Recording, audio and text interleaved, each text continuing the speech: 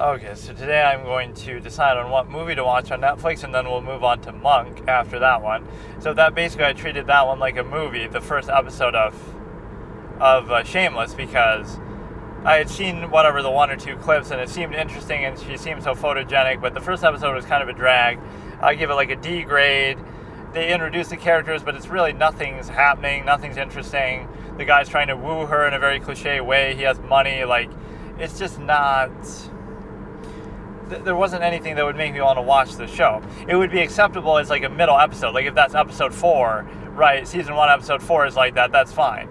But to introduce the whole subject matter in the series, I think it's very weak.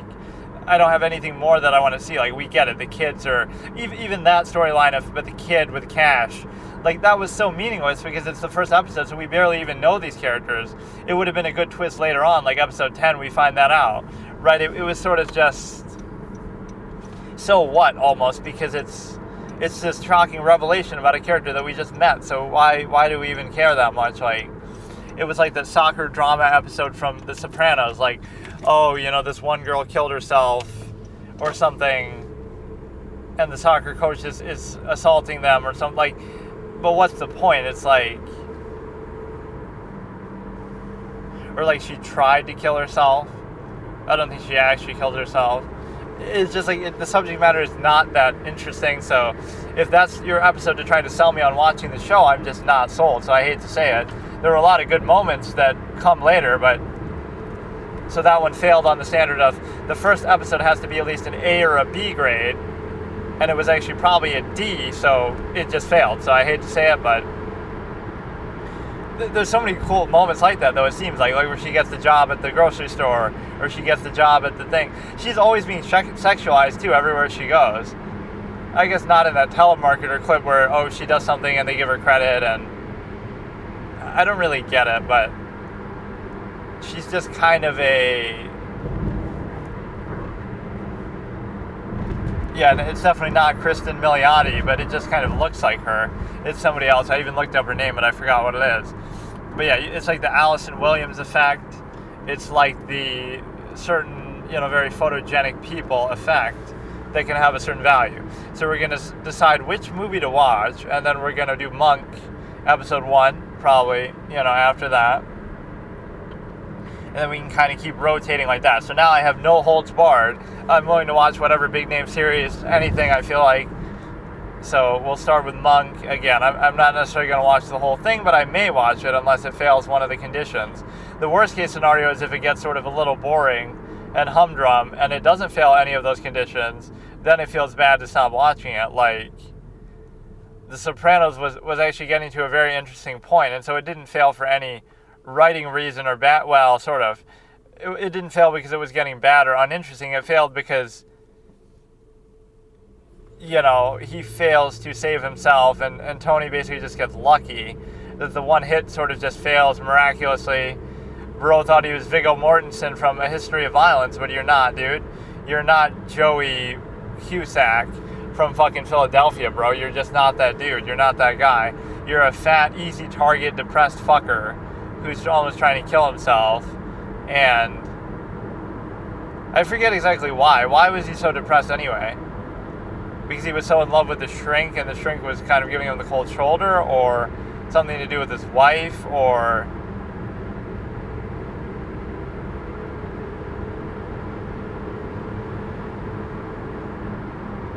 I can't remember exactly. And what platform was that even on? That was on, like, Hulu, or... Was that on Netflix too? I don't even remember. No, that was like on HBO Max, because of course it was an HBO show, Sopranos. So I mean, it was a good show. I'm not going to say it's bad, right? I'm just sort of doing this to make it more interesting, where if it didn't fail on that criteria, I would have watched the whole thing. Like, that's kind of my mindset. It's been a while of us doing this, right? That was like towards the beginning of the year. Now it's November. So I have enjoyed this, and I especially like the random aspect where I just kind of watch whatever I feel like, whenever I feel like. Right, so this YouTube stuff is still on the table, but no, we're going to try to refocus. My biggest frustration with Netflix is I'm going to have to really look through this very seriously here in a minute. Like, while I'm eating, what do I really want to watch on there? And it's got to be something that is...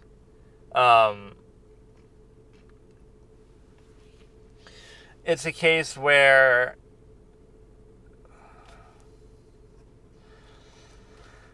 again, something sort of obscure. So that's the format. Like, we watch an obscure movie that I haven't seen and I haven't really heard of, and that just has an interesting premise, not something super well known, right? Is kind of the criteria.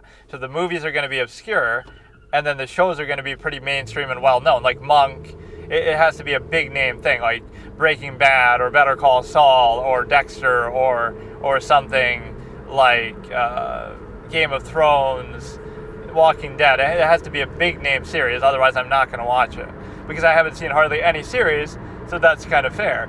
Even this one, I guess, was kind of big name. It went on for 11 seasons at least. Like, that's pretty hard to do. I mean, the way that I think about some, like The Mentalist lasted 6 seasons, but it's not the kind of show that's meant to last that long, because it's about the Red John story and they're kind of milking that, so it's sort of dragged out by then. Even though season 6 was pretty electric, the first 8 episodes were really good. Like, if you've never seen the show and you just start watching from season 6, episode 1, that works as itself a good format, right? You could just start watching there. Because all these characters, you barely even know that well, right? You've known a couple of them for a while, but if you just go into that like it's a movie, watch season 6, episode 1 to episode 8, it works pretty well. That would make for a great movie. I almost am interested to test that out. We got to try 2 formats. Have somebody watch the show for the first time, period, and just react, and I can live vicariously and sort of do it with them. And also, just watch from season 6, episode 1 to episode 8, and just see what happens. Like, because most of these characters you know a little bit, but not super, super well. And you could give like a little flashback montage of moments. Like, show us every Brett Stiles moment, and show us every Ray Hafner moment and stuff like that. Show us every Thomas McAllister moment. Oh wait, there aren't any except for fucking that one first episode. Like, make a little montage of every time you've seen them, and they won't be as long as you think. Like, even Bertram appears at first in season 3. Kirkland doesn't appear, I don't think, till season 5. Hafner appears in season 4. McAllister only appears once in season 1. So most of them don't even appear that much. So there wouldn't be, like, Brett Stiles,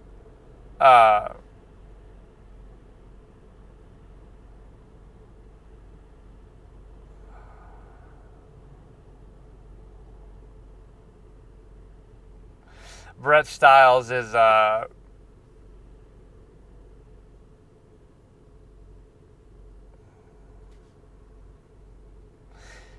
he's a case where he feels like he has a bigger presence in the show than what he does. When I was looking back, he's only appears in like 4 or 5 episodes in the whole show, and a couple of them are into season 6. So he really only appears a few times, but every time he does, it's really memorable. He might only appear like 3 noteworthy times. Like one where his lawyer is under suspicion of something, he ends up being the killer. One where they're referencing that back, where he's like getting interrogated and something. One involving Christina Fry. He kind of meets him, and then so he appears like maybe 4 times in the whole show, like maybe once per season, and that's it. But he's such a memorable, such an iconic character in doing that as this sort of cult leader. So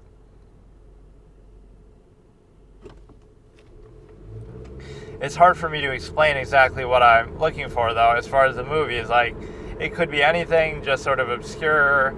It's annoying because there's so many things on Netflix, but so many of them are not interesting. So I guess I'll just have to look through the alphabetical list and just show, like, it's so hard to put my finger on it, right? What I'm exactly looking for.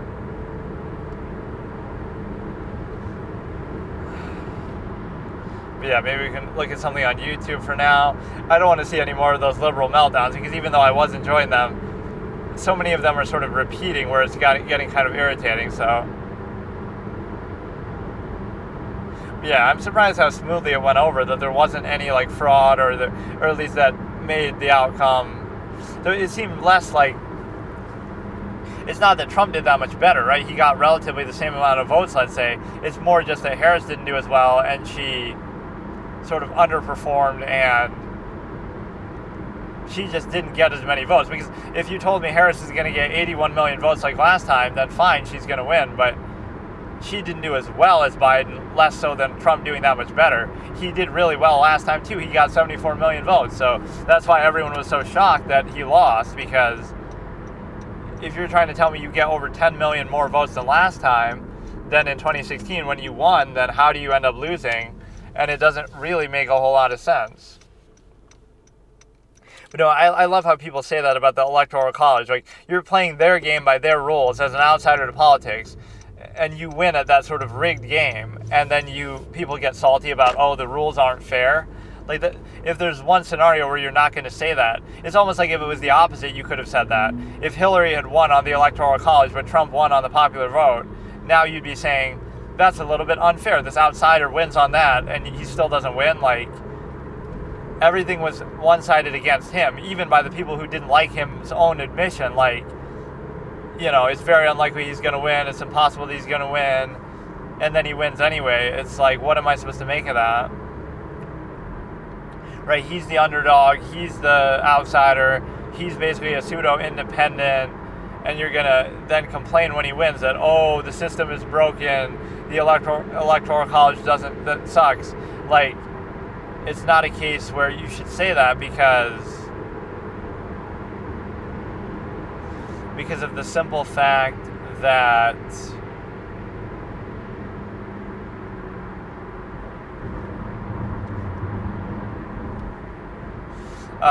it may be true. I'm not saying it's a perfect system, but that's not really the time to bring that up and now he won the popular vote anyway, so like, I don't know.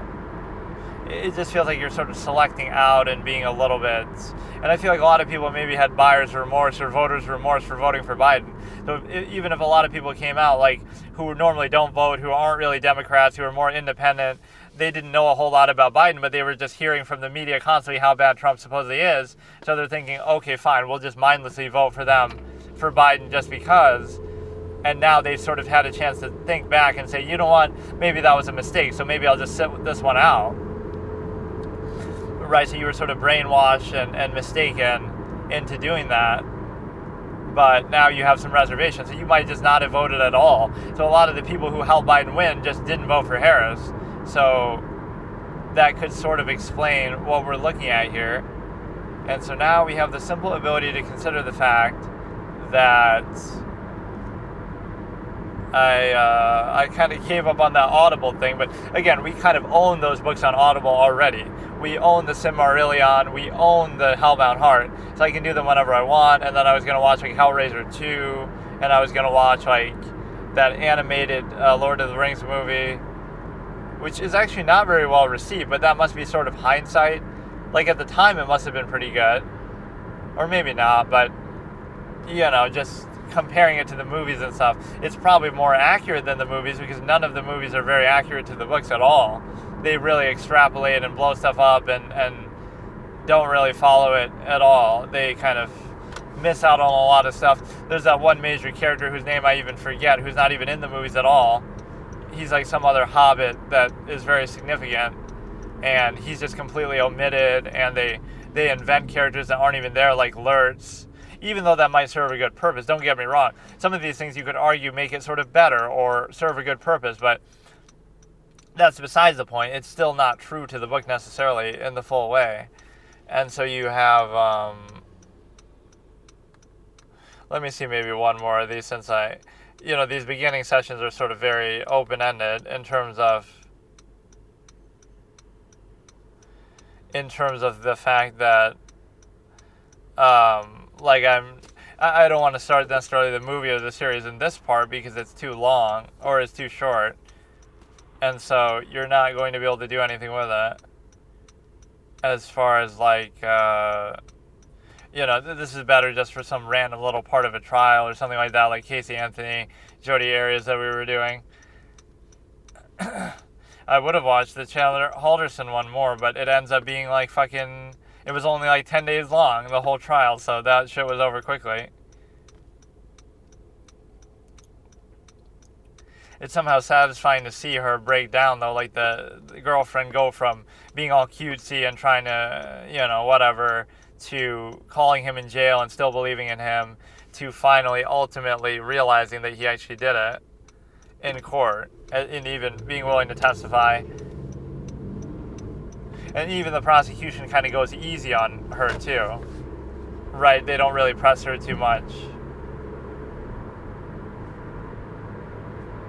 So it almost made it so you couldn't tell who's the defense and who's the prosecution, because they were both being sort of gentle with her they weren't taking like an adversarial tone, and she wasn't really even trying to protect him. She was just kind of, that's a good example of a witness who's like not really biased. Yes, she's their ex-girlfriend, but she's neither vindictive or spiteful trying to get him caught, nor is she trying to protect him, because she just felt kind of in between. Like, I'm just here to testify, just to say what I know, and just whatever happens with it, right? She really didn't feel biased at all. I mean, she's kind of over that honeymoon phase of trying to believe he's still innocent, but she's also not really kind of the spiteful person who's out to get him. She feels maybe very betrayed, but imagine, like, oh yeah, it's just a phase. Everybody goes through hardship in their relationships when they're young and in love. Everybody makes a mistake. Everyone goes through heartbreak, right? But like, this is a little bit different because her early life heartbreak is fucking the fact that she is with somebody who murdered and dismembered their own parents. So that one's got to hit a little harder. Like, she goes to a therapist and it's like, oh, it's okay, honey, we all have heartbreak, young in love. But then you realize, oh shit, not like that, dude. Triggered liberals get instant karma after threats to Trump supporters. University of Oregon administrator. Okay, starting in 3, 2, 1. I think it's like part 2 of a set. All 74 million of you go fuck yourself. I don't know actually what the vote total was, because I haven't looked at it since. I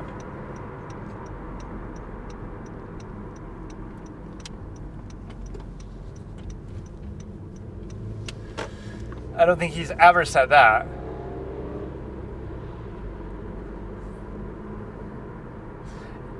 He's only said that about... Well, I guess that would be true if they were illegal immigrants who snuck in through Mexico from Africa, I guess, but...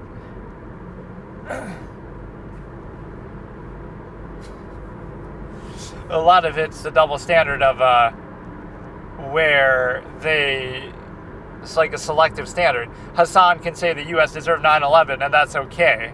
But if you say something else like that, yes, Germany deserved the blank, blank, blank.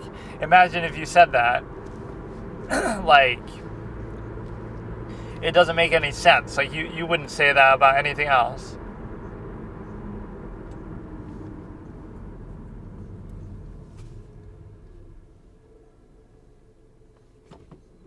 Okay, this dude's kind of annoying. We're going to skip this. Like, I just want to see a compilation. Like a compilation that allows you to basically see just the clips themselves. So this is mainstream media meltdown over Trump win, starting in 3, 2, 1. I mean, we waited 8 years for this moment, from just seeing how funny it was to watch this in 2016. And I didn't vote for him in 2016 for sure, like, I had no interest in it. They're laughing. Was that a laugh track, or was that actually them laughing? Overperforming Biden, and she didn't at all.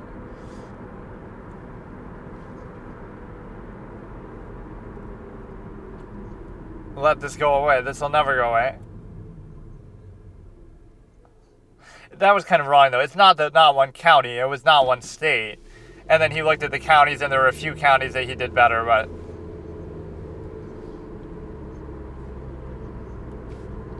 So when the race angle doesn't work, now you go to the gender angle, but you got kind of trapped yourself because gender doesn't matter.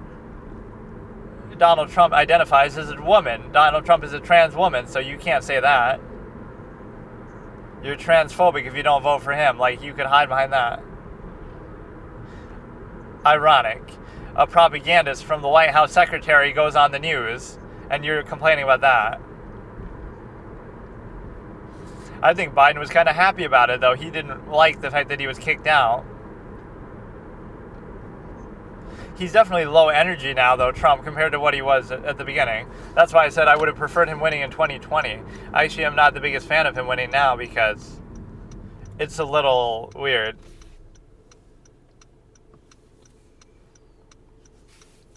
Oh, now somebody's giving their shitty commentary. That's my job here.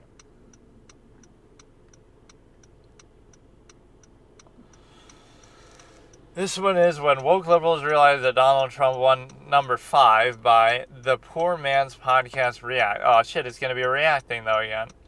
Starting in 3, 2, 1. At least if they get a couple clips out first before they start doing that. Oh, that's kind of a good line though. I like that one. If you wanted to touch my body, you should have voted for it. For its right to kill the baby that you would get as a result of touching my body. Touch my body and then I'll kill your baby. That's what you voted for. But on a level, on a certain level, it's not even factually accurate because the president doesn't have any power over that. In fact, because of Roe v. Wade, the federal government has no power over it, so it's just... I hate these people who yell, though. At least say your criticism normal voice.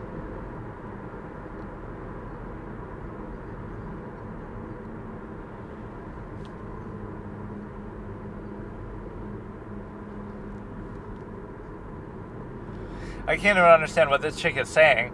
I heard this one before, but I didn't really hear it.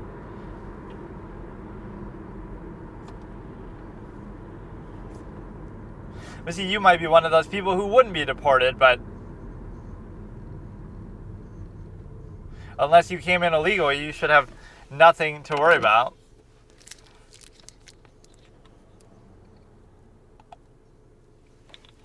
Oh, so you mean he's a criminal and you don't like that? In other words, kind of like the criminals who come in the country illegally. So in other words, being a criminal is a disqualifying factor. Imagine that.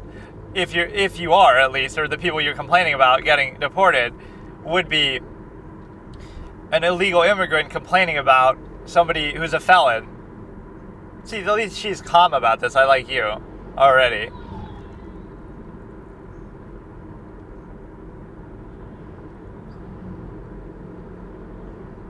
That's kind of, you like him though. I'm going to seduce your husband.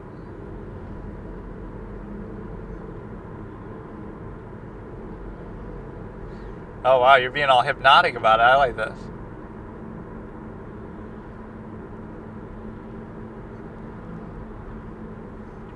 I kind of like the way that she's talking. Okay.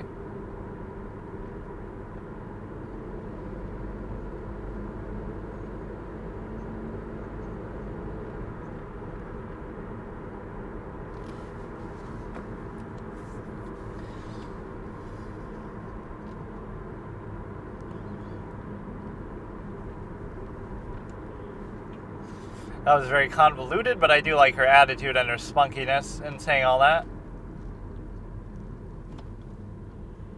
So many people are making this about something sexual, though. You're trying to use the fact that you're a woman, like we're gonna protest having sex, or we're gonna, I don't know. Just making about that is kind of a little bit weird, especially when abortion is a big thing. Like, oh, we're gonna punish you for voting for somebody who's supposedly anti-abortion by not having sex, thereby removing the need for abortion in the first place. Congratulations, you just accidentally invoked an absolutist tendency. Okay, so here I'm going to decide what movie I should watch on here. So it's going to be, this site is called What's on Netflix. So we're looking at just the movies from A to Z. So my criteria are, it's got to be in English, number 1. So hashtag alive, we even saw that was Korean.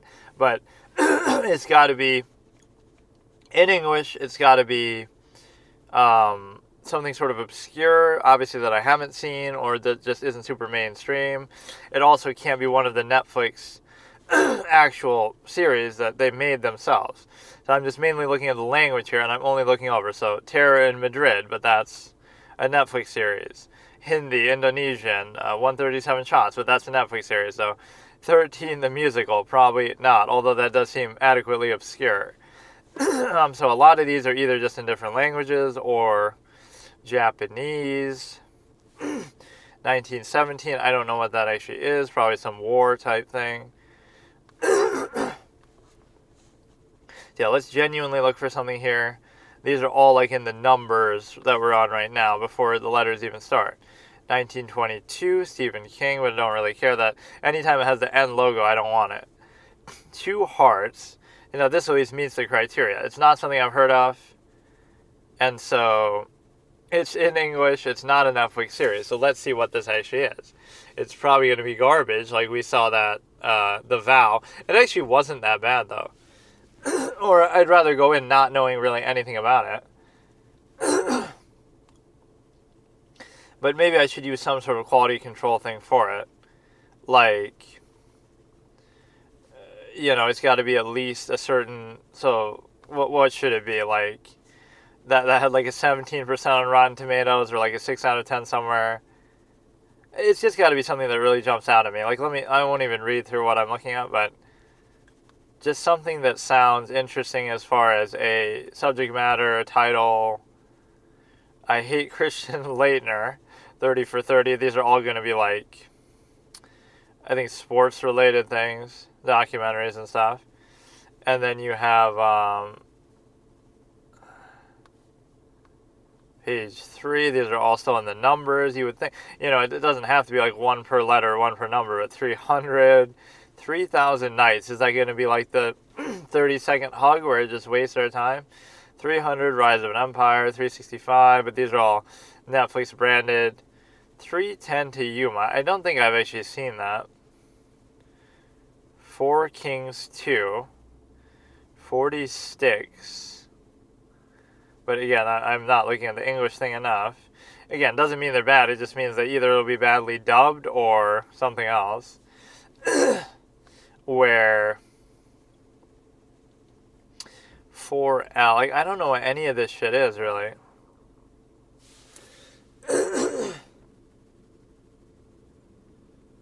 So let's look at what this is. Fourth Republic. What even is that?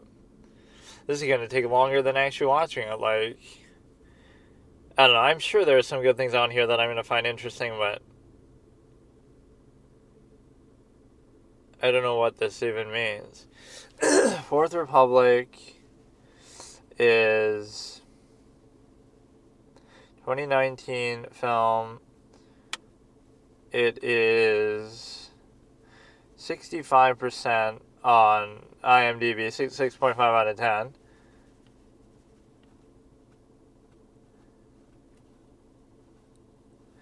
Following a violent and heavily marred governorship election, aspirant and her idealistic campaign manager try to discover what went wrong. So assuming that they lost, that could be interesting, I guess. You know what? Maybe we'll give that a shot, I guess. Kind of fitting with the whole election time that we're at, too. Fine, I'll give that one a chance. Or I should almost watch that. What is it called? If that would be on here. That, the Sarah Palin movie. And there's supposedly a new one that was showing up there too, 2024, but Game Change. So let's see what that's on. That's on Max. It says subscribe, but I'm not subscribed.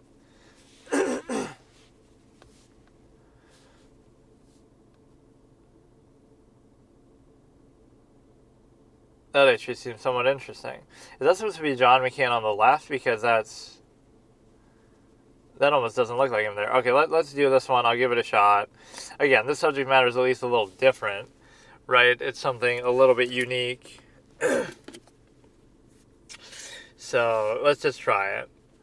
And then we'll alternate to Monk, and then we'll do other ones here, but it's at least, it's not a Netflix special thing. At least it wasn't seeing it there with the icon. So it's not a Netflix special thing. It's not something I've seen before or really heard about. It's not super well known or anything. It's also not completely critically panned, I guess. And again, the subject matter is a little different. I mean, it's not super novel, but I mean, when was the last time I saw something with this exact subject matter? And it's kind of fitting for the time, too, so it could be good. So we're going to start in a second here. Let's see.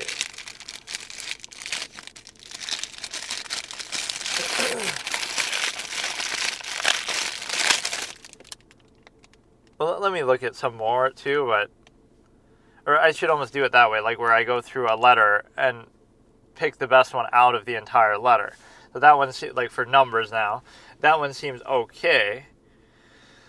5 centimeters per second, more like when you try to pleasure your wife, am I right? 5-Star Christmas, 500 Days of Escobar, Spanish, English, but again, Netflix. You might think I have something against that. Like, some of these don't even say the language on there. Like, okay, now we're getting into the letter A, so maybe I will sort of do it like that. So between the numbers and the hashtags and stuff, we've only gotten like one thing that I really like, which is 7 Women in a Murder, but that's a Netflix thing. 7 Yards, Chris Norton is a Netflix logo. These are all different languages. Babysitter's Guide to Monster Hunting. Or it shows the IMDb thing right there. This one doesn't have one, though. But I mean, we're already out of the numbers, so we'll just go with this. That's fine. Alright, so we'll start this in a second here. Isn't there something else with like a similar name, like the Fourth Estate or something compared to... I don't know. So even reading the premise is sometimes a bad thing. Like if it just sounds interesting just from the name, but I didn't really know exactly what it meant. But I don't know. But yeah, Shameless was kind of a disappointment. And I have no shame in sort of skipping over it. So my only point here... One thing I don't like about this player is it doesn't let you go back to 0. Like, okay, I paused it. And then we go back to 0, 0, 0. But then it immediately plays. It's impossible to... It's impossible to do it any other way because you have... Like, I don't know, it sort of doesn't work because whether you pause it or you like you move the thing but it autoplays, even if you go back 10 seconds it still autoplays. So yeah, we'll look at that in a second here. Let's just see what we got.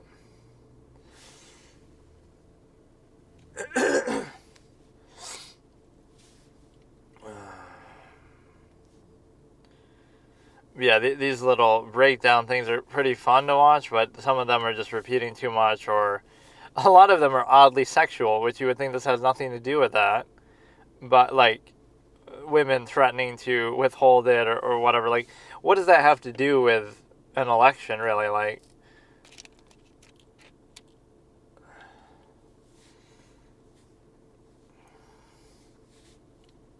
yeah, we'll look at this one, and like I said, we'll do this, then Monk episode 1, then we'll do the next thing, whatever, kind of going alphabetically. So nothing from the numbers really interested me too much. I guess the only extent of that is, the only extent of the numbers that was relevant is, what was the other one I looked at? Like, there is no hard rule set, but if it's like this one's only a 6.5 out of 10. So it's not like it's really that good. But yeah, going on Twitter is kind of a fun thing to do at this point because people are going to be so salty about everything.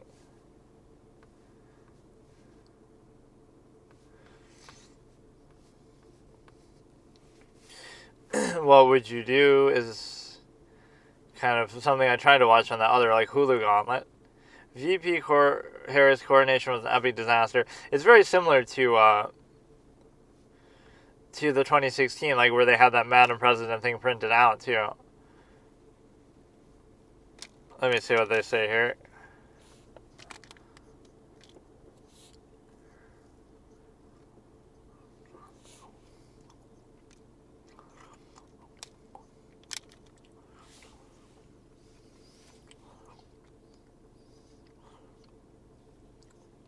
Well, you're the ones who forced him out, so you should have forced him out sooner. At first, they were trying to make him look like a hero.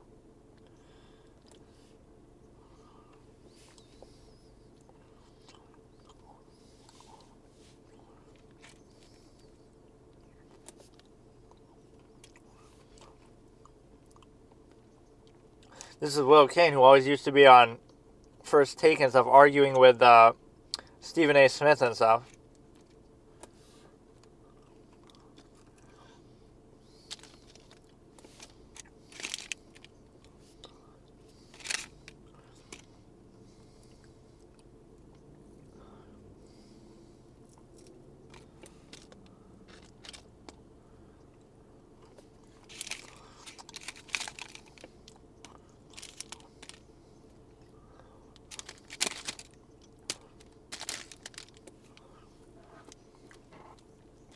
this is what a lot of people, even across the aisle, would have said that, because she didn't win a primary, so you should have one.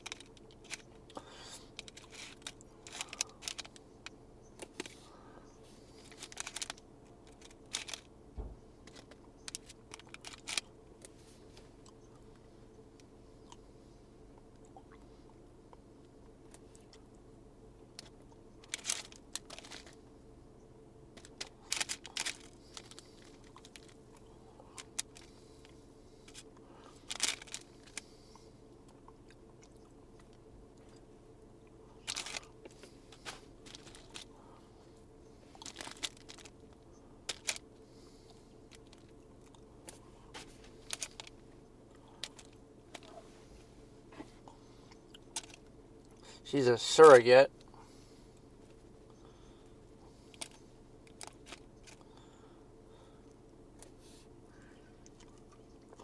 So she's mad about the money that she lost in doing this.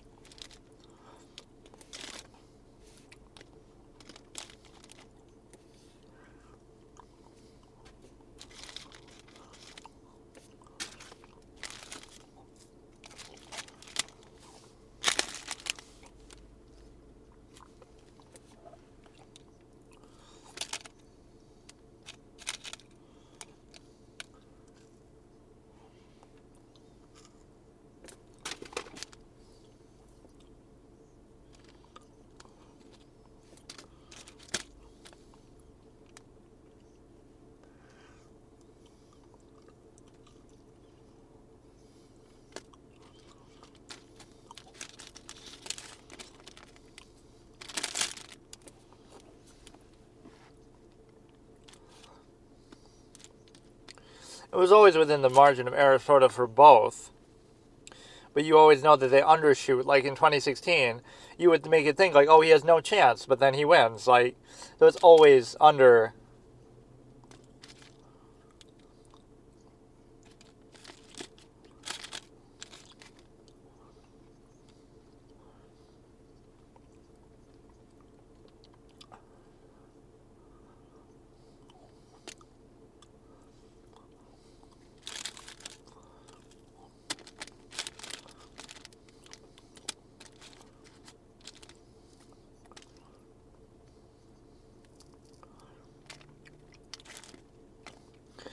People were saying it was going to be like his fourth term, basically.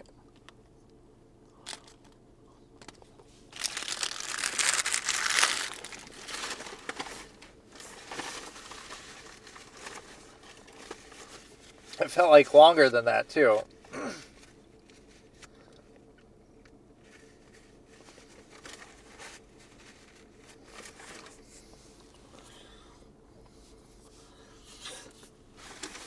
But he was sort of celebrated as, oh, look how unselfish he is and how good.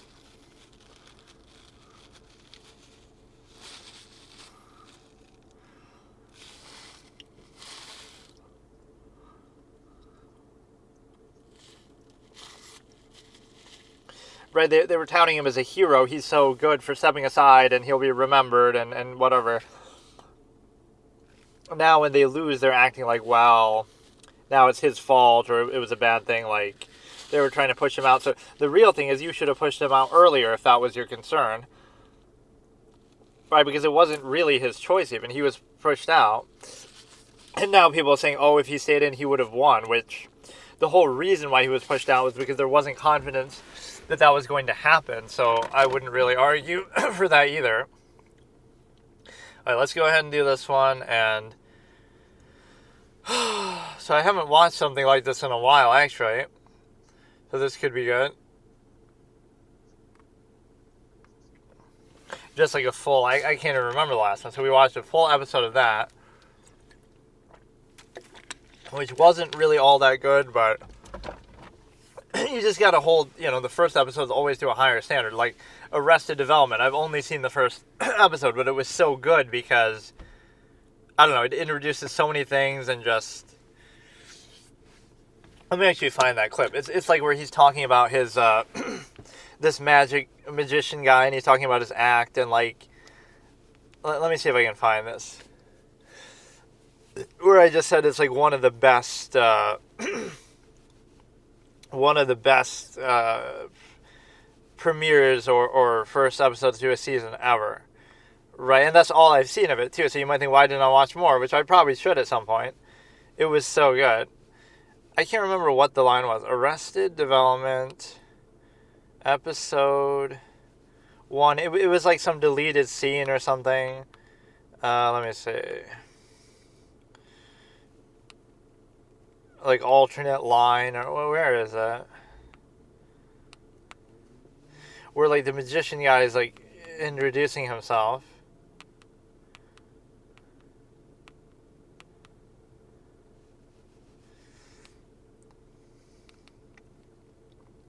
Magician introduction. I forget what it is. There's just some clip like that. Gob the Magician. A magician named Gob. Like when he's on the boat and... Fuck, where is that?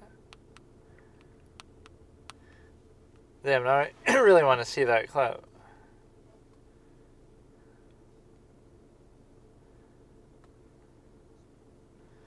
But yeah, that was such a good first episode.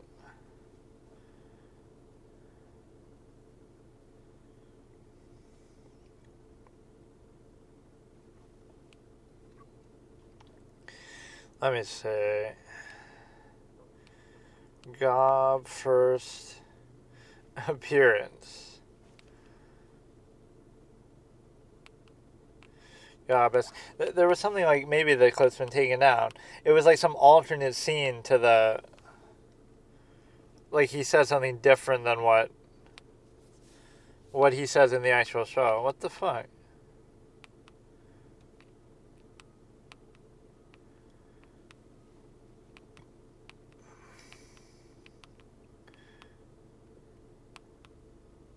That is so weird that this wouldn't show up, like in my history or something.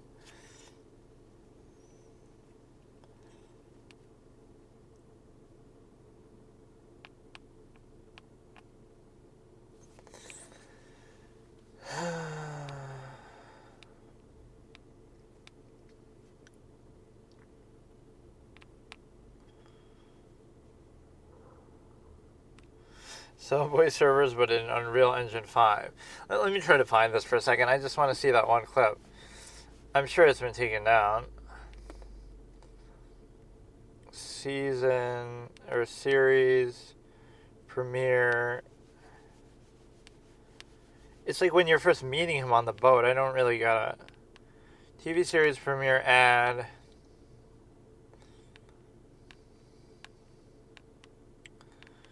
And it was a series that was known for like ending too quickly without like a satisfactory conclusion. Which obviously I wouldn't know anything about that because it's just I've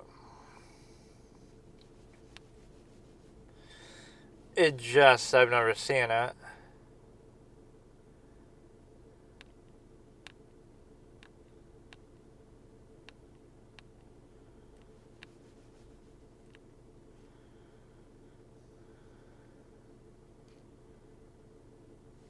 I really cannot find that.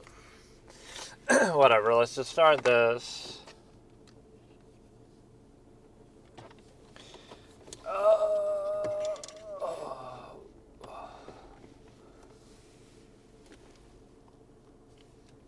Yeah, everyone was like disappointed on how that ended, like, or it didn't end properly. It didn't get like another season when it felt like it should have or something.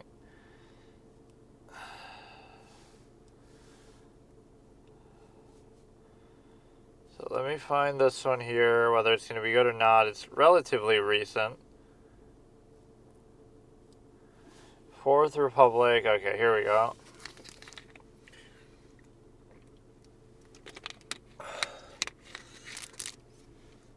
So it's going to be an hour, 59 minutes, and 52 seconds. The Netflix version of it, of course. And it is obviously Fourth Republic, and so we're starting in 3, 2, 1. Or that doesn't quite work. Let me see.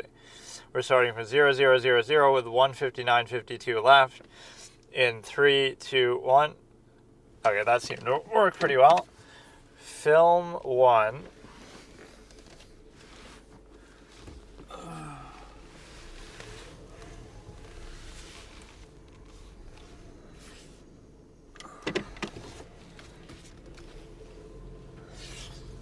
So just based on the premise, it seems like she maybe loses the election. This is like the Kamala Harris Cope tapes. Like, why did we lose when we thought everything went well? Or...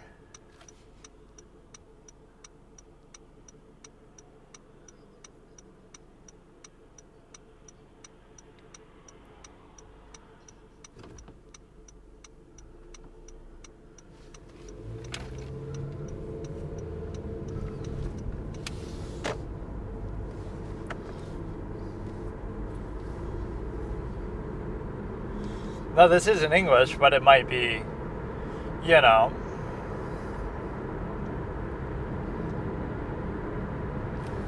Doesn't mean it takes place in the U.S. or whatever.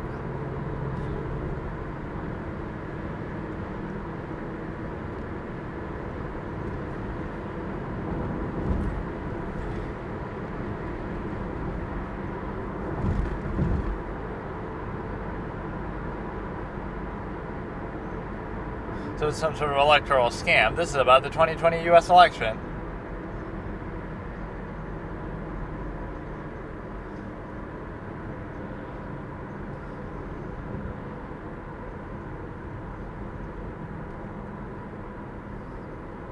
Oh shit, this is pretty fitting to actually watch it this time.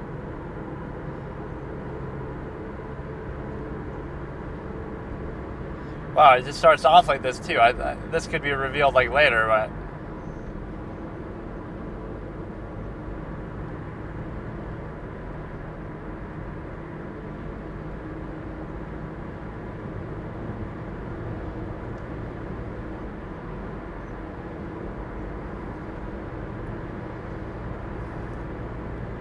who might have been murdered by them to keep the secret quiet. Average Democratic election in Pennsylvania.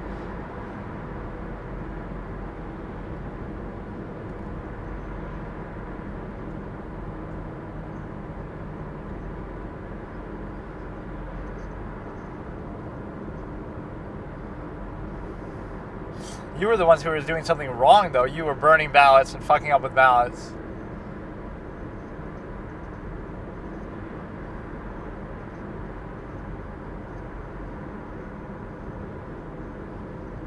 So it makes the guys with guns look bad, but they're actually not, because they're trying to help.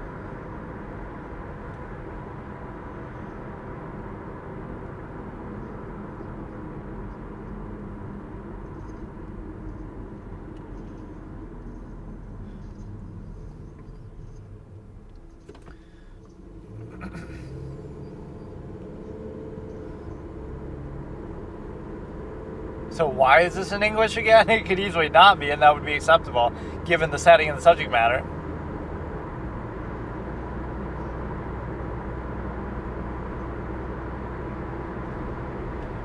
Or maybe they were in on it, but they were trying to cover it up.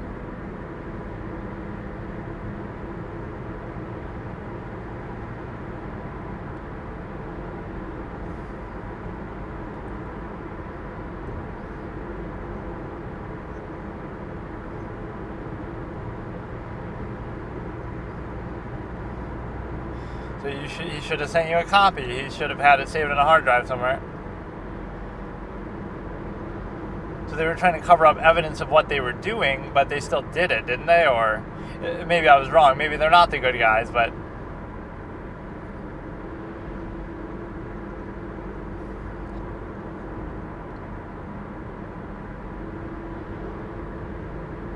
So that video is going to be the whole crux of the story, I guess, potentially. Where you get to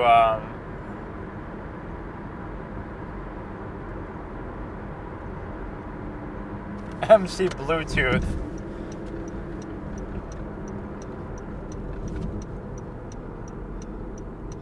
I'm a little bothered by this because, again, it doesn't have to be in English, but if it's going to be, wouldn't it make more sense for this to be in a different language if...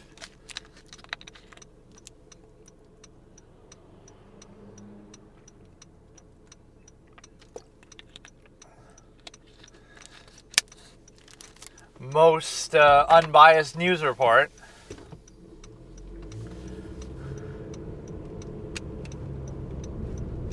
Identity politics here. Vote for her because she's a woman. Oh, I like that shirt though. Mabel King. Got like these hypnotic spirals on it.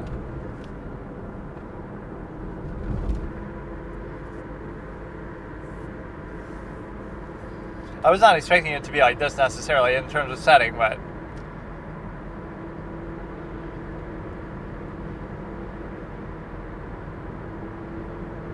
Bro is asleep.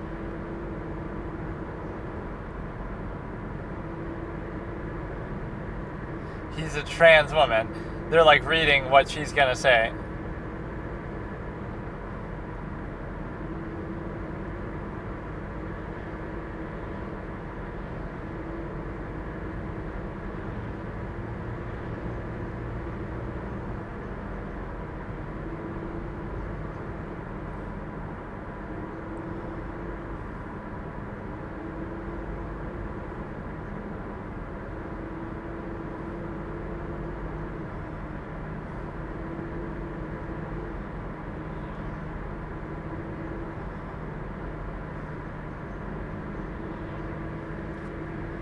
Ike. Come on, call him Ike.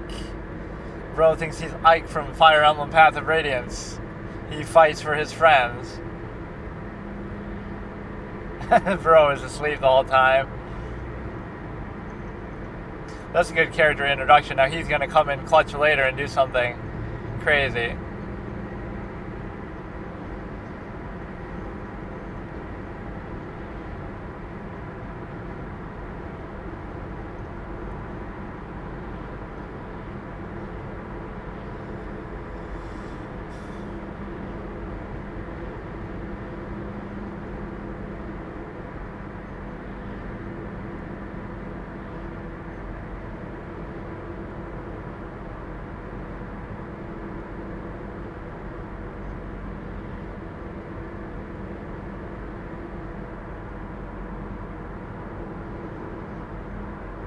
People are very fickle, though.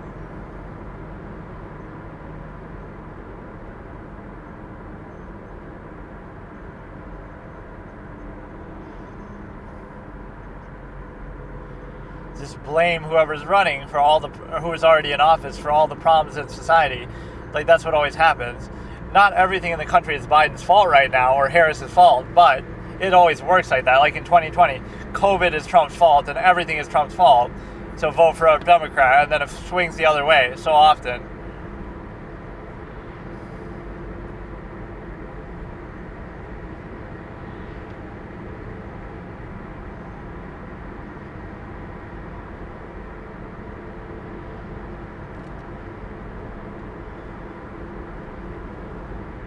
I like this sort of behind-the-scenes stuff that they're showing, though. This is kind of cool.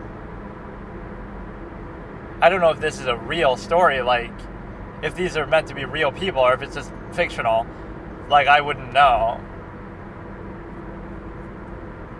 If it's supposed to be some partial autobiography.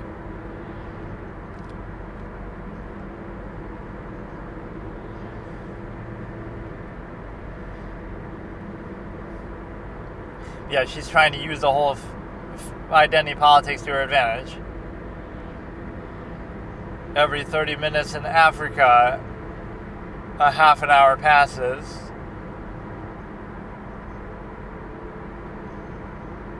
Just follow my Twitter feed for real-time updates.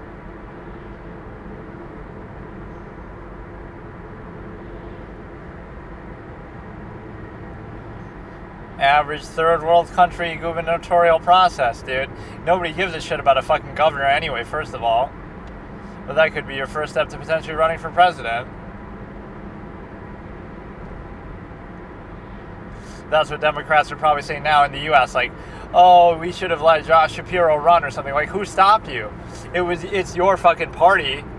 You didn't have to do VP Harris. Like, that was your choice.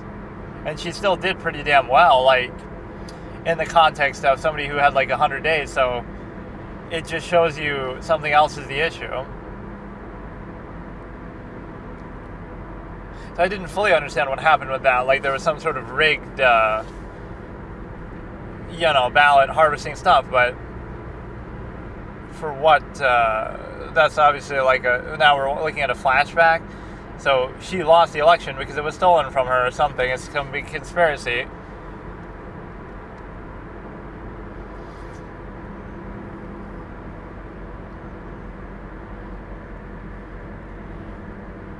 Oh, now we get some non-English stuff. I really didn't know it would be like this. See, this is the problem with going in blind. It doesn't mean it's bad, but I'm your boy. Don't be like that. Don't you know you should pay time? Speaks in pidgin. But he's not even talking to a bird.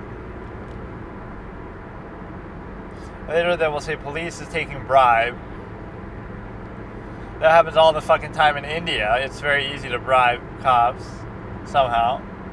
It just makes everything so hard to monitor because there's so many people there.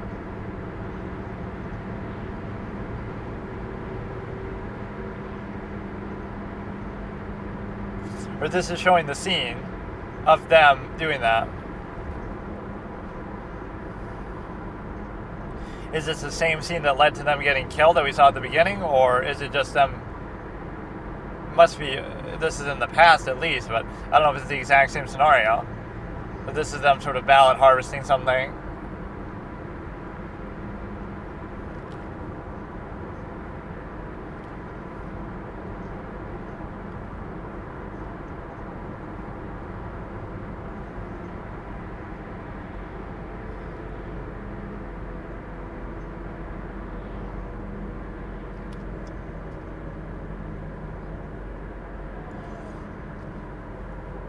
Now you have proof that you were here. That's going to be used as evidence against you because you felt like taking a selfie in a fucking rigged vehicle election.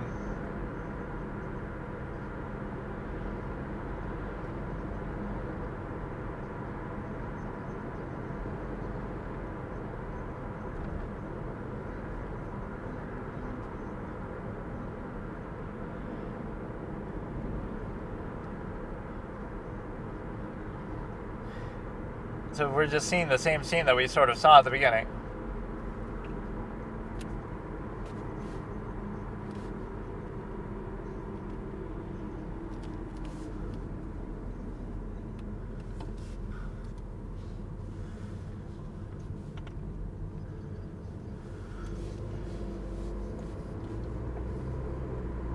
This is a little bit bad pacing. Why do we have to see this when we just saw it? We should see this towards the end of the movie. So somebody took a video in all that time. And then he got killed.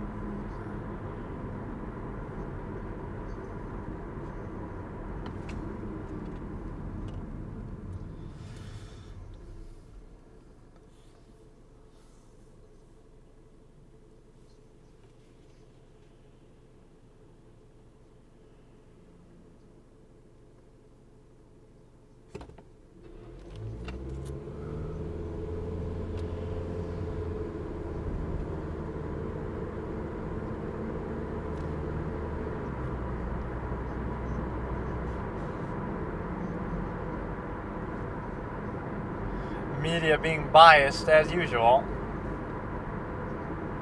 All the identity politics.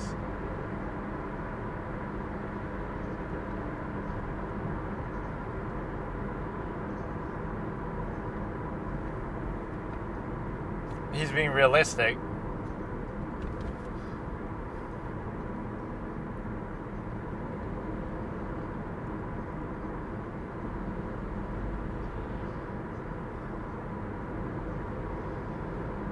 You're the one who's doubting whether she's going to win. He was more confident that you're going to win, but then he's being objective too. That There's been violence in one of the centers. He was saying the election's already over. So like, I don't know.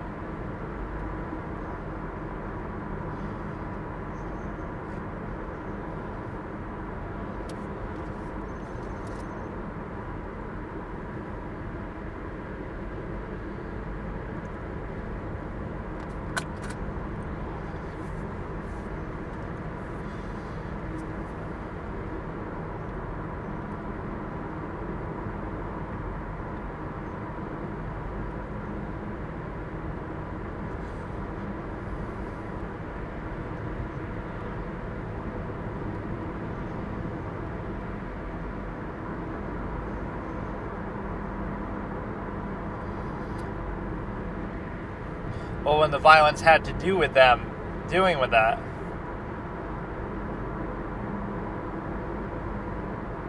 Some people searched ballot boxes to rig the results. Fight broke out, several were killed. Imagine doing this over a governorship. That almost seems fair because they were trying to rig it, so you shouldn't count anything from there. Why not just redo it there?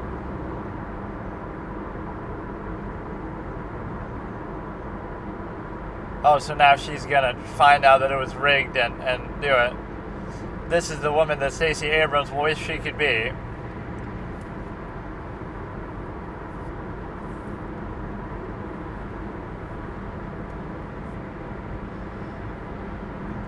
The 2020 Trump dream come true, where you try to undo the results or whatever.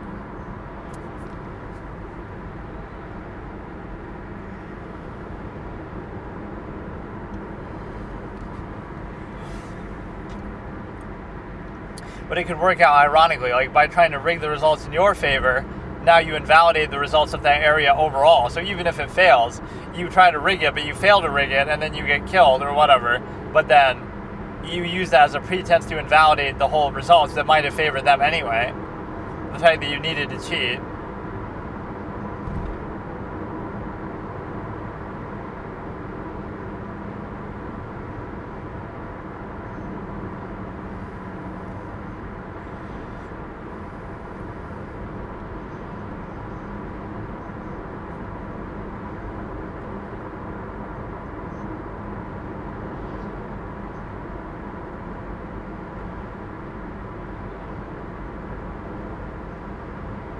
I like this as a potential villainous moment.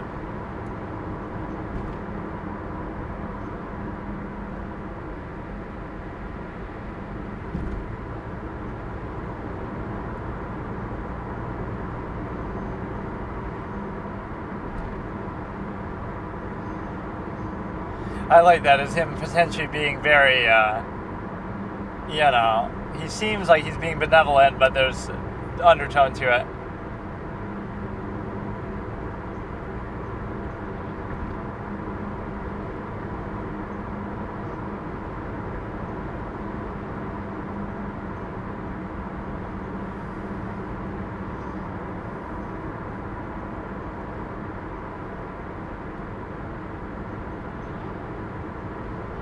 That's how your reign starts, though.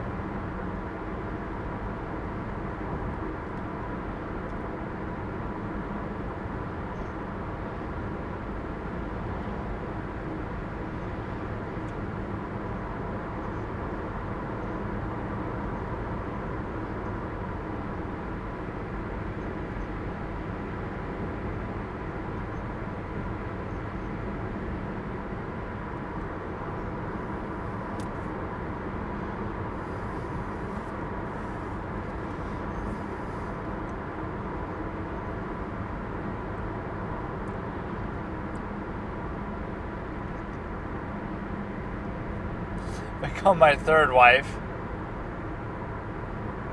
You beat them and then you use that as a rite of passage to become their wife.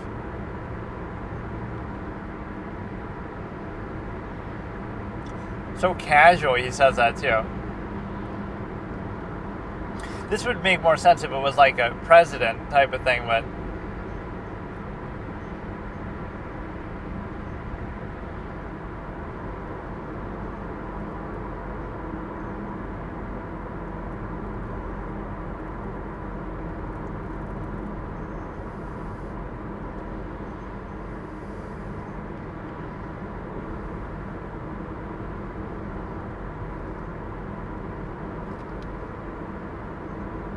only who counts the votes.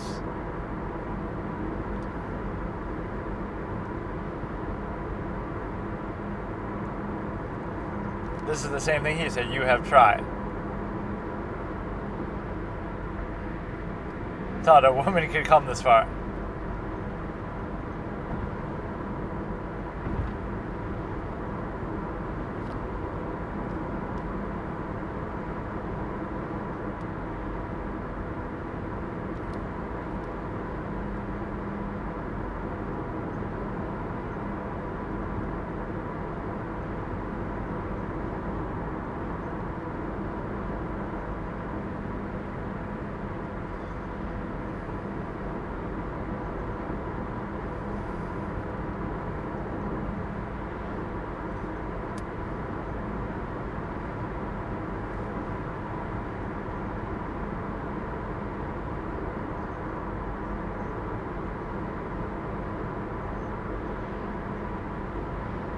But he's in on the whole rig.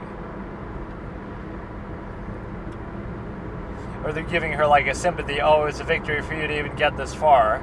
Kind of condescending.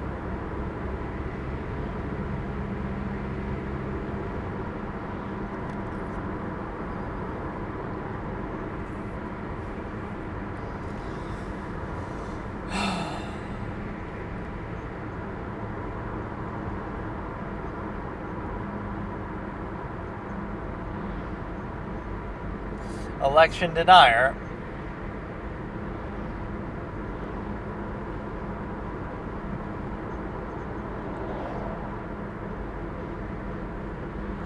Even this country has a better standard than the U.S.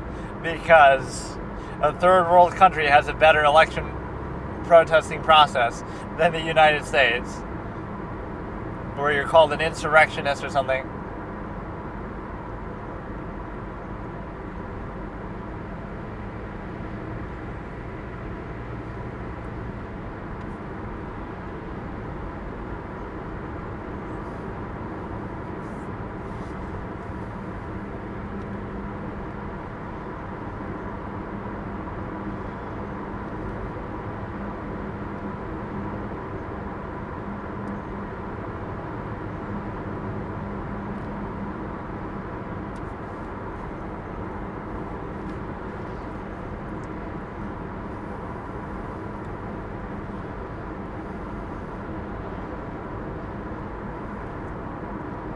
If Donald Trump can transition from a businessman into politics, so can any independent going forward, and that's the lesson we should take, but nobody understands that.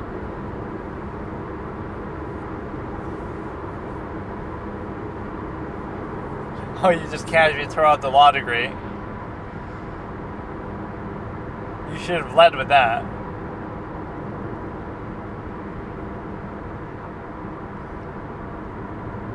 You have a fucking law degree, though. Like, what do you want?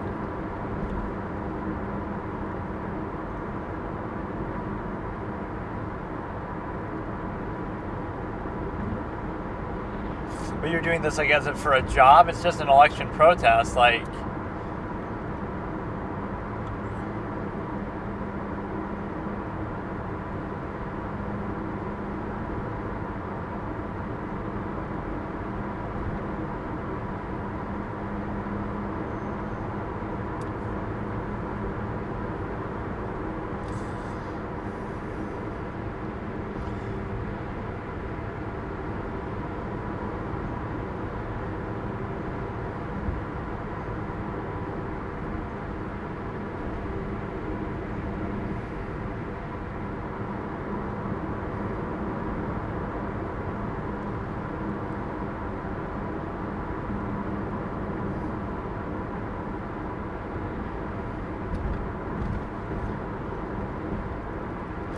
I kind of dislike how his name is pronounced Ike. I keep thinking Ike.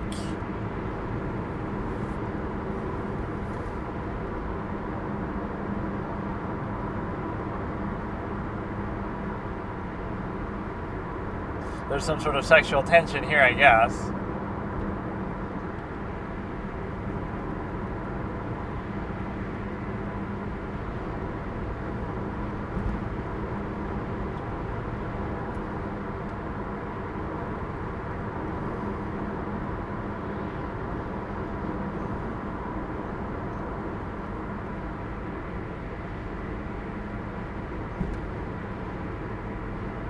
He was part of the rig. He was part of the steal.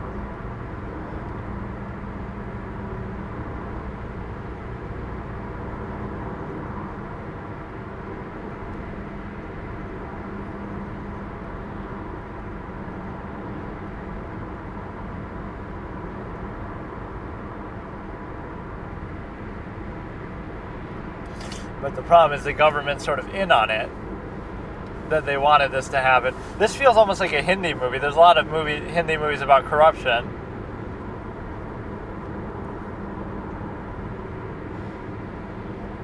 Like, that's a good movie that's sort of probably not super well known. It's called Khaki, or Khaki, however you say it. Khakee, where it's like some big conspiracy. That's actually pretty well presented.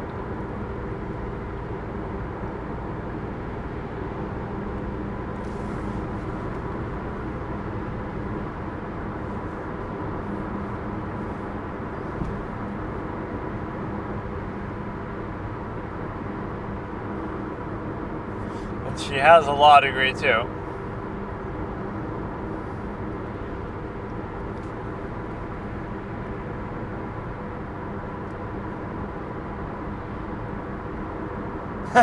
Typical cliche evil laugh. I love that. We see that just for a second. That's such a cliche kind of scene. Oh, they have no chance, and then he just laughs evilly, and then the scene cuts. That was hilarious. That was like a meme-worthy moment. That's all we need to see. Just, oh, they don't stand a chance against us. Ha ha ha. No dialogue, no nuance.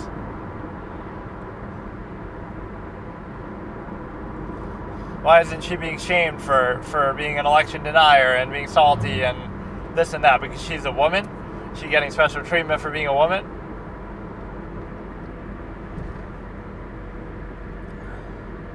We haven't seen anything of anybody's personal life yet. It's all just been the political storm. Everybody's sort of dialed down, though. Like, everybody's always so calm. 16 people get murdered. Okay. They have a reaction, but it's not like a super loud, emotional reaction. And then, oh, you lose the election, we win. Somebody wins, and there's no super loud, emotional thing either.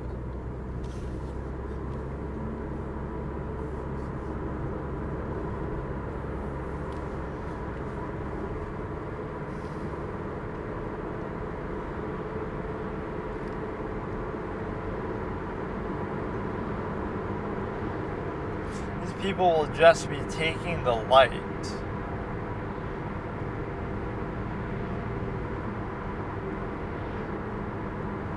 Average day in Africa, can't afford your electricity bill.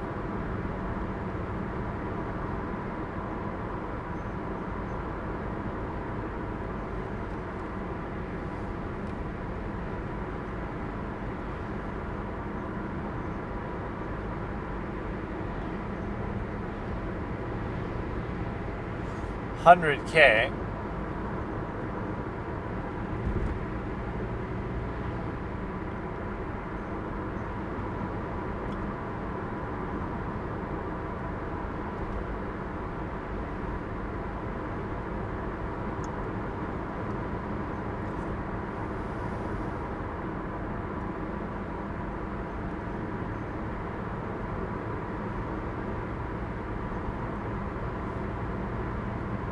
There's going to be some big corruption.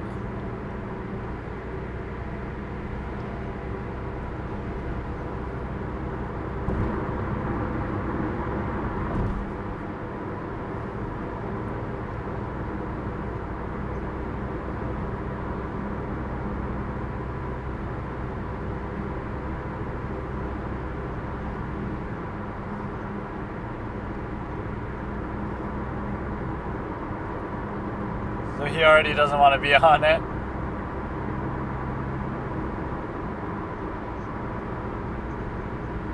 The woman is going to be biased towards you because you're a woman.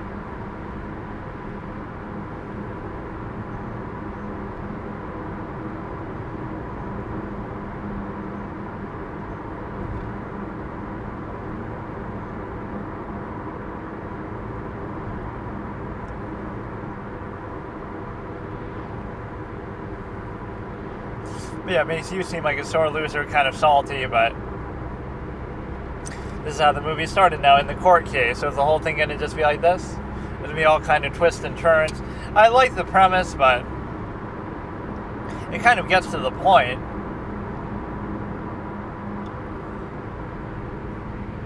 I just want to find out whether this is a true story, based on a true story or not.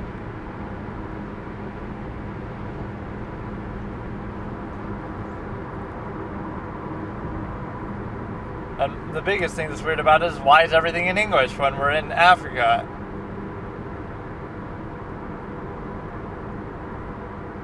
Not that they don't speak English in Africa, but not like that.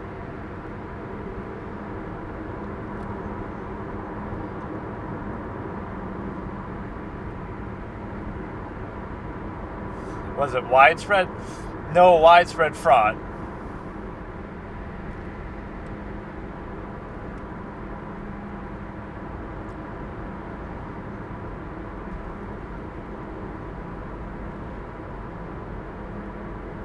And the massacre happened, and then they used that as a pretense to discount all the votes.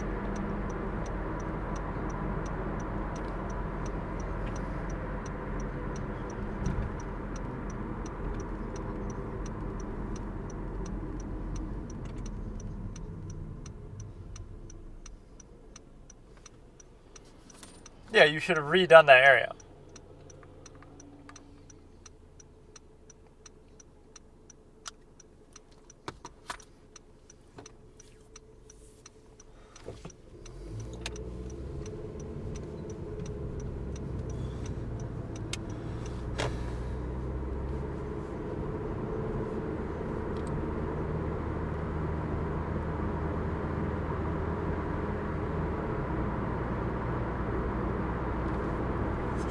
You should redo it, though.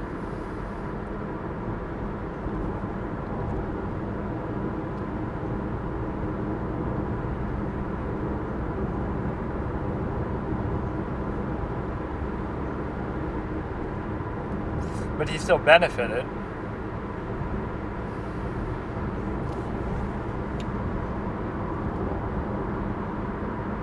Oh, that's fair, too.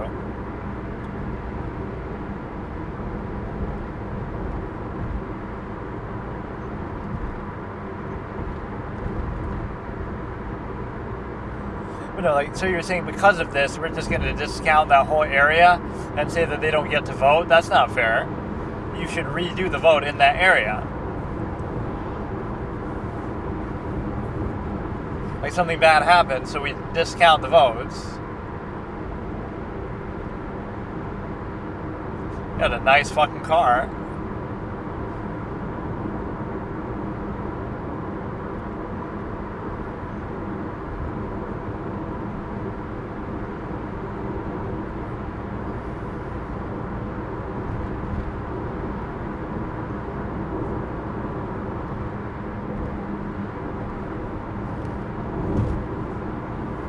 There's been a few lines that haven't been in English, I guess, but this sort of feels longer than what it actually is. I think I'll watch the whole thing, but it's okay.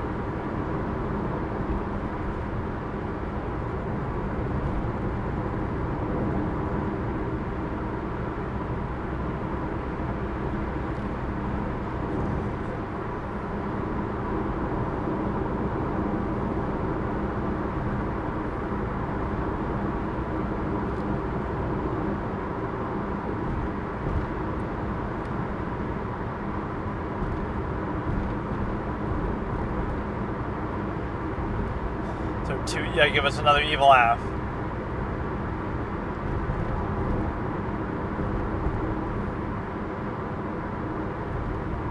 So you'll have 2 out of 3 judges. Well, one of them will have a change of heart.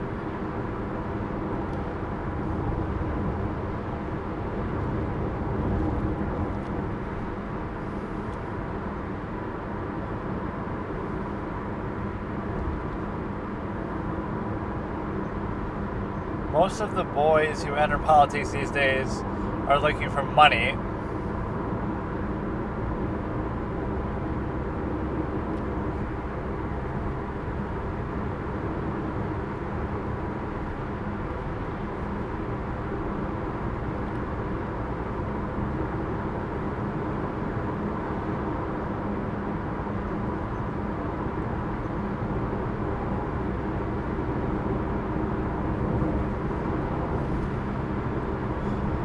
like he could be sympathetic to them.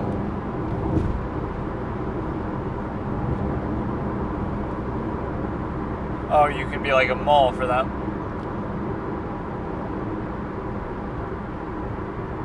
At first I thought it was just them doubting his allegiance, but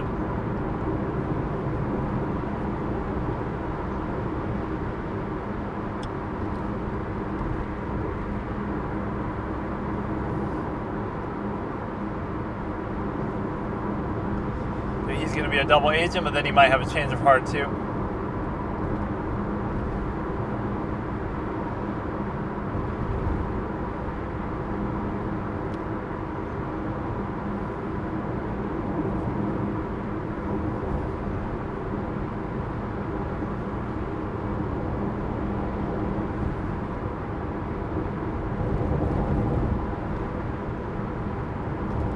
So he was being fair there. Let him think about it. I like this guy as a villain, though. He's kind of understated, but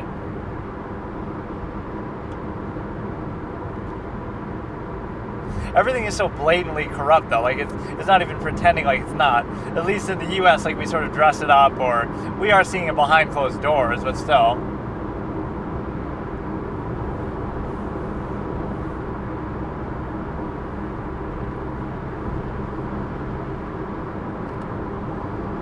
Going to be some sort of blackmail on him that forces him to do.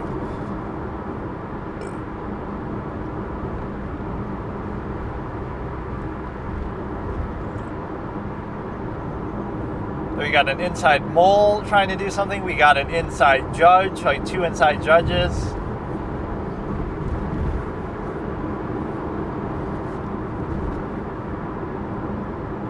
This is going to be a show trial, like all the stuff to do with Donald Trump. Or they'll get like a Democratic judge and a Democratic fucking everybody. Letitia James and shit.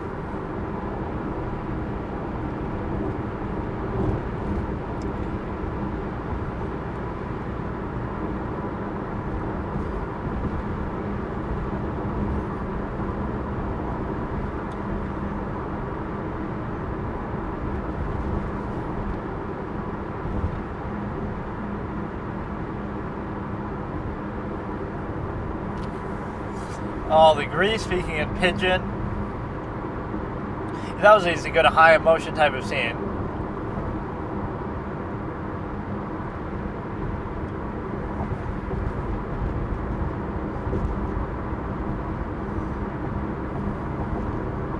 Just say you're related to Martin Luther King in some vague way.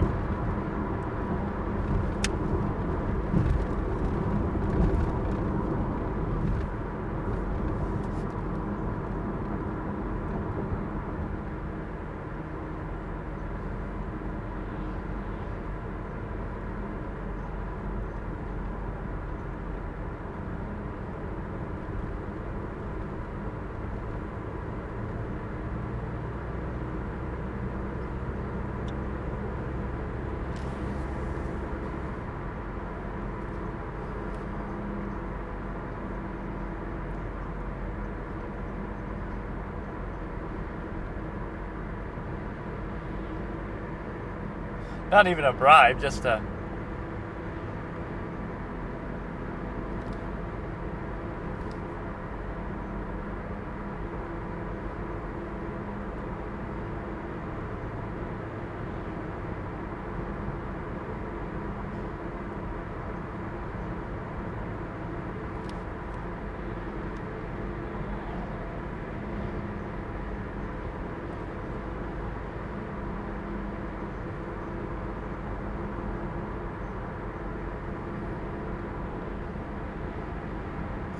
give us a little tease.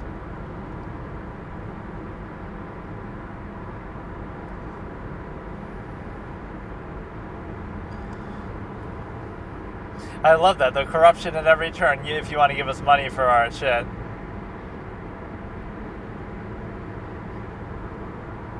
Otherwise, we'll just take it from the other side and favor them. Like, it's really that blatant and that simple, and that's how it works even in, you know, like the U.S. to some degree, but it's just more subtle that way. I guess not always, but the media will be right on your ass, like, the media represents the elite and the mouthpieces and all that kind of shit.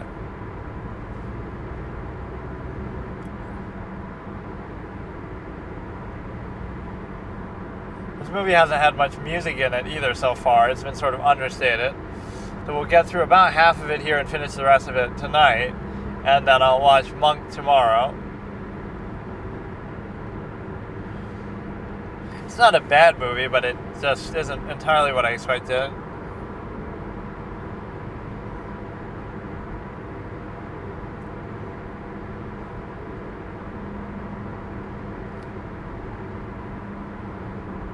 So we're going to have two judges who are biased, and then we're going to have the guy who's trying to come as an inside mole. So there's a few interesting dynamics that work there.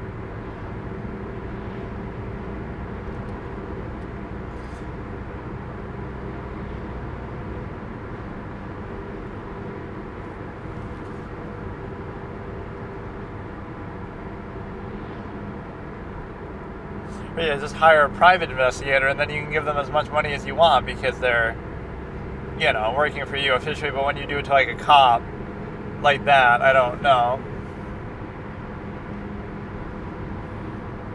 Because then you can do it, let's say you don't mind, but you mind doing it in a way that could get you in trouble as far as,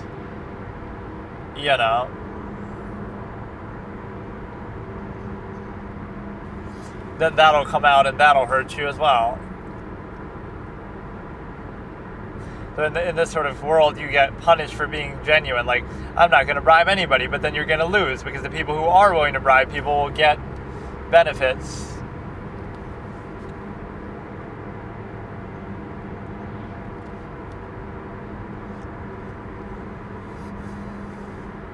What, that's all we get? We get one line of dialogue?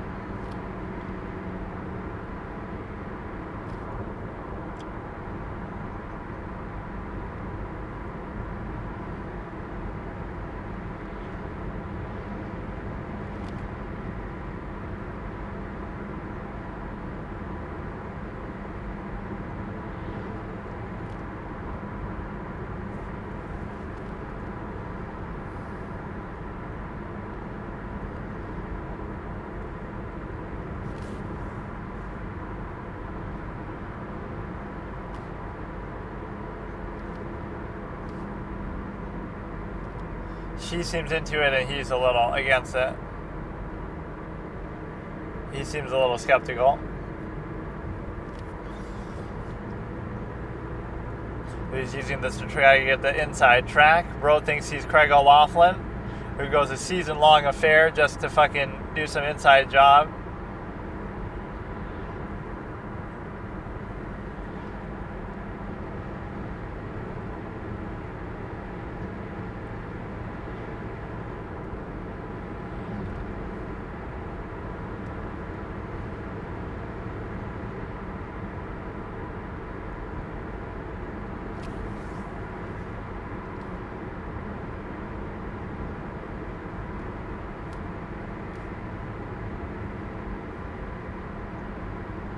That's kind of a ballsy thing to do. He's being a little transparent. You got to make it seem like be cool for one night as you're trying to infiltrate them. The guy seemed very suspect of him though at first, like when he's meeting them in the parking lot, like, why are you walking up to us? What do you want? Kind of a thing. So he seemed hella sussy of him.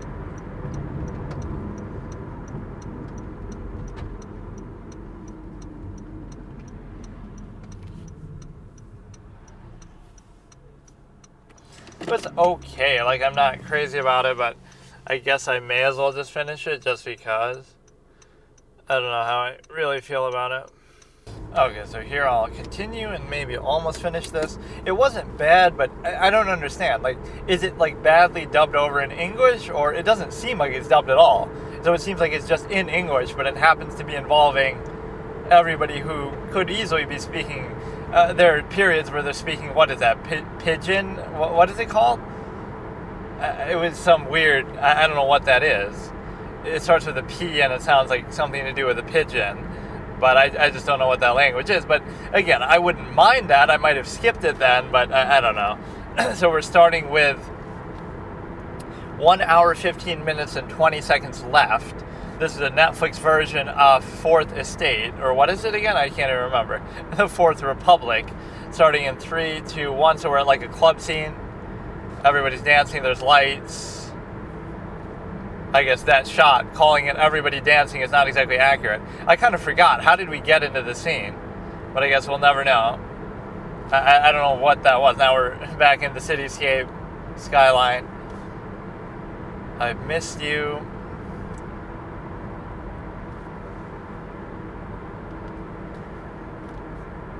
Still a more secure election than the 2020 United States presidency.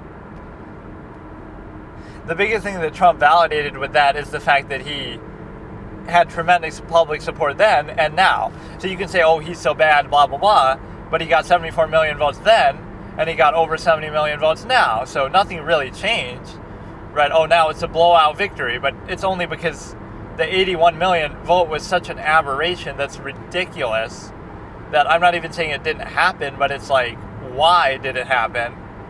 How did it happen? With the help of what did it happen? Corporate-owned media taking sides and censoring stuff. Rwanda. Let's not talk about the hotel Rwanda.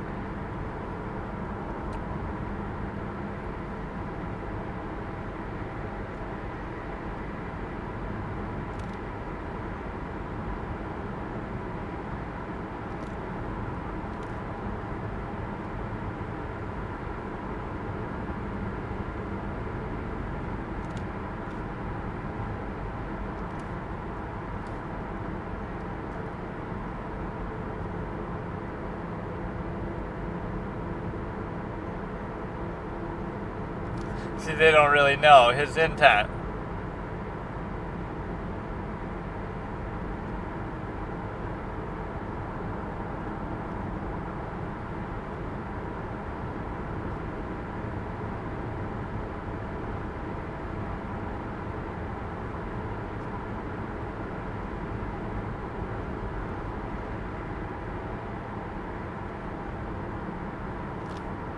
Maybe it is dubbed and I don't realize, but if it's dubbed, it's well dubbed in terms of the mouth.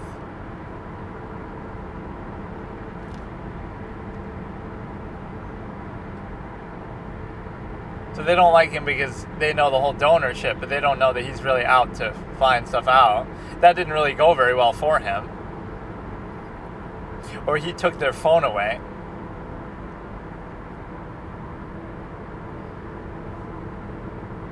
Oh, God. Hashtags in Africa, dude. Get it, dude. Hashtag where origin of humankind. Hashtag where we were all born, Africa. Everybody's African. Did you know the skin colors and pigment is just a result of the sun on your skin in various areas of the world over thousands of years? So over time, everybody will end up being the same color because the sun's going to fucking burn the whole earth into oblivion. That's why they call it global warming.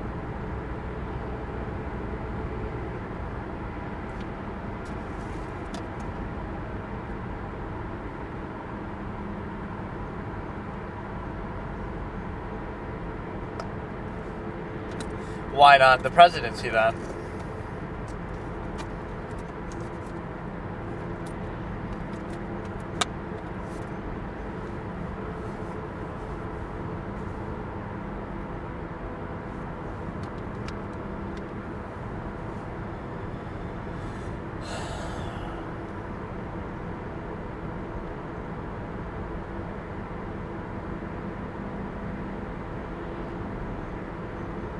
Yes, of course. We need you to discuss the 2020 U.S. election.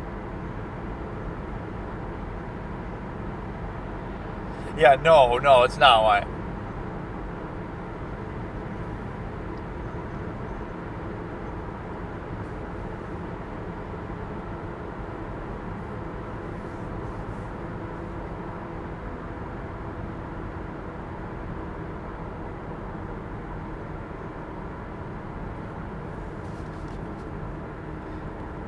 Maybe he was, but I didn't tell him to.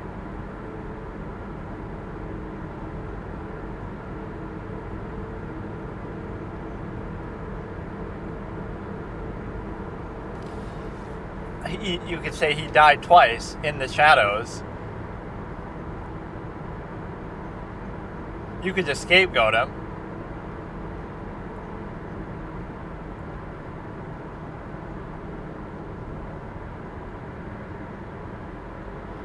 Why should it matter if you're female? Just you have a big responsibility, period. This is the Kamala Harris Coke tapes. You get to be happy about her winning, not Kamala.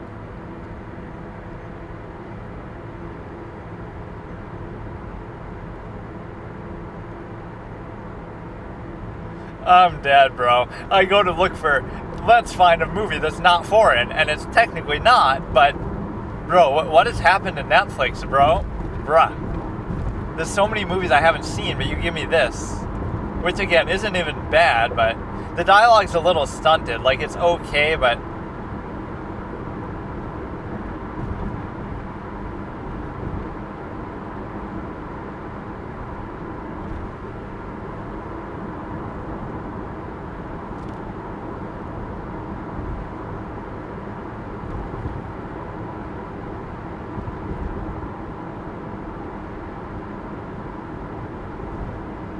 so they don't trust the police.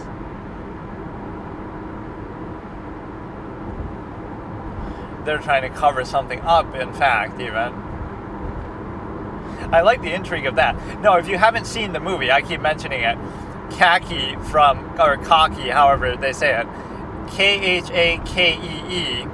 from Bollywood. It's actually a pretty good movie. There's like a guy who's in witness protection, and they're protecting him. Well, not exactly, but whatever. The police are protecting somebody, and they're trying to kill him. The gang's trying to kill him, and there's a whole political scandal. It was actually really good, and the music is really good, and some of the dialogue is really good. It's actually a good movie. Now, it may be copied from something, although I don't know exactly what, but that's a good, solid Hindi movie. The Munnabai movies are good, Munnabai MBBS and Lage Raho Munnabai, where like the first one is like Patch Adams almost, but it's actually better than Patch Adams. And then the second one is like he has delusions of Gandhi, that Gandhi is like his best friend. And then the what else? Three Idiots is really good. Like Rang De Basanti. There's a couple of good Bollywood movies in the modern times. I don't know if I've seen Lagan, but that one's pretty highly. I think I've seen it, but I don't remember. Even Tare Zameen Par. This guy, Amir Khan, is that his name? I've forgotten. He always had such great role selection. He would always be he's in like so many of those good movies. He would be very selective and just good.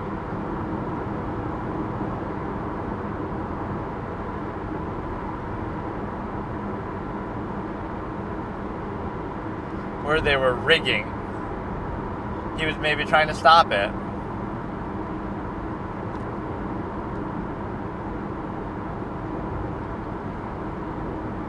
We're not here for an emotional support thing. Maybe he was...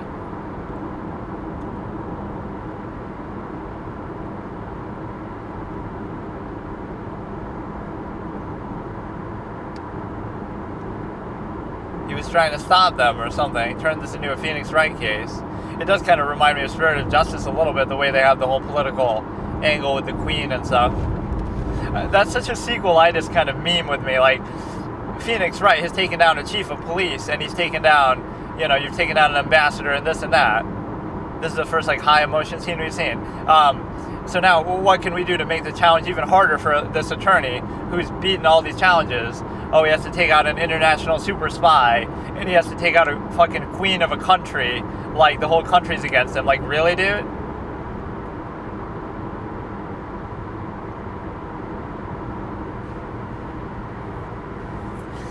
Begs the question, why don't they just kill him? But I guess they try to, basically, but they want to do it within the show trial setting but he has, no allies there.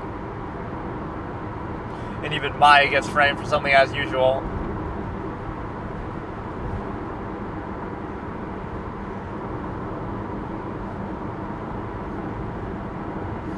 So they're trying to get bribes and shit there. It's a little hard to follow exactly what's going on, but...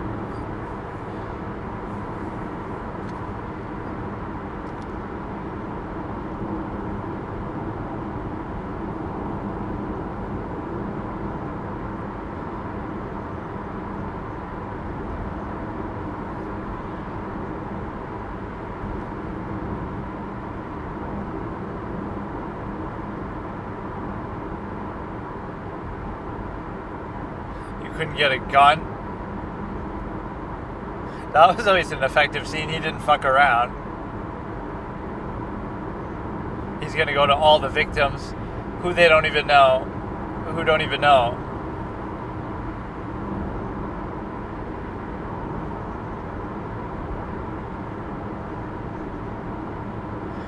They didn't even say anything. This isn't Spanish. Essay is a Spanish word.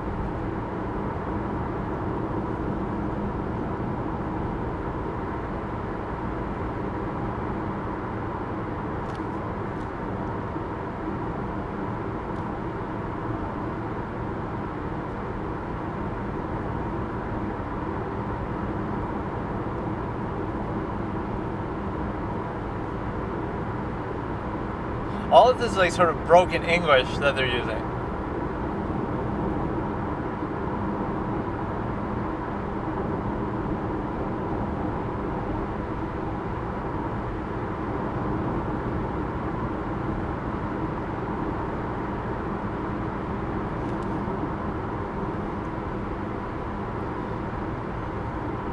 Right, I like the political aspect, intrigue of it is pretty good to some extent.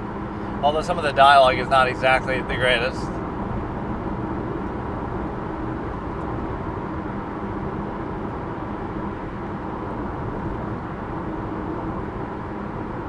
And now she testifies, and then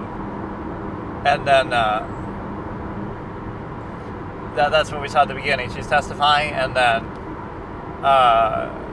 there's video, but they can't find the video.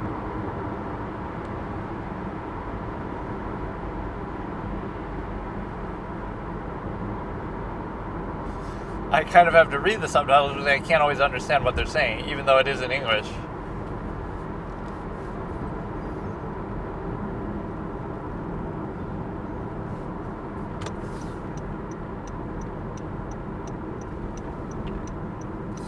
I love that term, confluent state. It just sounds so like such a mouthful, weird term.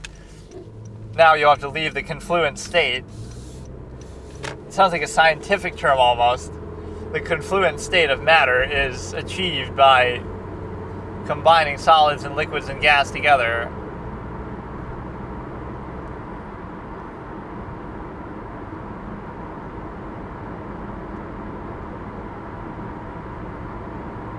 I'm surprised you made it back alive.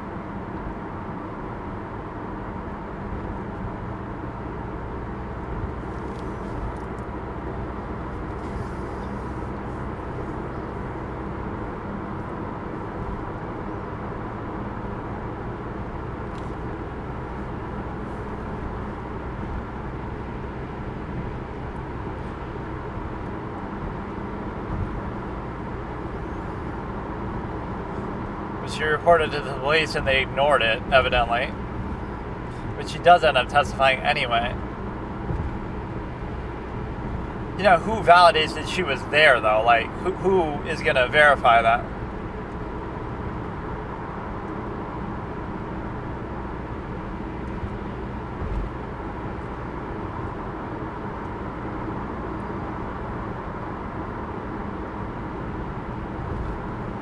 No, it's actually about winning the election, so it's all about politics. You wouldn't give a shit otherwise.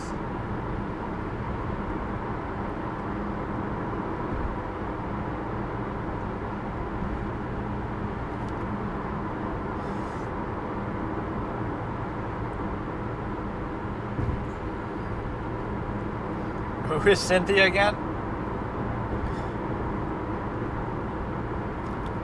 But no, I like the whole Critic comp aspect that they're having to deal with that, if nothing else. So we get Lucky in here. What is he doing?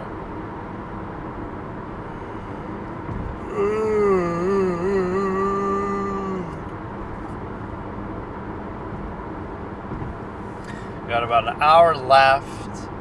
Man, I hate what Netflix has done to me, though.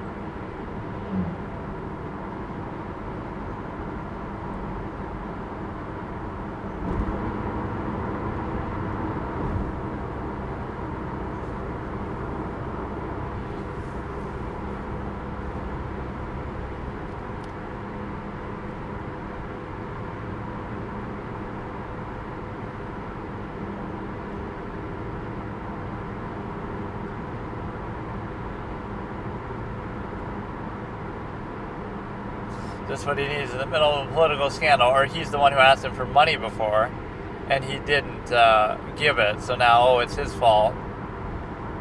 Why are you running? Why aren't you running?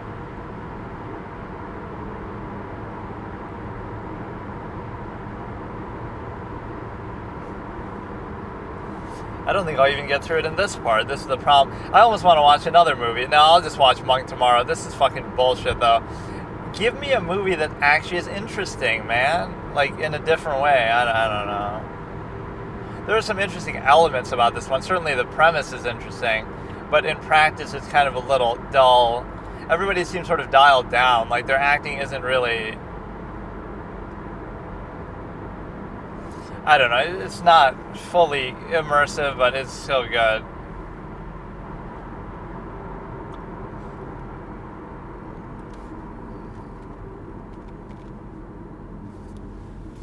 And there's been very little music, so you definitely notice it when there is. I guess you could say he wasn't very lucky in this encounter, because, well, maybe in this encounter, but in general, the fact that he's getting interrogated and locked up.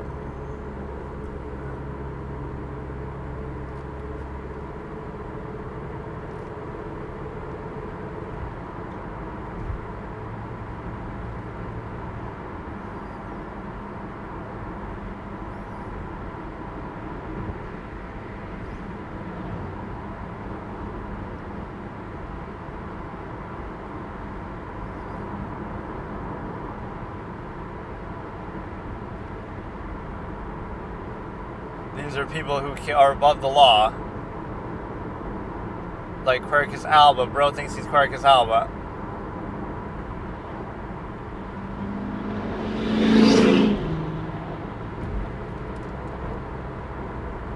Or wait, this is the video thing, so now he gets killed.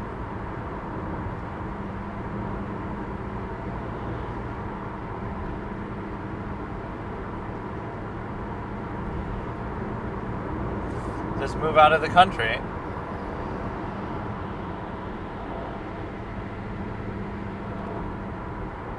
Yeah, this was their one chance. You won't be free though, you'll get killed.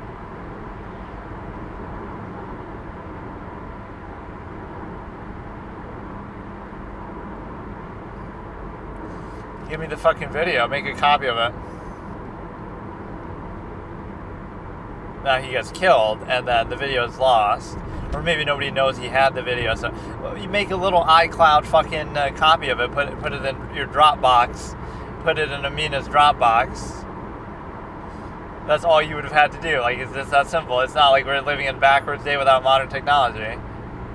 I guess you could say he wasn't so lucky this time.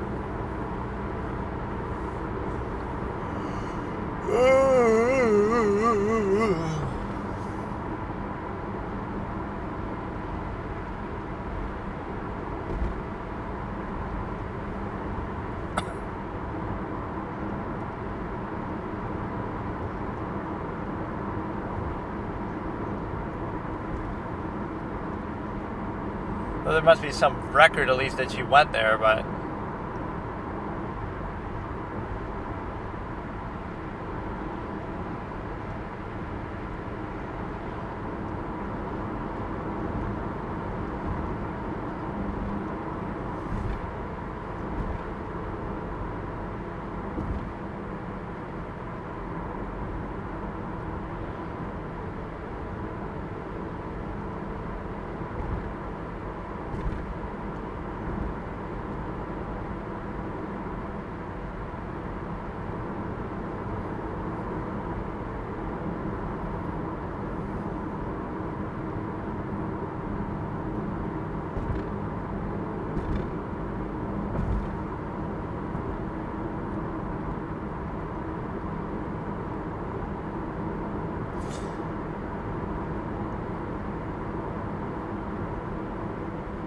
So one of them is incorruptible, I guess, and one of them is in his pocket, and the other one is sort of a swing.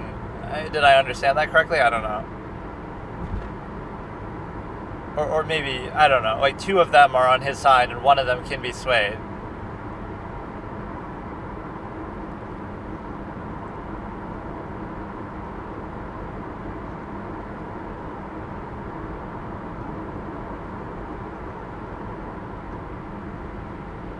you're a judge, man, judges should make good enough money where they don't care about all this stuff.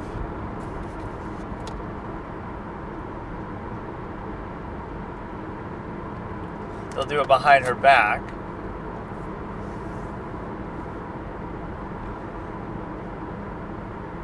This is going to be a scene like The Godfather, where the one quest that is in his pocket, in Hyman Roth's pocket.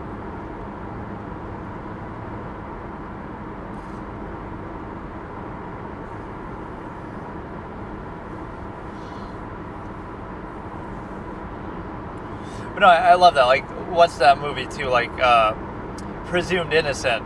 The judge is taking bribes. Like, of all the people to take bribes, why would a judge need to do that? You already make pretty fucking good money. You're a fucking judge, and you've been in the legal system for a long time. Becoming a judge is fucking hard.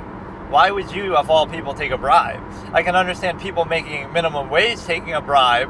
I can understand, I guess nobody would really be wanting to bribe you, but some run-of-the-mill police officer who's making like $50,000, risking his life, I can understand you taking a bribe, but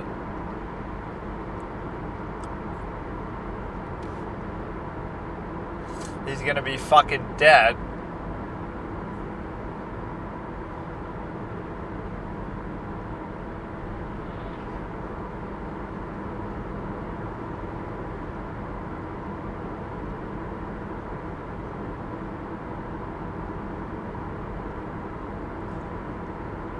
That's a perfect way to scapegoat you.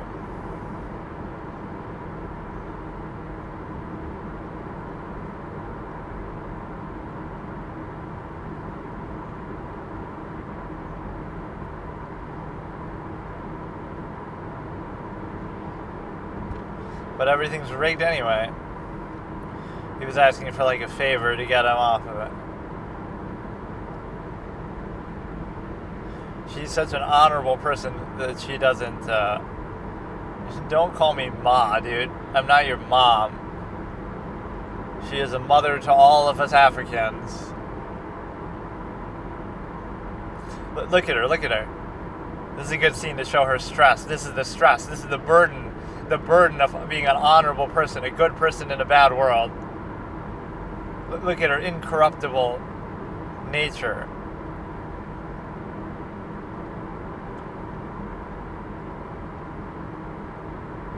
So you're going to try to bribe behind the back of her. Oh, look at that, dude. But the guy who just said that, it's not about Mabel, it's about the party. Even, that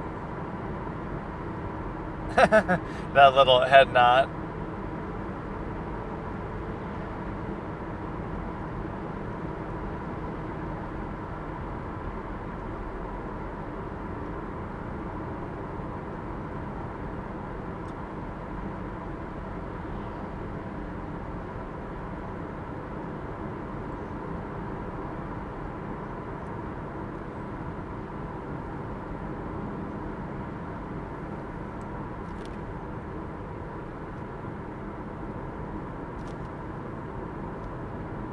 Small chance, no vote.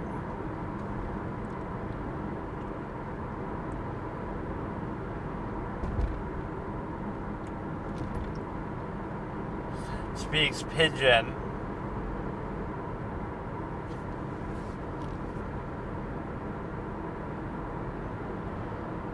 Even his wife, he doesn't care about her. This isn't really admissible testimony, it's just...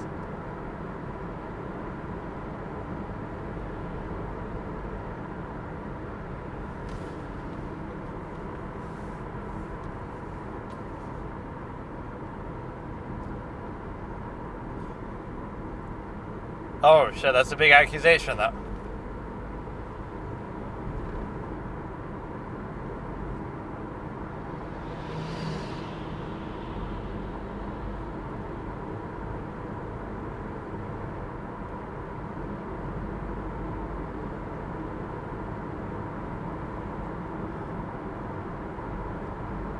So that you at least got the accusation out.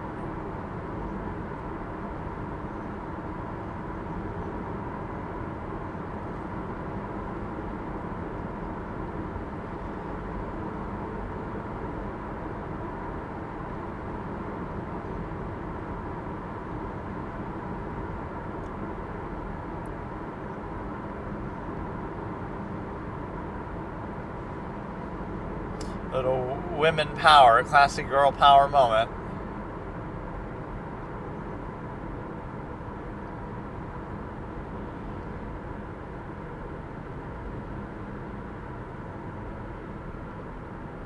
So you came back to die with your governor.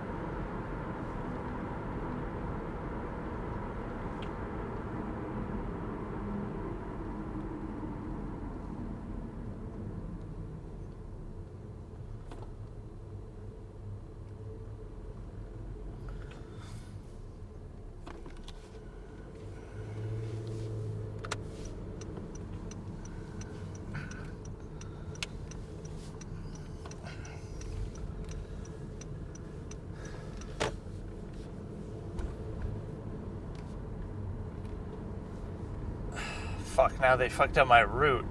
They have some shit going on. I hate when they do this. Fuck. Now I'm gonna have to stop it and do the fucking... I'm gonna have to stop it and figure something else out. Use like my GPS.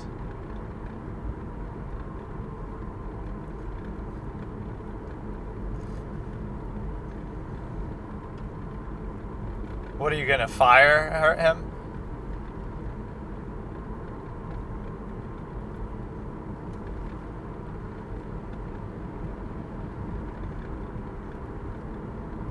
That sounds like a dictatorial thing to say. You're gonna need this guy, though.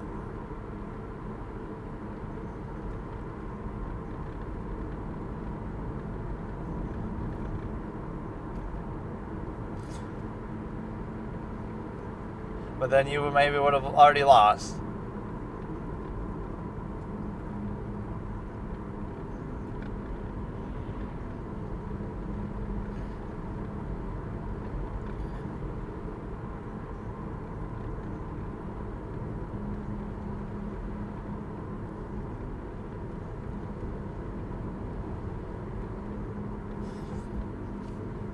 You lack the courage to do all that is necessary, as Ra's al Ghul would say. But, you know, if you're going against...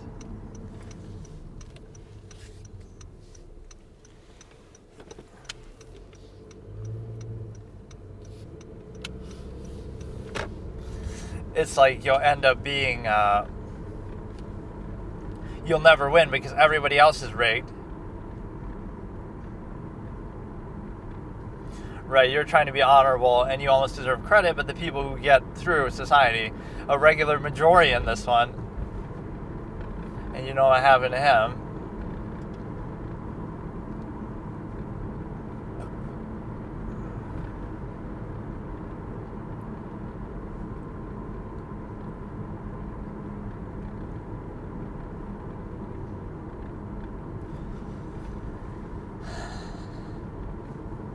This is such a bait, though, man. I was trying to watch something and I got baited.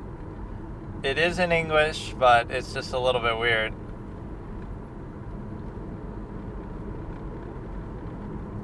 I end up on some fucking back road here. I'm trying to get through this thing. I don't know where I'm going.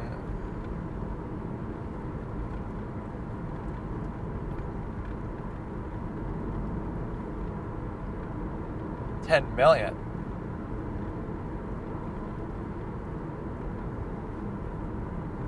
You're really trying to do it like this? Now he's gonna get killed and you'll lose the video. You really want to make it about money.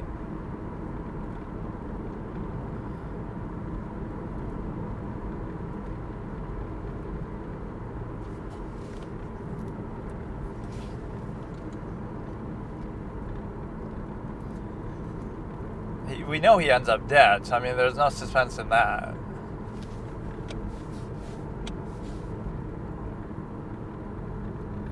In terms of, you know...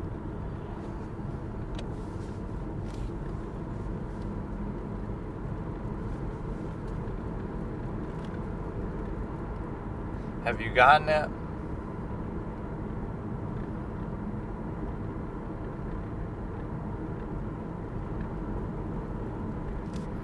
Is this going to be his death moment? This is like watching Final Destination, where you know he's going to die, but you don't know exactly when he's going to die or how. He's going to get baited into this, and then he'll end up. They'll just fucking beat you up and steal your fucking phone.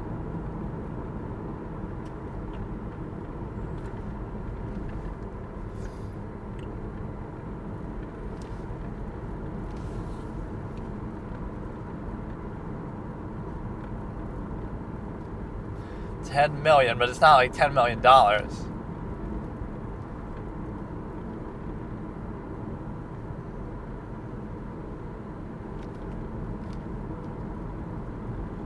So we're getting a torture scene thing here.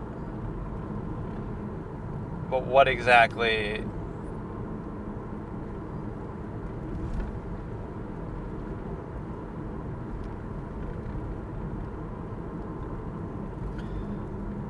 I can't say I'm really surprised by this. Or they're just going to kill him outright.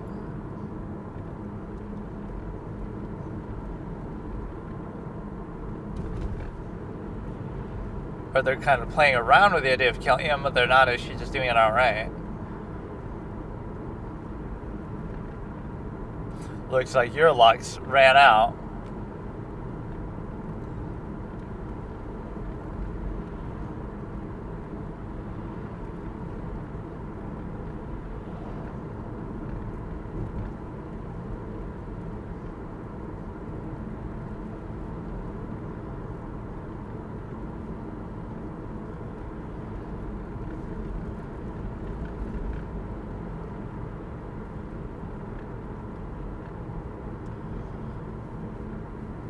But he's not really even done anything yet. He's just threatening to give up the video.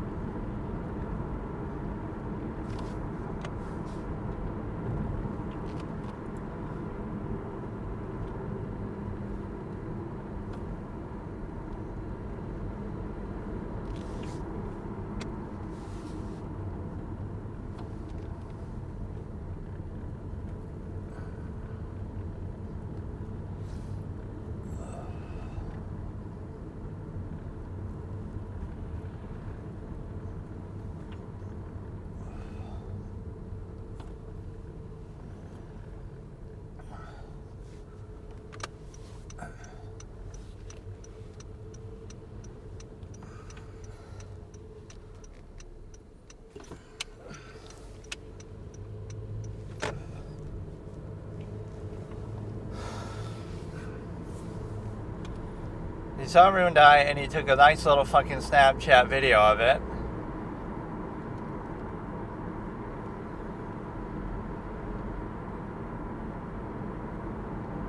And where's your phone? So it's just, this is it though, it's gonna be gone now.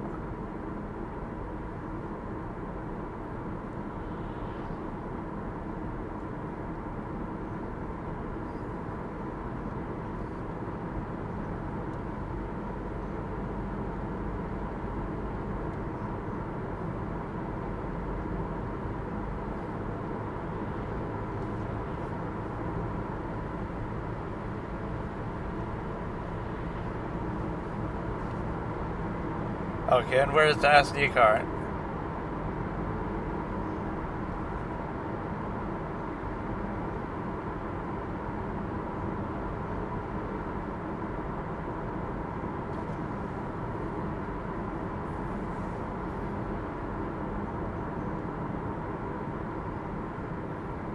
But now that woman would have taken it.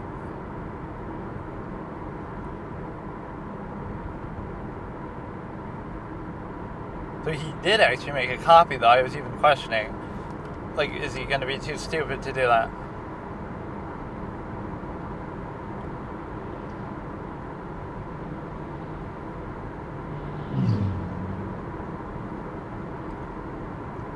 But this video is gone from the phone, but...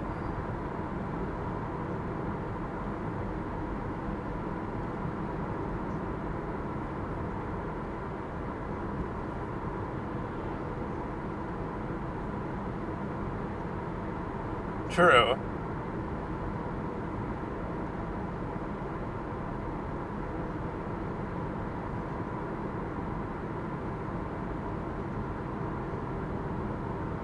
Go find the fucking SD card.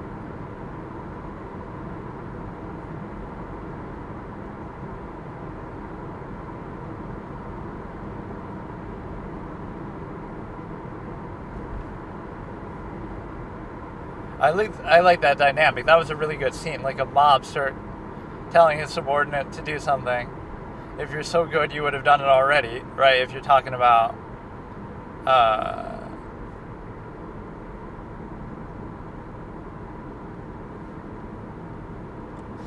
if you're talking about, there are some good character dynamics in this.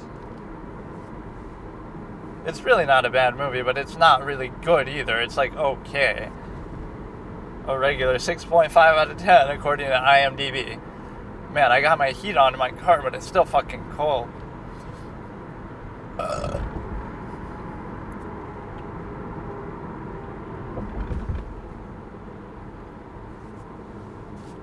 It's gonna be gone though by the time you do it. Or he lied.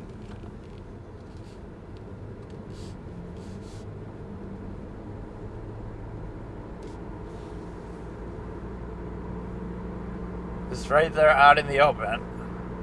Now he's going to betray them and keep it.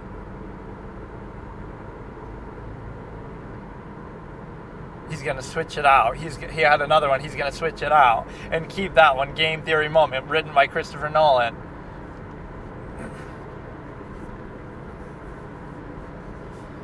Holy shit, bro. Oh shit. Oh, he's going to switch. He's going to switch. Oh shit, bro. Bro is game theory. What are you, Light Yagami? You're Light Yagami in the car. I can't believe it. Aizo and Ide are just too stupid. We jumped the gun and got in the front seat without even thinking. This is just too easy, and then he kills Takeda.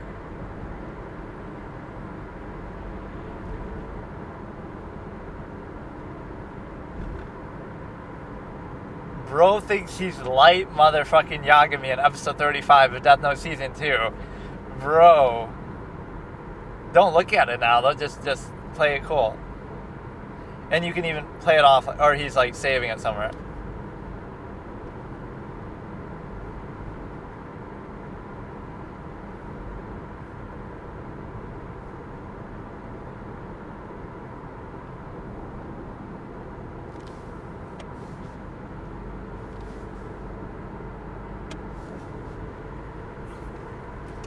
Now the SIM card is going to be, he could just say he was lying about it then. We got the SIM card from the desk. You didn't even have to do that. You could have just switched it out. Like, take out your phone. Or it's just an SD card, I guess. But you could have just taken out your SD card, given that, and then put the other one in your pocket. And then nobody's ever going to find it. Like, no, this got really good at this point in the story, though. I like the way it's going.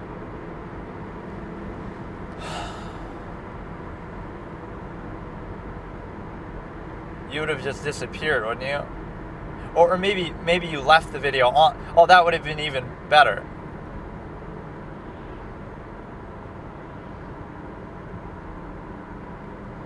You could have left the video on there, but just made a copy of it.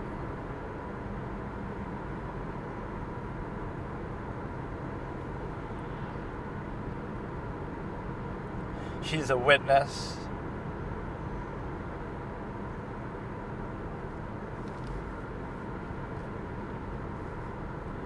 That's the one who's hesitating to testify.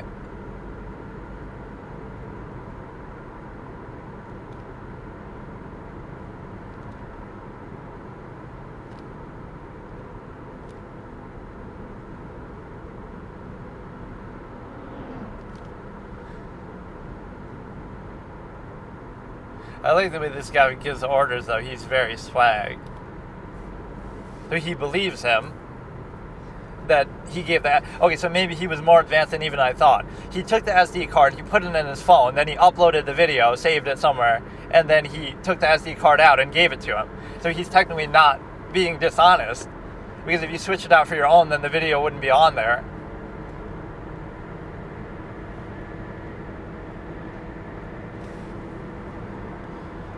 Bro actually pulled a light Yagami, dude. Who you think you are, bro? Who you think you're dealing with? Bro gets a +1 character point game theory moment right there, dude. Co-written by Christopher Nolan and fucking... Who wrote Death Note? I can't even remember.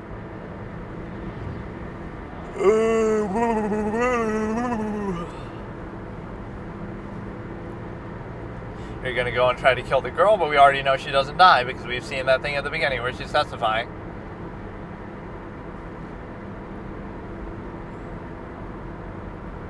So he's being all hesitant about doing this shit. What are you gonna do? Kill her, kidnap her, bring her back to get tortured the same way?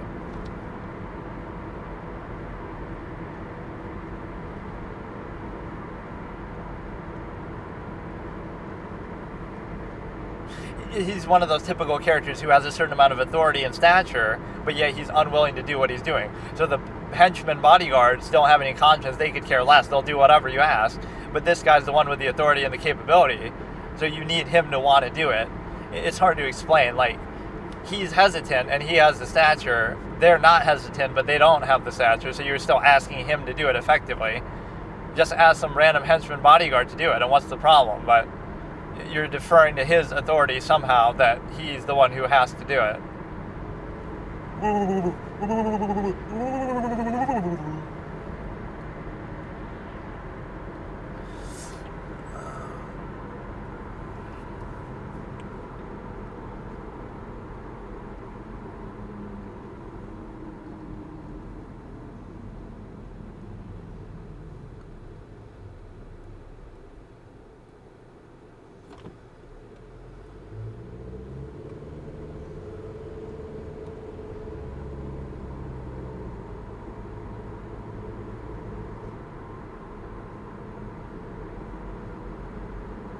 She's gonna get tortured or something, or actually not, though, because she gets away.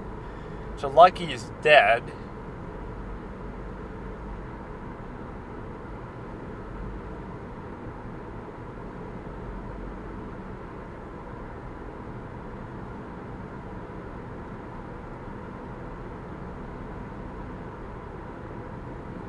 Shouldn't you be able to win this much in court, though? Fight this out in court?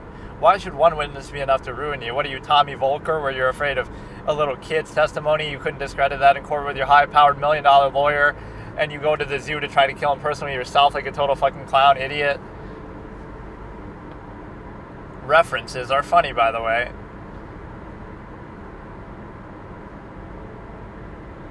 Don't watch it out in the open like this shit in your car. Do it in private in the home. Somebody's gonna see you doing this shit. So we still don't know exactly what they were doing. They were trying to rig it, but they were also trying to look like the good guys by stopping the rigging. I kind of fell for that too. I don't fully get it.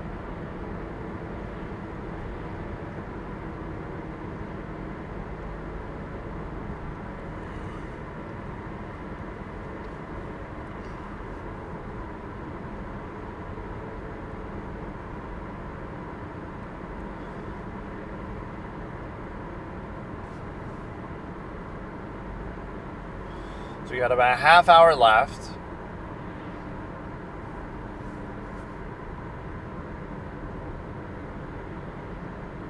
He's going to fight it out like honorably. So now we got to have that testimony at the end where you unravel everything. It almost seems like there's not enough time.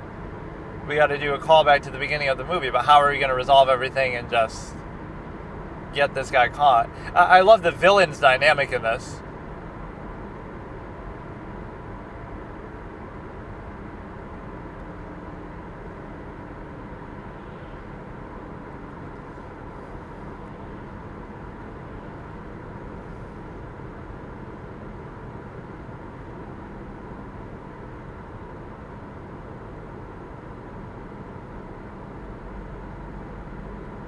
Like, not a proper Discovery Foundation proper notice. Not bribe them again like you did the last time. Now somehow you're going to find the video.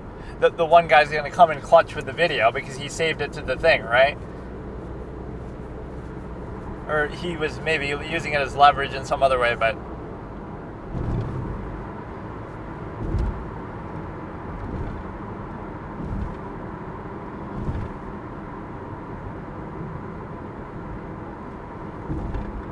you must. And if you weren't such a dumb bitch, you would have gotten a copy of the video from him and lied about how he was. It's not hard to copy a video. I mean, in this day and age, like, imagine that being an issue. Oh no, you have this evidence that could be used against me, and you have it on the cloud in your Dropbox, and you have it on this and flash drive, and there's too many ways.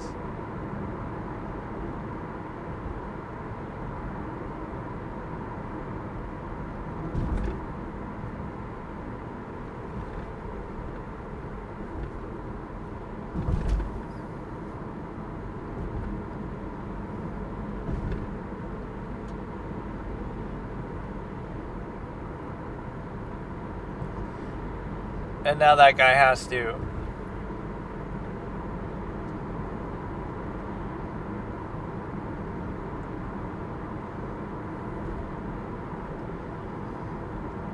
So if you solve who did this, then you can solve it. I mean, they've left a trail of a lot of evidence because they fucking fucked around.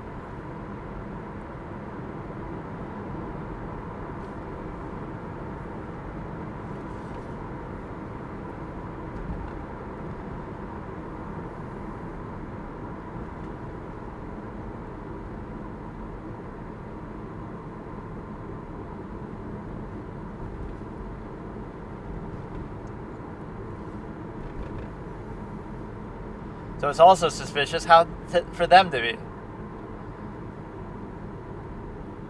Oh, they could use the same logic against them.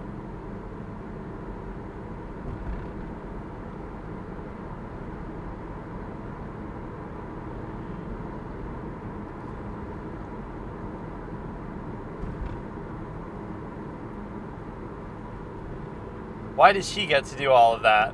Like, there's 3 judges and 2 of them are bought. So one of them is just being fair.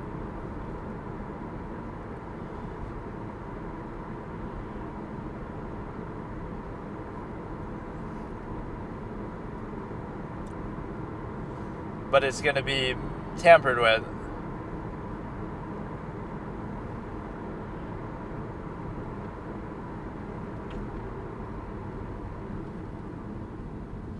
But even if he didn't, you should be able to recognize it anyway, based on that was good. Oh shit.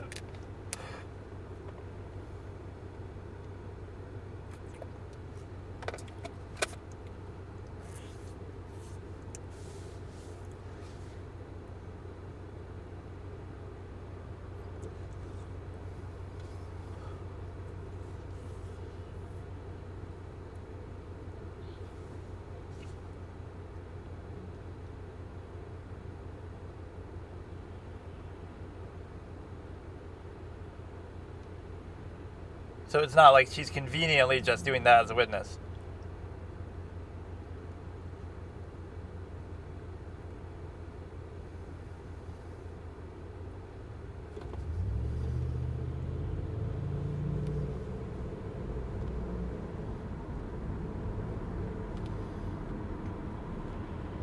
Perhaps, you didn't necessarily know that. Bro's gotta come in clutch.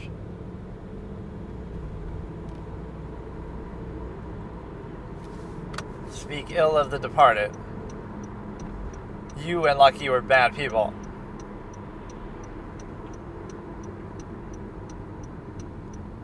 So you've been... Oh, wow.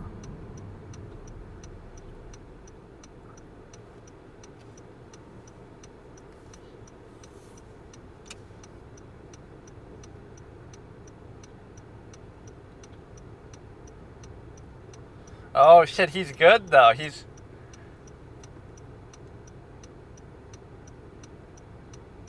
But she's like taking the whole precedent, the one middle judge. What about the other 2 judges? So she's the one who's fair, I guess. And one of each is in the other's pocket. They kind of balance each other out.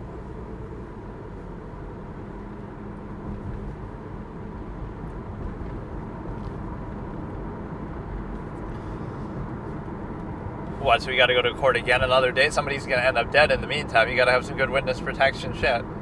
They're going to try to kill you right now. Like the thing with these kind of villains is they don't give up. Like, they'll keep doing this shit. Like, what the...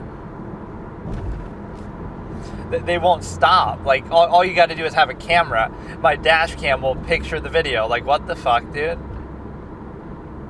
Like, they get caught, or they're, you know, oh, there's a witness, now we got to kill the witness, and then, oh, there's a witness of that witness being killed, now we got to kill them. Like, you'll just keep doing it forever.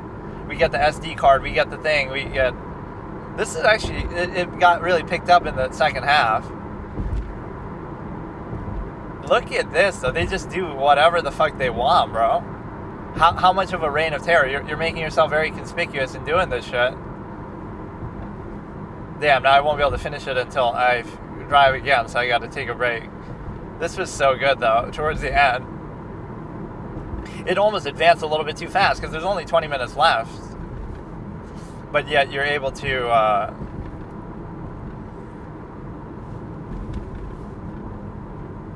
Yeah, I wouldn't feel very comfortable, like, just sitting around and not being on edge, because Lucky just got killed and they're going after everybody. No, but, like, they're going nuts, dude. They'll kill 16 people, then they'll do this, then they'll do that, then they'll cover up evidence, then they'll torture somebody, then they'll kill them, then they'll, you know, all this kind of shit. Like, they have no filter, no fear of getting caught. The more shit you do, the more you abuse your power, the more likely you are to lose it, is an expression of mine. Little, like, debate format logical razor, right? The more you use it, the more the more you abuse it, the more likely you are to lose it, or even the more you use it.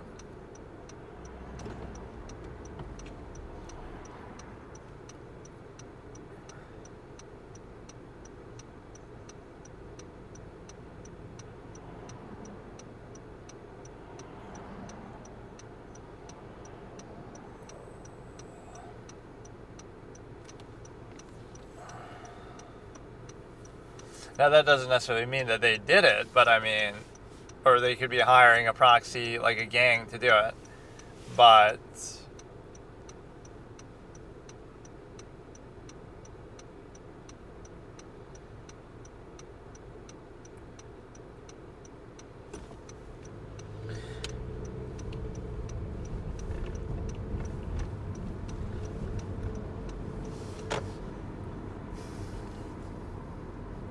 this is like the president of the whole country.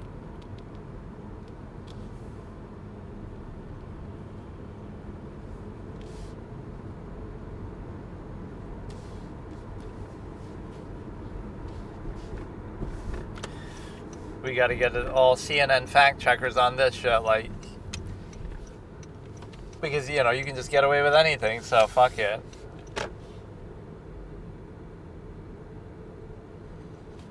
Okay, let's continue from here. So we got about 20 minutes left, and that would allow me to basically just, it would allow me to, you know, probably finish it in this next segment here. And so it wasn't that good at the beginning, but it certainly picked up, and it allows you to, have some good intrigue. Certainly the villains are very well presented. I like the way that the sort of political corruption is done in a way that's it's sort of believable and interesting, because I don't know, it's so firm with how they do it, and it's so, like, second nature. Like, this is just regular shit that you do, and even the good guys almost feel compelled, like they have to, because then you'll lose out to somebody who is doing it. So that's kind of a form of Darwinism in a way. Like, if you don't do something bad, somebody who is willing to do something bad will beat you because of it, in such a way that, you know, like China will beat the U.S. in the long term because they're willing to do stuff that the U.S. isn't willing to do. Or even the U.S. buys products from them made by children. So, oh, the U.S. is repulsed by child labor, but then they'll do it themselves. Okay, let's go ahead and finish this shit. I go to Walmart, and then I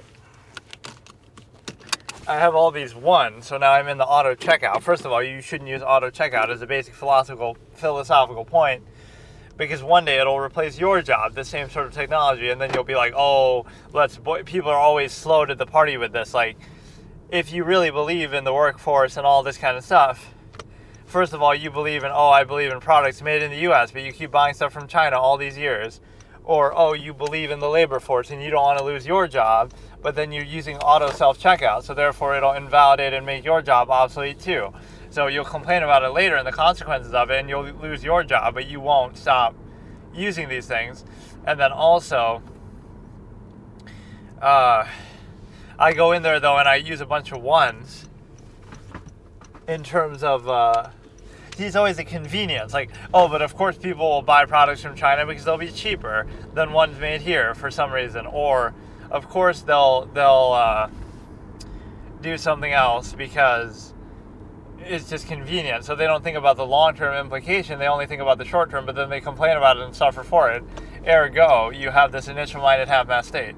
But no, the bigger picture point is that I used a bunch of ones that I have saved up. So I got a free trip to Walmart because I have all these ones sitting around. So it looks kind of funny as I'm loading that shit up with like 40 ones. Right, because that's all I needed. So we're finishing The Fourth Republic on Netflix. We have 21 minutes and 20 seconds left, starting in 3, 2, 1. So he's on the phone and then sitting at a bar. I kind of forget exactly what was happening. So we'll have like one more day left in trial, I guess. This is like the scene with Tom Cruise where he's yelling at the Demi Moore's character or something.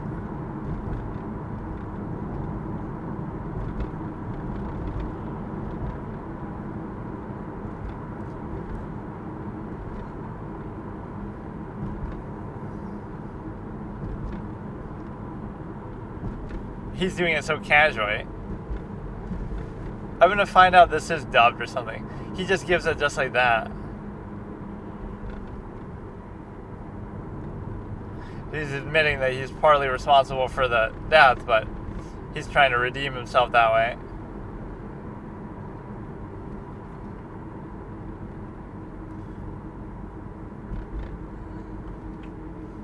So you have the video, and then the wonders of modern technology that Africa is just now learning about. Again, you could say whatever you want to say, but first of all, I hate when people make that about race. Africa has nothing to do with race. Like, it's a continent, you know what I mean? Like, or even a country. It's not about the race, it's about the state of their technology, which generally isn't bad, but it's like, you're just making fun. Like, look at this third world country where you can bribe people and murder people and get no repercussions for it. In the U.S., January 6th happens and fucking everybody loses their mind. One person gets killed, and it's not even like, it's just a different circumstance than something like this is nuts. And this is just about a governorship. This isn't about the presidency.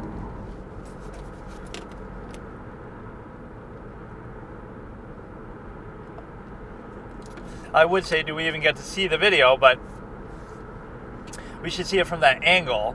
But it's more like, we're so happy that we have this bombshell piece of evidence. Oh, wait, no, she's watching her dad get killed or whatever.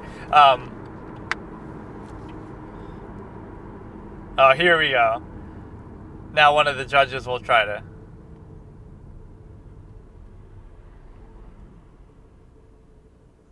So you can't verify whether it's been. But isn't the woman there? And she can verify it.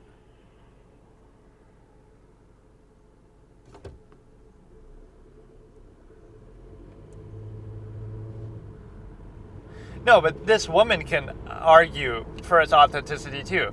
She can directly testify. She's still alive right there.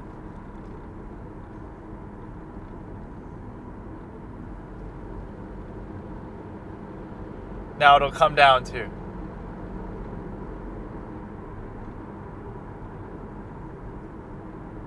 See, he's going to be the biased.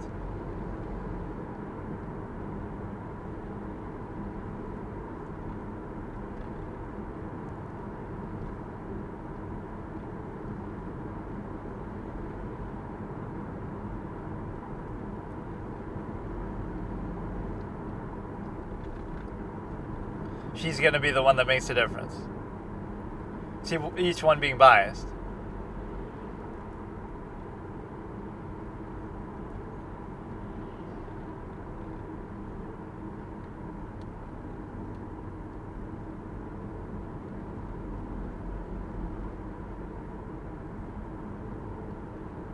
See, he's trying to fight it, but he can't. It's highly relevant. It's the whole fucking thing.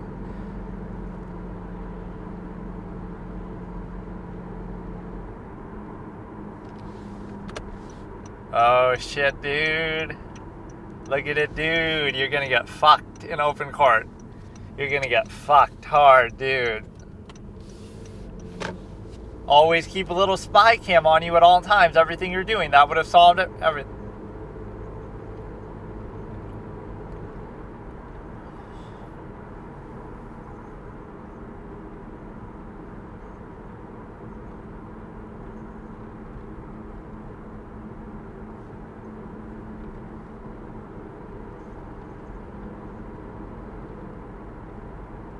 You're watching an actual massacre in court, and it's going to incriminate everybody.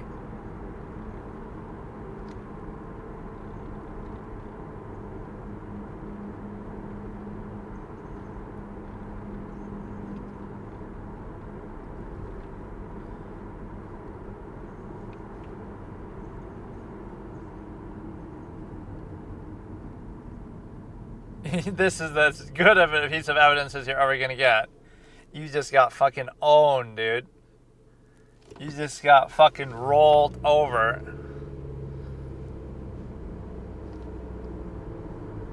It still doesn't prove that you got that many votes, haha, but it's gonna put you through a major fucking scandal.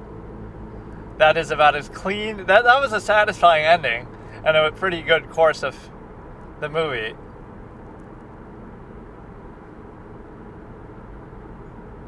Now you're going to just have to kill Mabel herself. If you kill Mabel, then we can't replace you, but it's going to be something fucking extreme here.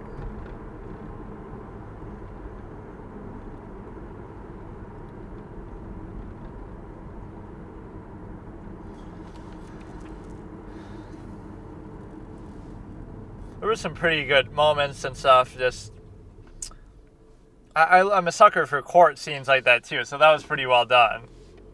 They were sort of building up with the video the whole fucking movie.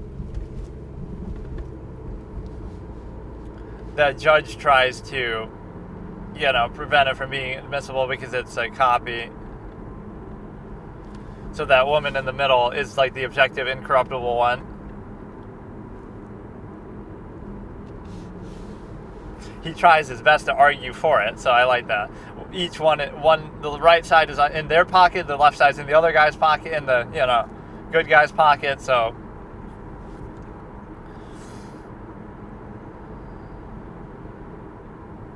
Well, now whatever happens is irrelevant because it's already over.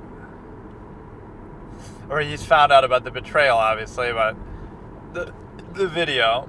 But how do you know that he gave it? There could have been some other copy floating around somewhere. He's going to get killed or they're going to try to kill him. What kind of happy ending would that be, though? You should kind of know what's going on. Like, you knew that by giving the video. Oh, shit. Why would you give him a call as warning, though?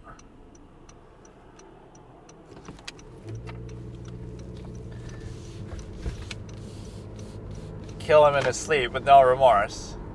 Oh, you're going to get fucking rolled over. You're going to get saved by somebody now. How do you know it was me who gave the video, though? How do you know? Somebody else could have had the video.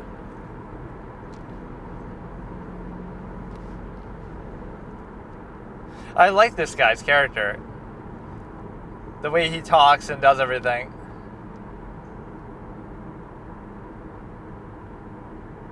Dude, the movie's almost over. You don't have time for all this shit.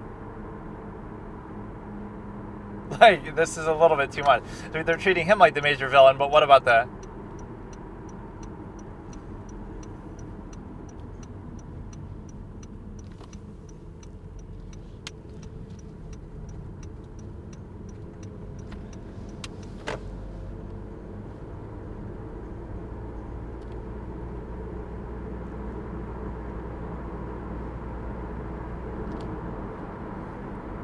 The gunfire looked a little tacky. It's a pretty well-made movie in some ways. Like, it would get probably a solid C grade. Some of the dialogue is dialed down and weird, and whether it's dubbing or not, and everything's sort of banal, but it's also kind of interesting.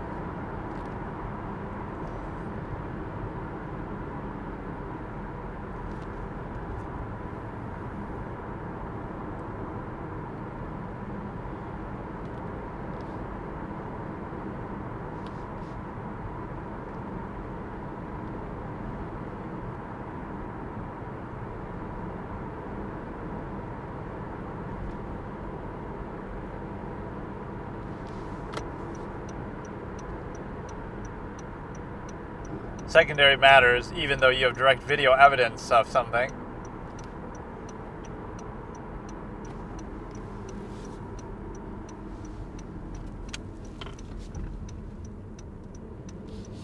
Now it comes down to her again. She's like the superior.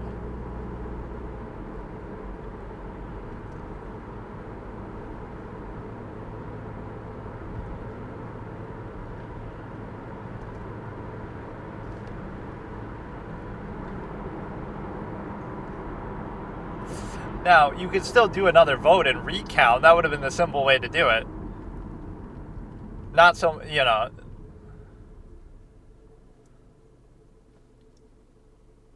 Oh, here we go. Now you'll rig it again. Do it all over again.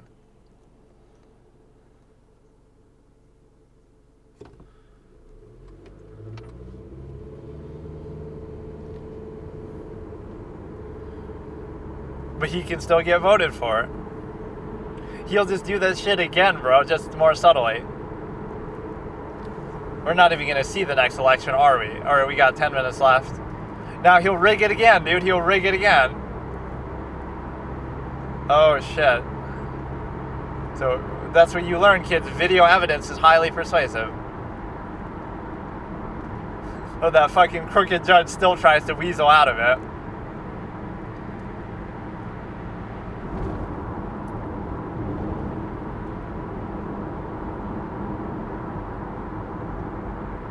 We barely saw anything of that guy anyway. This movie is weird because it like has the form of a good movie, but it doesn't. I don't know.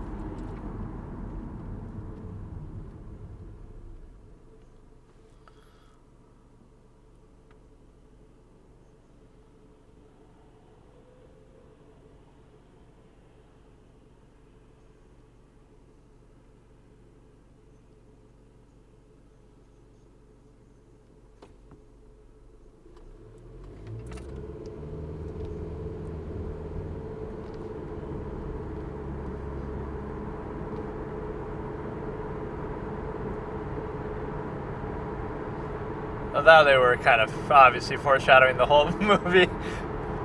That one witness was pretty funny, the first one.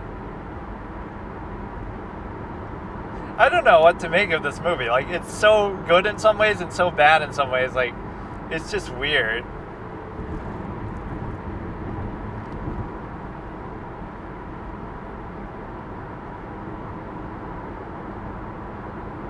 But no, the villainous aspect was very well done. All the villains were interesting. Do we get to see the governor actually mauling over this?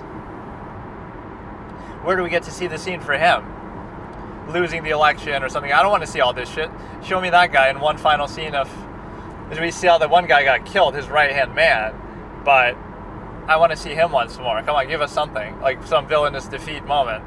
Where he tries to still rig it and he fails...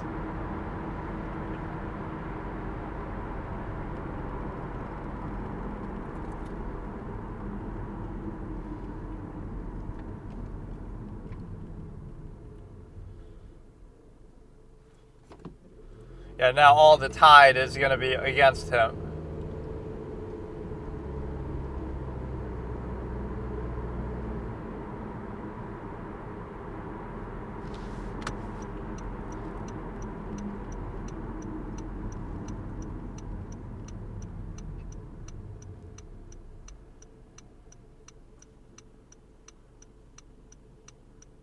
You were the honorable one.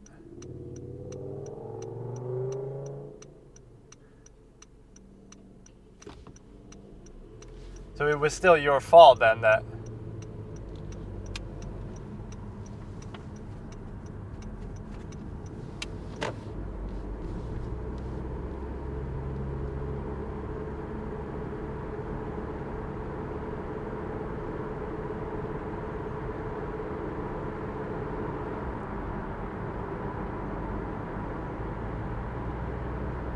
Oh, I wasn't expecting this, actually. I'm actually kind of disappointed in her.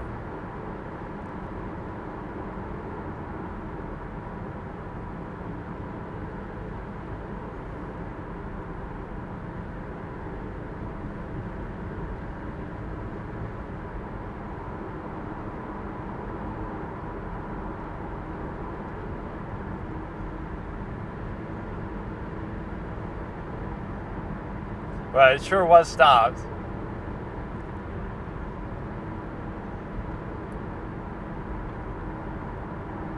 But then you would have lost. So you are the reason that still happened, because that's the reason you were even there.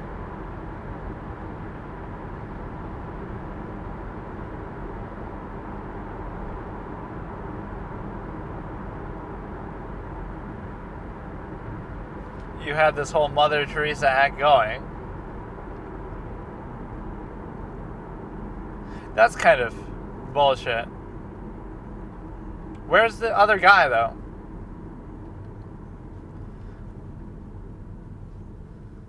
So you were trying to rig the economy.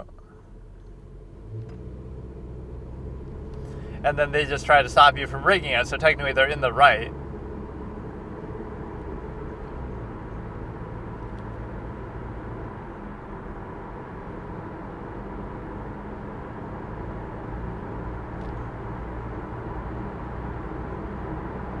Well, you only won the reruns because they were stigmatized by the...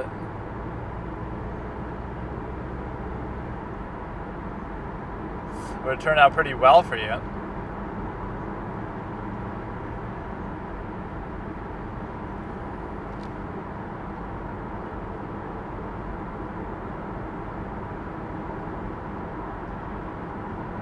Now this conspiracy is going to come out and ruin her run for presidency later.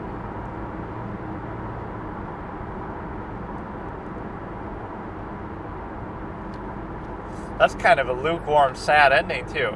We don't even get to see another picture of the fucker. Show me a scene of the actual guy who lost the election.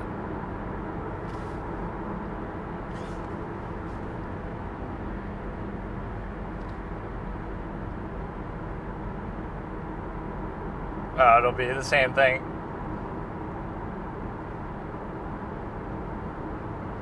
Seeking arrangements. A dating app for wealthy people. Okay, that was a kind of a twist that I wasn't expecting, though.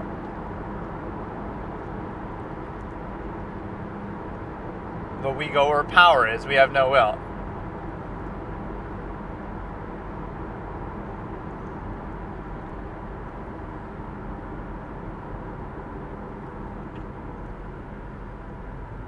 To win in a rigged way.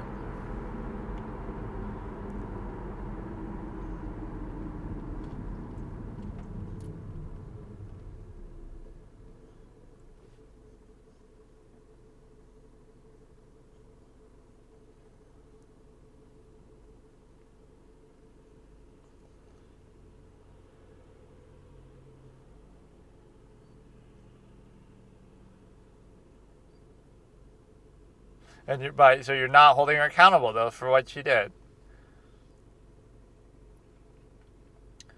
You go through all that acting all tough, and you have to rig the judge, and you have to rig the thing, and you won the kind of recount fairly, but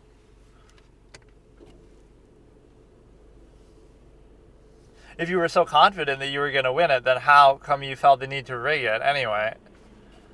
They're not going to show us that guy, are they? That's going to get an F grade right there. Show us something.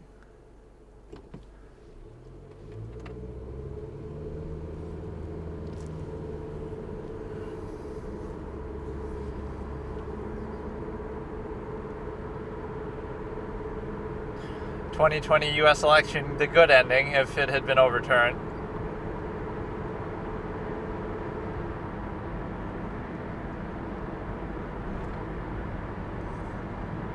Oh, come on, show us the other guy, though. They didn't show us him at all, since that's such a missed opportunity. Show him freaking out or getting mad.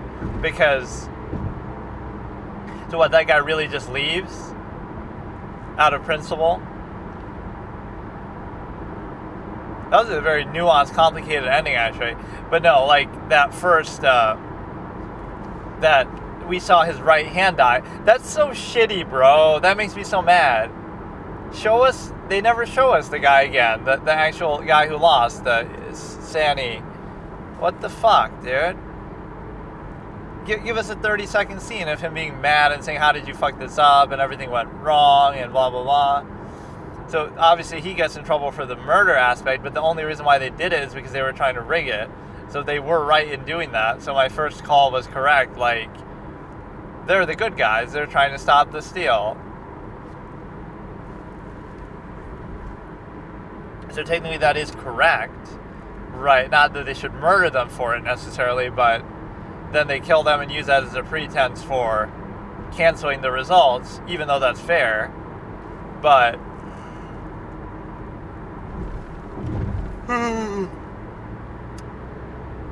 because you knew they weren't on the same side. Like, oh, they're trying to, the current governor is trying to rig it for himself, but then why would he get them killed?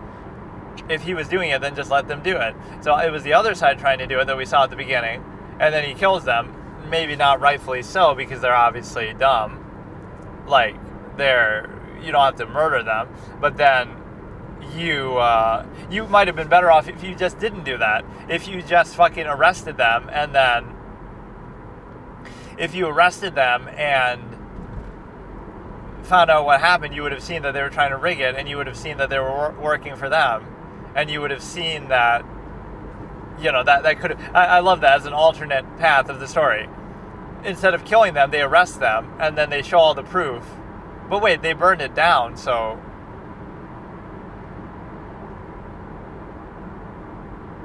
wait, why? I'm confused. Why would they burn it down if it was evidence that the opponent was trying to rig it, meaning the people of this dude, of the chick, right? Mabel. Why? I don't get it. They burn it down like they're trying to cover something up, I guess the murders, but you didn't have to murder them. You could have just arrested them and then shown evidence that, look, they were trying to rig it, so that ruins her gubernatorial campaign, instead of making yourself the villain, even though she did do something bad. That is so fucked up, dude. So even after all that shit, you still had to rig it to win. That is fucking nuts, bro. Donald Trump didn't have to rig it, even when going against all these forces, and that's the easiest way to tell, too. Like, how would an election be rigged sort of against some independent or somebody, right? And the way that is very clear in the United States is the media will take a side, right? That's exactly what happened with Trump. If an outsider to politics like him is going to win or has a chance to win, what happened? They try to destroy you and crucify you in the media. So that's like the mouthpiece of the elitist and the, wealthy and the powerful, the true power structure. Because how else are they getting their agenda across? And that's exactly how they do it. Whether you want to call it a globalist agenda, whether you want to call it a, just corporate agenda, wealthy agenda, elitist agenda, the deep state agenda, you can call it whatever you want, but like that's how they get that across, is through the media. So why should you take it seriously in terms of this? Right, why should you take it seriously when you could just do it some other way in terms of, I don't know. But yeah, I'll give it a solid C grade. It does some things very well. It does some things kind of poorly. The second half started to get really good. The biggest missed opportunity that's actually making me kind of mad is the fact that they didn't have the fucking governor again. Give us one scene. Like, did I maybe miss it? In the last half hour of the movie or whatever, we don't see him at all. He's giving orders once, and then we see his right hand, and his right hand gets killed, but... Okay, so today I was going to watch Season 1, Episode 1 of Monk, so what we're doing is we're alternating from a movie to a show. So, like, we did... I guess I started with the show, even though I was treating that like it was a movie, basically. We did that one with the photogenic girl called Shameless, Fiona, played by the actress whose name I still forget, who I think looks a lot like Kristen Milioti, the one who played the mother, obviously, in How I Met Your Mother, and the one who, spoilers, I guess, but what does it matter? Because you don't meet her until, that character doesn't appear, I don't think, until then, so. The only real good foreshadowing or clue they give is Tracy. That he says the stripper's name is Tracy, and the kids react like crazy.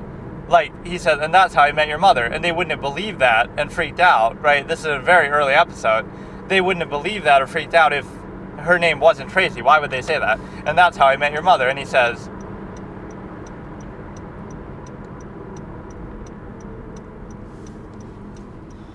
it's something like that, and the stripper kind of corrects her name too. So either they decided at that point that mother's name was going to be Tracy, or but then I guess that kind of gives it away. Then you would have known the whole time that her name would have to be Tracy, so it couldn't be anybody else. But they at least stayed consistently with that. So I kind of like that, because I don't know, it seems like good foreshadowing, but also, if you're deductive enough, you would realize one of two things. If the mother's name wasn't Tracy, then how does that scene make sense? But also,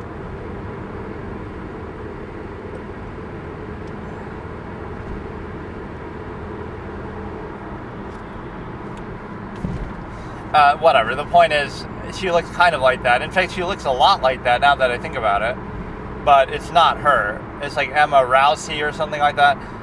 So yeah, I was going to do that, but now my battery on this recorder is pretty low, so I don't want to fuck up and interrupt such a big deal of watching one of the two major series I wanted to watch and doing this. But no, we're going to go a big name series to an obscure movie, to a big name series to an obscure movie. And of course, the big name series could be the same one over and over if I keep watching, several episodes of Monk or whatever. So we're going to do Monk Season 1, Episode 1 today. So we did Shameless Episode 1. It wasn't good enough to make the cut. It got a C grade. Or a D grade even. It was not a very good first episode, regardless of whatever that show might be in the future. Not a very good first episode. Not as bad as the first episode of Lovecraft Country or whatever it was, that stupid-ass one. But, yeah, we did Shameless Episode 1. Now we move on to the movie, the fourth... I keep saying the Fourth Estate, the Fourth Republic, and then more like a Third World Republic, am I right? Still better than the U.S. system, because it's like a week out, and we still don't have a result on the House of Representatives, when it seemed like the GOP was definitely going to win it. So you might think, oh, now the GOP are sore winners, but clearly everything would be consistent with the fact that they should have won. So if the Democrats win that, they should really fight it, because you might think, oh, that's a sore winner, you won the presidency and the Senate, but that would indicate that probably you would have won that too, because, it just makes sense. When it's such a blowout, it'd be hard to explain that you didn't win it. And so, obviously, when the whole country is seeming to go one way, why would they just suddenly be different with the House? But, yeah, this is what we're going to do, where we go from an obscure a well-known show, Shameless, to now an obscure movie in the Fourth Republic, to now a well-known show in Monk. And then so like tomorrow, right, we'll watch this episode no matter what, whether it makes the cut or not. I really hope it does, because this is a very big deal of a series, and one that's really up my alley with shows like Psych and The Mentalist that I really like. Kind of, it was the inspiration for both of those in a way, and just one of these modern... It's a show that I always heard about, but I didn't know really what it was exactly about. The name almost... Monk is probably just his name, but it makes it sound like, The Mentalist. So this is like The Monk, where it's a guy who's like very... he's like a monk from the Middle East, and he's like somehow very smart and does all these weird things that are out of the norm. It might just be his name, but it makes it sound like it's about something else. Or maybe they named him that on purpose to imply that, like, he's this monk-like figure who's very, out of your conventional norm of behavior, right? Like a hermit, like those type of people. But yet he's able to still be so effective in this way. It's always interesting to think about the background of these type of characters, though. Like, where did they get this from? Like, Sean Spencer in Psych gets it partly from his dad, even though he's very gifted, that his dad was super observant and super smart, but Sean takes it to a different level because he's just that gifted and his memory is insane and all this kind of stuff. And so but I like everybody getting upset about that too. Like, he lied about being a psychic, but even if he's not a psychic, he's so gifted and so smart, so the end result is the same, right? So that's just his way to get in with the police in a way that otherwise they wouldn't allow him to, or something. But when you're that good at what you do, I don't know, like, I'm somebody who just believes in ability. You might think, oh, you shouldn't have to lie about it, but somehow society will react to you differently that way. Oh, you're a psychic and we believe you, instead of you're smart enough to convince us that you're a psychic and actually behave in a way that a psychic would behave, and come to all these deductions and conclusions that, you would otherwise, that you wouldn't be able to otherwise. So what does it matter? You're super smart and you're a great detective, so who cares? I like that scene a lot, where maybe I even spoiled myself on it because I didn't see that far into the show, I don't think, necessarily. That's almost something I should do. I should watch the rest of Psych. But he says, like, a really good line, like, I'm good at what I do, and what I do is good. That's enough, right? Like, when Juliet, his girlfriend, is finding out that he was lying about being a psychic the whole show, right? That is, a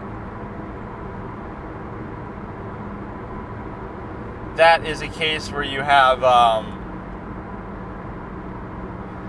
she's upset about it and he's trying to defend it. Like, what I've done is good. Look at all these cases I've solved. Look at all these people I've helped.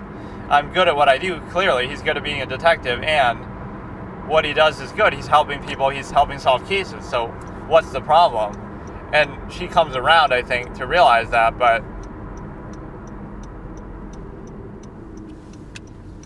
I guess the implication is the police wouldn't allow him to do that. But like with Patrick Jane, it's the opposite.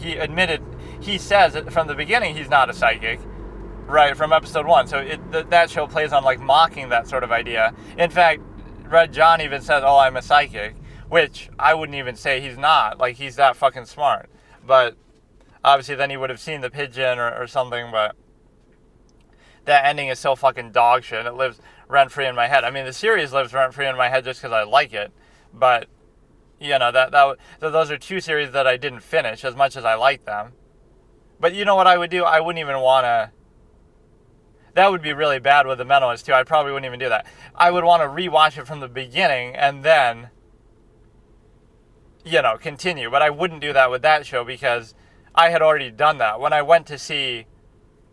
I'd seen seasons 1 through 3, right, at some point, and then I stopped because I was satisfied with that ending and I didn't really even care what happened in season 4. And I didn't know that season 4, episode 1 would be that bad, I don't think. Or maybe I eventually saw that too, and then I stopped again because it was so stupid the way they, keep him alive and stuff. But I go through the first 3 seasons and basically stop. But then one day I'm like, okay, I want to watch season 4. But then I watched the first 3 seasons again to segue into season 4. And then I go all the way from season 4 to season 6, episode 8. But it's a case where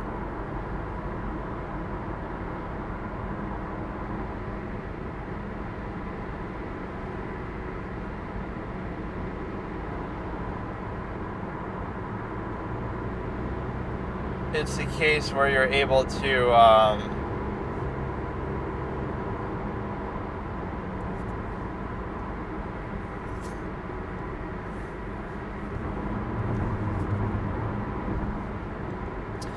it's a case where now it's not like I'm going to watch all season 1 through season 6 just to finish season 6 episode 8 to like season 7 episode 12 or whatever it is, where I know that Lisbon and Jane get married, which is not exactly how I was expecting that kind of show to end anyway, but it kind of is sort of satisfying in a sense just to know that. Like, a lot of shows flirt with that idea.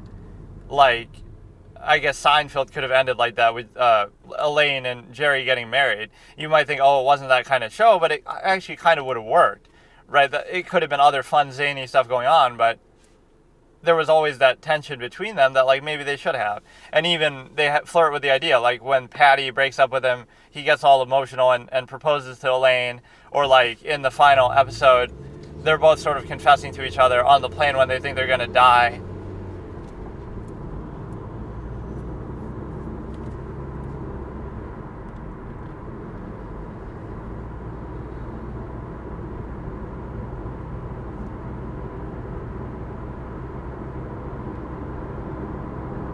Or there, I almost would have done both then. If you want to go with the jail thing, they propose to each other in jail and say, when we get out, we're getting married. Or they have like a marriage in jail that's suited for such dysfunctional people.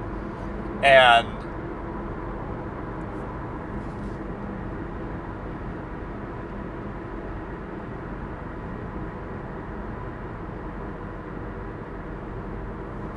but no, here's like a little social contrivance take. But yeah, we'll try to watch that, but now I'm a little nervous because my battery's going to fucking die on this thing. So maybe I'll be tempted not to do it. I just forgot because I was in a hurry. I could maybe get somewhere, but I don't even know where on the way I'm going to have time to stop. But my point was that it could already be dead and I'd be talking now. But my point is that you're doing it in such a way that, social contrivance, like people don't feel like it's worth their time or effort to contrive in a social way, or the artifice of it is sort of self-invalidating, or the manner exactly in which is not clear. So it's kind of arbitrary in a way that it's not always about ability, it's about will, or it's not always about some absolute defined process, which is different from even culture to culture, time to time. It's like something's being treated as an absolute that isn't actually absolute. So that's what you question, like, but then you're meant to or made to practice it that way anyway, so it's arbitrary. Like, you're only doing it in a half-mass functional state that's overextended, but it's pretended to be something else. So the whole principle of, like, artifice doesn't last, but yet it is, I don't know, and certain things that are looked at is, remember this kind of phrase, what people react to in a social setting is not, it goes in this hierarchy, right? The hierarchy of social contrivance. Number one, they're reacting to status or dependent overextended pretense, means. So, or I guess secondary would be stimuli, acme, and means. And third would be like performative aspects. And then only fourth and fifth would be actually the reality or the, let's say, an actual intent. So,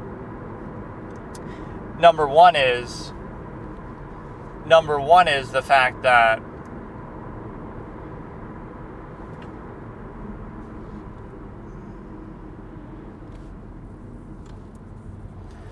you would react to status. Like, okay, this person is status and preconceived notions is number one. And that ties into number two, I guess, as well, but in a direct sense, right? So, number one, what are people reacting to in a social setting?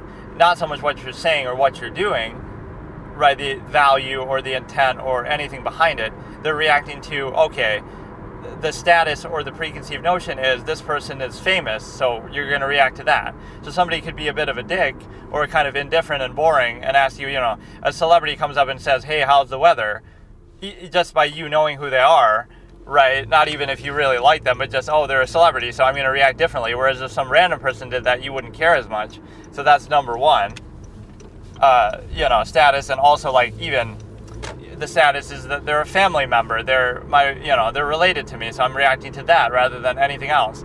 So the preconceived notions like age and stuff like that, maybe identity. They're a woman, so I'm going to react this way. They're young, so I'm going to react this way. They're older, so I'm going to react this way. Right? That sort of supersedes everything. And so you have this sort of self-fulfilling fallacy where somebody, for example, who is young, who might be very different than the stereotypes suggest, you're going to put them in that box and self-fulfill. And so if there's any impression otherwise, it's going to be, it's an outward on their end, not an outward on your end. Like, somebody who goes against, like, even with a woman, okay, they don't fit within the stereotype of what you view a woman to be, but they don't fit into that box of what society would do or what you would say they are, but yet, like, they're bad at cooking and they don't like to cook, but they're really good at sports or they're really good at other things. Like, so they don't fit in that box, but you would assume that, and so you would treat them or look at them a certain way, and then if they act any differently, like, now you say, oh, look at them being so, arrogant or being so whatever, but they're not being anything, they're just being themselves, and they actually are that way. That's different than your preconceived notion, but now you insist upon that and you try to fulfill it into reality. So now you're almost creating that supposed reality with your strong preconceived notion. So it's like, you're letting that supersede everything, even if there's nothing there to suggest it, or even contrary elements to suggest something else. So that all is relevant. And then the other point is the fact that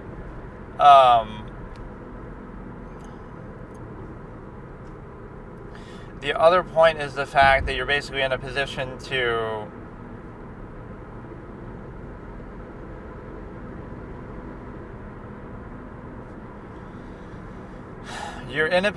where you basically are able to just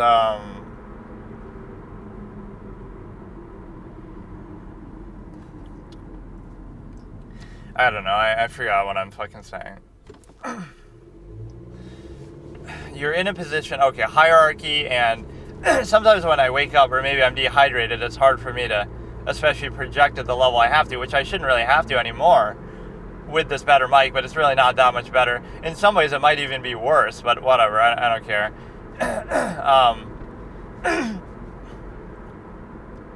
The hierarchy goes, again, you're reacting to status, whether they're, nearness, postulate, family member, etc., and whether you're looking at it from a perspective that, again, age, celebrity status, wealth, preconceived notion, age, identity, gender, right, race, even if that plays into it. All these things you're reacting to. So this is how people behave in society. And again, it shows you the initial mindedness. You're well aware that a person's behavior and personality and other things are highly variable, but you won't go by that. You'll go by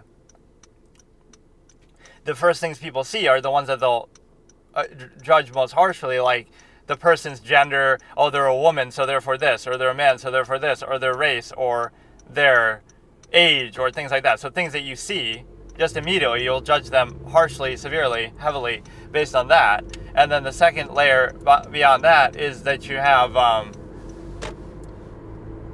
it's like an inherent respect shown, too. Like, people just wouldn't behave a certain way to, like, somebody who's older than they would younger, right? If somebody's younger, they'll be dismissive, like, oh, look at this person, just whatever. But if it's someone older, there's this inherent respect, whether it's deserved or not, right? That's a very bad standard society set. So simply living for a long period of time is a good thing, and not is a bad thing, even though that's not even something you can control. But, like, these are the kind of things that people do, and so it creates this self-fulfilling trap in society. Like, you'll never break out of that structure, not because it's real or inherent or true, but because society tells you that, because it says, oh, this is what we think about this identity or this preconceived notion, and so now we're going to manifest it into reality because that's what we think, right? We treat somebody a certain way because, oh, look at their age or look at something else.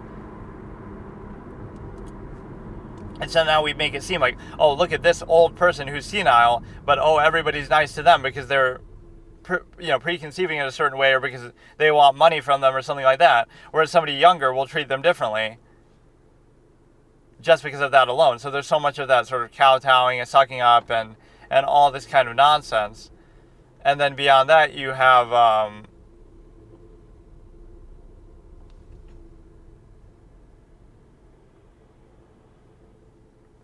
so you have that as number one. Number two would be sort of tied to that in a way, but more direct, like, you seek to gain something from somebody. So zero-sum means or stimuli acme, like, oh, you're going to be nice to somebody because you seek to project something, or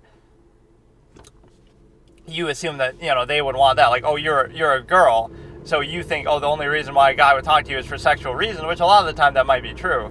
But that, you'll project that element. And then beyond that, it's the other way. Like, the only reason why you would talk or be nice to somebody is because you seek that. They're handsome or they're sexy, so you have that to gain. Or it's like, that's at least an element that's in the back of your mind. If that wasn't there, oh, look at my best friend. If they were 300 pounds and the opposite gender or something, you might not be as likely to be friends with them or something like that. Or that still goes on the first level of preconceived notions of appearance and stuff. But at least appearance you have a bit more control over to a degree. But no, the second layer is also like, you seek to gain something. You have some zero-sum mean. So if you think like, oh, this person's wealthy or something, now you, or whatever, not even if they're wealthy, just if you think like, okay, I can get something out of them in this moment, in this situation, that's going to define how you react to them and everything they do and how you act towards them. So you seek to gain something. It could be money, could be sex, could be something similar, right? All of that. And then number 3, so there's a functional basis. There's a preconceived basis, there's a functional basis, and then all the other layers are mostly to do with now your performative aspects, like how a person basically presents themselves or how they're fake. And you might think this is actually kind of valuable, like socially how they present themselves. But all of that is artificial and can be faked and is often in contrast to a reality or in overcompensation of something like that. And so what it shows you is that anybody can just do that. So that still doesn't show you the inherent man, I really can't talk right now. The inherent variable reality is not present there because you have, or it's not necessarily tied to that, or it could be even in contrast to it. So people can fall for all of these things that play far bigger of a role than their actual actions or abilities or intention, right? You can't really see any of that. In fact, somebody who would be of an absolutist mindset or a more inherent mindset would either not feel the need to contrive those things, because again, if you're really that way, why do you have to pretend to be that way? Or whatever way you are, you shouldn't need to put that up as a front. So that's number 1. You don't need to really do that. But number 2 is the fact that you don't need to... the people who do need to do it shows you they have something to like overcompensate for, basically. And then number 3 is that you have to, again, all these superficial things that anybody could do regardless of their state of being. So the fact that they do it is strictly performative. It's shocking that, and there's certain labels that would go on to this awareness, but it's weird because like anybody can just do that, right? If they want to get some sort of point across. But it doesn't mean that they actually are that way. Or again, somebody who's truly sincere or lacking in contrivance, like they wouldn't feel the need to do it because they're already like that. Like they're not. So the same society that would condemn the results of valuing artifice and fakeness and dishonesty are the same ones that would reward or expect or require it, because they're thinking on too much of a superficial level and initial basis. But then if you dig a little deeper, you realize all those things can be learned and trained in performative aspects. So if the same salesperson or whatever is in front of you and you realize, oh, they went to a seminar to do this exact thing that they're doing, and this is a technique that they're using and blah, blah, blah, now it's like you would realize, oh, but that's artificial. I don't want to feel like I have a technique being used on me, but everything is a technique, everything is a process. So whether you're aware of it or not, or whether they're aware of it or not, right, doesn't matter. And the point is, in the big picture, you're looking at it from a perspective that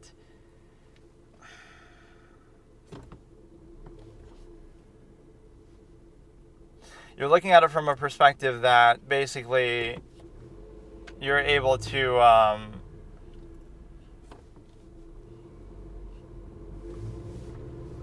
you're looking at it from a perspective where you're able to basically look at it like I don't know. It's all things that are not tied to an inherent reality. So it's disturbing that you would value that and realize that, oh, anybody could put that on. It's some sort of crackpot psychology that you look at it from a perspective that, like, oh, well, you couldn't just contrive it. Of course you can, though. People can, make eye contact and lie to you just like that. It's not hard to do. Or again, the absolutist reason for not doing that is because you already see through people, so it's a more existential basis. It's not about the particular thing that you're saying, right? That's the initial-minded interpretation. It's not about what you're saying. It's about your general disregard for social contrivance and its artifice, and realize, like, all of this is not really valuable, and true inherent value would not be tied to it, and it can easily be contrived and overcompensated for, or it can easily be dealt with in such a way that anybody could make just eye contact as an example. Anybody could do the performative aspect, but you could make eye contact but be telling a lie, or you could tell the truth and not be making eye contact, or you could also do a number of other things. So, for example, you can look genuine but not be genuine, or you could be genuine but not look genuine. So it's something deeper, like their overall disregard and disdain for everybody or society or social contrivance in general. So you realize like it shouldn't be necessary, and the fact that you do it is very artificial, or the fact that you even acknowledge it on that level shows you're vouching for a flawed, objectively flawed, adverse, self-defeating, finite state of being. So you also get like a stark projection of zero-sum means, or stimuli acme in a lot of things, and then so beyond that you have some element where everything, even could be projected into those things. So it's not even to be aware of it is not to be above it. So it's not even a sense of aboveness to it. There's also an element that you consider where you can never see through a half-mass process, so everything is reduced to zero-sum means. So, for example, the best you can hope to do in a half-mass state is you can sustain your own existence, like the false meaning and means, as in you're not there is no other standard or higher standard, but yet it's seen. This is the problem with the contrivance state. Standards are seen as functional, or standards are used as functional and seen as something more. So, like, oh, look how hardworking somebody is, but, it's just for their own zero-sum self-interest, own zero-sum means, own money, or even, like, helping others, the collective values itself, so glorifies it above the self, even though it's only doing so because it's a member of the collective and therefore tied to its own self-interest. And then beyond that, you have the ability to consider that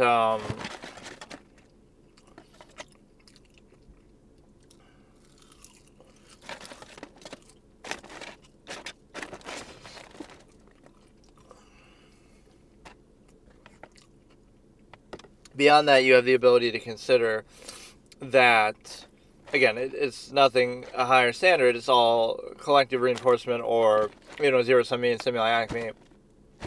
It'll glorify something into a higher standard, not because it actually is, but because not only is it not, but it's against that. Like, it's against even the inherent practice. So it's not that you're glorifying it because it's something more than a zero-sum process, like zero-sum means or half-mass hedonism, or it's just hedonism. It's the fact that it's something less than that, so it has to be so it's being controlled. Like, for example, you have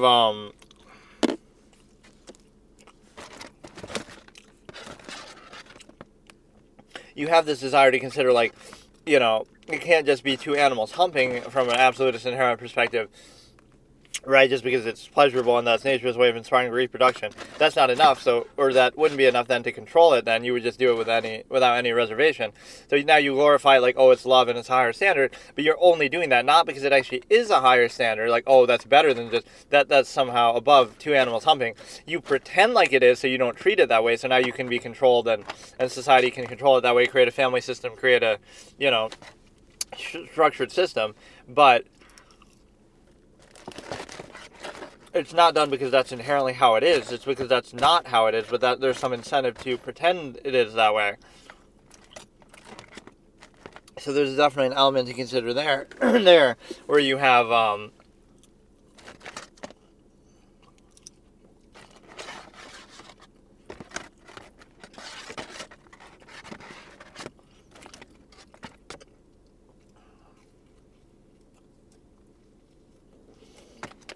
so you have this deeper incentive, and the reason why you have this deeper incentive is because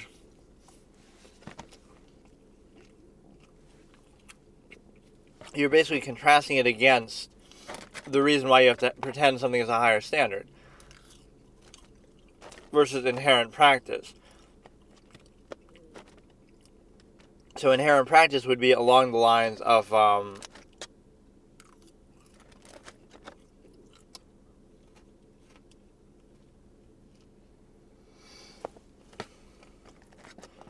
what do you call it? It's basically just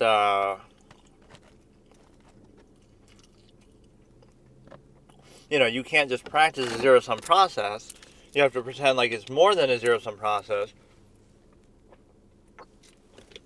because you're actually reducing it to less than a zero-sum process. So it's a very convoluted thing. Like, if you simply practice it as it was, then you could at least see it for what it is. Okay, it's two animals humping, it feels good, nature's way of inspiring reproduction, or even zero-sum means self-interest, sustenance, right? But then you would practice it without any inhibition, right? Like what we've seen partly throughout history and things like that. But now we pretend it's something more so we can control it and say, oh no, now you can only do it in this way, or you have to do it in this exact way. So you're actually reducing it to a lesser state in doing that, which is pretty basic psychology, or how contrivance inherently even works.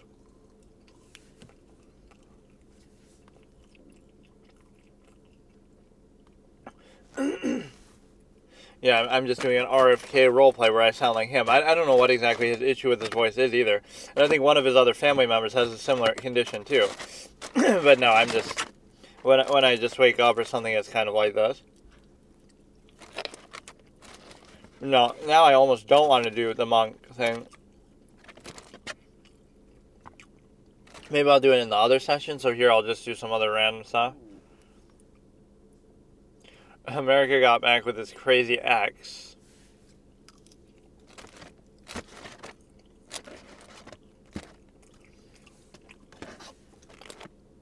But no, I feel like people are still missing the important lesson from this. The Democrats are still insisting upon their own standards and saying, oh, well, that just means half the population is crazy or something. It's the fallacy of treating something as a marginal that's not. Like,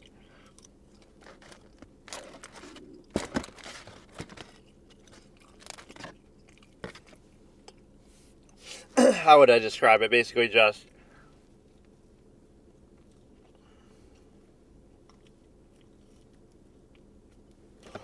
it's like some sort of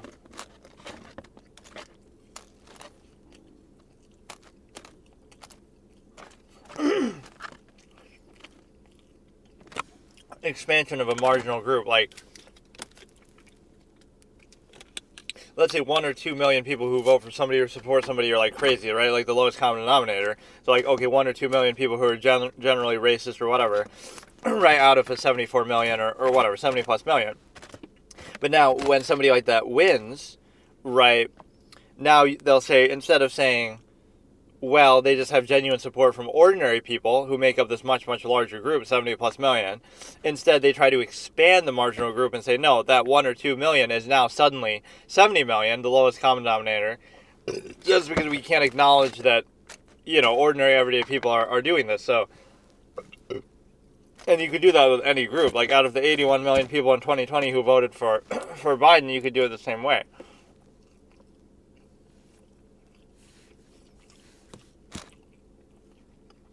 This is sort of unexpected because I was hoping to... I don't know. I can do it in the later session, I guess. And I gotta get some fucking batteries then.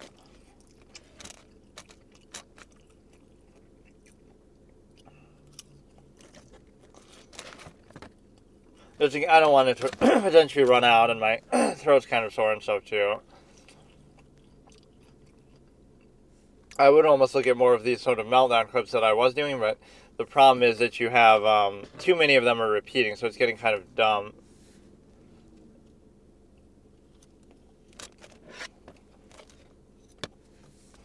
This is a good clip where Piers is questioning somebody about Obama.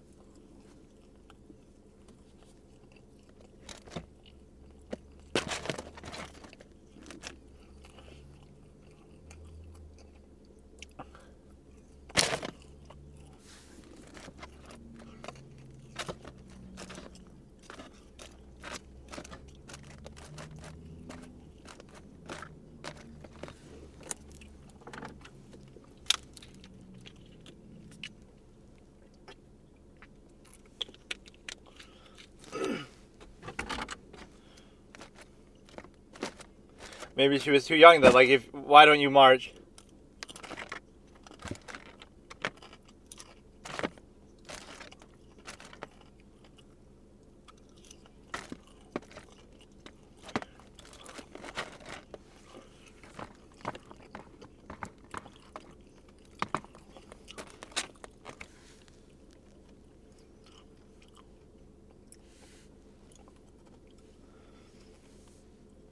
Where was you protesting against Obama? I protested against Obama. Yeah, he was just projecting and assuming that. That is a really funny clip. I'm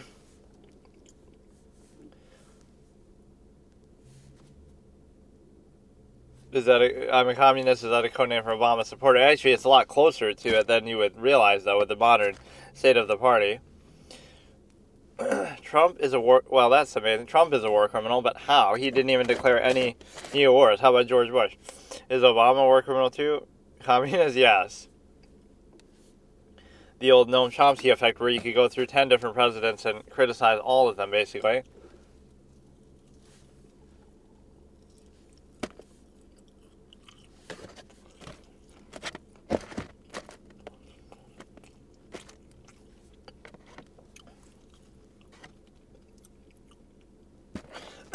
But no, like, the definition of liberalism has changed so much in terms of, by definition, liberal means, like, accepting or allowing, right? Being an accepting, allowing of stuff. But it's turned on itself, where it's taking itself maybe too literally in definition, like, where you have,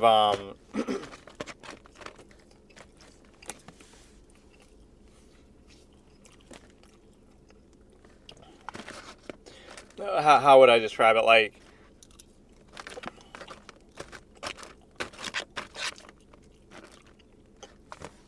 you're liberal, which, again, would mean accepting or allowing, but now it's like,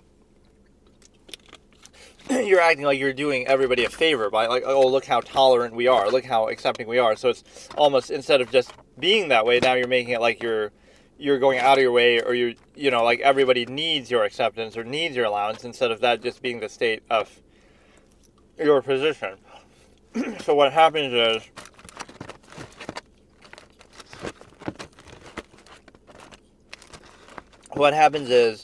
now it goes to the other extreme, where it's like, let's prevent other people from, like, for example, let's restrict somebody's abilities and freedom, like freedom of speech. Let's restrict that in the name of believing that we're being so accepting or allowing of certain groups. Like, so anything somebody says is somehow against a particular group, right? So everything is racist, homophobic, sexist, whatever, right? So now we'll use that to curb other people's right to speech. And so we think we're being allowing, like, look how accepting we are of all these other groups, all these minority groups, etc. But in the process, we're shutting down everybody's ability to speak. So you're sort of inverting it on itself, where you say,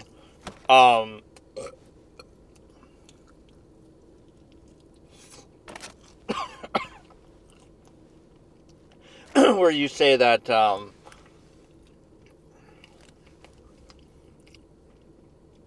you're basically able to consider that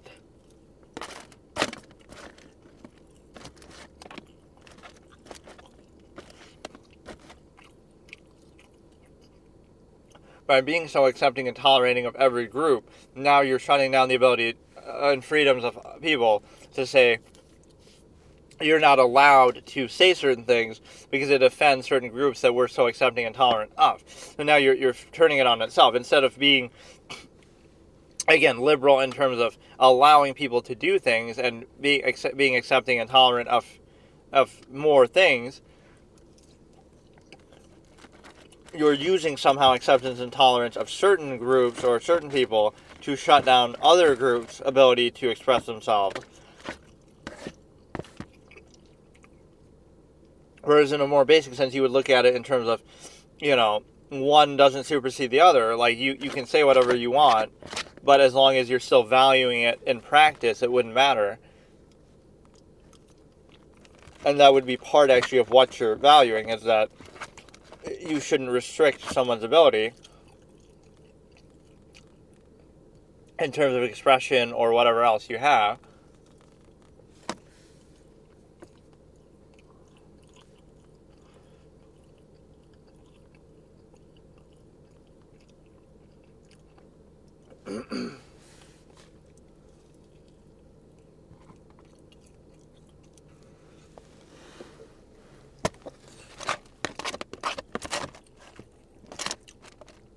But no, I'm impressed how smoothly the whole thing went over, because now they're saving, like, the House for all the potential rigged shenanigans, which in the end doesn't even really matter, but it would be cool to see them have the majority in every area, because it almost feels deserved, because it was such a big wave. But now they're almost saving, and it happens to be happening in like California and stuff, where, you know, just somehow it takes a week to count. This is exactly what we have an example of. So I'm glad that at least everything else was counted much quicker, as how it should be. I don't understand how it can take this long to count.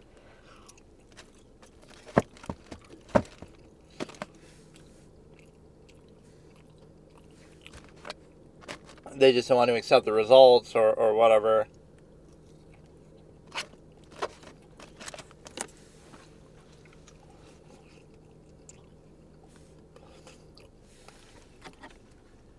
But that is a consistency issue I always bring up. Like,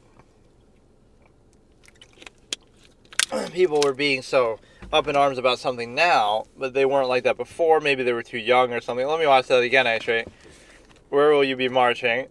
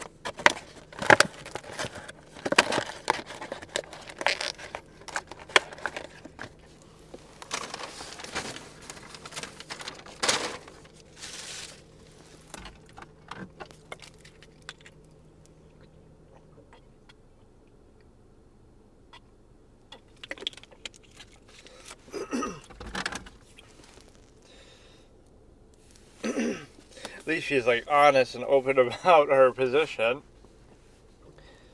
Let's see. I don't want this to run out in the middle. That's why I'm not doing it. Let me think.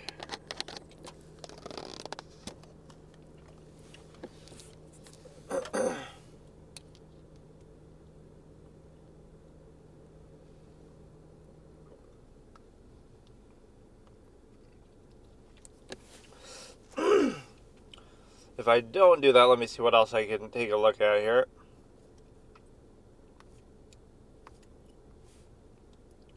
I'm kind of sick of the trial stuff, but there were still some titles I wanted to use, and I would do it just for that reason alone. But then it feels like the majority of that video, that's going to be like 9 or 10 hours, has to be that, which is going to be hard. Socialism is when the government does stuff. The best argument against it that I always would make is, you know, you have all these problems that are caused by people in politics, right? That people would say, you know, oh, look at all the bad things the government does and all the problems it causes for us, right? So now what you're doing is, in the name of trying to make things better, you're saying, let's take this incompetent government that already causes so many problems and give it more power, because now, in addition to political power, they'll also have economic power, like more, you know, tremendously more than what they already have, in a way that you'd say, well, look at all this evil that corporations do, and look at all this evil that governments do, so let's combine them together and give the government total power, both economically and and politically, and we're just going to trust that that's going to work out okay. And the larger the country is, the larger the population is, the worse that turns out. And the, as if that's really a good criteria and standard to follow.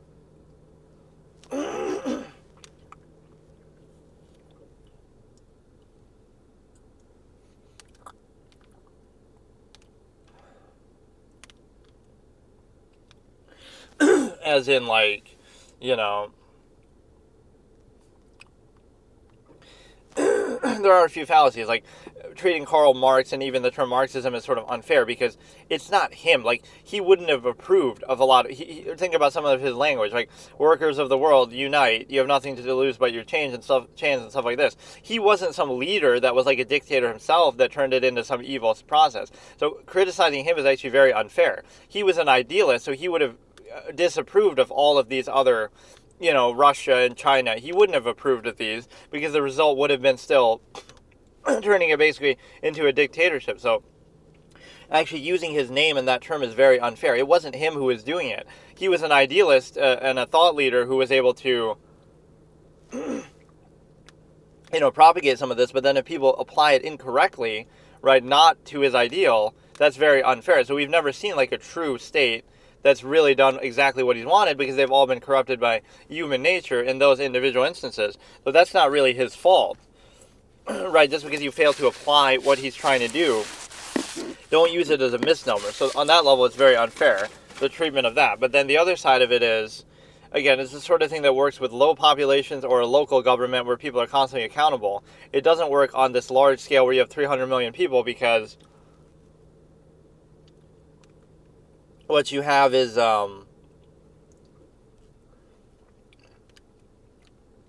you have the ability to consider that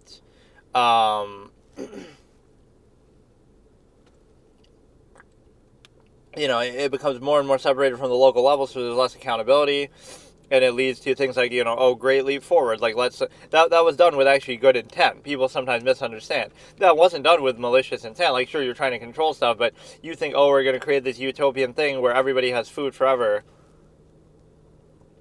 and it leads to people starving. Or even this is a straw man fallacy sort of thing that people always do. Is like, socialism is when poor, right? Socialism equals poor. It doesn't equal poor. It means that nobody is poor, but it also means that nobody is rich. So when some of these people like Hassan are met with that, they don't understand. Like, he would be paying 90% of his income in taxes, and he still wouldn't be poor, but instead of making $3 million, let's say, he would be making $300,000 or something. So he'd be making a lot less. So yes, you wouldn't be able to buy that fancy luxury house, and you should be setting an example and donating it or something. So, like, it doesn't mean that you're poor, but it also means that nobody is actually rich, because people who are making substantial amounts of money would have to be giving that money into these social programs, either willingly or forcefully by the government. So I'm not saying that's even a bad thing, but don't pretend like, the very same people telling you that, this would be a good system are the ones who are not really doing that, because, you're taxing people for 90%, certainly the wealthy. Where else do you think you're getting all this money for these social programs?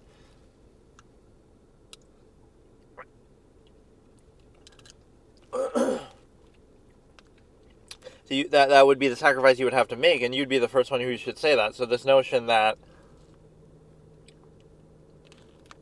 like Hassan's a millionaire and he's got this nice house and all this kind of stuff. I wonder what he's actually saying now. Maybe I should do that. But it wouldn't be. I guess I'd have to look at his channel thing, because looking at something on a stream video isn't going to work, because then you can't match up exactly when it was.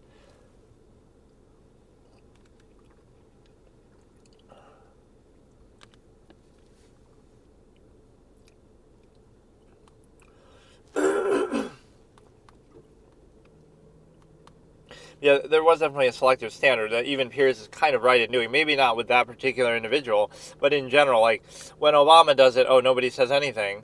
But then, when Trump does something, they freak out. Even by the same standard, so it was awfully convenient framing.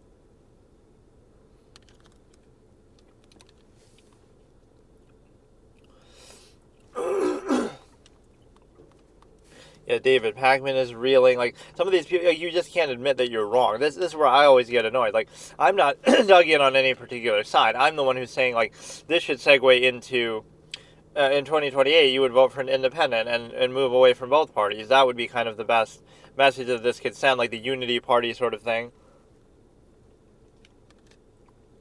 This allows people to think for themselves a little more.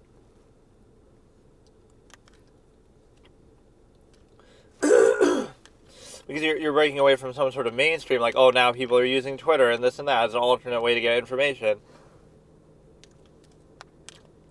as opposed to the same, networks that have obviously been so disingenuous.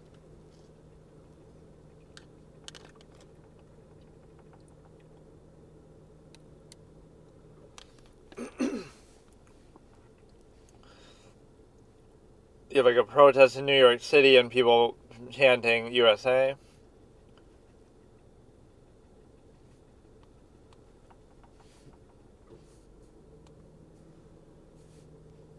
Or no, yeah, don't even tell them to go away. You can have them there then. Put them all in New York City and see how they like it. Like, as soon as you bust them over, then they get freak out.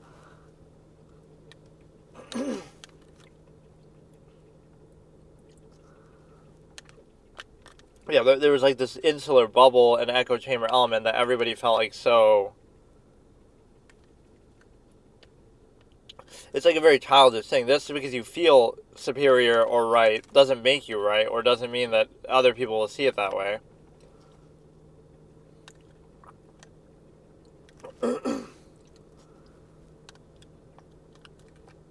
So based on media perceptions, you would have always said, oh no, in 2016 he had no chance.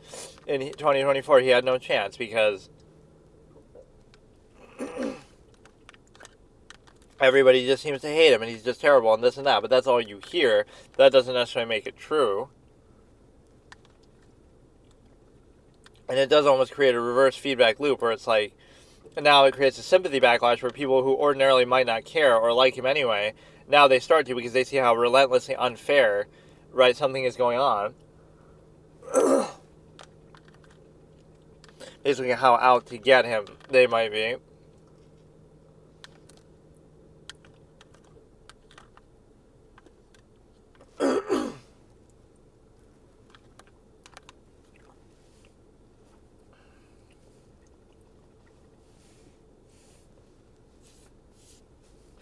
Let me see if I can find something here.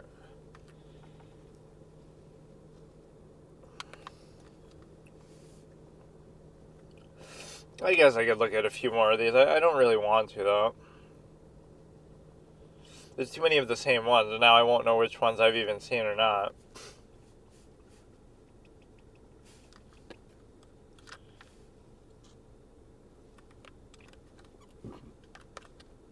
I'm trying to see if some of them actually make good arguments or not, too.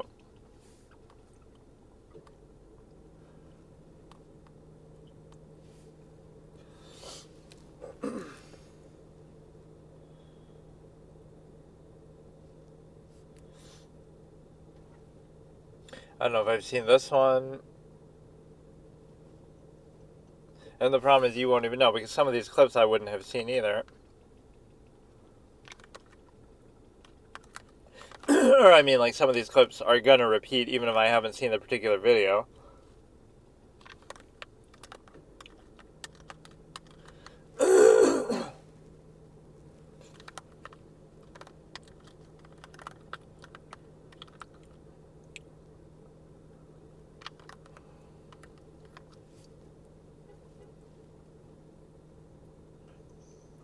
But no, a lot of these are women, too, for whatever reason, but it's not like a lot of women didn't vote for him anyway. But no, I like using that as sort of the opposite framing. Like, is this person so unremarkable that the number one thing you notice about them is their race or gender? Like, they're so, that's the last thing you should think about if it's actually somebody worthwhile. Because that shouldn't matter. There's plenty of people of those same identity characteristics. That doesn't matter, and you don't even choose those things.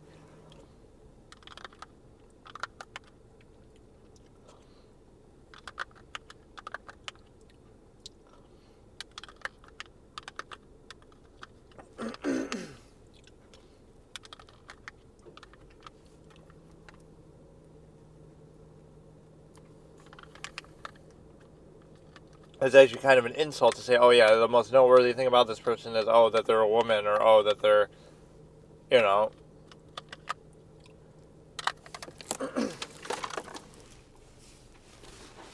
When it's somebody who's been in public service, who's, you know, maybe been successful in business, successful in politics.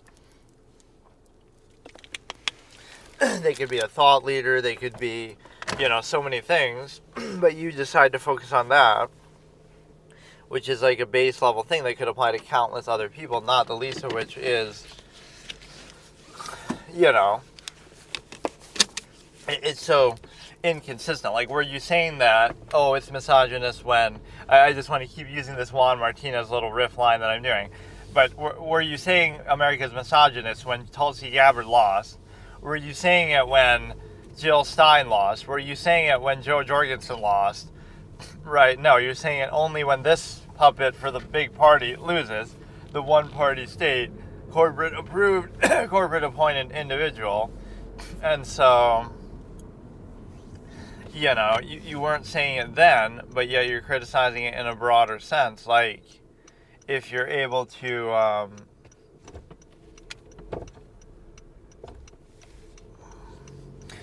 if you're able to look at it from a perspective that, I'm honestly just doing this because I either don't have battery, so at least if it dies and I'm doing this, it's not as big of a deal. I don't want to ruin that shit just from this alone.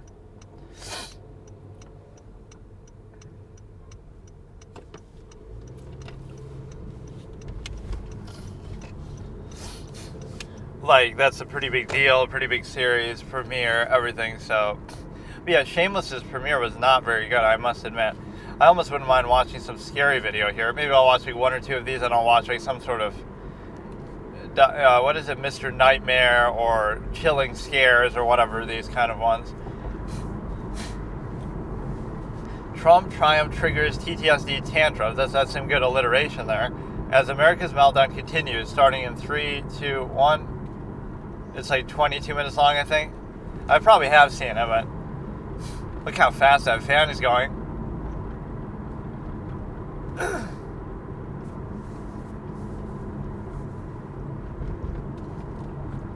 lot of women threatening to withhold sex as if that should have anything to do with anything. It's a good reaction. Or abortion is going to be banned, so let's stop having sex so we don't have to worry about having abortions. Wow, what a good reaction to that. Oh, now he's giving commentary, though.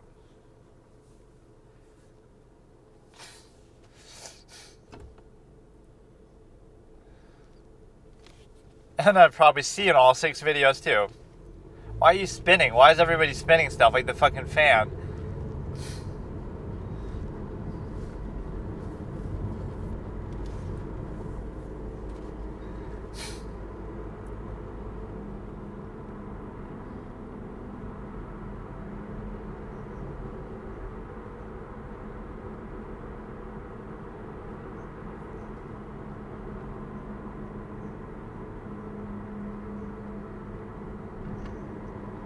Oh, we just saw this one, though. Show this later.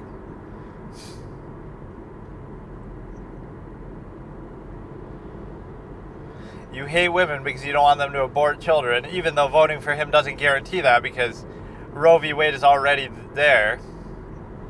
It's already gone.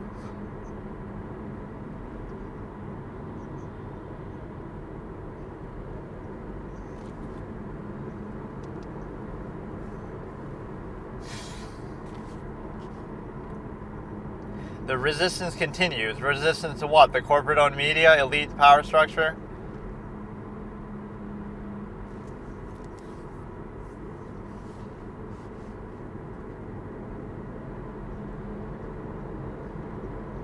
Oh, now you want to talk policy.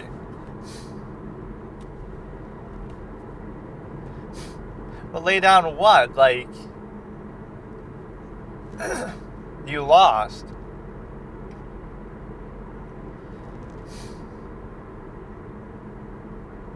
But you can't admit that you were wrong or self-reflect. All this identity politics shit. A lot of them voted for him, all those identity groups. I'm not so sure about the LGBT side, but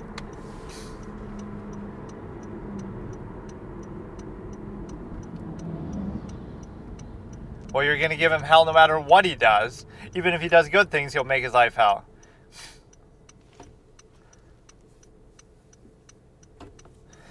Almost like this is what you should do with every single president ever. But the problem is you're saying this broadly. You'll do that no matter what he does, just because you're delusional.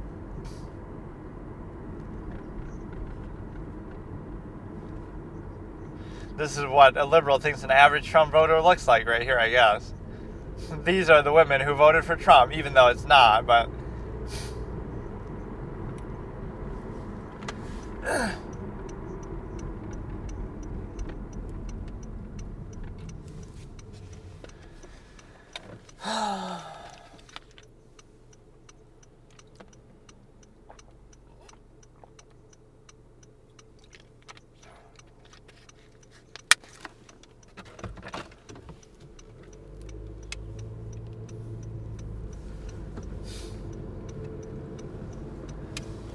So you're dealing with a bad breakup. Have some wine and ice cream.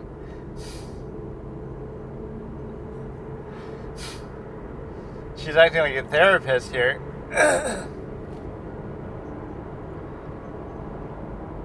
Giving a crisis number. You're literally a therapist. Wait, where's the rest of the number? 988 what? Or is that just the whole number? Yeah, go call them and say, I'm having a crisis over the election. They just hang up. Like, we got more serious shit to worry about than that. But no, I like that last guy. We should hold him accountable if he does something we don't like. Yeah, like you should do that with Joe Biden and Harris and everybody. You should always have checks and balances and hold everybody accountable.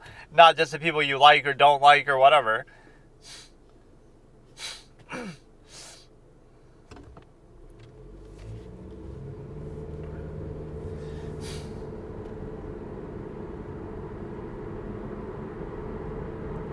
But no, there's always this impression that, this media impression that he could never win, he's never going to win, stuff like that.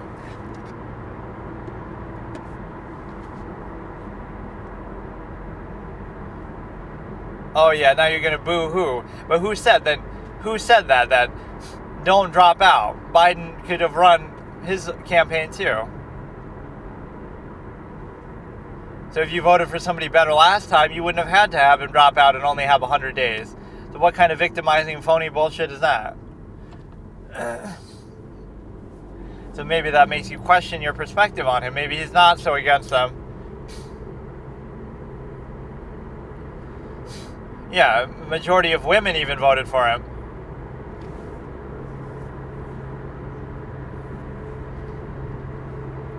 Doesn't this make you question your own judgment a little bit? Like maybe all this propaganda isn't quite right.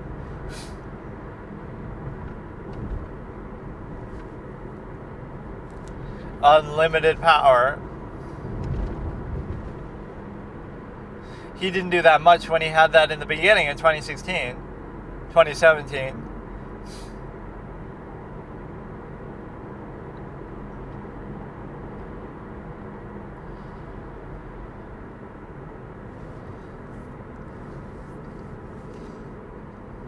I don't know about that. He's just deporting people randomly. Just everybody. Just deport everybody. That's what you get if you get a Native American president. Everybody who's not Native American, let's deport them. Fuck it.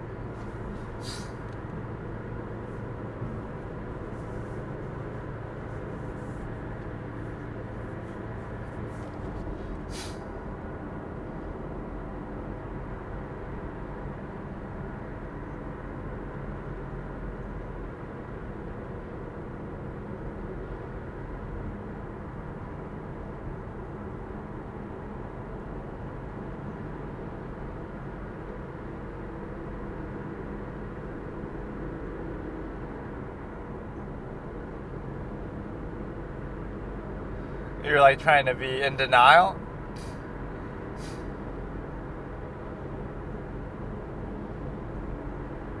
You got some kid yelling in the background. Look how dramatic you are, dude. It's just a fucking election, dude. It's just a figurehead. This guy will have 1% impact versus 0% impact.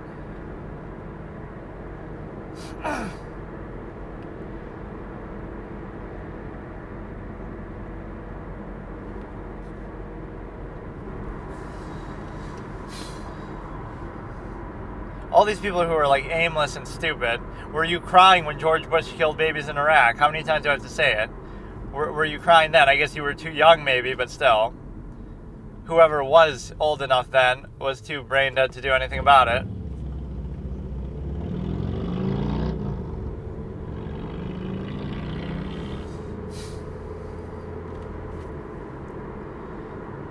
Okay, let's watch like maybe some other thing, scary video or something.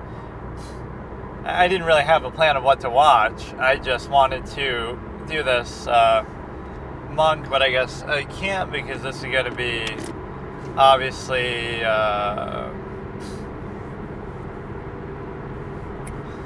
it's going to be a case where just in case the battery runs out, I'll have to get a fucking pack of batteries. I just forgot to change it when I was at home before I left. So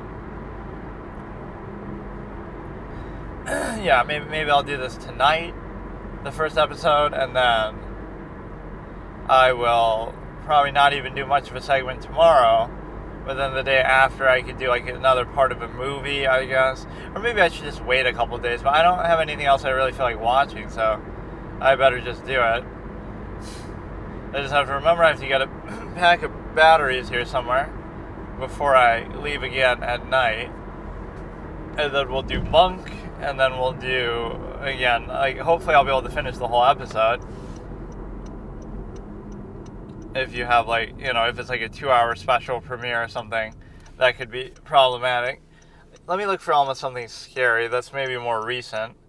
Like, well, first of all the orientation on this shit always changes. So you have,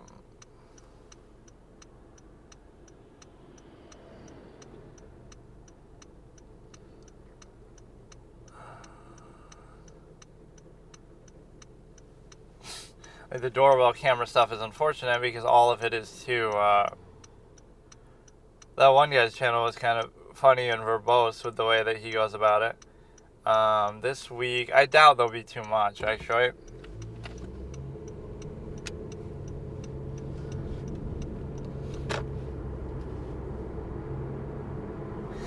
But no, let's discuss some topic of like desensitization. Like, you realize that if all it takes for you to not value society or social interaction or people is like, oh, some exposure to media, escapism, whatever, entertainment, maybe that just reveals how flawed they are. Like, why would you prefer that over them if they're truly better? So in other words, it's the same thing that people say about like porn ruined my relationship. Like, if that's all it takes, it's two things. Number one, sure, a lot of it's sort of fluffed up in fantasy, so you should be able to separate fantasy from reality. But number two is, if that's all it takes to reveal the artifice of your own process, maybe that's a good thing. Like, it's showing you that what you're doing isn't exactly as valuable as you're pretending it to be, just because it might be useful or functional for you to pretend that, just for society's sake. Like, pretend it's absolute so you don't have cognitive dissonance about specifying the stimuli acme and to one person and creating a family system that's ideal for society to control, etc. Like, there's the functional basis where you pretend things are true that aren't true. But then there's the inherent basis where, oh, you realize maybe the fallacy of all those values. So it's really just the inherent versus the contrivance response, that you're pretending like something is so that isn't so. And if you do that, then you have a case where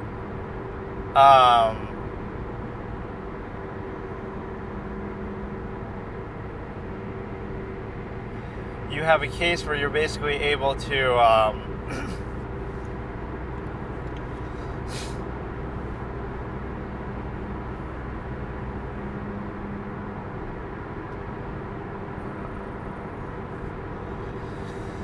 say that, like, oh, if that's all it takes for you to not value something, maybe there's a reason why. Maybe that's a deficiency in the process of the social contrivance, not the fault of all this external influence, because if that's all it took to reveal that, like, why would you prefer that, right? Why would you prefer that over something else? So let me look up some sort of scary video, as if those liberal meltdowns weren't scary enough, but in a different way. But it's just too narrow. Like, I'm glad that you're all passionate about something, but that's not really where it's at, dude. Like, don't give allegiance to one party. Even Trump was, like, not the Republican favorite originally, so he's kind of different. You could say he's assimilated with their interests to some extent, but, you know, it's fine. All the hysteria feels very weird, because it wouldn't be necessary either. If you just want to talk policy and you have better policy, it shouldn't come down to all this, like, oh, he's racist, he's this, he's that. Why not just, like, okay, you have a better plan than him, and the way to show that isn't to go the absolute opposite extreme, where you're almost trying to see how much you can get away with. Like, let's try to let in 20 million people illegally from the border, and, like, what the fuck? Why couldn't you just be a normal president this last 4 years and have normal policies? If you did that, you would have been fine. But instead, you're trying to go above and beyond and do all kind of crazy shit. So this, I would have seen all of these. Anyway, doorbell camera. It's very hard to navigate this when you're driving, which I really hate doing, but... Okay, dude.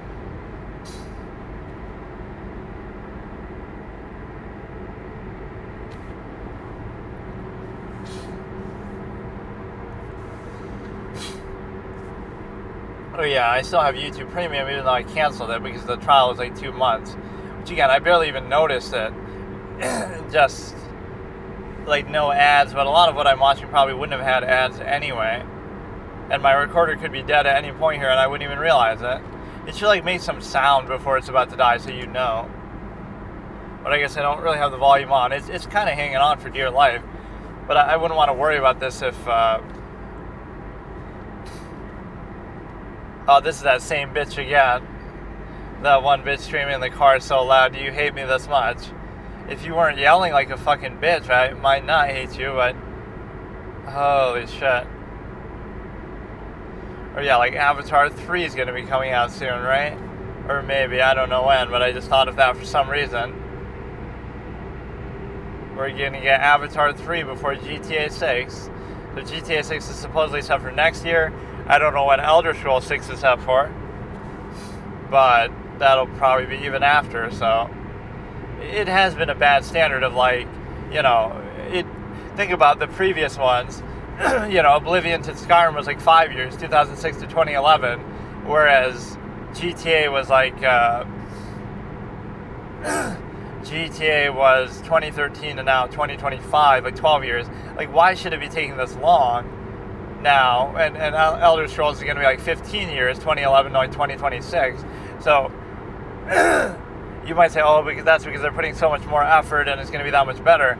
But it's partly because they're going to milk all these online services, like, you know, they're going to milk the online, GTA Online. So they made so much money from that, they didn't even feel the need to do single-player DLC like they did for the previous one, like Ballad of the Lost and the Damned and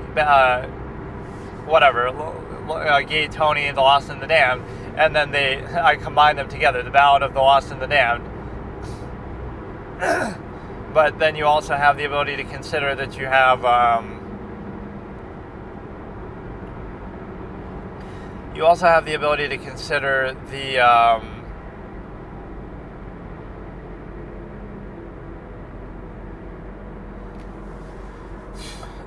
like, even for Elder Scrolls, they were kind of focused on all these other kind of games like Fallout 76 or Elder Scrolls Online, even though that's kind of ZeniMax and a third-party thing. It's like they were trying to milk their IP as much as possible, Elder Scrolls Legends, so the priority wasn't clearly on the number one spot of trying to be what they are, like just trying to make the next one in the series, because it normally has taken them a lot shorter period of time to do a lot of that. Like, you know, it's usually 4 to 6 years at most that we'd be looking at between sequels. So I'm not saying you got to churn them out, but it's very odd. Like, you've literally waited like 15 years for a fucking single sequel to a game, which is very odd.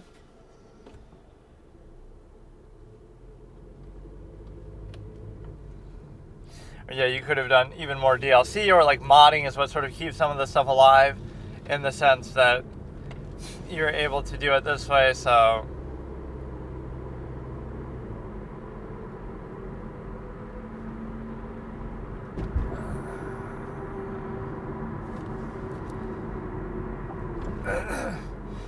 DWI sign, you can't afford it. How do you know? I can afford anything. What if I'm a fucking millionaire? I can afford anything. I'll bribe the judges.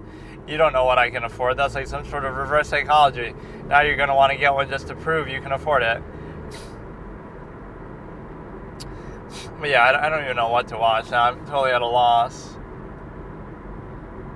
I've seen maybe too many of these already. Let's just listen to some music and talk about some other topics. This is that same thing.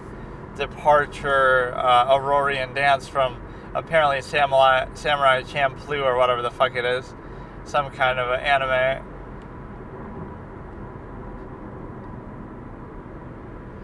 But no, people are too narrow with their perspectives. Like, you really think the outcome of the election, and you really think the corporate-owned media are the good guys, like, oh yeah, of course, CNN, NBC, ABC, Washington Post, Facebook, whatever, they're the good guys.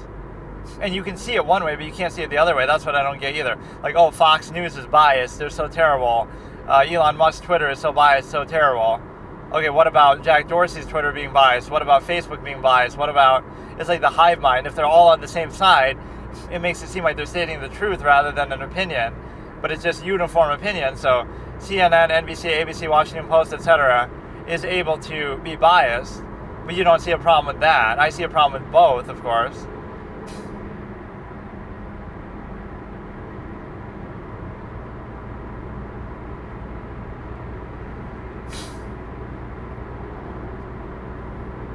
Yeah, I like that one time when I tried to play chess like this too. Like all these kind of games that you could potentially play in your car with your voice. It does seem like an interesting thing. Anything that's like a choice game, strategy game, anything where it's just turn-based.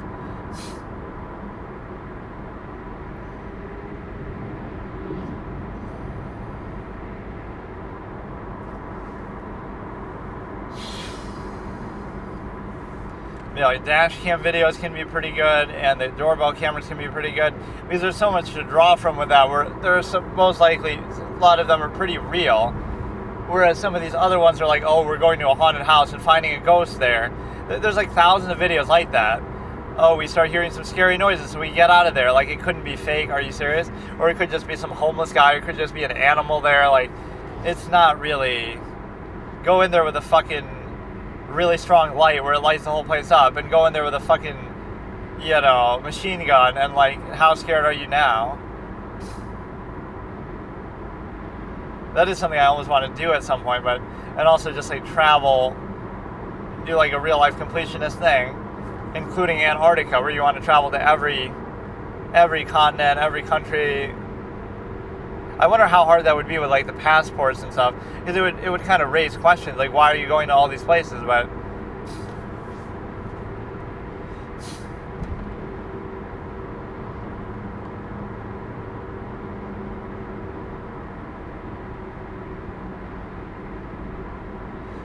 yeah, like this is how the initial mind operate, is just like everything is on a base level. Like it's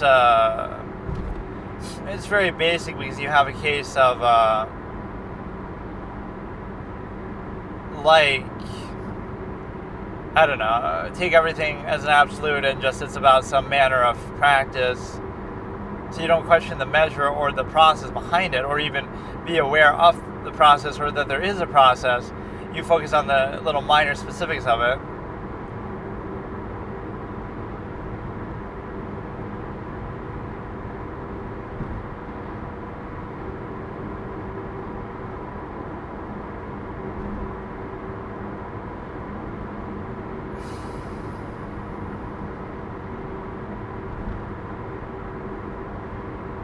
This seems like it's going on longer than I thought it was going to. But yeah, this is just an unfortunate session. I'll try to get the battery now, and then I'll do the fucking monk later tonight. That should be fine. My voice is kind of a little fucked up this session too, which I don't know if that'll improve that much, but I don't really know why even that much. We get the memory reboot thing now, which is using a lot of those YouTube edits. he's gonna die, you can't possibly save him in time, I have no choice, and then it'll show him actually save them and that he's a hero or something. He's just like this uplifting sort of edit style. One of these edit templates is actually kind of dark though, because it'll be like some little girl says, "Oh, please help me," and then somebody's like smiling with an evil smile like, "Oh, I'll help you, little girl, I'll help you, all right."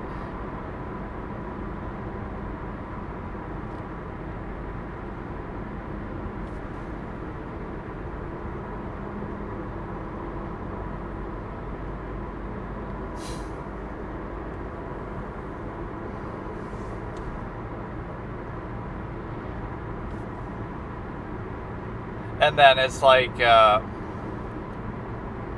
end up killing them or something, so it's kind of a sick portrayal style of what you would have there.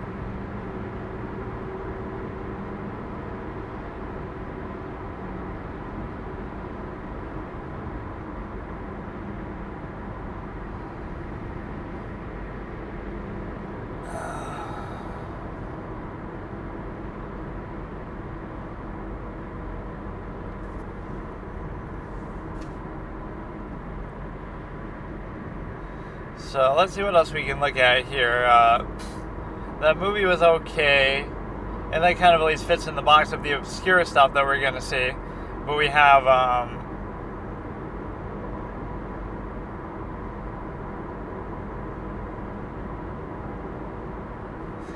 yeah, some of these edits are a little fucked up. Like, it'll be that element of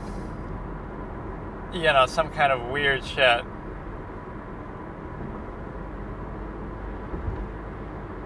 I don't know, Sterling kind of style stuff, like, oh, this person's dead, and they just don't know it yet. Or you're sort of reveling in their suffering in a way.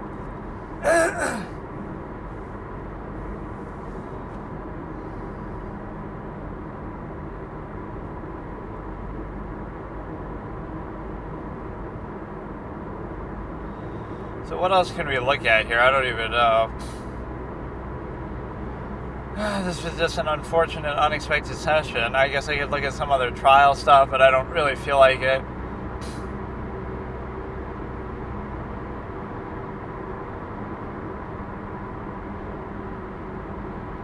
What else do we have here? I can't even think of anything. This thing is lasting like a trooper, though. I almost could have done it, but I don't want to take a chance on it. Actually, I don't know what happens if it gets cut off either. Maybe I should end it deliberately so it doesn't fuck up the whole file. Like, I'll end it now and then restart it. Yeah, so like now by restarting it, maybe only the second part would get fucked up. I feel like it's still fine. It'll just cut off the end of it, or I feel like that's almost never happened where it actually dies outright.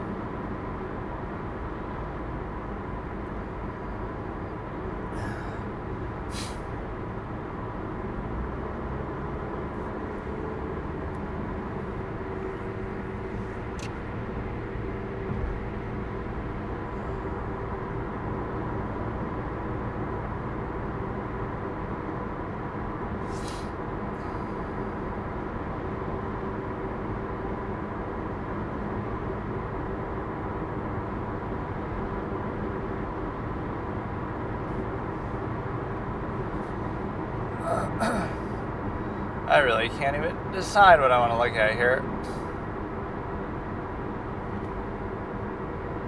But this is a different song, Arrowhead. Or I think I saw this one before in some autoplay where it's showing like the big colorful street with the pink sky. Kind of a nice image.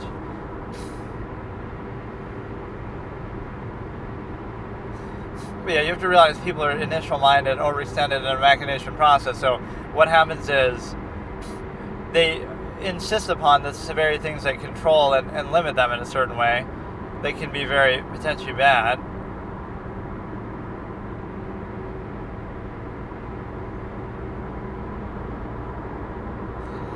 Right, you kind of do it to yourself, so it's not really even a struggle.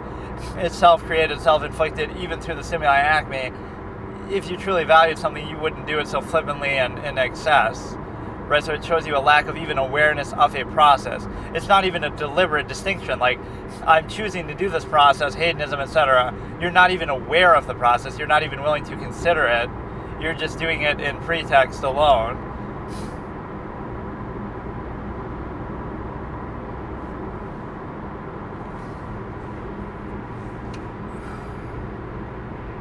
right? You're just kind of doing it. It's the non-choice reaction insistence kind of fallacy of being able to, just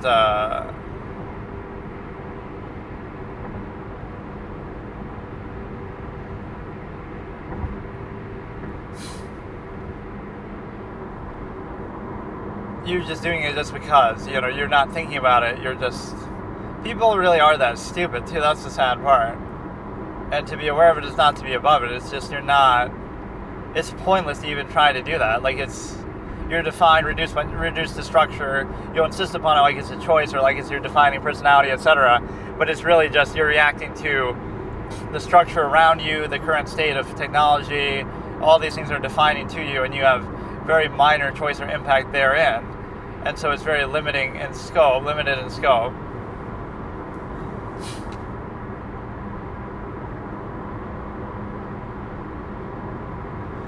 And so, what else is there to consider? Basically, just the fact that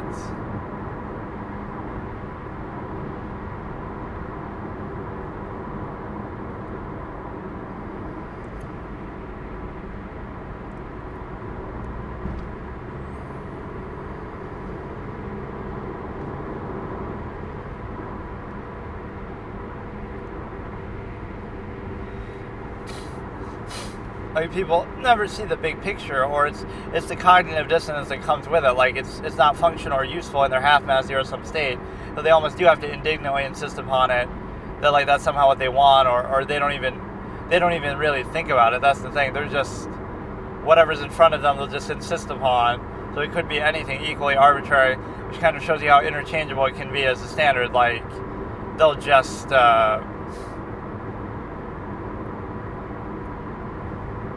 they would just do it no matter what, right? You could be born in Nazi Germany and you'd be a Hitler Youth member. You wouldn't think about it critically. You wouldn't have any standard.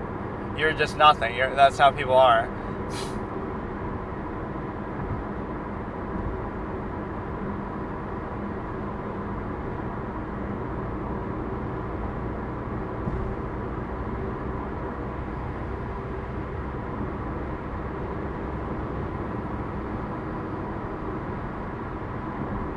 So what else do we have to consider? Like the fact that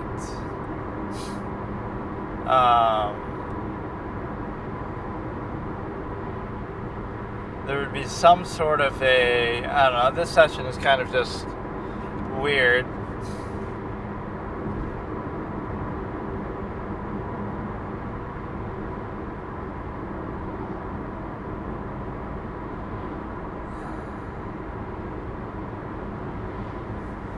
The song is pretty good though, all things considered.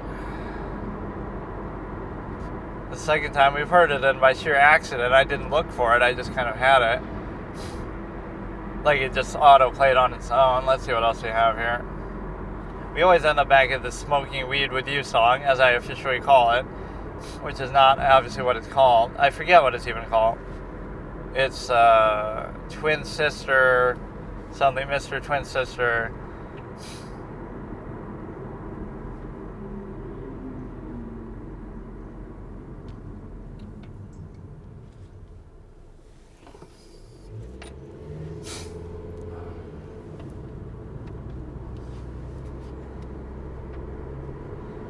Yeah, this is a pretty good song. I've listened to it a lot on loop.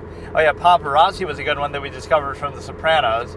Not that it's really from there, I guess, but it was used in there to good effect.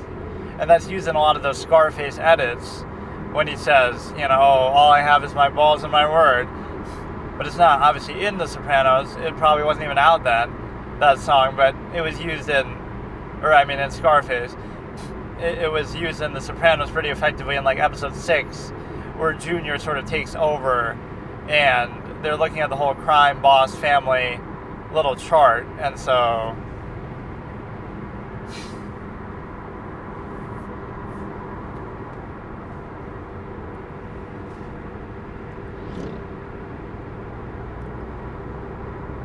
what you look at with that is the simple fact that you have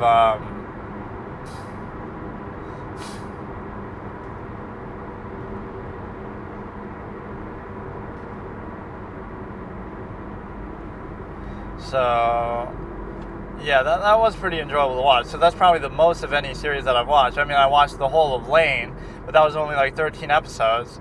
So you have the ability to consider that I watched the most of Lane, but I mean 100% of it. But then with Sopranos, I watched like maybe the same number of episodes. It was like around 13, like unlucky 13, where Tony dies because his mom kills him because she's so smart. But the other side of it is the fact that ended on like other criteria, like a win condition, lose condition of the formats that I was doing. And beyond that, you have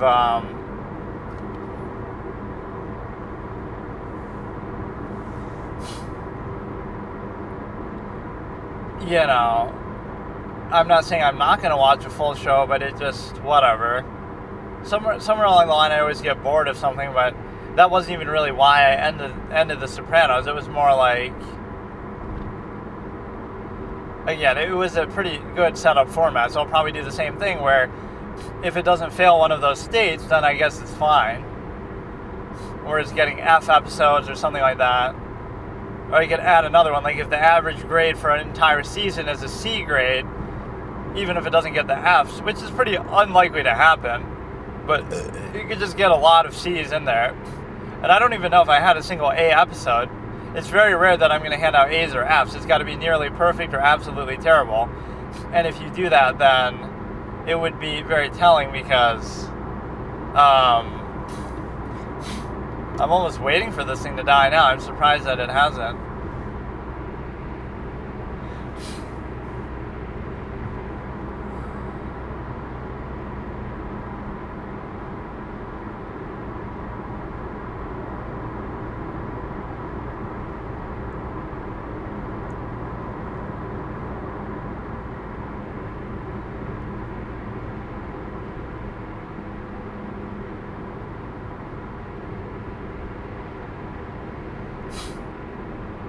Yeah, let's listen to Paparazzi now. So it's instrumental. It's a really good choice for a song, what they use there. And of course, it's they could have used the non-instrumental version too. So it was a good decision what they picked. It's sort of been immortalized as that through that like that scene is very much associated with the song, right? Even if you go to the song that'll be in the comments.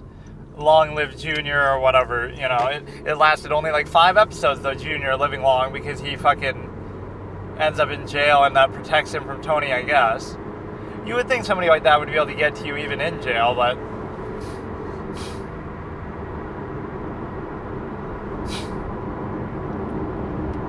yeah, that had a lot of good character dynamics for sure, and it was within a genre that was maybe pretty rare to find.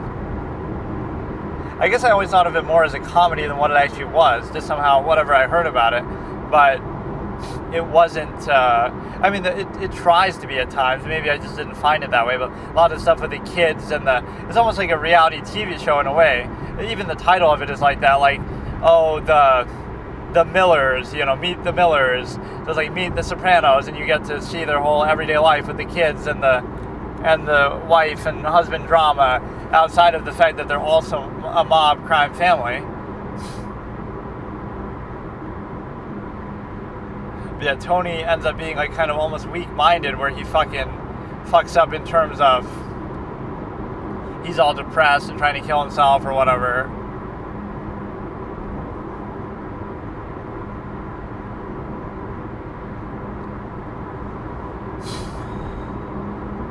I keep having this problem, like, where I wake up in the middle of the night and then I can't go back to sleep, so it fucks up my whole sleep schedule and stuff.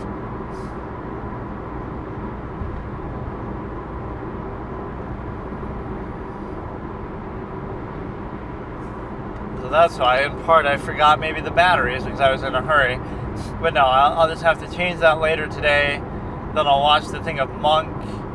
And then tomorrow I might not even do much of a session at all. So it wouldn't be like anything full, even if I do it.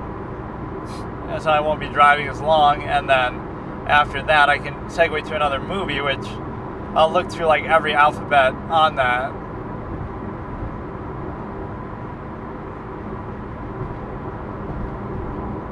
like, I'll go in alphabetical order with respect to this, like, every letter I'll pick, like, one thing to watch, and so that one thing was, what do you call it? The Fourth Republic, so now it'll be the letter A. Whatever just sort of stands out, which unfortunately a lot of these are going to be pretty shitty, probably. Netflix has a real quality control issue, it almost seems like.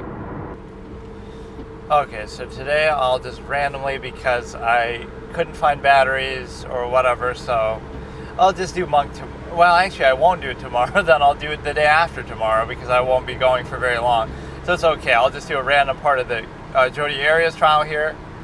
And so it's Jodi Arias trial, day 36, part 1, at 38 minutes and 50 seconds, starting in 3, 2, 1.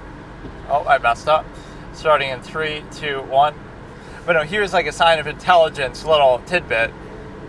If you give people the benefit of the doubt that they understand something, or, you know, that they're actually intelligent, and you don't treat them like idiots, then they'll actually take that as a sign of your lack of intelligence or something like that. Because it's like, oh, you got to explain everything because they're dumb, and you got to reduce yourself to their level to make them feel comfortable and stuff like that. And so it's like, you have to not assume that, don't give them too much credit. Otherwise that's taken as a negative on your part.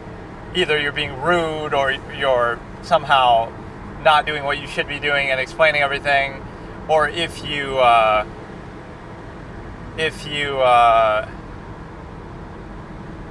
do something else, then it's a case where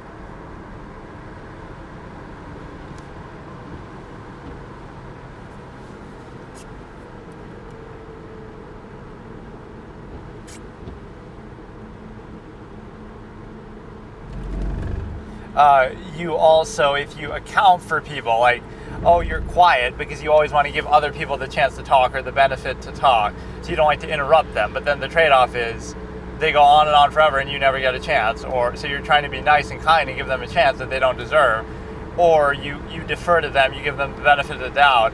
There's no way that these grown adults could be that stupid as to believe in an invisible man in the sky, so there must be more to it, so you give them the benefit of the doubt, but then it turns out that they're fucking dumb. And that also, the other social contrivance element would be that you give people the benefit of the doubt that way, or you sort of even defer to them in a different way, like you just assume too much or give them too much credit, and then it comes back in a negative way, because no, you shouldn't do that. You shouldn't give them that much credit. You shouldn't, you know. And again, people take comfort in that sort of collective reduction. Again, assuming everybody's, you know, inherently a similar nature. It's not the nature that's being questioned, it's the awareness. So do you want to revel and insist upon that nature indignantly, reactively, without really thinking about it, non-choice reaction insistence? Or do you want to be aware of it, try to counteract it, try to have a higher standard, be above it? And there's always like this functional overextension that does happen with that too. Between functional basis and machination process, there's a strong incentive to that element. And so what you also have is the ability to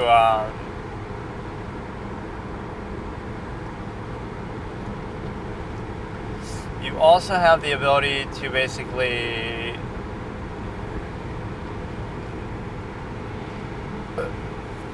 we're kind of in a sidebar moment. I fucking hate this. I go to watch this on a whim, and then of course I get stuck in sidebars. Like, this makes me angry because of course I'm driving, so I can't really, I'm deferring to other drivers the same way that I'm talking about like deferring to other people in speech and stuff. It's like, you always give them the benefit of the doubt, and then, oh, you're the one who seems quiet, or you seem this, or you seem that. Like, I'm the one who's going out of my way and deferring and giving you the benefit of the doubt that you actually have something to say, or I don't want to be rude and interrupt you, but then, oh no, it's my fault for not being assertive enough. Like, are you fucking stupid?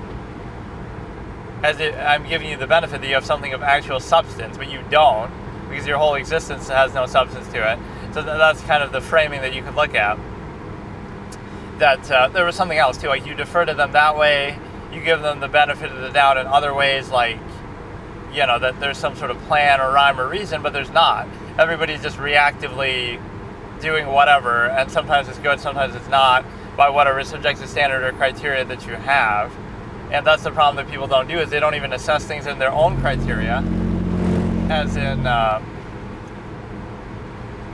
they don't assess things in their own criteria when it comes to, like, they don't even define their criteria, they don't hold it accountable, they don't really think about it, they just don't really think, period. So that's the whole beauty of objectivity. It's not that somebody's telling you what to do, they're saying, like, define whatever your measure in life is, what your values are, what your exact, what do you value, exactly what are you trying to do, exactly what standards do you have, and then hold yourself consistently accountable to it, instead of what people tend to do on an initial level, is like, you sort of hold these general things in pretense, like, oh yeah, of course, this is right, this is wrong, but then in practice, you completely have no awareness of it. Like, you'll just kind of do whatever, you'll just go along with stuff without really thinking about it. Just go with the flow, don't overthink it, YOLO. But even in doing that, if that is actually your measure, then be consistent. So people won't be consistent, then they'll practice things in a half-assed, arbitrary way, then they'll regret it later and say, oh, why didn't I think about that? And then they'll continue to do the same thing over and over. Like, this is what the absolutists would at least do. They would put an end to the cycle. They would not preserve it through the stimuli acme without adequately assessing it. So those who flippantly procreate through the stimuli acme do not have value for life. That's why abortion is actually a good thing in this sense, because at least it's consistent. You realize, okay, people are creatures of convenience and mindless reactionary criteria. So because of that, they end up, you'd rather, okay, just play into that. In other words, yeah, people are going to try to do that anyway, even if you make it illegal. People are going to do it for convenience. And so at least embrace that. Okay, you understand their nature, so let them do it. Let them do it as much as you want. Because you know that element can't be helped, or for now, until people are capable enough, resilient enough in themselves to not do that. In terms of, where they just won't even have children at all, or only in a state that they themselves would value. Like this is like a contract. You want to talk about stimuli acme contract. When you have sex, you sign a document that says, I know that what I'm doing could lead to pregnancy, and if it does, I take full responsibility, and I won't use it as an excuse for anything, and I won't extract any undue emphasis from it, and it's a zero-sum process, and I won't expect any money or help or aid or, societal benefit from it, and then do it. But that's not what it is. In fact, there's a weird incentive that goes along with it too. Whether it be, the government gives you a certain amount of money, or family will help you, or whatever. You'll be like a center of attention for a period. So this element is very telling, because you have longest fucking sidebar. I'm just kind of pissed in general today, because it's so irritating. Like, a fucking battery and all this dumb shit that I have to deal with. You ruined my whole monk thing, so I'll do it on Tuesday then, I guess. It's Sunday right now, so tomorrow I won't do anything. I wanted it to kind of be a special big day, so I don't want to fuck it up by having to worry about all this kind of shit.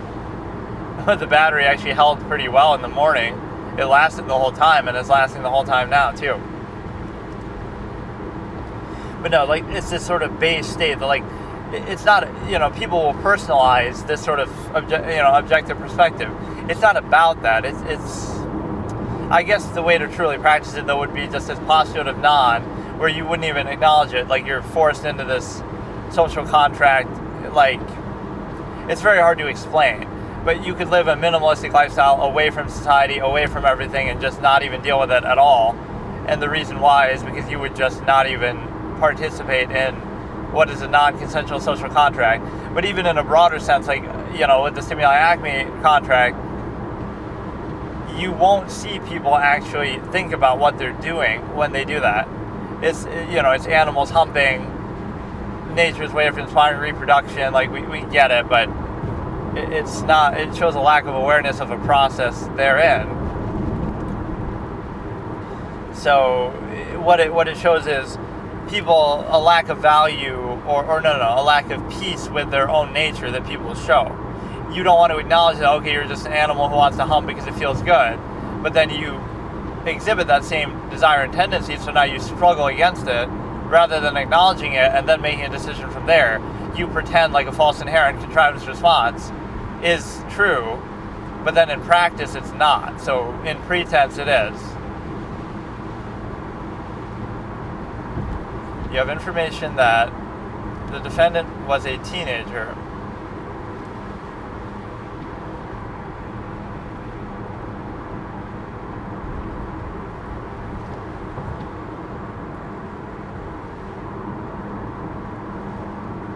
He uses that line a little bit too much, the way that Darrell Brooks says, would it be fair to say? Isn't it true that you say, isn't it true too much?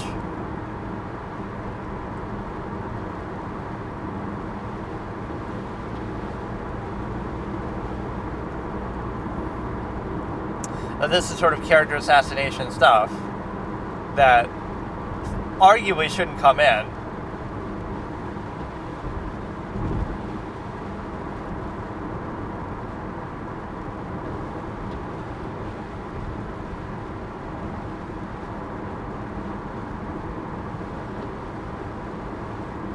But it's consistent, so it wasn't consistent before.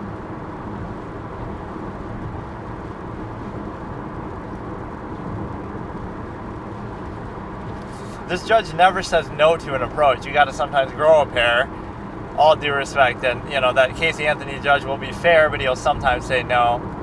And he's very objective, because he's even said after the fact he's surprised with the outcome, but, he didn't try to skew it or spin it too much.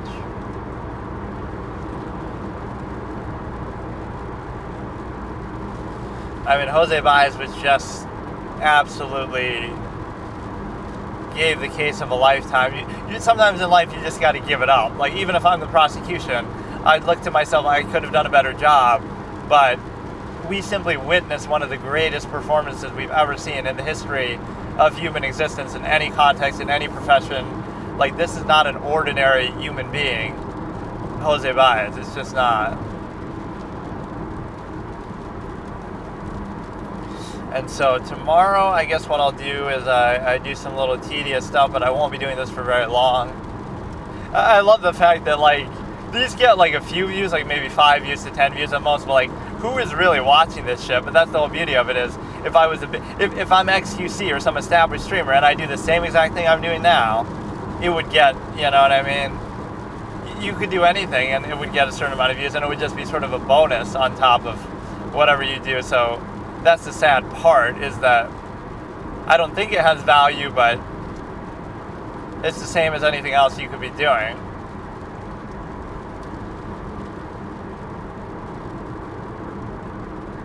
Arizona was, like, still counting the fucking ballots. It's like a week after the election, but they're still counting the fucking ballots for the fucking thing.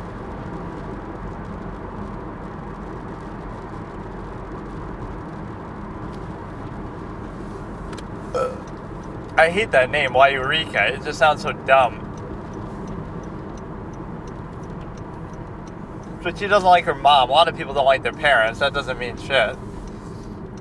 But he's trying to show some family of origin issues or something that would be applied to Travis instead. But that's something he does more with Alice Laviolette.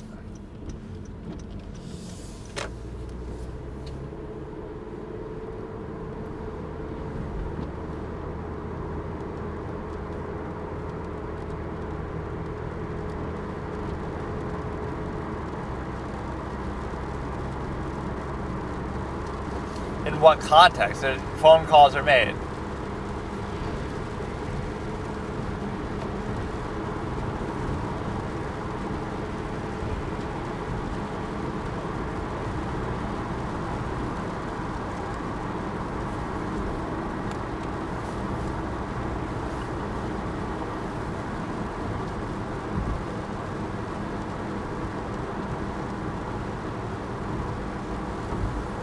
He tries to cop out by saying, well, it's not relevant what the thing is, which maybe to a degree that's true. Like, you could be trying to mask your trauma. That's actually a pretty creative way to explain it.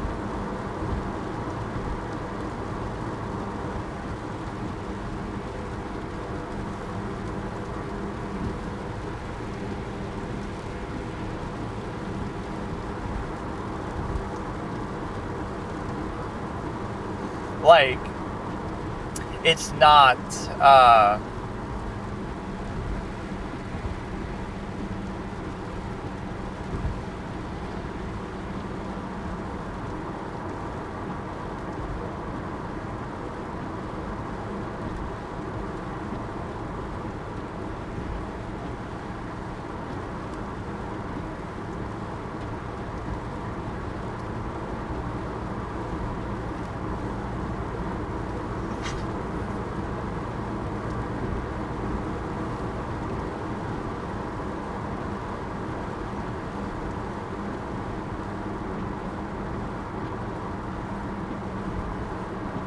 Maybe she doesn't like her mom. That doesn't have to do with anything.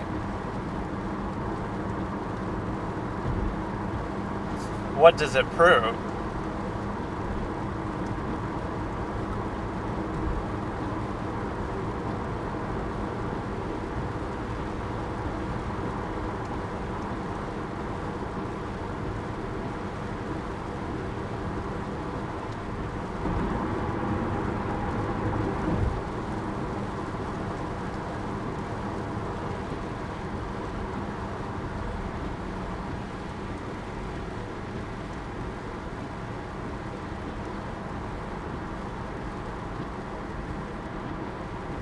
Like, you can lie about what the source is because, my real trauma is that I killed the guy, but I'm pretending like the trauma is just that he died. So that could still be true, but it's like a character in a story that is trying to cover up. They're seeking. It's actually a good thing. Like, I'm seeking therapy. I'm Tony Soprano, and I'm seeking therapy because my best friend died. I'm not going to tell you that I killed him myself for some mob-related reason, or I'm responsible for his death. But I'm seeking therapy like, oh, I'm so sad about his passing. So that's not untrue.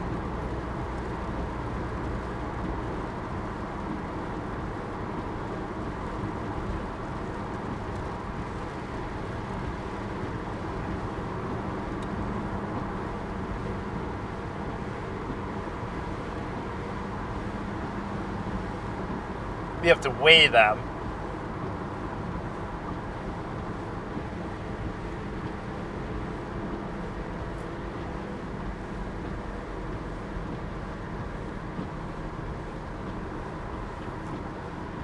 There was no pattern.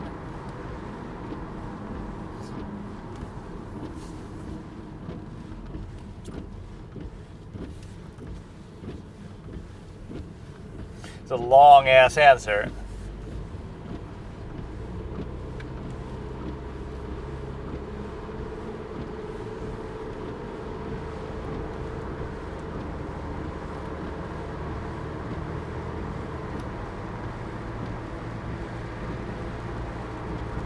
I like when he bangs on the table too. And you can bang all you want.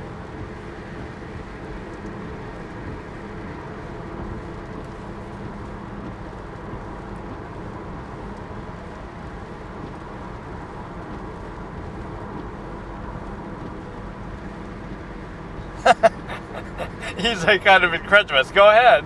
Go ahead, I'm listening. He was about to interrupt him. He gets away with interrupting witnesses a lot, though. A lot. You got to say over-responsive, and I get it because he's in a rhythm and a flow, but most judges wouldn't allow that, so this judge is a little off.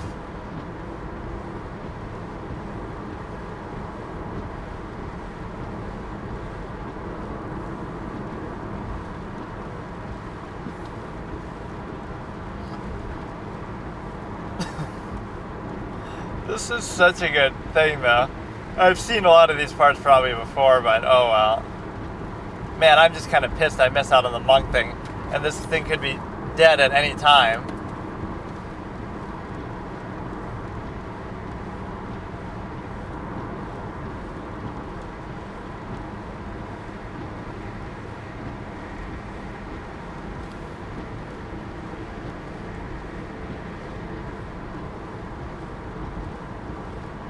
You should do a test that makes it seem... That's so subjective, too. You could concentrate from time to time, like on what? On a test, on a... all these labels, like...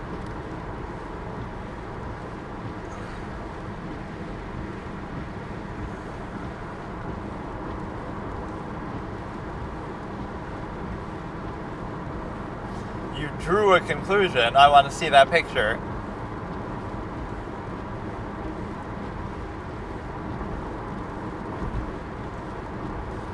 Now he brings up he read the whole Book of Mormon, but that was before.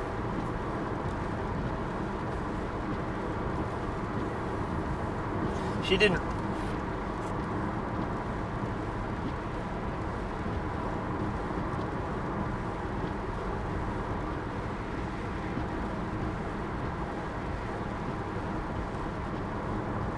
But that was before. Objection, that was before. She didn't read that after she was incarcerated.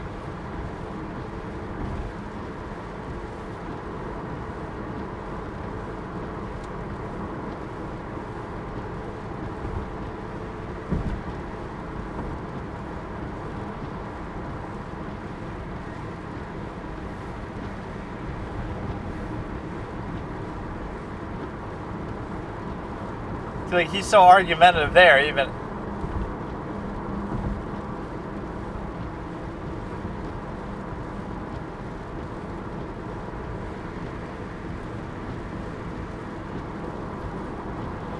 At what point, though? None of this has to be after the trauma. When did she do those readings, though? Did she read that while she was incarcerated, or what?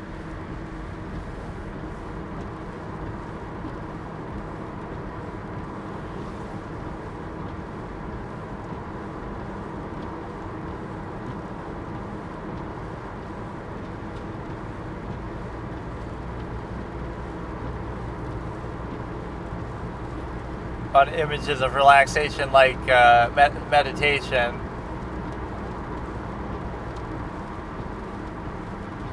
A lot of this could be attributed just to the environment. Reactionary nature versus nurture, like you're in a jail, so anybody would be stressed in a jail.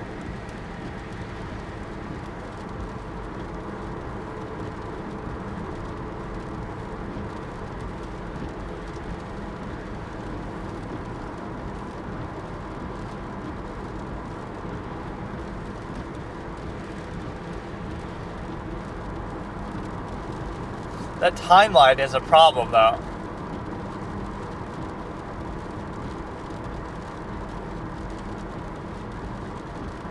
I love that biased judge in the Fourth Republic.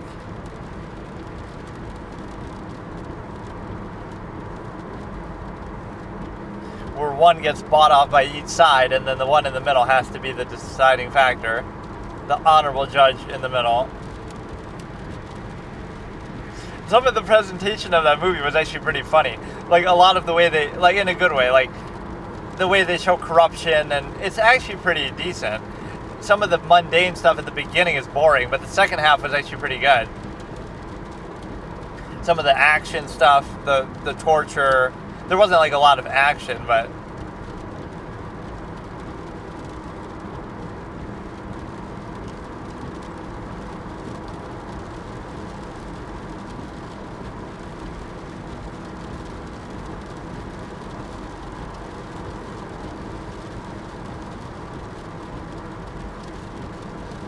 Yeah, she's the one who snoops on everybody else's emails and shit. See, whenever you qualify, she reported to me. She could report anything, right? She's not dumb. She could lie and do things that could be to her benefit. I guess the assumption is you don't really know exactly what might or might not be to your benefit there, but people are always doing that. So when you bring up secondary gain, you don't think people are always thinking about what could be to their benefit? And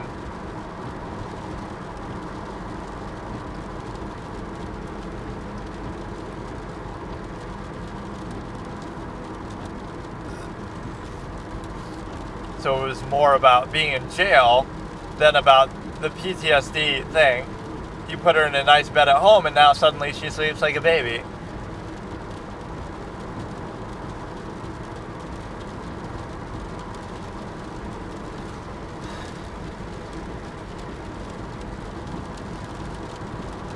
Some of this is like out of sequence, though, the way he's framing it, like the reading of the book. Did she or did she not read the Book of Mormon in jail while she's incarcerated? Maybe she did. Maybe she said that, but I don't remember it. And then, did she read her entire journal while she's in jail and incarcerated? Probably not. Just because she read them at some point in her life doesn't mean what we're talking about here with the thing here. You know what I almost wouldn't mind doing is like I could react to like an NBA game, like a live game, and give running commentary here.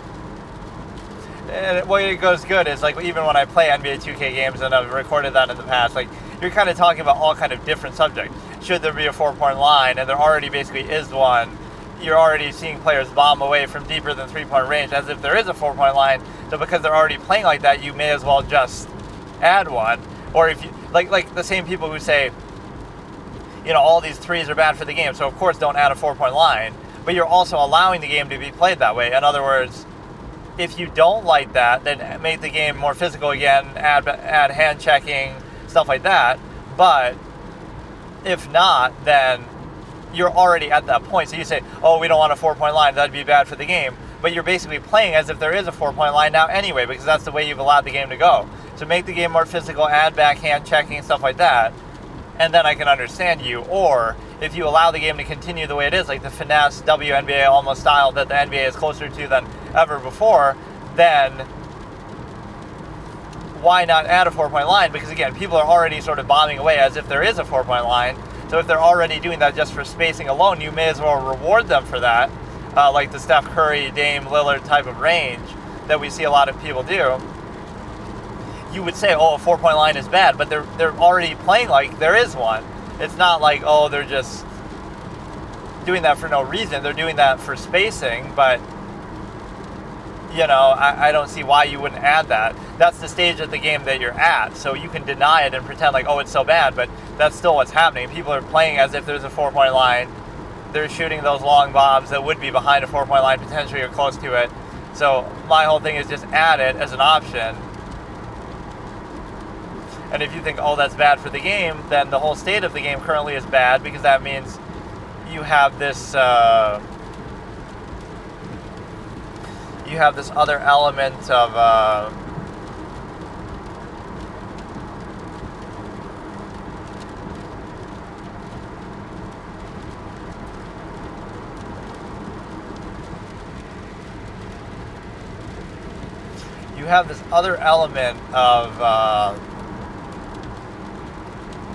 where, again, it's already happening, so by that logic, the 3 points are bad for the game, so get rid of the 3-point line then altogether. Like, this is the way the game is trending, this is the way the players are naturally going.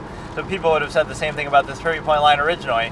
It was like in the ABA, and the NBA didn't want to add it, and then so they were ahead of the curve, and then eventually the NBA added it. So you do the same thing here. You may not want to add it. The WNBA should add it first, and then you can follow suit, because this is where we're at with respect to the simple fact that you're basically able to see how the game is being played. But yeah, you could go into a tangent segue like that, or talk about certain players, but I don't really know too much about a lot of current players. I know so much old school lore about it, though, that's actually pretty fascinating, and I had some pretty good takes on it back in the day. I did very seldom did I talk about it, but sometimes some good topic would come up. Like, for example, the fact of, calling LeBron the GOAT now because he's the longevity king. The inconsistency with that is the only people who can say that are the ones who said Kareem is the GOAT, not Michael. So people would have ignored Kareem all these years, even though he was the all-time leading scorer and longevity king. But now when LeBron does it, of course he's the GOAT. He's the all-time leading scorer. But that's not fair, because when Kareem does it, he gets ignored, and everybody's talking about Michael and whoever. But now when LeBron does it, now he's the GOAT, because, of course, longevity matters. And I always say my criteria is as follows. 50% is peak performance. This applies to like sports and most other things. 50% is peak performance. How good were you at your best, right? Just how good were you, period, right, in your best state. 25% would be longevity, and 25% would be other things like accolades, intangibles, achievements, leadership, team skills, like all the other areas, right, that could factor in. So the most important thing to me, again, that's why Wilt Chamberlain would be number one, because 50% of his thing would be peak performance, where he averaged 50 points and 25 rebounds for the season, and over 40, and nobody else in the history of the game has averaged over 40, and he did it multiple times. And he was an insane rebounder, and he got a lot of block shots, even though they weren't recorded. So there's nothing you can say. Every era is relative to itself anyway, so you can't even use that to discredit him. So that would be peak performance. Then 25% is accolades. Not the greatest for what he should do. He has all the record book statistics, but he only won 2 championships, so that isn't the greatest. But still, his other records and stuff are very impressive. And then longevity, he was okay, but kind of, he did have some minor sort of injuries that held him back a bit. Then he's with the Lakers, and I don't think people realize how good he actually was, though. People try to discredit it, like, oh, the era, this or that. Have you seen, like, George Mirasan and Manute Bol and stuff? Like, they have a bigger height advantage on the league than Wilt did. Where is their 50 points a game? Right? That's not how the game works. And also, the other issue is the fact that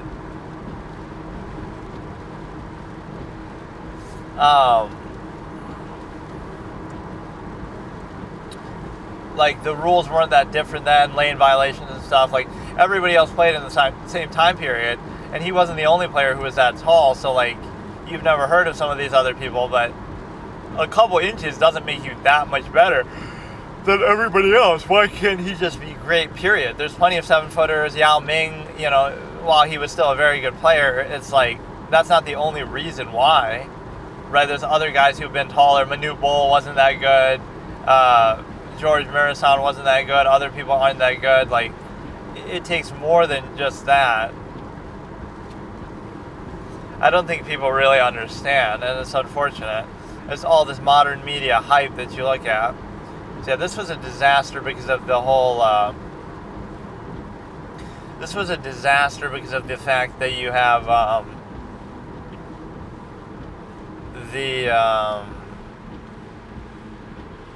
all the sidebars and shit. Like, I'm not even happy about this. This was just such a shitty session. My thing is still going, though, apparently. What the fuck? How did it even last this long? I gotta remember tomorrow to change the batteries, although I guess it doesn't matter because I won't even do a full thing. Like a full episode there of Monk. So we've gone Shameless, then the Fourth Republic, I keep trying to call it the Fourth Estate, and then we got Monk, episode 1, then some other obscure movie with the letter A, I guess, then Monk, episode 2, and we'll see what we can do from there. I guess I can't guarantee it if it doesn't get an A or a B, but I'm sure it will. It'll introduce, like, how he ends up working with law enforcement, even though he's probably, like, a private eye, or I don't know what it'll be, but he'll be, like, this goofy, Mr. Bean-like type of character.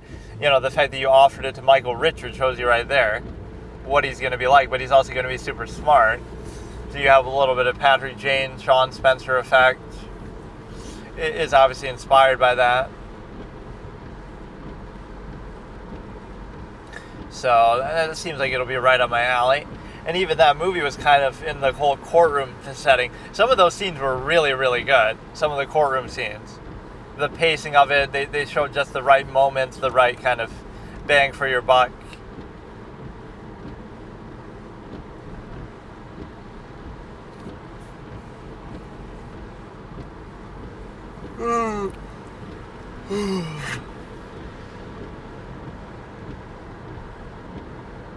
Then that video comes in clutch.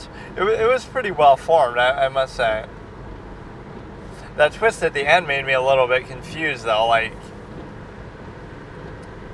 it seems consistent because, yeah, you were wondering, like, what were those people even doing there, or, you know, how did that end up happening? But the easier way to deal with it then would have been just to arrest them and catch them for trying to rig it, which would have won you the election anyway. But the fact that you murdered them now means that it makes you look like the bad guy, even though they were the bad guys and they genuinely were doing that. So they were right for confronting you, maybe not for killing you, but so if they had just locked it up or took a video themselves, it'd be like, oh, look, she's trying to rig it in her favor. But because they got killed, nobody asked any questions. But it's her fault, too, that that woman's father died because he was sent there to rig it, and then you end up dying. So what the fuck? I mean, she's a straight arrow, and she's trying to say don't bribe somebody, blah, blah, blah. Her bosses in the party were telling her first, don't even worry about trying to fight it out. But then when she does fight it out, oh, now we're willing to bribe a judge to do this. I love how frequently that's used in fiction too. Like, you can just do that.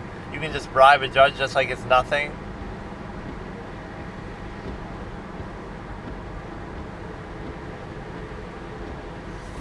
Like, if I'm a judge, just think about it from their perspective. Let's do a psychology. I've been a lawyer for 20 fucking years. I've worked my butt off. I've gotten all the accolades, you know, all the kind of criteria you need to apply for judgeship, and I finally get it, and I'm a judge for a number of years, and it's like, oh, now I'm going to take a bribe, ha. Like, after all that fucking work you put in, bro, I'm not doing a moralizing argument like, okay, you want to be a criminal and a thug, go ahead and do it, period. But no, why would you become a judge and then do it? Oh, now I'm going to take bribes. Like, really? First of all, you make pretty good money, or at least you should. You know, I don't know how much in Nigeria a judge like that would make, but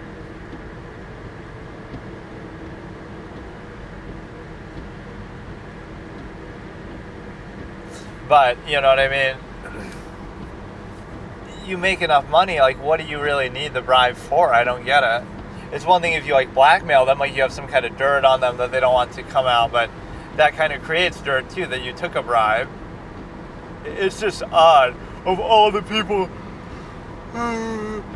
you think you could bribe, that would be one that I wouldn't really consider.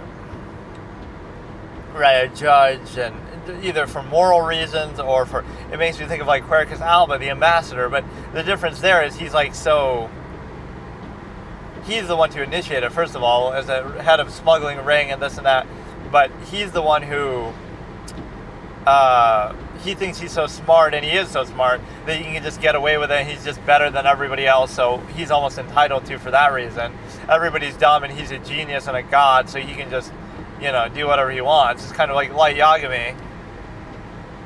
He's so smart that who is anybody else to tell him what he can and can't do, right?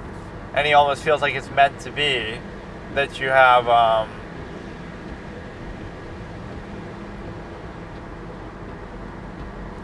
that he got the notebook because he's so smart, even though Ryu kind of mocks that. But I can still give him credit for making the most of it. Like, what he did with it was still far better than probably what anybody else would have done with it. So, let's see what we can do.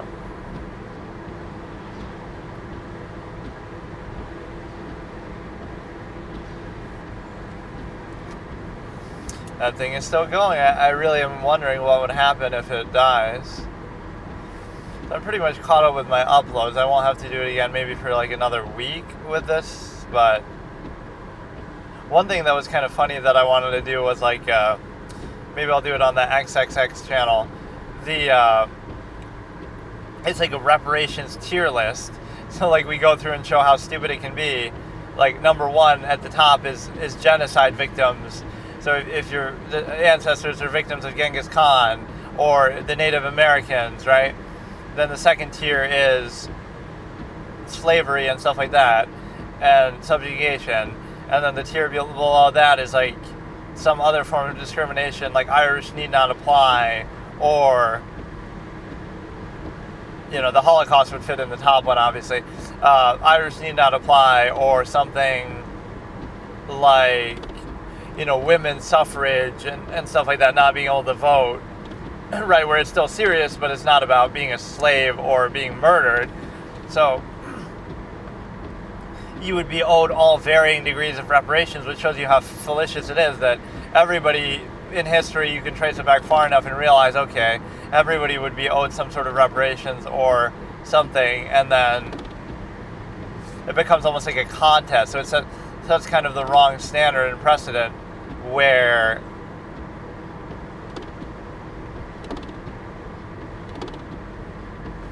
you know, you don't really want it to be about that. It's like a fucking 30-minute sidebar. Like, why the fuck even watch this shit video?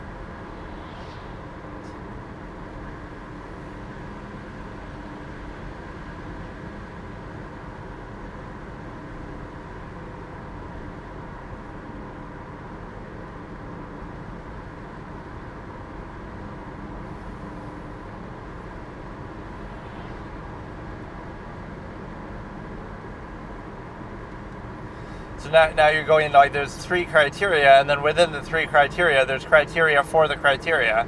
like each one breaks down.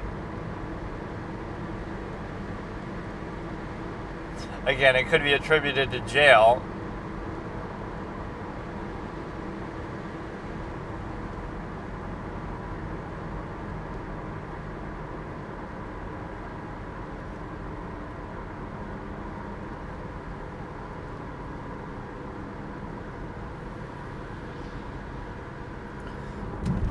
Yeah, like how you look at somebody's internet history or fuck around with their phone and emails and stuff.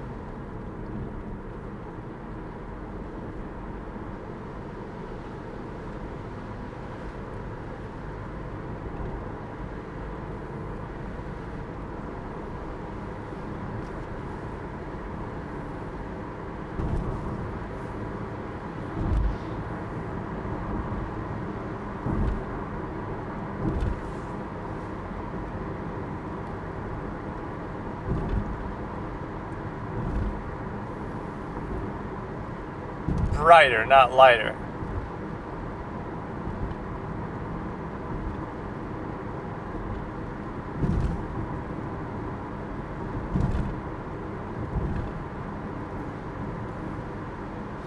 Well, that would be a different time.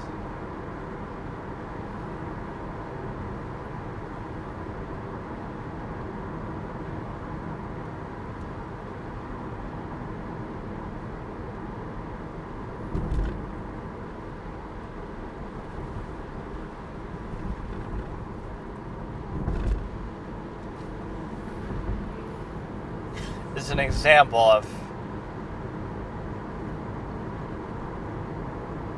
yeah, maybe there's just no noise at night.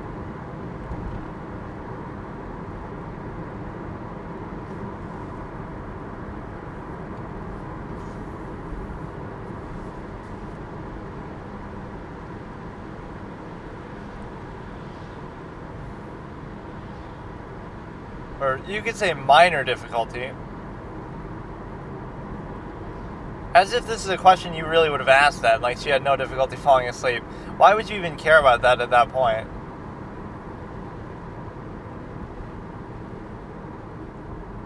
You got to be very careful what you say in these deposition environments.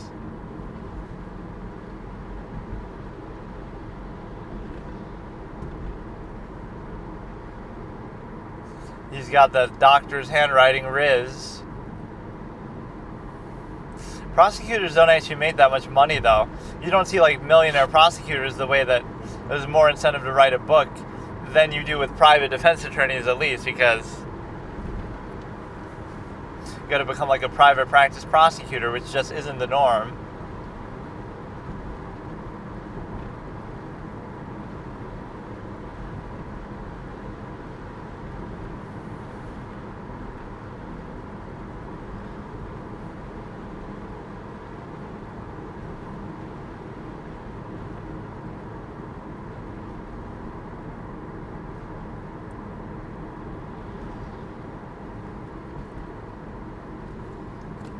Did I ask you how many you found? They were trying to break them down so easily, but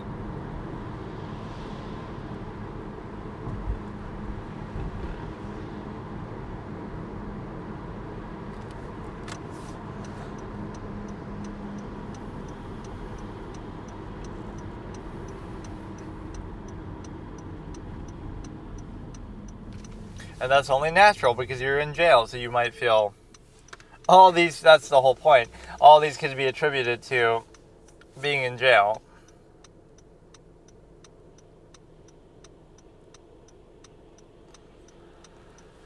They're making fun of his handwriting, like I can barely see that shit.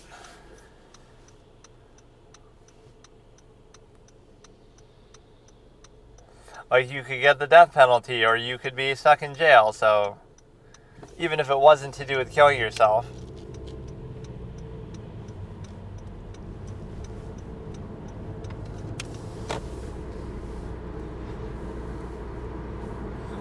And then, like, why?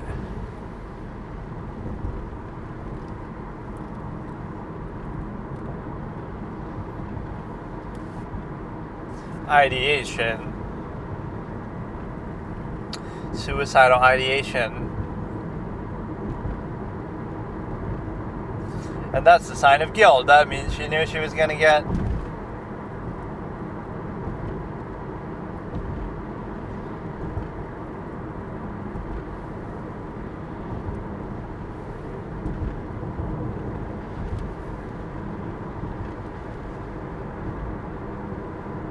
But then he also says there wasn't a solid plan. Otherwise, it would be...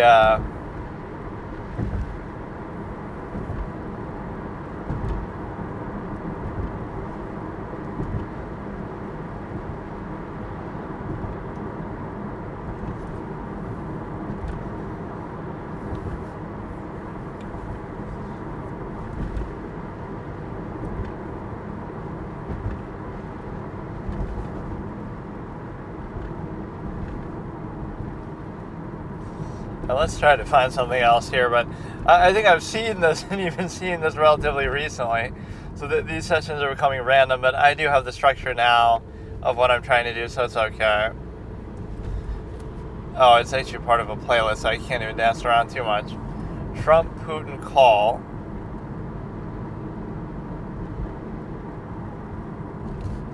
Yes, of course, Trump is Putin's puppet, even though we never proved anything to do with Russia.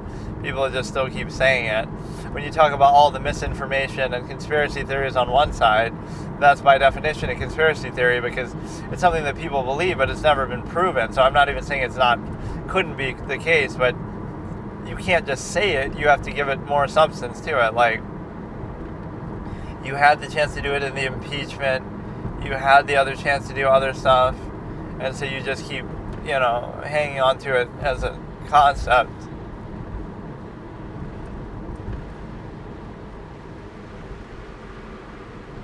You know what I could almost do?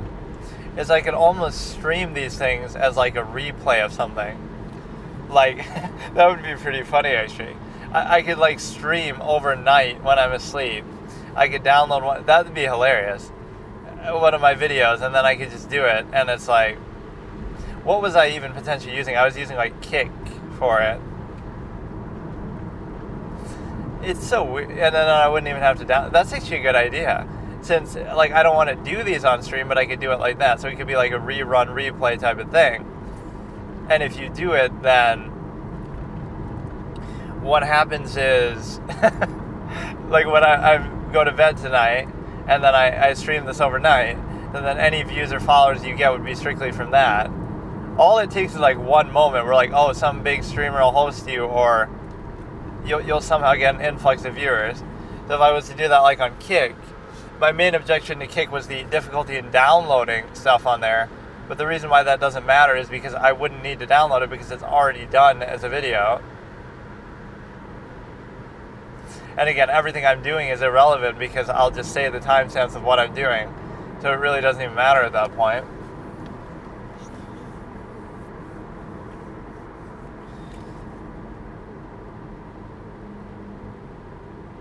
That is actually really funny. I could just go through like a bunch of shit that I guess I could go in order from the beginning of my channel.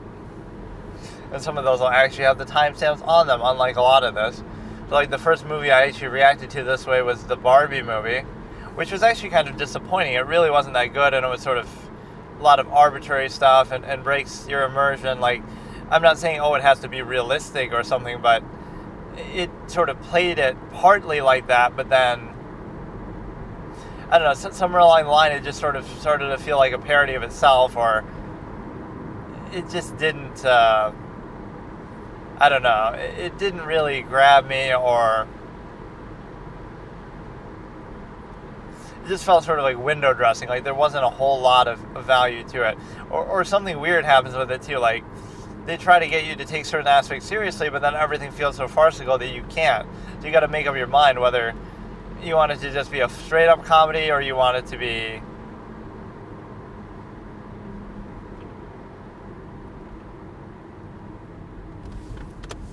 I don't know, it started to feel a little bit stupid after a while. There was some little game theory moment, but they even deny us the Mattel kind of final villain thing. I predicted that moment perfectly, though. That was actually a beautiful thing. I said everybody's celebrating, the women are celebrating that they're back in power or something, and then the Mattel, I predict this seems like the perfect time for the Mattel people to come in, and then immediately he comes in, Will Ferrell. So it's like, and it wasn't adversarial. It actually ends up being positive. Like, see, even that moment was so dumb. They should have had like some final conflict with him. Like, he's actually the bad guy, and they try to, but he just gives in very easily. Sure, let's just make a new type of Barbie, and everything's fine. Like, what do you mean? Make it something negative and adversarial, that they were chasing you the whole movie, and there should be some sort of payoff. But he's just like nonchalant, like, yeah, whatever, let's just fucking end the movie. It was kind of dumb, like the way they play. You got to play it straight. Like, you can say, oh, it's a comedy or it's this, but and people had the nerve to compare it to the Truman Show in some way, but like, it's just, that's the difference. Like, even though the Truman Show isn't real, like, it's, it's manipulated, doesn't mean that you can't still take it seriously and play it straight. So the way they present the movie is like, it is fully real. Even all these effects and everything are present there, like, that you can take it seriously. So there's some fun moments, tender moments, but it's all very real to him, and it's all very real in the sense that even if it's an effect that he's really going through. Like, they try to drown him in the boat, and they try to, they tip his boat over by increasing the wind, which seems kind of unbelievable that they're even able to fully do that. But it's like a man going against God in that moment there, in a way. That's actually one of the best indications of that conflict. A man is basically fighting against God, and he's trying to escape his clutches, like, and all the God's using to stop. It really is one of the most existential and poignant movies ever, because it's about more than even what people give it credit for. Oh, it's a fucking, I'm actually intrigued to maybe try that tonight, although I'm so tired. Like, every night I could just do, if I have time, I could just do a stream of that and see what happens. And people can watch along with what I'm doing, or all kind of random shit. That's because this channel is so fucking dead. Like, I don't even know. I think I still have the Kick channel. I just never use it because I didn't want to have to download stuff on there, and I didn't see the point in streaming it when I can just do it like this and then go to upload it. Because that's mainly what this has been about, is just uploading shit in a way that allows me to, so that's not a bad idea. So I have a lot of content to potentially go through. And the reason why I have that is because of the simple fact that this is the beauty of having uploaded it. Now I can use it in forms like this, or I could always cut it down, or I could always, and even here I don't have to worry about the video quality or anything, because there is no video. It's basically just the image the whole time, as it was from the beginning. One of the first things I tried to do on this channel, for this channel, was the Star Wars. It was like the Clone Wars animated series, the original. Well, the first one's like a movie, basically. Or it's like shorter, and then there's the full-on one. So I was trying to do that, and then I just didn't feel like it. So I guess the difference is that I was recording it, so I was trying to make it too perfect, or being a perfectionist about it. And then here I was trying to, here you sort of just flow a little better with it, in terms of,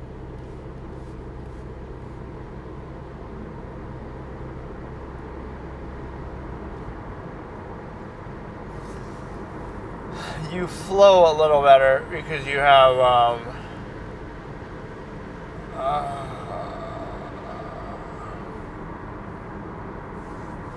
you're sort of just forced to do it, so you just do it. So regardless whether I'm driving or not, if I'm streaming it, it would be the same thing. Like, you just got to go with what you got, and that's it. Like, I'm not going to keep, just do it. That's it. And that is what it is, instead of, oh, I gotta pause it and redo that part. It doesn't matter. Just do it. So, but I ended up never actually watching that fully. But this would be the manner in which I guess I could do it. And see, when you upload stuff individually like that, like I would just do that alone. That can tend to do better, but I don't really care. And then you could also, like just cut down what you're watching. Here, I just combine everything together. And so there might be like a main event of each part, but it's a case where you're able to basically... This was like a filibuster, irritating sort of day, again, just because I was worried about the battery, and I'm kind of just not in the mood even to do this, so probably Tuesday I'll go ahead and do this shit.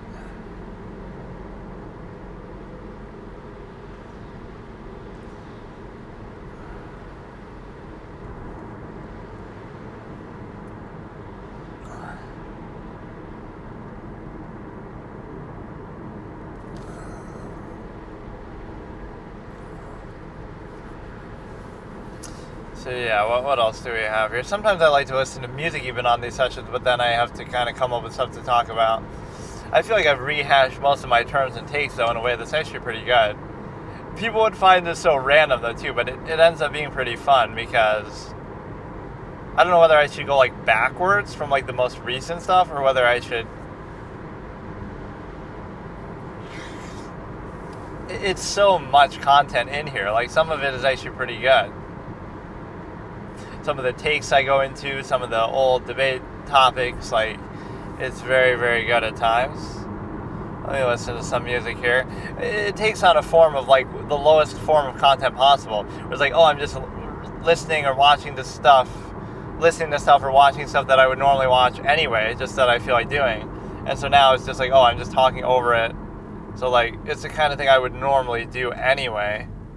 And so I'm just telling you my stream of consciousness, and this is the form of content that we're at in modern society. Like, this is where we're at with respect to what you have here, because it's a case where you have, I don't know, the orientation of the screen is more confused than the modern American, am I right? But I just can't fucking ever get used to it. Man, it will not let me fucking do it. I'm actually pissed. I keep hitting like a video by accident. Navigating this while driving is obviously fun. So you have the ability... Man, I'm going to get in a crash trying to do this. All I'm trying to do is go to like one of my things for like a song, and I cannot do it.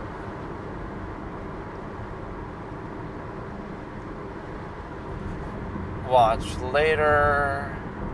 A lot of these liberal fucking things are in here. Liberalism, Taylor Swift being upset, election meltdown, liberal cry, stranger or something, TDS meltdown. Look how many of these I added to here. Because I was pissed the first day that I couldn't find enough, but they just weren't ready yet.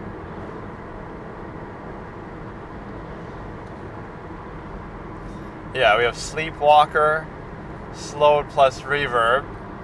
Another one that you could discover from those abandoned building ones, where they're going down to look at the fucking still water and stuff.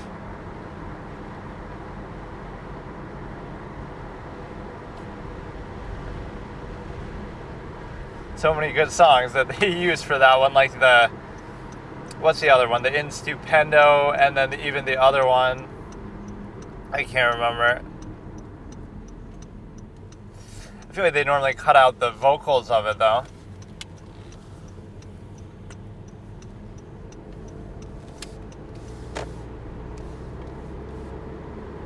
It's going to be a little worse, too, like driving in the winter. I guess it could be longer, but it could be, you should be a little more focused, because it does snow here a lot. It'll be icy roads and shit. If I do get in a crash, at least I'll have a video or audio recording of it. I should have like a dash cam and shit for that purpose, too. All the kind of, actually getting pulled over by a cop and actually having the microphone on. I took it off my body, but I still had it running. So I love that. I could have used that. And I even kept it in my video, too. That's fucking hilarious, dude. Who do you think you're dealing with, bro? So if something bad had happened, I would have had it on record. Even if they somehow destroy their own body cam or something. Like, bro is literally a fucking anime protagonist or something, that I'm always prepared for any situation. I don't know if he even saw that or not. Yeah, I just carry around this recorder everywhere I go, but it's because I'm a wannabe fucking streamer, YouTuber, clown. not because I'm trying to protect myself from corrupt police officers.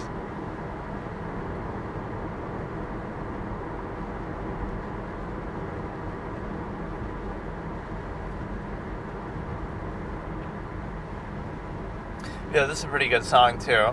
What is the other song that they always use in those?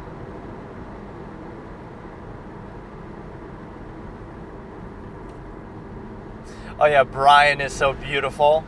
Yeah, like literally 4 or 5 of these songs that I've discovered just from those abandoned buildings little shorts that are all so good. Like Brian is so beautiful, in Stupendo, this one, and then the other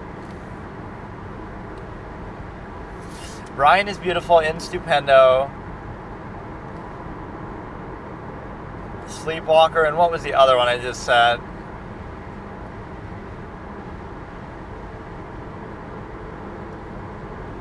I can't remember.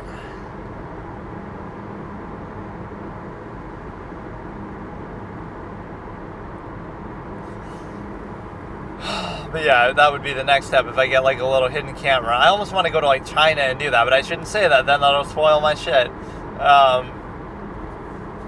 They wouldn't expect it. They probably are well versed in searching for shit like that. But you know, how do people get so much footage in China? Because it's so hard to.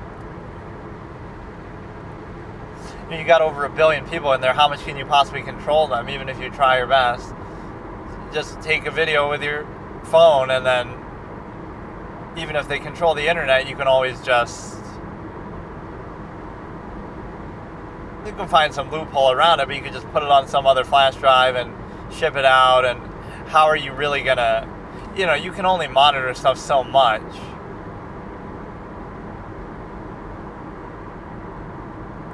So in some ways, people almost sympathize with the Chinese government. Like, it's easy to say you wouldn't be so repressive, but also when you have that many people, you know what I mean? Like, you have to take certain measures almost, but that doesn't make it right. It just means that you're overextended within the stimuli acme, and you probably shouldn't have had that many people in the first place. But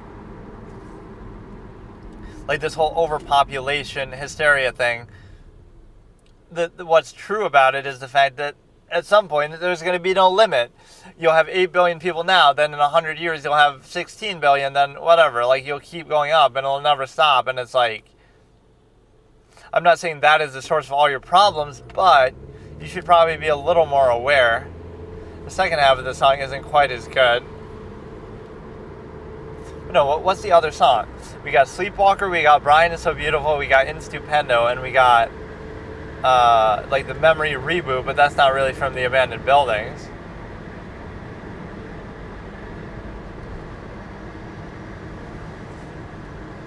The 647 thing by In Stupendo. Some of these are in here somewhere. A lot of these are still going to be the liberal TDS fucking shit.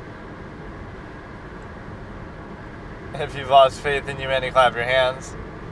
People are so fucking nuts, dude. Imagine thinking it matters this much anyway.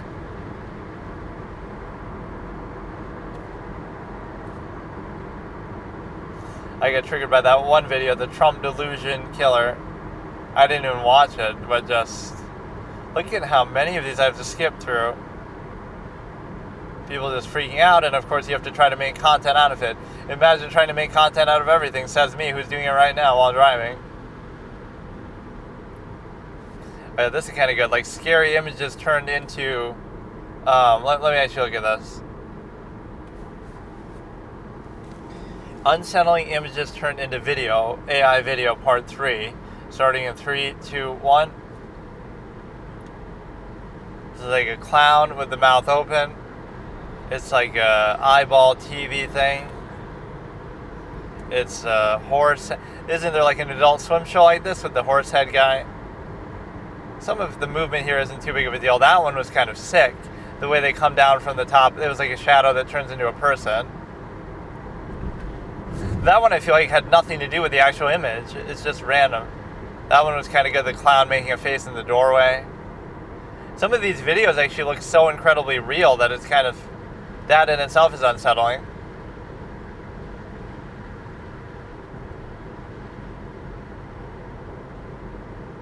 It's actually kind of giving me chills, not because it's so scary, but the fucking peanut.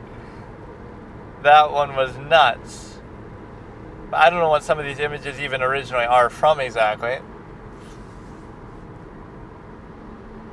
Little Teletubbies cosplayers. No, that one was the winner, though. Like, where there's a shadow at the top that has nothing to do with anything, and it turns into, like, a whole figure and a person? Like, what the fuck? That has not... Oh, the Mona Lisa becomes, like, some sort of Cthulhu monster. A lot of these are just, like, still things that come to life, basically. Dude, that one didn't even do anything. That was just, like, some vehicle with a face. This is that... but this was already a video. What was that? It's that woman, there is nothing chick at the table with the spoon and stuff. And it's like, that thing reminded me like of the grandfather or whatever from fucking Texas Chainsaw Massacre. Yeah, the perfect thing before you go to bed to watch. One more video before I sleep. The video, oh, you're trying to scare me with fucking Barney? Okay, dude. Some of these are fucking hilarious. I want to learn how to do this. Free hugs from a clown, like it. No, but the best one was, that.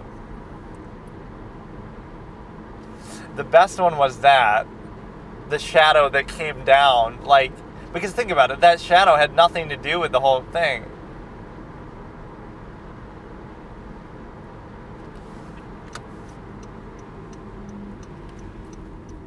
Right, the original image didn't have anything to do with the shadow coming down from the roof, I don't think. It was just a shadow. And there was something else in the background that maybe it was unsettling. But in this case, right, that was very creative extrapolation on that one that maybe has nothing even inherently to do with it. That is kind of a cool trend, though. I like it. It doesn't even have to be unsettling. It can just be... That's like a good thought experiment exercise, too. Like, if you're like a creative writer or artist or something, try to take something and turn it into something more. Like, let's take this still image and try to turn it into a scene or like a story or something. And that's exactly what you're doing there. What would happen with it? What happened before? What's going to happen after? You know, what's all the backstory to everybody? It's a very powerful thing to do, actually, because... you could like turn that into a whole story and be like, oh, you're stealing it from them, but you're really not, because nobody's going to know what you took it from, because it's just, you're kind of extrapolating on it anyway. You're not really, that's not really what it was meant to be about. That's just your interpretation of it. Okay, so today I'm going to watch Season 1, Episode 1 of Monk, and of course I'll go over my formats and stuff, but I'm doing something actually weird today. Interesting, I did it last night and today, where I'm actually using that Kick channel that I made for this, because I haven't really streamed ever. I just always record it like this. I tried it like once or twice, but I'm just taking my videos and rerunning them, right? So like last night I did one of my recent videos, and today I'm doing another one. So I'm just kind of letting it play and see if that draws any sort of attention, or it's just sort of a net positive because I'm not using my computer anyway. And the sort of loophole that I did where I can like sort of lock my computer or let it kind of sit there is, it's like my videos are only the thumbnail anyway, or it's like only the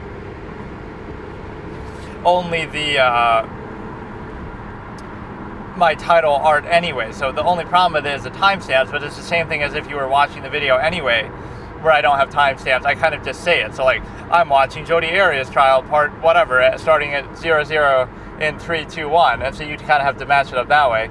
But that is like a free infinite amount of content, considering how much of that shit I have. I could do this like every day for no extra effort, just kind of replay my shit all the time.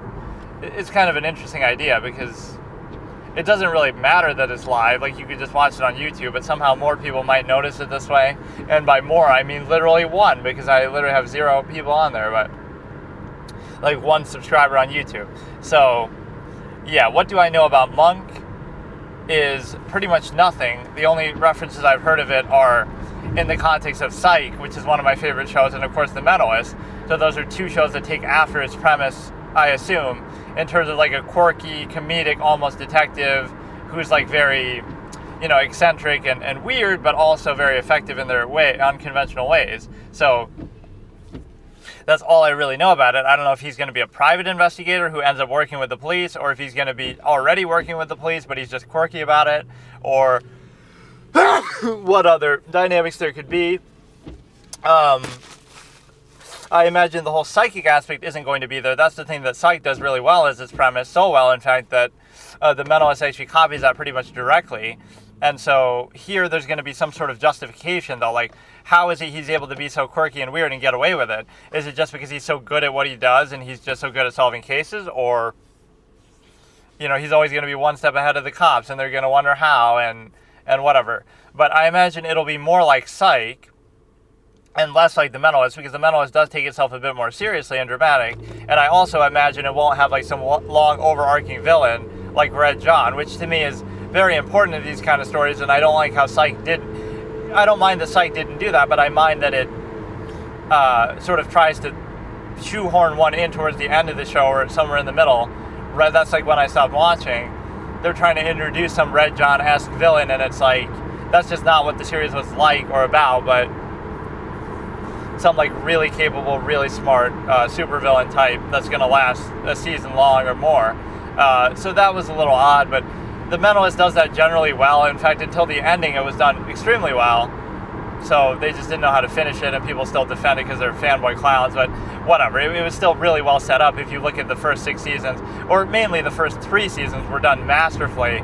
If it had actually ended in the 3rd season, whether the show or that story arc, at least to do with Red John, that would have been brilliant, because it would have been believable and effective and still impressive from his standpoint. Because he has no reason to expect that Jane's just going to shoot him, or that he even has a gun in that situation. So it's like, if a hero's willing to do that and go to such an extreme, right, like if Batman's willing to just murder the villain, right, kill the Joker or kill somebody, that might catch them off guard because they don't expect him to do that, right? The same way, I guess, if the Joker was just willing to kill Batman, he could do that at various points as well, but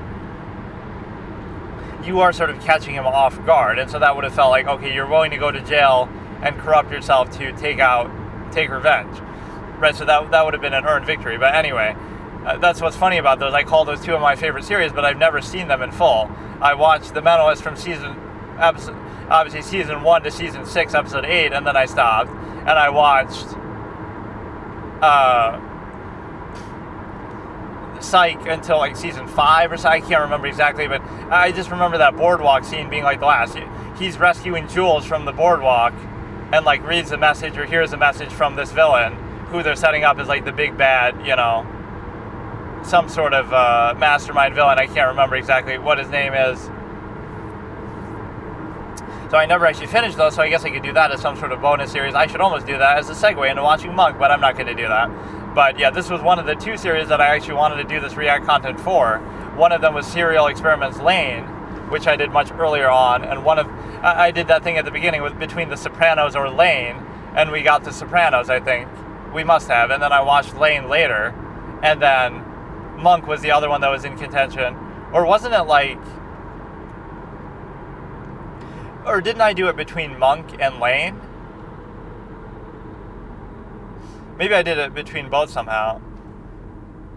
I did it like between Sopranos and that, or between Sopranos and Lane, and then between Monk and Lane. I did like a virtual coin flip sort of thing to decide. But yeah, you know what I also had an urge to watch is some other of the Yu-Gi-Oh series. But what's fun with this is I can hold it to a super high standard. Like watching, Yu-Gi-Oh 5Ds or something, right? One of the sequel series. I've only seen the original, sadly, even enough that I partially even enjoyed that. But the premise is just so self-defeating that it's about a card game, and in a literal sense, like at least Pokemon isn't about a card game in the universe, or, like a video game in the universe. It's about the realistic Pokemon themselves. And then the card game is based on that. Like, it's about the actual real thing. Whereas Yu-Gi-Oh! Takes it too literally. Like, yes, we get that a card game is based around it, but in the show, it doesn't have to be a card game. In the show, it could be the actual shadow games and stuff like what they talk about. But, yeah, it's a case where, and it doesn't even follow the rules exactly accurately from that. But no, it's a case where I would hold it to a super high standard, like watching it until I get bored, or watching it until something stupid happens. Like, so the only way I watch it is if it really lives up to a super, super high standard. Like we just watched Shameless, and the first episode wasn't very good, so that's it, that I'm not watching it. So even Monk, I'll hold the similar high standard formats. But yeah, I don't know anything about it. I'm putting it in the same category, though, as like Mr. Bean, sort of, at times. Or even, some sort of bumbling detective who's kind of goofy, but he also gets things done and he's very effective. So Sean Spencer is kind of like that. Although Sean Spencer is a bit more self-aware of his goofiness than most of these characters, which in some ways I didn't like that, because then it feels like he's putting it on. But he has like kind of a low attention span, or he gets distracted easily and stuff. Like he goes in a room that's about to blow up from a bomb, and he's jumping on the bed and getting all distracted. It's like, to imply that he has like a hyperactive imagination and mind, which is also why he's so hyper observant and everything. And so one of the concerns is that the episodes might not take themselves seriously enough. Just because it's a comedy and it's goofy, it doesn't mean the case solving can't be intelligent and still good to follow along with. I'll try to come up with theories and try to predict the villain myself. That could be a format too. If I fail to predict the killer by the halfway point of the episode, right, barring some weird structure where like some episodes you might know from the beginning, but you're just trying to prove it or whatever. But barring that, it would be a case where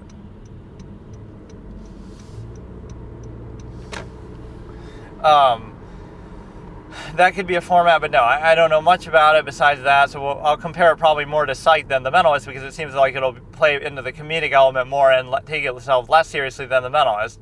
And so it's interesting, the premise of those two, though. My prediction here is he'll be like a private investigator who somehow ends up getting roped into working with the police. I think it's weird if he was just working with the police directly. And it's always interesting to see the background of these characters, too. Like, why are they so smart and gifted in a weird, unconventional way? Jane grew up in the circus as, like, his dad's, like, a con man or something, right? So he learned some tricks from there. And he's obviously just very naturally gifted. And Sean Spencer is also extremely naturally gifted, but his dad was a cop and a detective. And so he picked up a lot of the skills from him, but also he takes it to another level. But his dad always kind of helps him in some other more book-smart way that he sometimes struggles with. And so that's how they set up those two things. So here it's going to be some weird guy who's like a private investigator, and he's just always one step ahead of the police. And we sort of follow his story, but also the police procedural element, I'm sure, in some way, too.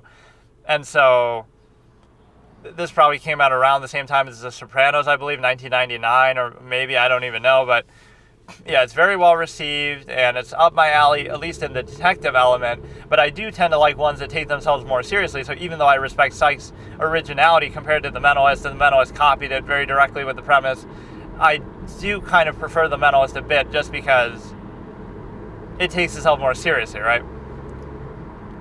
And the other side of things is that, again, look at the premise. In Psych, they use it to justify, like, Sean pretends to be a psychic, and he actually pretends to be that through and through, right? To justify him working with the police, or how he gets away with some of his goofiness and antics that he otherwise wouldn't be able to, and how he avoids actually getting arrested at times and stuff. So he uses that to get away with a lot of things, right? So he pretends to be a psychic to get in with the police, etc. In The Mentalist, and to pick up Jules and impress her. In The Mentalist, you have a situation where he pretended to be one in the past, but now he doesn't, and he even openly admits it. So they do sort of invert that.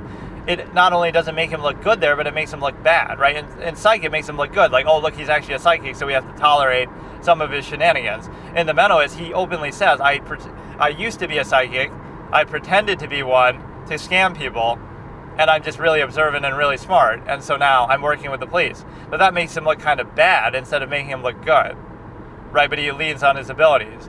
So it's sort of the opposite, where in Psych, he would be the one to say, oh, I'm a psychic, that's how I can get away with all this kind of stuff. In The Mentalist, other people suggest it, and he denies it. They'll say, what are you, some kind of psychic? And he's like, no, there's no such thing as psychics. It's kind of weird, because again, it almost makes you look bad. And so there'll be like a little gambit or gimmick or trick in each episode, some of which they might have copied directly, the way that The Mentalist does copy Psych very directly. There's that one episode with the bomb, where like the bomb's about to go off, and they kind of make it seem like it's going to go off, so the killer has to expose themselves to defuse it. But I mean, my logic with that, they could just run away and say, I don't want to die to the bomb. Like, you don't have to defuse it. And you say, oh, running away is a sign of guilt. But no, it's not. I just don't want to get blown the fuck up. So yeah, the Mentalist, as much as I do like it, copies Psych fairly shamelessly. So maybe Psych copied this a bit, but I feel like probably not in the premise. It's not going to be to do with being a psychic or anything, I don't think. And so it's going to be interesting to see that. And yeah, my concern is maybe the episodes and the logic sometimes will fall into the comedy element that like they use as an excuse, like, oh, it's a comedy, so don't take it too seriously. But then you want it to be based on logic and reason and game theory and actually be believable and interesting that way too. So you don't want that to be used as a cop-out. Like a lot of the episodic villains in both The Mentalist and Psych, and especially maybe Psych, it's a little unsatisfying. Like, oh, look, we found the clue and here's the killer, and they confess and it's over. Like, it's not super impressive or convincing. But then again, that's true even in The Mentalist. Like, not every episodic villain is going to be really all that smart, and so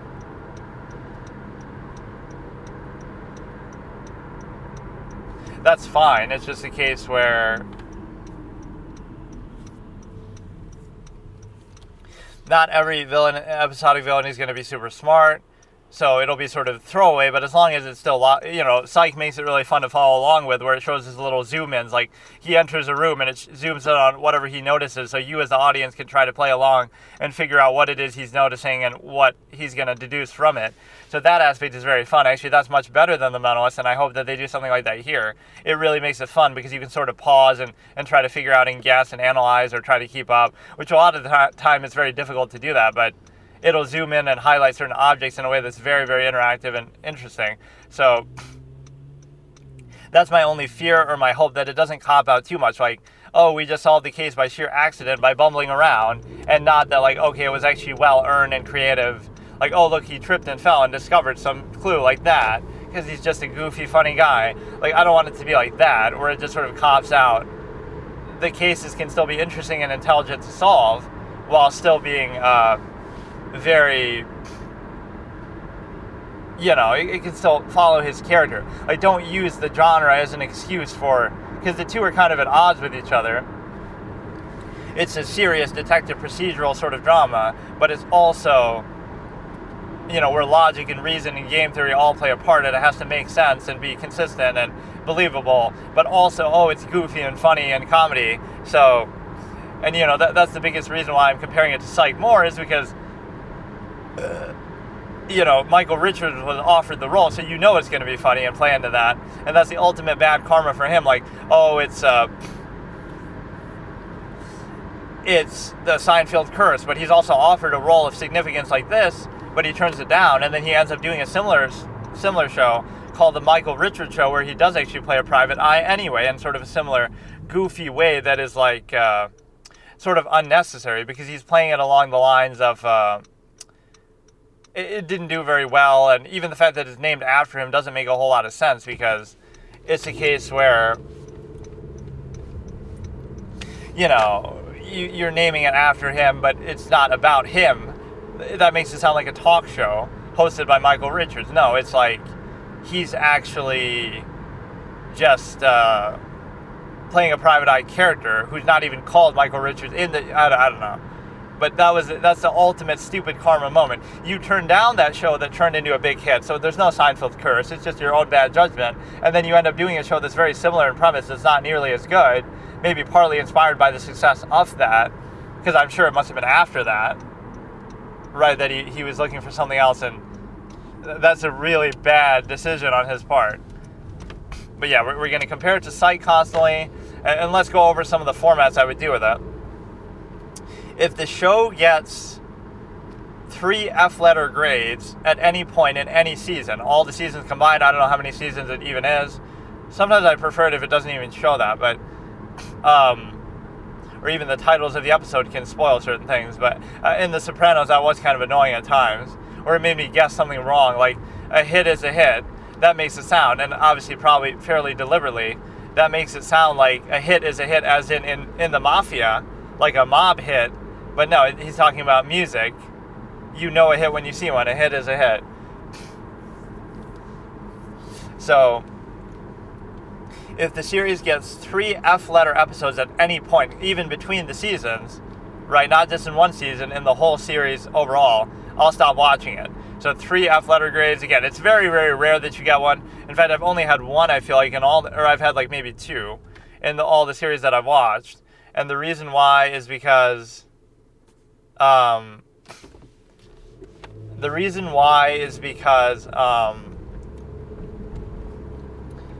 it was The Sopranos, like episode 8 or 9, where it's about the soccer drama coach shit. And then also the first episode of Lovecraft Country, that was just dog shit. So those are the only two in all these series, all these episodes I've watched. Even in all these movies, I don't think I've given one an F grade. So it's very rare that you get one. Just like with an A grade, it's very rare that you get one. So that's fine. So 3 F episodes, that's pretty consistent.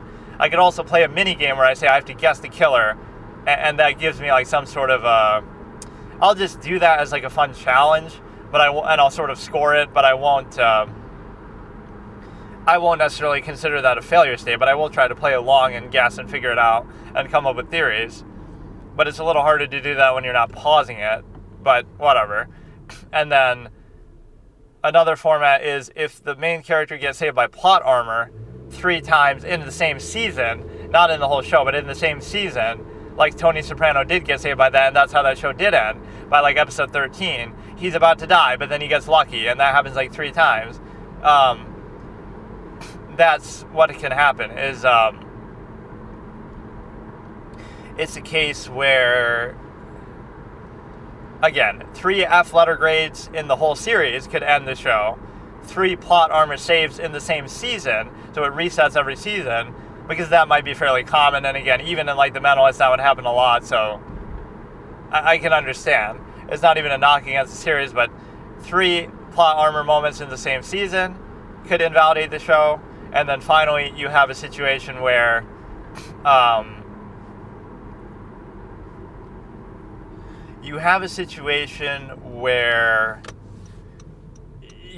again, I'll play along, I won't consider that. The other format is if the main character, meaning Monk himself, I'm assuming that's his name, or that could be like his title, like he's a monk who's just so out of the fundamental norm of investigation. I don't really know. But,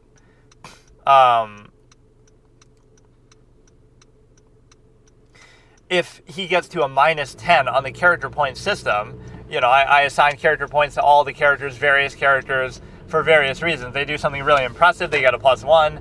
They do something really stupid, I give them a -1. And it's even by their same standard and measure. So it doesn't mean like good as in morally good, right? Like, oh, it could be the villain, but the villain gets a +1 for doing something villainous, but in an impressive way, like Uncle Junior, being ahead of the curve and whatever. Or Olivia Soprano doing something impressive and catching Tony out. That's a +1 because I'm judging it by their own measure and standard and what they're trying to do, not by something else. So it's not a moral measure, it's an ability measure. Like, are you doing what you're trying to do? Are you doing it well? Are you doing it poorly? Are you efficient?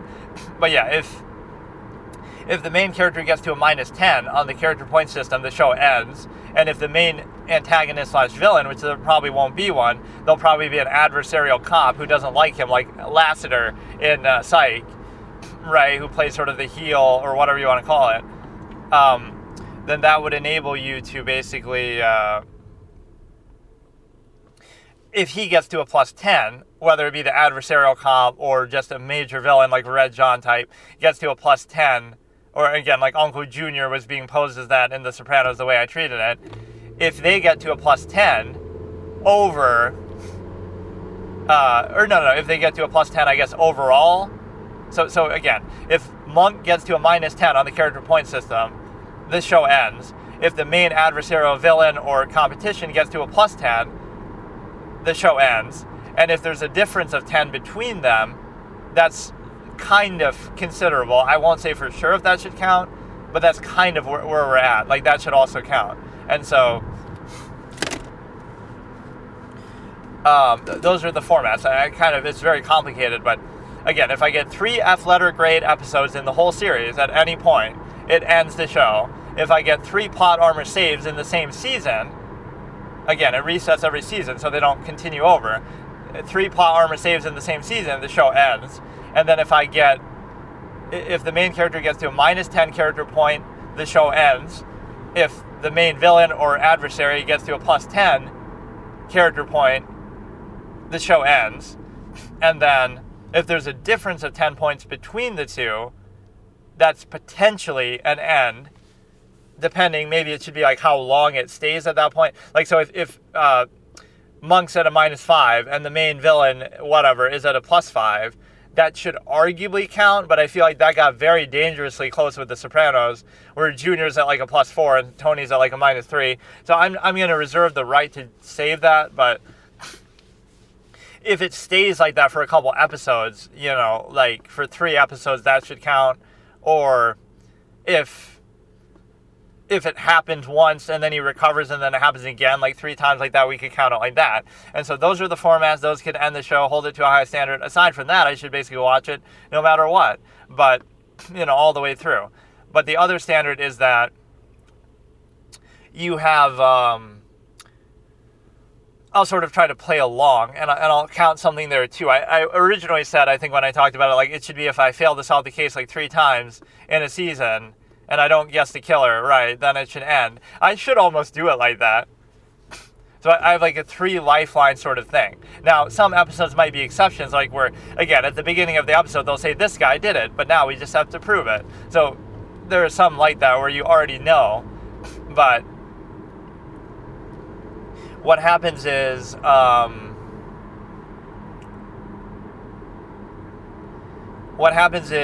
going to try and,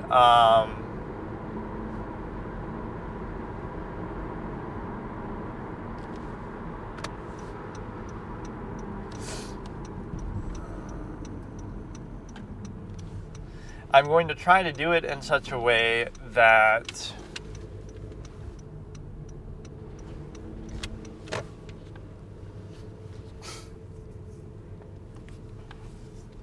the character point system, okay, I'll say it. So, like, I have 3 lifelines per thing. Like, so I could fail to do it 3 times in a season, but I should have to guess them by the middle of the episode, and I don't know. So every season it'll reset. So I'll try to do it like that, and we'll see, like, how criteria-based it is. Like, you have to guess who it is. Sometimes you don't even meet or know who it is, though, until the end.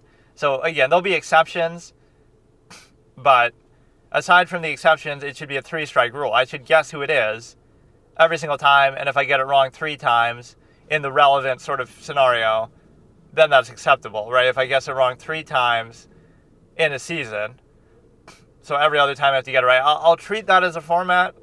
But again, there'll be exceptions, like, if they don't introduce who it is and you couldn't even possibly have known, or I guess even then you can still guess wrong, though, that you think it's somebody who has been introduced, or it'll tell you at the beginning who it is. So it should be about by the halfway point of the episode that you guess it, because if you do it too late, then it's like you would already know because they're starting to make it obvious. So I will actually hold that as a format. Okay, so shortly I'm going to start. I'm excited for it. This is going to be a very, very long-awaited epic thing that I've thought about really doing for years because of how much I like those other series. So I got a little breakfast thing here. I'll eat before I start it, though, because I don't like to do that while, whatever. But, yeah, this is a big epic moment. I got, like, a little breakfast thing from McDonald's, so let's just relax. But it is a very, very iconic moment. Let me just kind of get it set up while I do this. It's a little bit earlier than I normally drive, so that's why I'm able to get a breakfast thing like this. I went to Sonic's first, but they weren't open somehow. So they serve breakfast, but they don't open until later, past when you'd be eating breakfast, basically. At least they're not open at 9. So yeah, let's go ahead and do Monk. Let's look it up. It'll spoil some stuff about it, the number of seasons and whatnot. But no, it's a well-regarded series. It's right up my alley with the detective procedural element.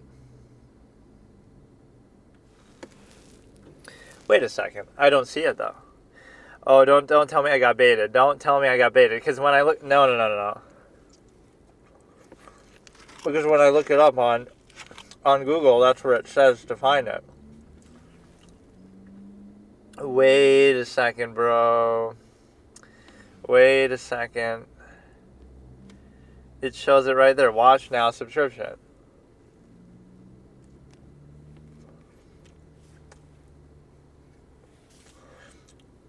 Wait, why didn't it show up then properly?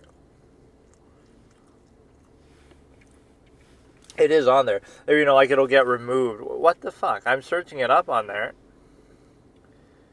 MONK. What the fuck? Oh, it just wasn't showing up the first time for some reason. Monk, and he has like a monkey, and oh, is that going to be a dynamic? Like he has a monkey with him that helps him. A brilliant, eccentric detective with a knack for catching details others ignore, uses his unique abilities to solve complex mysteries. But that doesn't make it seem even that comedic based. So it's 8 seasons. I guess it's sort of hard to avoid getting spoiled on that. So Mr. Monk and the Candidate, Part 1. So it's going to be 42 minutes long. So it's not like an extendedly long premiere the way that shows sometimes do, where it'll be an hour or even plus, but it will be like a multi-part storyline, I guess.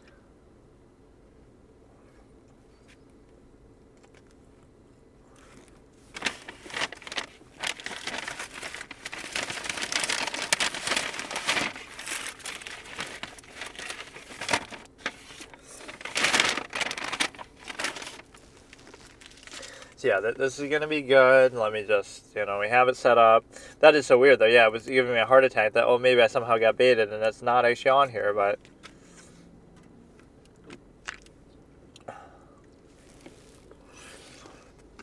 They kind of mess up the scrambled eggs where it's like one connected piece instead of... They're not scrambled, they're connected.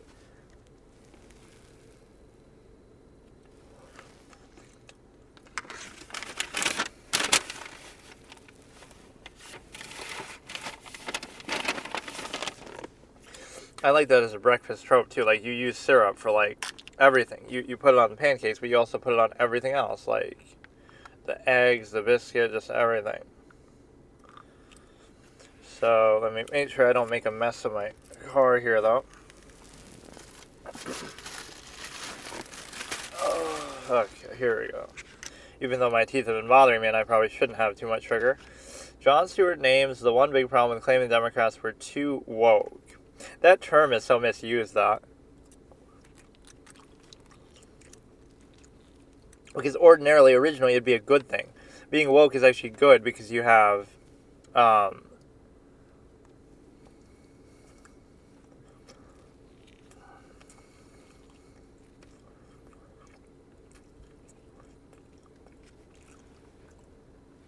guess I could watch something on YouTube for a few minutes here. It means that you're ahead of the curve, basically, on an issue.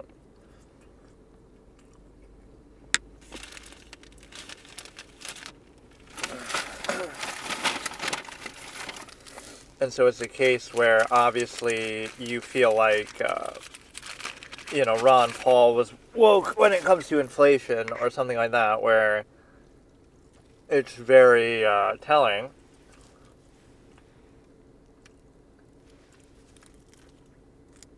But yeah, it's amazing what a difference like doing face cam would make in this sort of thing, and also what a difference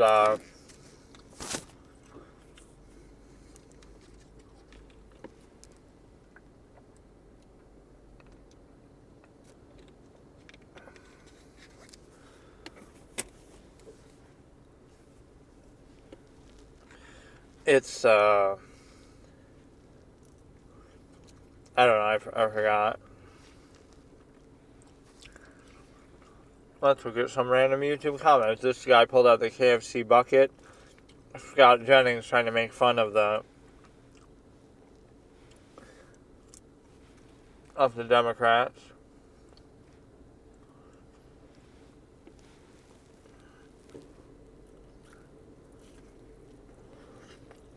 He just has that ready.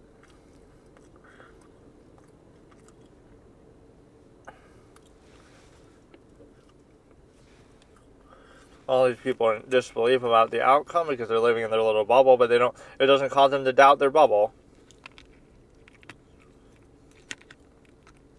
Although he chose Marco Rubio, which was really bad.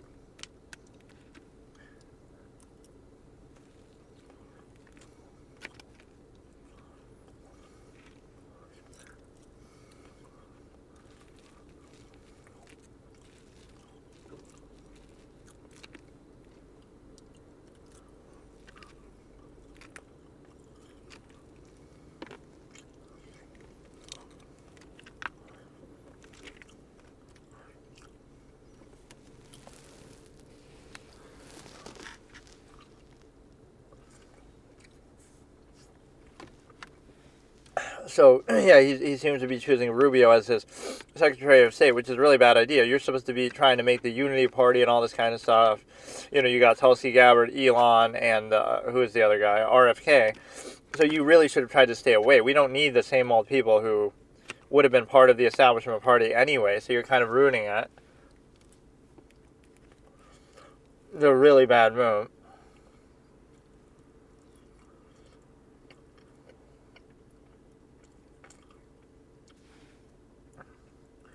And I love that. That's the worst argument, which shows you how hysterical the whole thing. Oh, you ran for, you're trying to win just to stay out of jail, as if it would be easier to win an election than to win a court case. Like, really?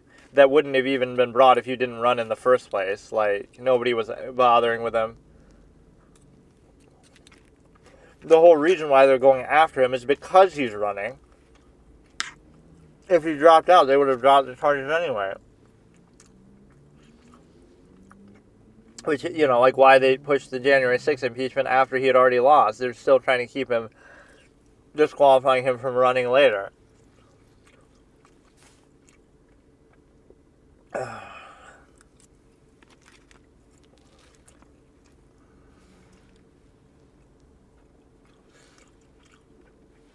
Yeah, I strongly disagree with that. You didn't need to get Rubio in here. You could say, well, maybe he's changed, maybe he's going to be loyal, but you're kind of... It's just not the kind of thing that you're supposed to be doing right now.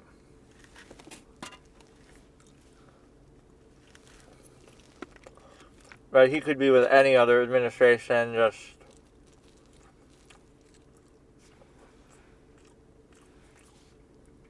He better give Gabbard a spy. He better give RFK the medicine oversight. I mean, food and drug and stuff like that. And then Elon can just be overall oversight. Like government efficiency oversight. Those are all very good things.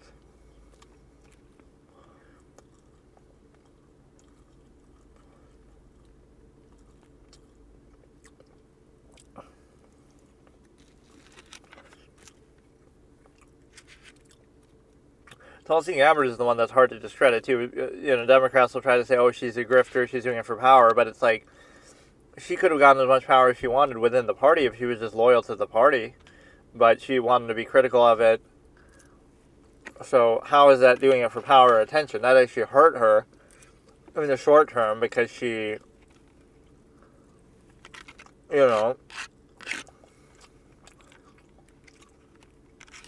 she was attacked by her own party.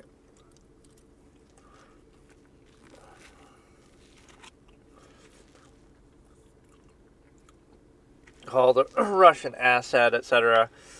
So yeah, he's made some pretty good appointments. Like the Tom Holman thing guy was good because he clearly believes in the border security, the angle that we want.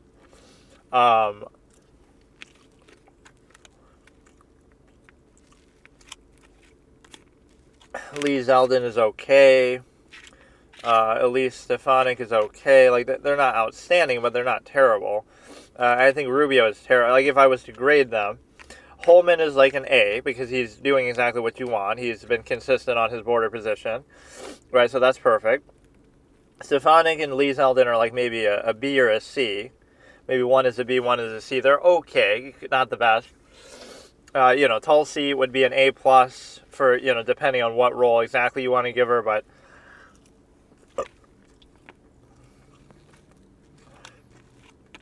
Rubio is like an F, though. There's just no need to do that. Secretary of State, there was just no need.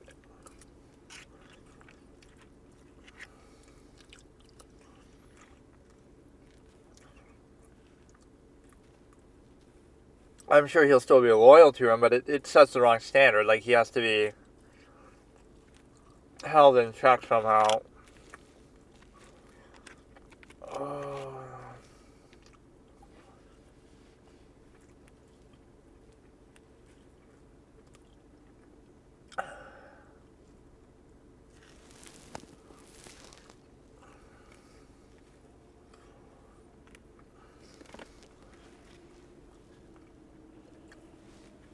like you're sort of missing the point of your whole victory, because they did win the House finally, though, after like a week delay of fucking counting.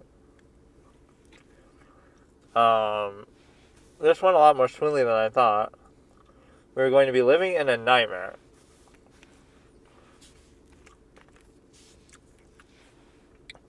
Like, deportations, the whole irony is in 2016 they said, oh, we don't need a wall or anything. And then in 2020 to 24, evidently there was a crisis, so maybe that wall would have helped. And then now it's like, oh, look how evil you are for doing deportations, but what about the incompetence that you allowed so many millions of people to come in without a proper process in the first place, right? So that wasn't bad, but now it's bad to simply try to correct the mistake that they made. And that's the expression that applies to this very well that I always use is, whether through error or ulterior motive, something that is bad is still bad. As in, even if you want to say, oh no, they weren't doing it to try to get these people to try to vote for them, or replacement theory or anything like that. Forget about all that. Okay, they were just so incompetent that they couldn't enforce proper, normal border security that we've had always, in every sense. But even the comments are starting to shit all over them. Nobody said this is going to be pretty. You made this a mess, and cleaning up messes are never pretty.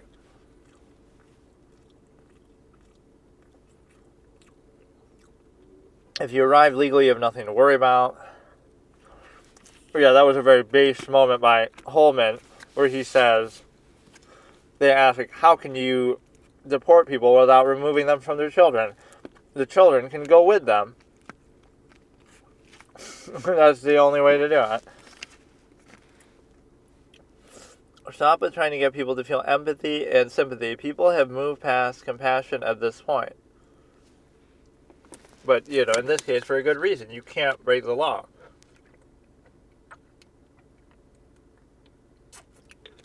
Majority voted for deportations. That's what you want.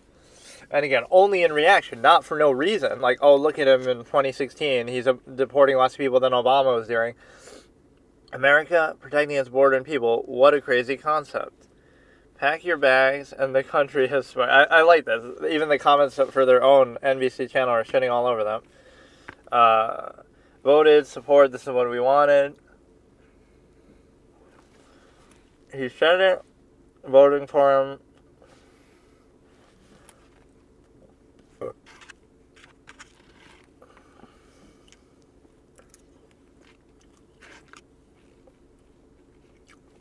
I mean, again, you're ignoring how much of a disaster you allowed to occur before this. Notorious family separation policy. If they were not here illegally, none of this would be happening. But no, it's somehow our fault.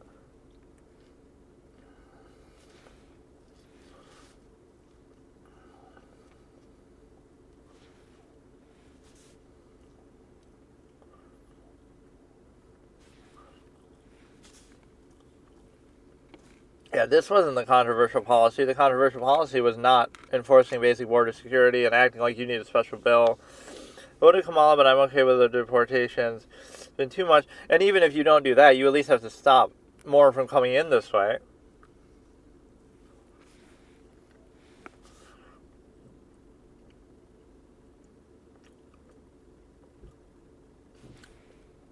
Yeah, these comments are all against it. I love it. That's what America voted for. No need to get your panties in a bunch. Every single one is against that.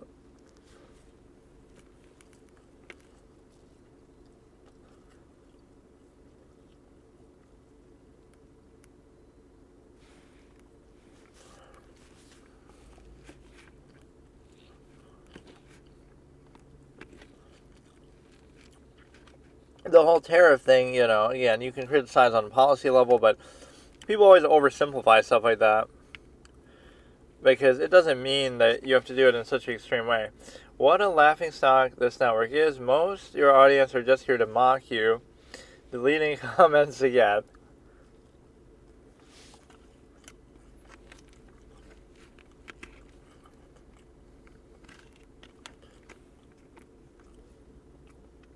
Or like they're comparing it to the Japanese internment in World War II or something. But it's completely different, because you don't care what race they are even or anything. You just care if you came in illegally, period.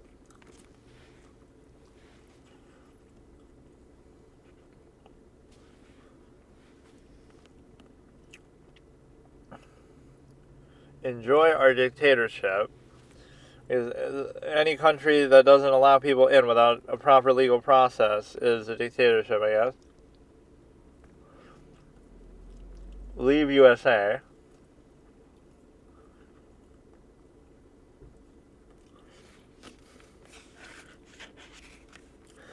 So, him winning will get people who are here illegally to leave, but it'll also get citizens to leave who aren't happy with his whole plan. So you get rid of both. Remember when they repeatedly lied to you and said, "We've got him this time"?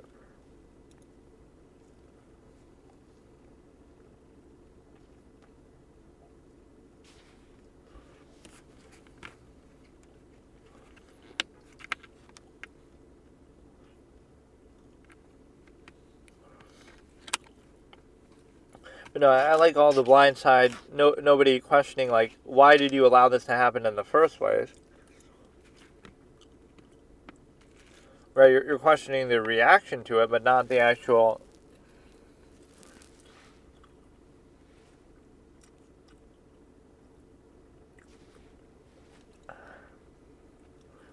Mexicans voted for him.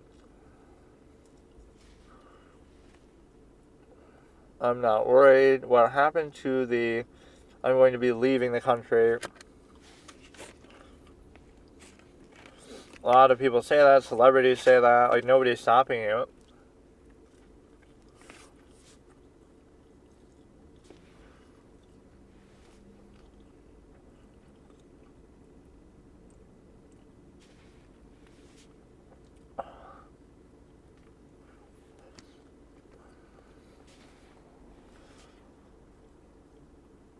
Why did they negative $20 million?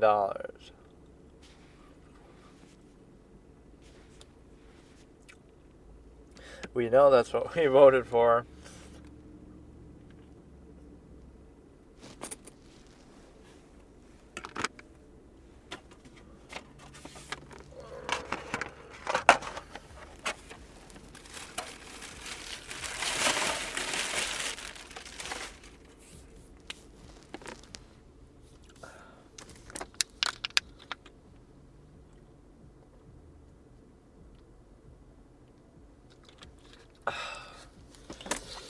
I don't know. It just seems dumb because, you already know what side certain people are always going to be on.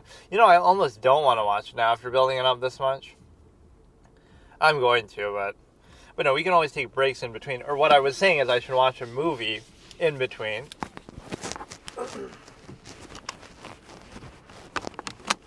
As in, you watch one movie where you're able to kind of alternate. So I watched that Fourth Estate thing or whatever. I almost don't feel like it, but I built it up so much. So we're going to start here in a minute. This is the Netflix version of Monk, Season 1, Episode 1, Mr. Monk and the Candidate, Part 1. Starting from the very beginning with minus, with how much left, with 42:24 left. Starting in 3, 2, 1. Suspenseful music playing, so we have the subtitles on.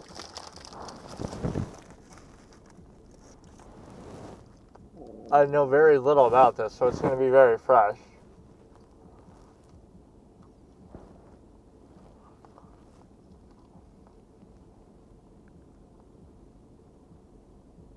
I'm just going to show his antics, techniques here.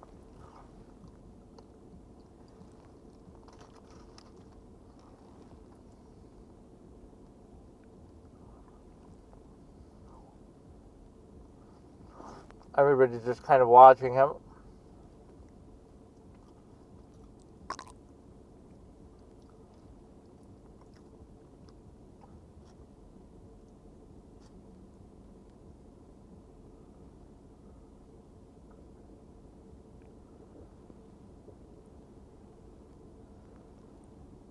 These are starting off on a goofy.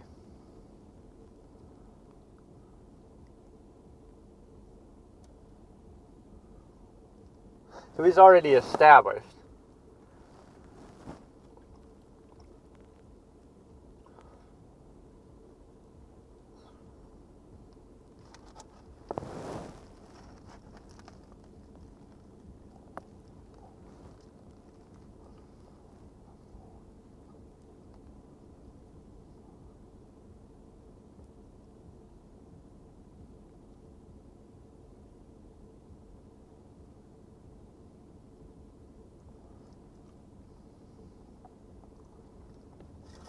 So he already has a girlfriend.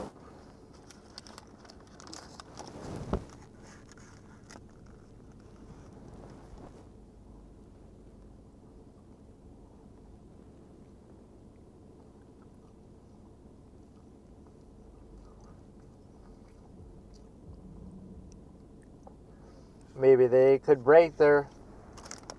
Oh, wow, he's going right into it, dude.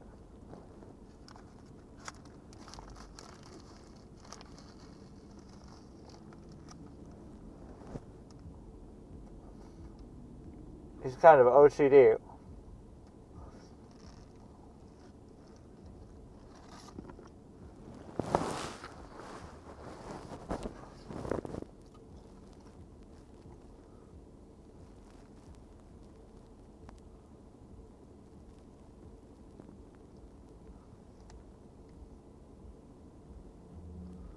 Look at him, dude. He's already cooking.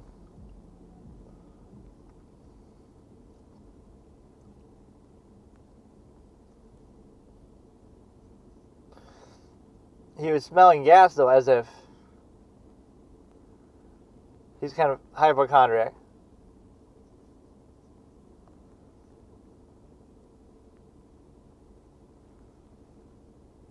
His nurse.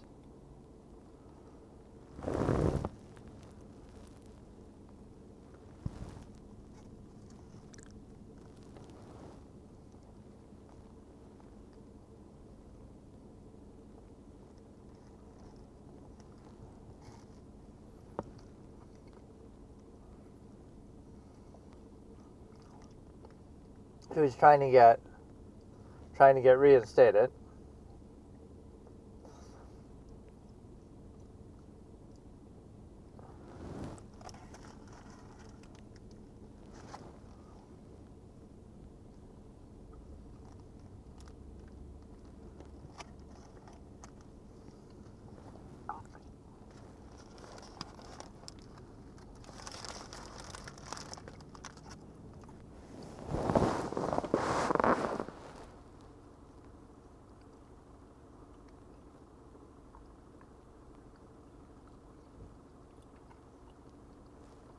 I mean, he was pretty remarkable there, so that's a great intro scene they get.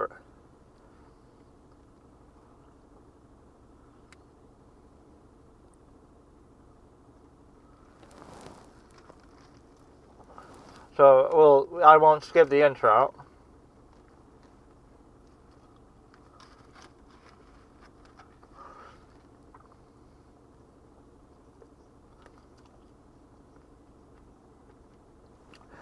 I like how they played it sort of straight, though, because all his deductions and everything were actually good. That wasn't being played for comedic effect. It's more so his worry about the stove. So he's like a hypochondriac and easily distracted, like he was tapping on the thing. But he notices so many things. The keyboard, the smoking on the curtain, I don't know if that's his nurse or his girlfriend or both, but he sort of had a mental breakdown maybe or something. He's trying to get reinstated, but you have, he noticed the smoking in the curtains, he noticed the keyboard and the fingerprints, he noticed he didn't leave any footprints, he wore some covers on his shoes, he noticed the height, he noticed he was waiting for an hour, he noticed, like, bro was cooking so hard. Now the stove is going to be relevant to the case somehow in there.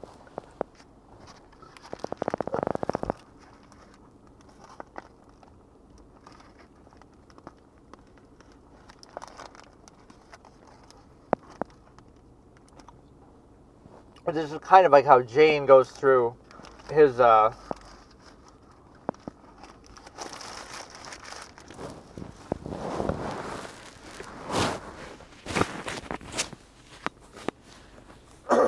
so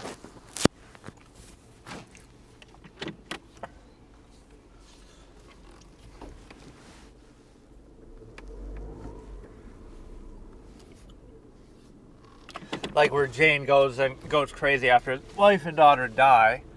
He goes into asylum or whatever.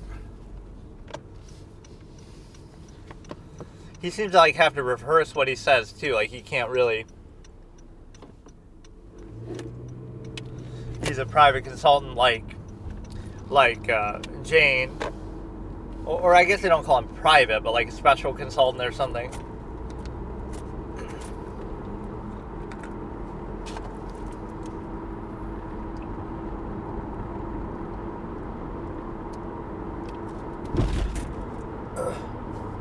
So he's a genius. He went crazy.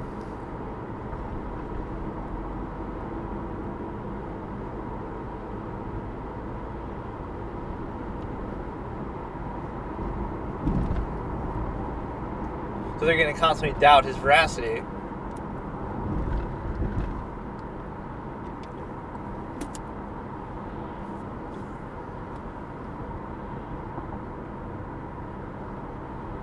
So he's really hard OCD.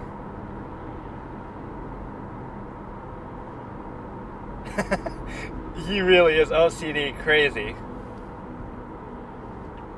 Oh, he broke up.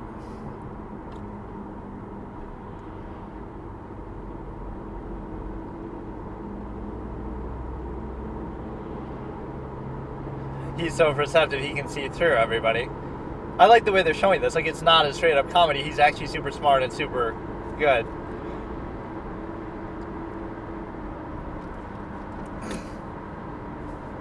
That first scene was iconic. That was so good how they just go right into his abilities. I'll watch that again at the end. Like,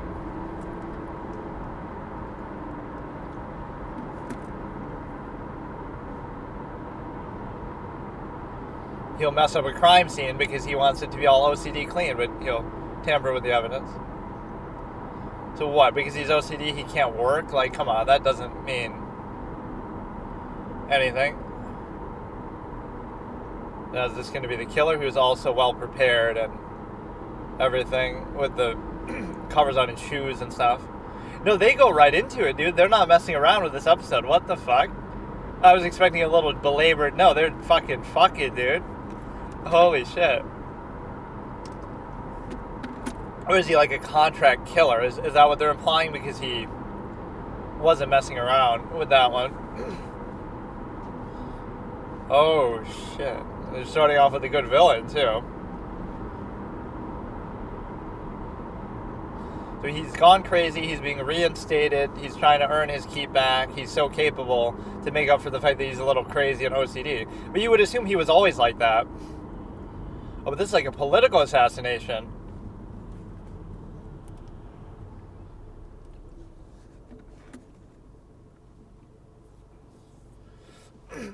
And now they'll introduce the cops, I guess, that he'll be working with as a main cast. See, why is the killer waiting? Just do it.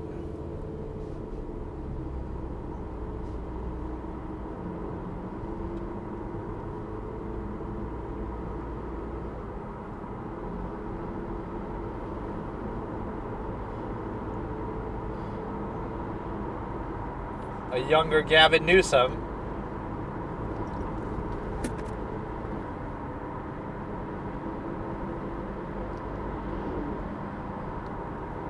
Does that mean she's actually a mayor, or does that mean...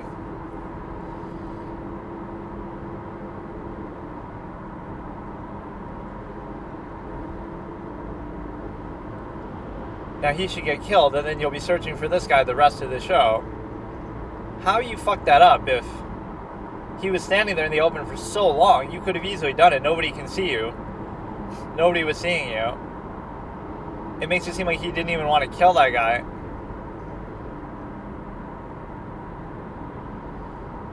How did he know he was there? Because it's a setup to create sympathy. I just cracked it.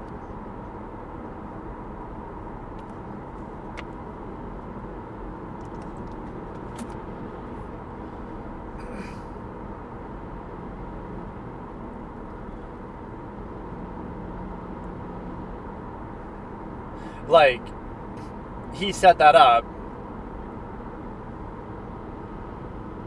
to garner sympathy for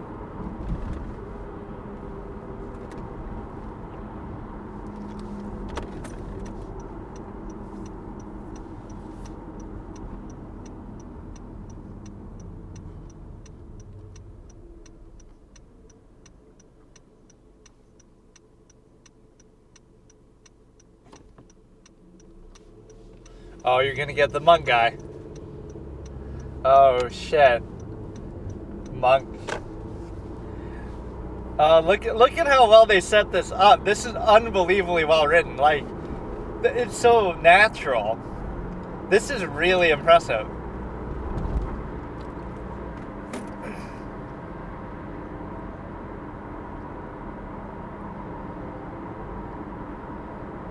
Michael Richards would have been great in this role too. I can't tell whether these two are together though. He's a stickler. He follows the rules. Doesn't want to break a red light.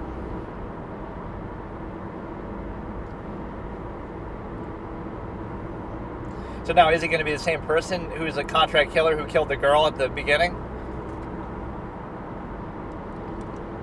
No, but I think the campaign set that up to garner sympathy.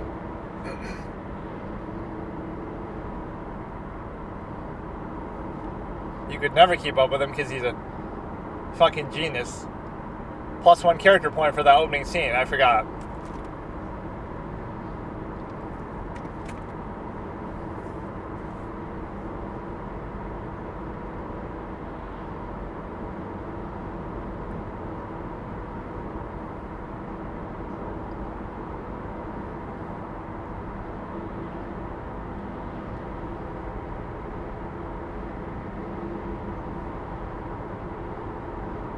You got away with it. That's sort of setting.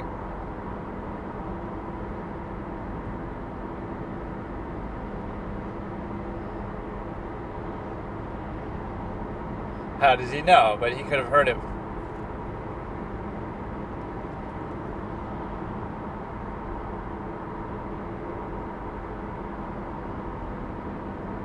Or he's just showing that he's that perceptive.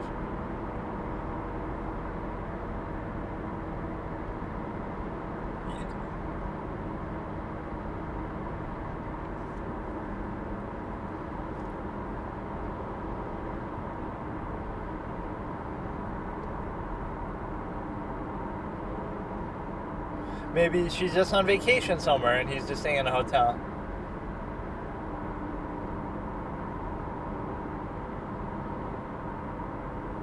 But he seems like he likes him still ultimately, even though he's being adversarial.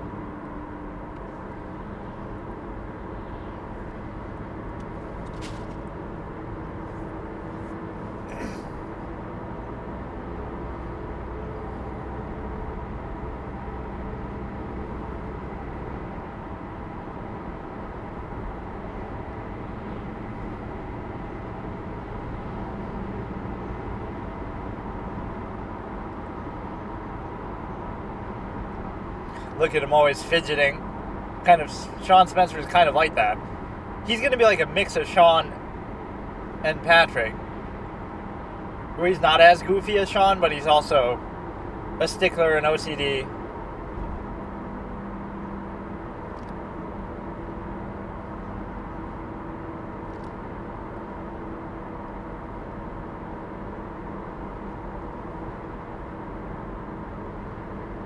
Nobody's paying attention to him, though.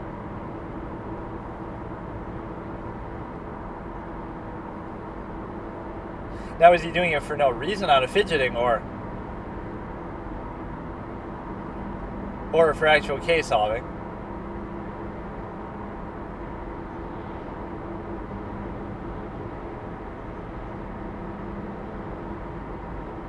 Now he'll be able to...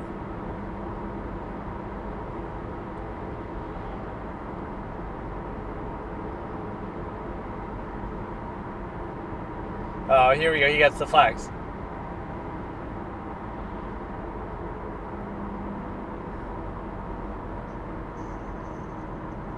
Now he'll be able to remember all of them, too.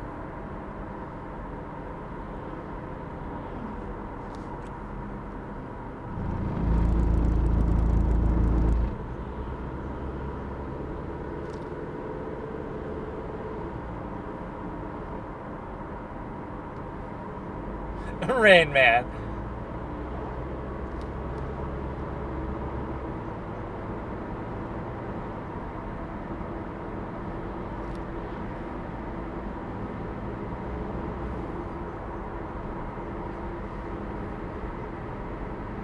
He broke up with his... Oh. Red John. He did that on purpose just to show off his abilities. How would he even know that that's correct?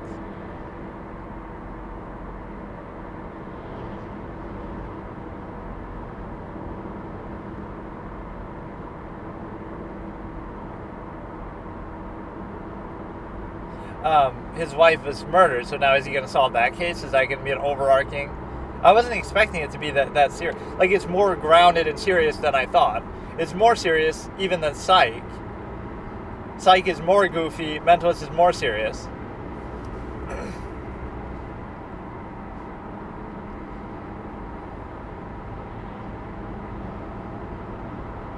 But I wonder, so he wasn't like this before, though, with all the OCD type things? He was just really smart without this? So Monk at full strength is unbeatable. But no, he's really fucking impressing me here, and I like how seriously he's still taking himself.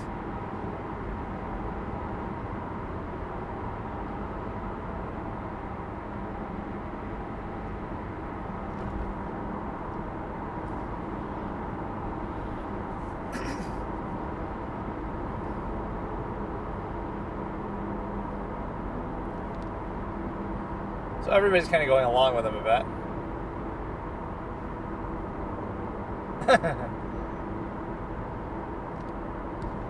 Oh shit, he's connecting.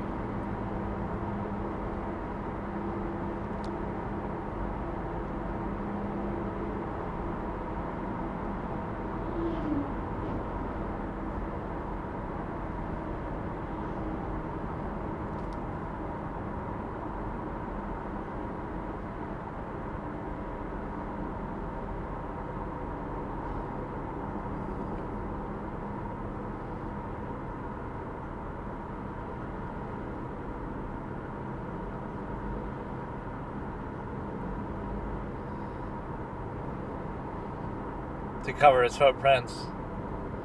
Oh, wow.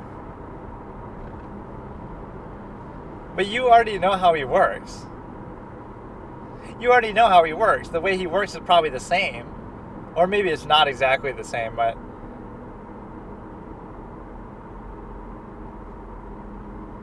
he has a problem with everything, kind of. Stoves, heights, car, red lights...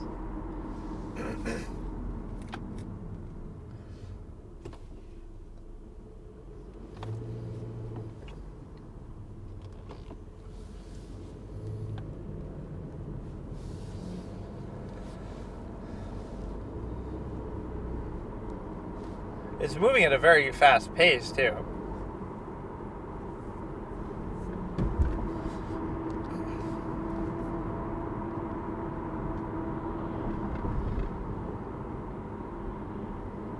So he's forced to be a private consultant because he's... this almost deserves watching a second time.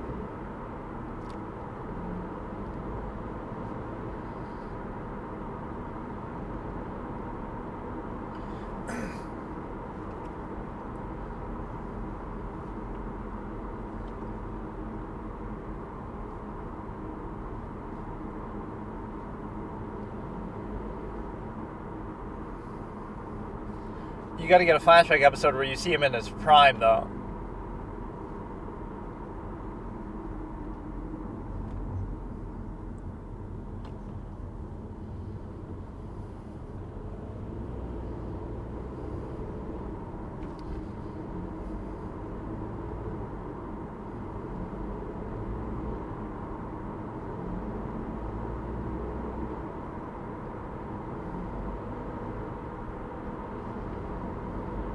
Who have we met so far that's tall?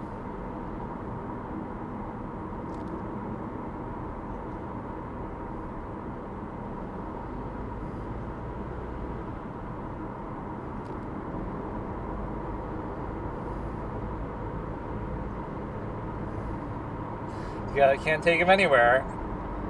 Gonna make a scene everywhere he goes.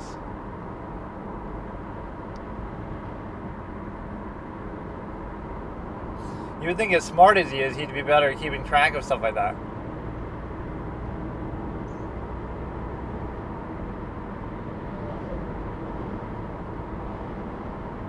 How can he be so clumsy and so smart at the same time?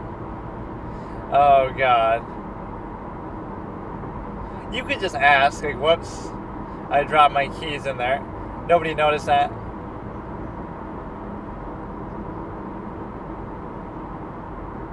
His wife's death. I really didn't expect that. So that case is probably unsolved.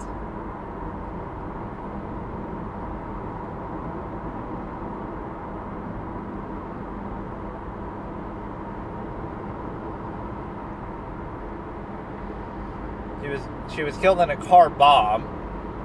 I hope they leave that open-ended as a potential case for him to solve by some genius criminal who's gonna be hard for even him. Okay, dude. Okay. Holy shit, who is this guy, bro? Unbelievable. What is this, dude? What is this? You're so clumsy that you lose the keys and drop them, but you can also remember everything on that board, and you can also do this. It's like you're extremely goofy, but you're also extremely capable to make up for it. It's weird. Now it'll look like you're stealing something from him, even though... Oh, it makes it look like he's saluting. But nobody noticed that.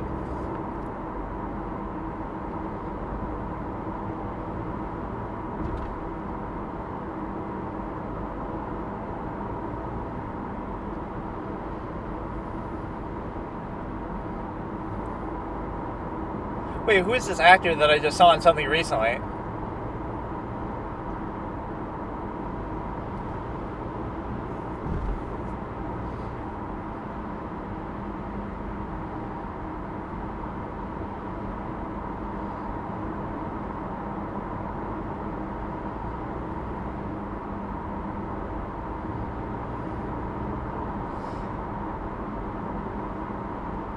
It's funny, but it's also pretty serious.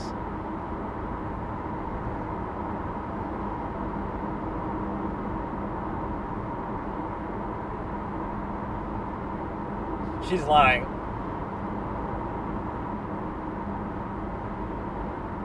Oh, it's going to be this guy because he's so tall. That's my prediction. It's going to be this tall guy in the suit.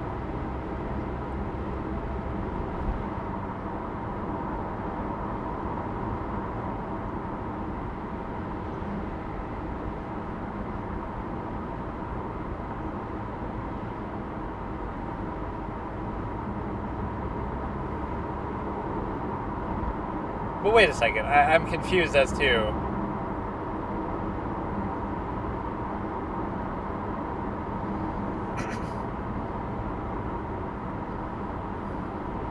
What? And you're only running for a mayor?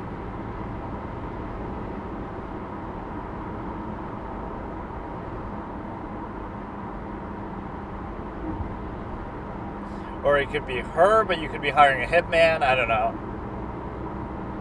Or you think he'd be afraid of cars because he's afraid it's going to get blown up?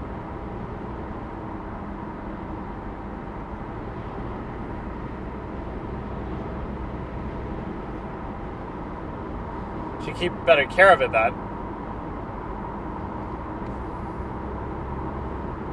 They make a fist-sized hole.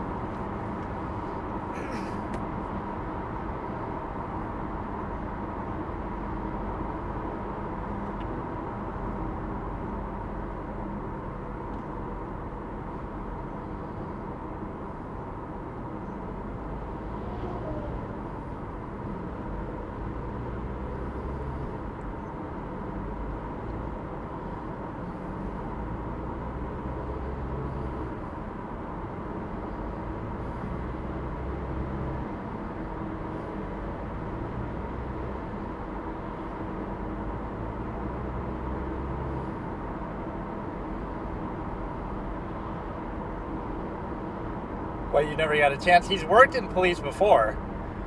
Who is that actor, though? I can't.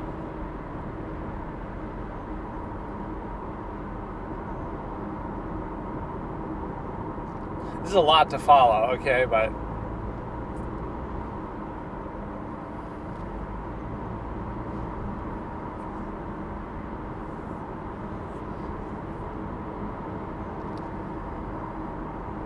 He's a germaphobe, too. He's afraid of everything. But again, I want to know how much of this he was like before the trauma. Average person in COVID-19. How would Monk have dealt with that? He found the COVID-19 solution.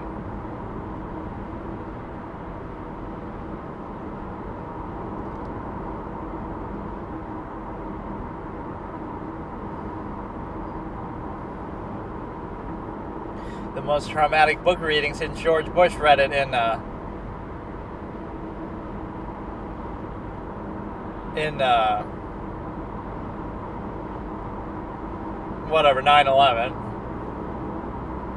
He's gonna get in trouble everywhere he fucking goes.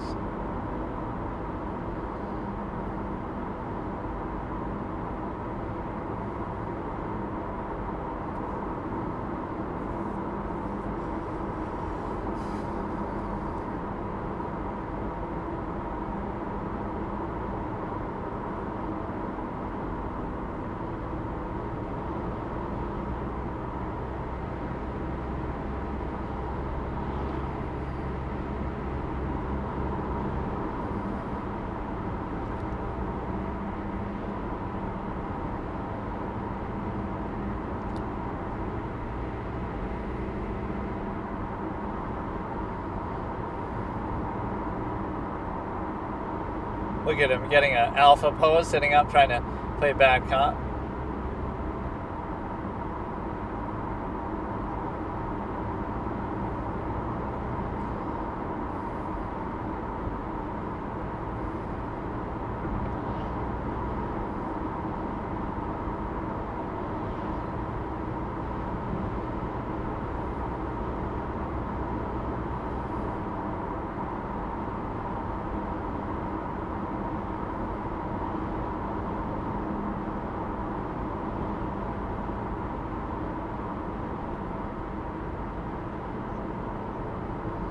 You're having an affair with him?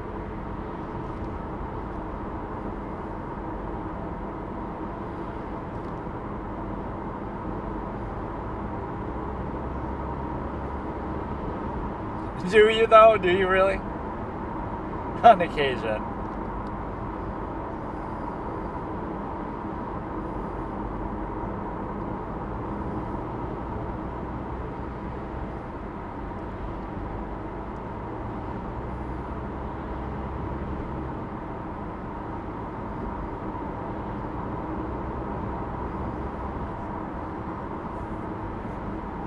That thing got stuck to him because she's dedicating that it's hers. We're over halfway through the episode, so I don't know what I should do as far as the prediction. But it might be multi-episode storylines too, which is maybe a better format. Like, Psych and Mentalist should be like,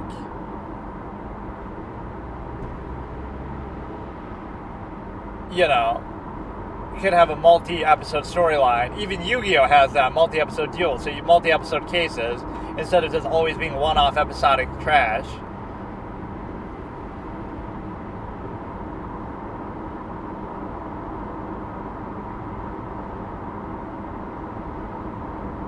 Non-consensual cleaning. Or is that going to be Monk himself? What?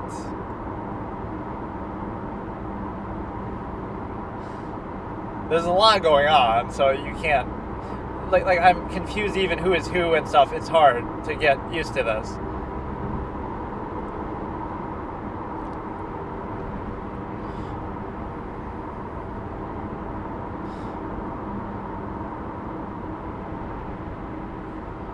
But somebody who's tall...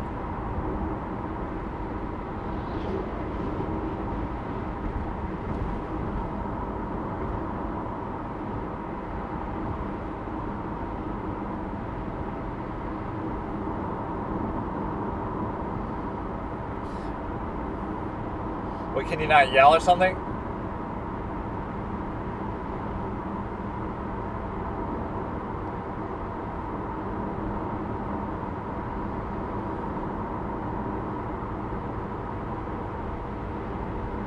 Or he's afraid of the area somehow.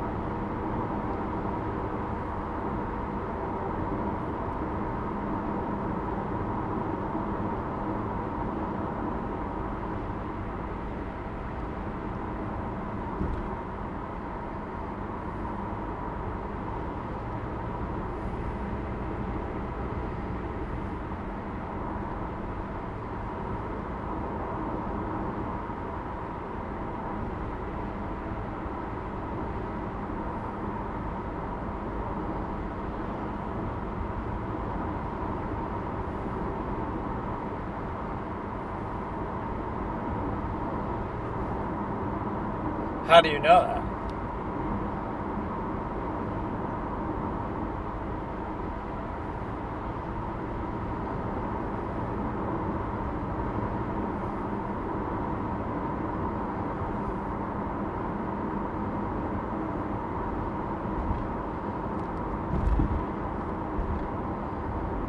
How would you know it down to that much of a detail? Oh, that he was in the middle of cleaning it. But he said he had just washed it. I love this sort of skepticism that goes on and on. She's just there as a cheerleader. But she believes in him, but is also kind of pissed at him. So you can get a new pair of shoes or what?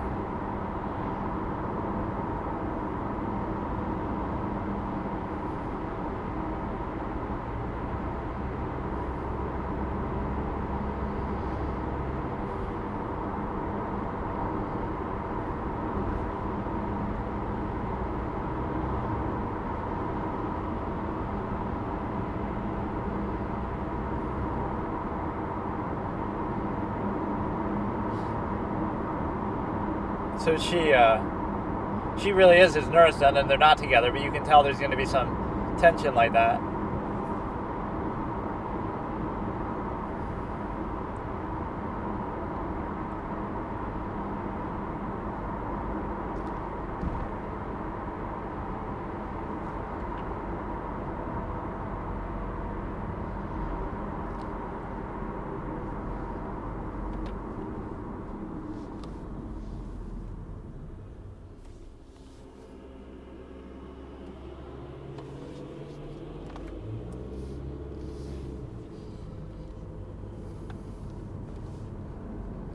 Except you're not his girlfriend.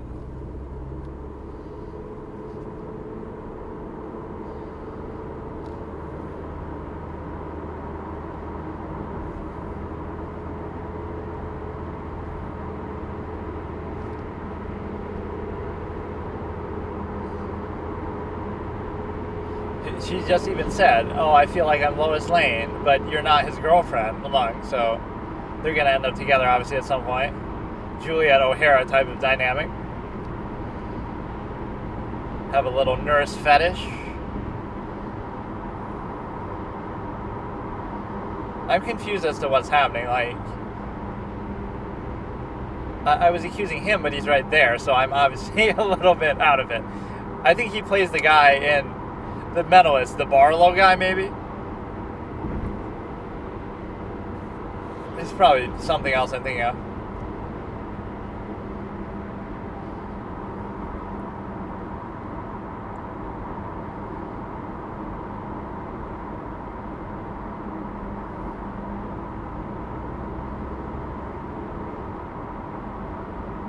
He just deduced that on his own.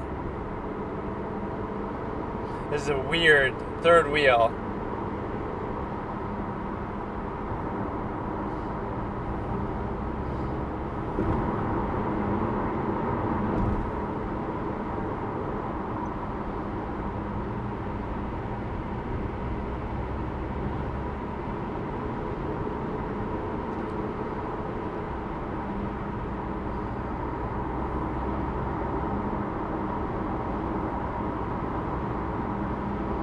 This is a little cringeworthy.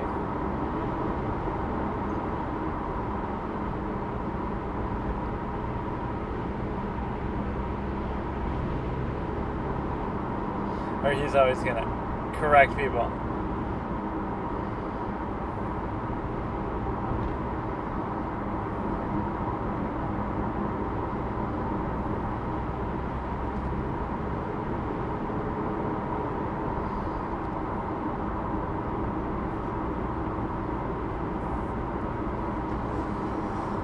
What, just him only he represents?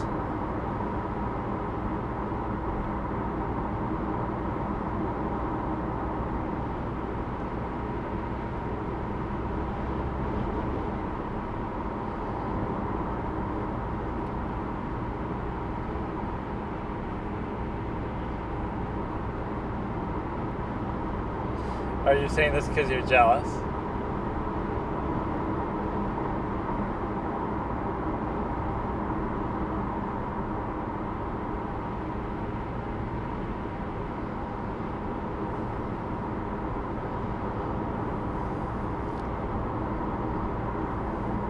You wanted him to lie to you and bang you.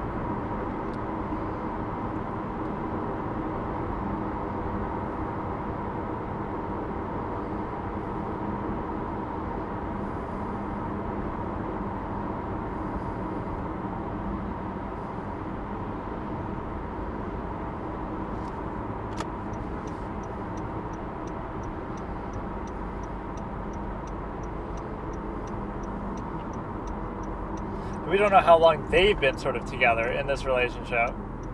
Not that it's really a relationship, but...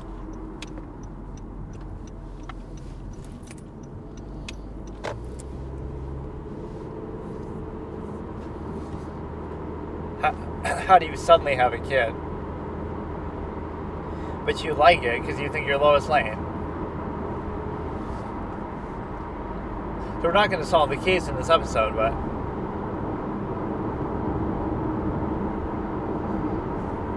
There's a 6'3", 6'4" guy. You forgot where your keys were that one time.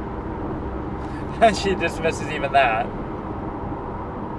So you have a bad dynamic here. The cops don't like him. The way they're portraying his character is actually really good because it's convincing and believable, but also eccentric.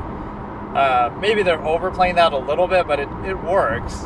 I like how seriously they're taking some of the investigation scenes. They're not playing it just for laughs, like I said, it's just a gimmick. They're actually getting into it like real evidence, wearing the slippers and the thing and the everything very in-depth. This really set the stage for the mentalist and psych both. So this is his wife that he's obsessed with getting over. So what we have is, so presumably he was just as smart, but he was less eccentric before she died. Oh, look at him. Oh, this is going to be the one. And even he can't solve that case, so there's going to be some mastermind behind that he could just never solve that, even as smart as he is. I was not expecting this, so the mentalist loses the point for that. The fact that they copied this, but I was not expecting. This is a fun comedy detective story starring Michael Richards. Also, his wife fucking died in a car bomb at episode 1, and he's having psychological breakdown. Like, no, maybe that's why Michael Richards turned it down. That's a little bit dark. I wasn't expecting that. Nothing like that happens in Psych. Yeah, just a fun comedy for the whole family. His wife died in a car bomb, and he's having a mental breakdown for years because of it.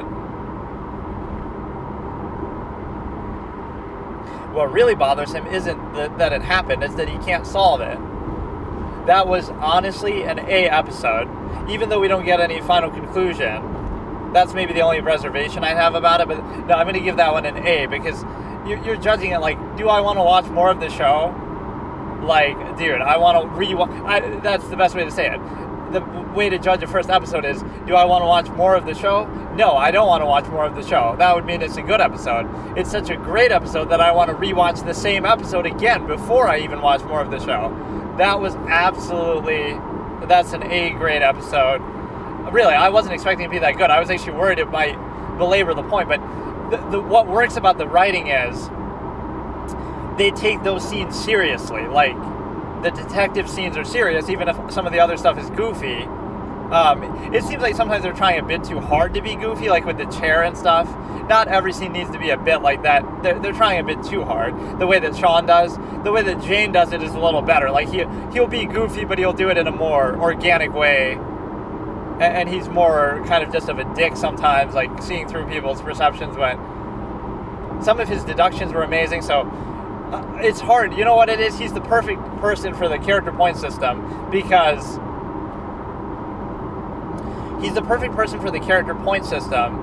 of the simple fact that he'll do something really impressive, then he'll do something really dumb. Like, oh, look, I came to this deduction that the two cases are linked together. And then I came to this deduction that the two cases are tied together. But then I dropped my keys into the body, into the, coffin. Like, so he'll do something really good and really dumb. So if I trace it back, I may actually rewatch that, which I shouldn't really do because then it's going to make you like drag out and become a little bit burnt out of it. But that was a phenomenal first episode. Pretty much the only thing it didn't do was give you like some sort of resolution. Like we didn't find anything out about the case and solve it. So I didn't fail a point there because I couldn't guess who the killer is because we don't even find out who the killer is by the end because it's still an ongoing investigation. So I wonder if that's just because it's a series premiere or if it's because this show will have multi-episode storylines, which it really should. But no, you get the adversarial cop who he seems to have a soft spot for him still, but respects his ability and everything, but also is he's basically, man, it is really, really impressive. And again, it gets points for originality, and even those shows kind of lose a little respect because he has some of the goofy zaniness, OCD, ADHD tendencies of Sean Spencer, but it's not playing it completely for comedy either. It's taking it relatively seriously outside of that. So it seems actually more serious than Psych. It's sort of in between. The Mentalist is more serious. Psych is less serious. This is kind of in between, where the deduction and all that is taken very seriously, the way it is in Psych. But even outside of that, he's a germaphobe and this and that. But it's not played for like pure comedy at times, and it's also like his wife died, which Sean didn't have to deal with that. So they added dynamics to this that were completely unexpected to me, that I like. Again, I like it to be a bit more serious. But no, his deductions were on fire. Let me try to just chronicle the point system. So at the beginning opening scene, he gets a +1 because of how many brilliant deductions he had in that first crime scene.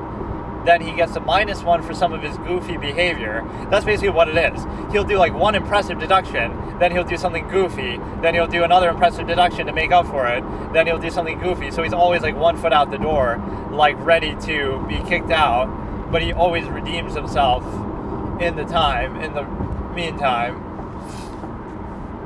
Which is kind of how Jane is, but Jane can get away with more, and Sean is kind of like that, where he's always like, one fuck up away. But you would think they'd be less skeptical after a while. That's what gets annoying. Lassiter's doubting him again. He doesn't believe him, even though he's been right like every fucking time in his whole life. Not that he's right every deduction, but every case effectively he ends up being right. So you doubt him again. What crazy theory is he coming up with now? But it ends up being true. The only thing unrealistic about that is not every case is going to be some crazy knock it out of the park thing. Some cases really are just some random person just killed some random person and that's it. But those aren't the kind of cases that they get assigned to, I guess, or they don't make an episode out of it then. That just goes without saying. But yeah, this is like the middle ground then, I guess, which I wasn't expecting. I was afraid it might be like Psych or even more like Psych, where it's goofy all the way. The goofiness is still there, but it's a good balance, and his acting and sort of the dialogue when he's doing deductions is actually really serious and on point. It's more like Patrick Jane style, where he's just going through a series of deductions and explaining everything. So presumably, that's the thing I want to see the most. I want to see a flashback when he wasn't like this, so eccentric. So before his wife died, he was just super smart and just, the best detective and just a god, and he wasn't so awkward. So it would have been him at full power. Now he's at like sort of half power because he's still really smart, but he kind of goes, like, imagine how unstoppable he would have been then. is even now he's insane, but he's a little distracted, or maybe it doesn't hurt him that much, but it hurts his perception in dealing with other people. But he presumably wasn't like this before. In fact, I was even trying to explain that, like, how going into this, how is he going to explain that he's so genius but also so eccentric? Like, it works with Sean because he grew up with his dad being a detective, and he's just gifted like that. It works with Jane because he grew up in the circus and he learned some tricks from his dad. But with Monk, I was thinking, like, if he works in the police, they would have known he's eccentric all along, so it's not a big deal. But I guess the trauma of his wife caused him to become that way in a way that is a little bit different. So that was a phenomenal episode. I don't really do the pluses and minuses either, but it's an A. Is the highest honor that I can give it. It was really good. I kind of want to watch it again. Maybe I'll watch it on like 2 times speed just so I can kind of brush up on some of the details or something. There's a few things I want to see. I want to see that opening scene again because that was great. I want to see. I'll watch it again. I think in the second session here, and then tomorrow we'll watch like a movie. So I'll keep taking breaks like that. But no, I'm genuinely happy. I was afraid it might be a little cringy and weird, which there were a few scenes that are almost cringy like that, where they're trying too hard to make it goofy and funny. But again, it's somebody who's so smart who can get away with subverting social norms and everything like that. And I'm intrigued by that kind of character, which is exactly what Sean does, which is sort of what Patrick does. Although Patrick is kind of less abrasive when you think about it. He does it almost to make a point, but he's not. Jane would be the most suited to just live a normal life. Like, he can just kind of chill and do whatever he wants, and he can scam people, and he's pretty wealthy, actually, from all the money he made over the years. He was like a celebrity before he, became a CBI member. So Jane had it together the most, actually, where he's sort of just chilling and he can do his own thing. Monk seems like, because of his wife's death, he's totally lost it. Jane, maybe a little bit, but honestly, I think of him as kind of more normal now that I compare it. And Sean is kind of all over the place, where he needs to be centered a bit. Jane actually seems like the most in control. But no, this was good, and again, the wife's death will be looked forward to as a case he could potentially solve, and he's losing his little nurse buddy, but I'm sure she'll be back, and maybe it's some pseudo-jealousy that he's expressing, that he comes in there to mess that up, but he's also not ready to move on from his wife, so I don't know about that. And then you're also in a position where you have this adversarial cop relationship, who's having apparently trouble with his wife too, and then you also have a situation where, you missed a spot shaving, she would have caught that. No, the dialogue is actually at a much higher level than I would have thought. Like, see, what this show isn't doing is it's not playing into like, oh, haha, look at this goofy detective, and that's it. No, it's like we're going somewhere further with it. We get that the premise is the goofy detective, but then we take it someplace else. Like, okay, we're really going to go in depth, and all of his deductions were so good and believable, and they make sense, right? It's not just some goofy, odd type of detective character, as the kids would say today. They play it straight, like it's meant to be. And I'm very impressed with, like, really, this was way ahead of its time. Because I'm even comparing it to Psych and The Mentalist, and as good as both of those are, this has no business being as good as it is. At least those two had this to copy, and The Mentalist most of all had that to copy. Like, I'm almost intrigued by that premise. A detective show, but that's not procedural, but where you go through different cases over multiple episodes, almost like it's a movie, where you have 3, 4, 5, season-long thing, and it's worth it because it's just good. And so you have a very exceptional basis. So I will actually probably rewatch that, and then we'll decide what movie to watch in like the letter A, because that's what we were going through as well.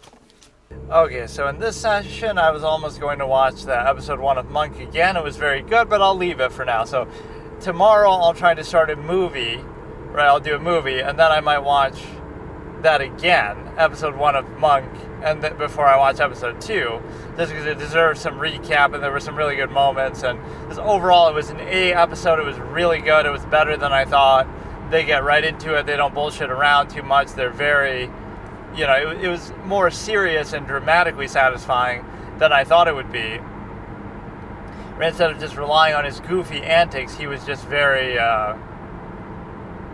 on point, and the goofiness is almost unintentional, where with Sean, it's sort of, he plays into it more, which I kind of dislike a little bit. I don't like when characters are like aware of their flaw so clearly and they still keep doing it, like Trevor in GTA 5.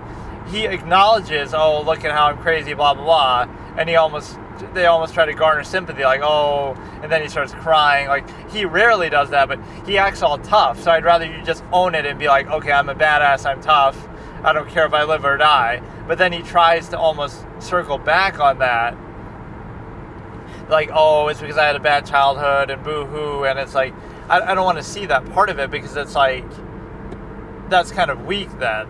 Either you are what you are and you accept it, or you try to change it. He realizes what he is, and he almost perceives it in some negative way, but then he still keeps doing it. It's like, oh, he can't help it, but that's not the kind of way he behaves. He goes out of his way to cause harm and kill and do all kind of crazy stuff, and yet, you know, it doesn't work with that characterization at all. So what I'm actually going to do here is I'm going to watch some horror short films, but I'm actually reacting to somebody else's reaction, just for whatever reason. It's Struggle Nation, where they're sitting there with like the bandanas and stuff. This channel is pretty good. I've seen some of these before, probably some of their videos before, not so much maybe these exact ones, and I've probably seen some of these short horror films before too. But for whatever reason, I just felt like doing this, not the least of which I just feel like reacting to horror stuff, period, in general, which, oh no, I shouldn't do at night, but it's a case where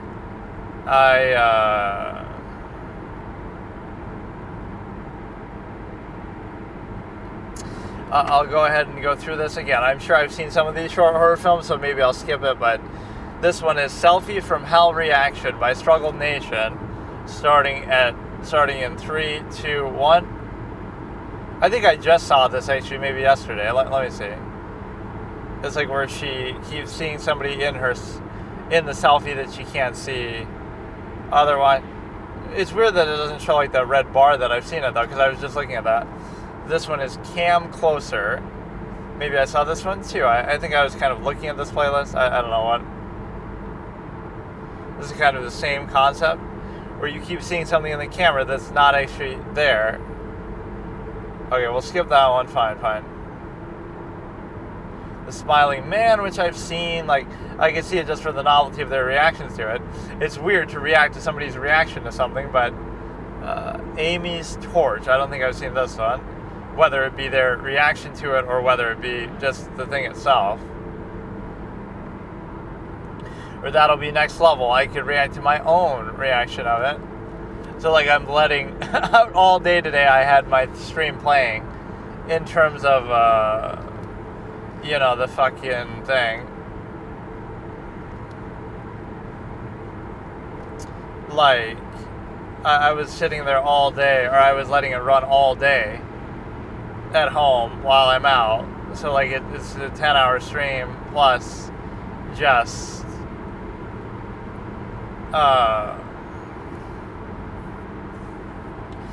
so that's kind of a cool idea, because again, even if nobody's watching, who cares? It's just free content. It's just extra, and stuff I've already done and uploaded to YouTube. So I'm just doing it sort of as a replay, just sort of playing that as if it was live, which I don't think they really mind doing, as long as you did know that it's a rerun. So this is going to be, and when you're such a small channel anyway, it's not like people are really interacting with you a lot anyway, right? Even if I was there, how much chat interactivity is there really going to be? So we're watching Amy's Torch, short horror film reaction, Struggle Nation, starting in 3, 2, 1. Would you like to explain to me what this new...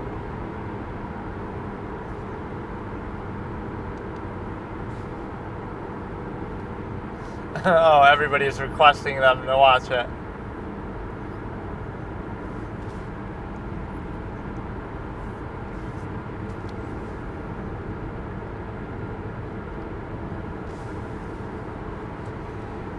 And that girl on the left never says anything. Gotta bring her personality out a little bit.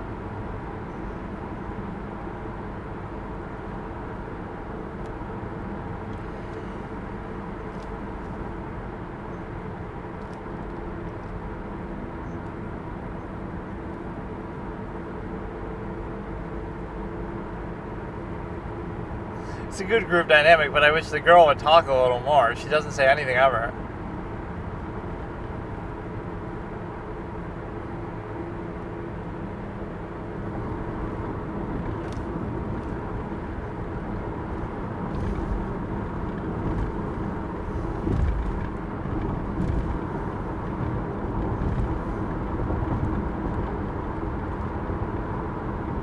It doesn't seem to affect the girl. She just kind of sits there and chills like me.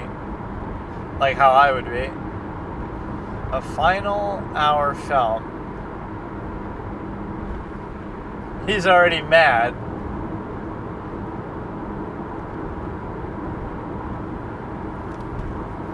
Amy's touch. I almost read it like that myself. I can barely hear what he's saying. This is like some Oompa Loompa fucking Sesame Street narration. The Lorax.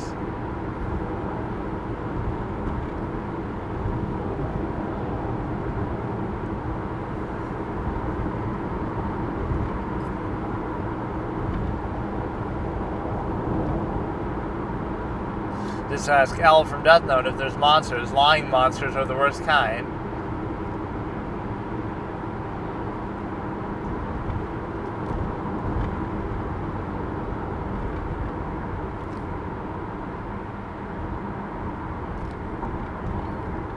Gonna burn the fucking house down with that shit of torch under the blanket.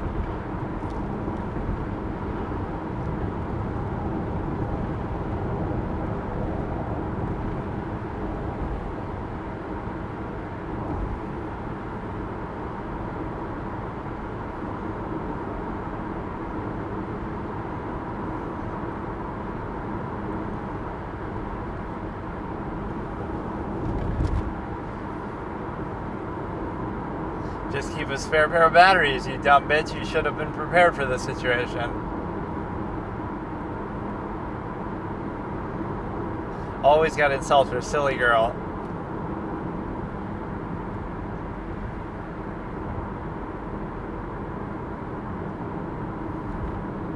You would think she'd just volunteer to sleep somewhere else. I didn't even see what it was. I'll miss all the jump scares if... I'll miss all the jump scares of, because I will, it'll be just a second, and then that's it. A lot of these end on an unsatisfactory note, or they'll just show the monster for a second, but it won't actually do anything.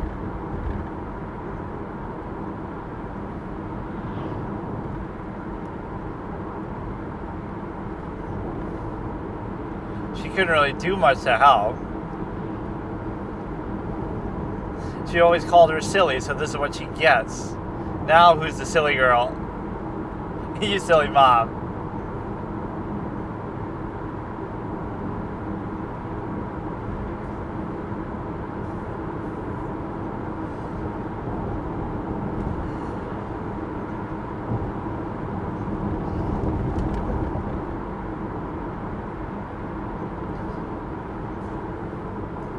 This is like so much effort to put into just a short little thing. But no, it's like a lot of these are short and to the point and sort of unsatisfying. Like, that's it. It's already over. It'll be like a jump scare where the monster appears, but it won't actually do anything. At least there we get to see the satisfaction of it actually killing somebody.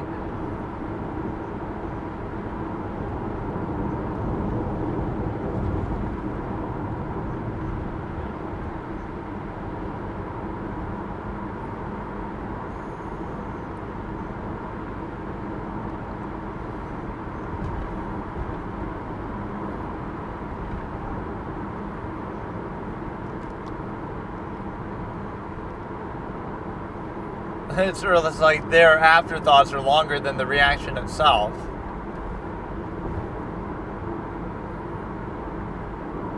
But no, a lot of the supernatural type stuff I don't find that scary or interesting, but enjoy our reactions.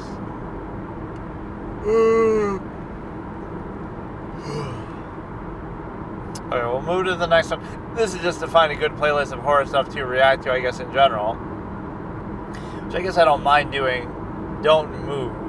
Really, yeah, like they'll all have like a gimmick that they do, like, oh, it's just, because they're all so short and to the point, so, like, it doesn't mean they're bad, but they're kind of, sometimes it's a little bit bare bones, just, here's the gimmick, you can't move, and then the short film will be a character plays with the idea, oh, haha, of course, they see a sign that says don't move, and they ignore it, and then they move anyway, and then the monster appears, and then they jump scare them, and then it's over, and then it ends, and the credits play. Like, that's how it is. There's no, like, real depth or development, because it's just short, so it can still be interesting with the gimmick, but that's, like, all it is. It'll be like, oh, there's a supposed threat, but they don't take it seriously, then it starts to brood on them, then they do take it a little seriously, then,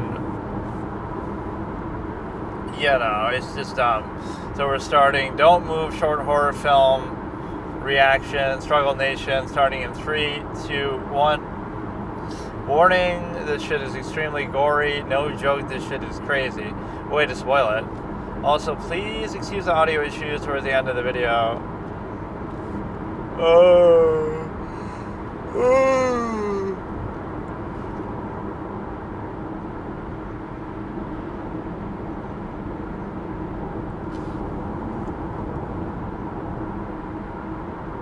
That's just like where he's on the street.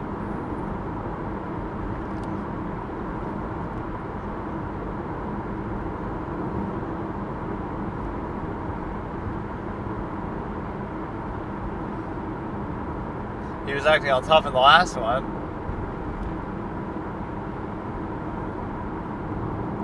Katie Wraith something. Yeah, give us some Brett Cooper.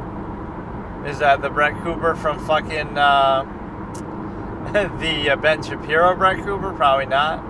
Maybe this is how she got her start. How hilarious would that be?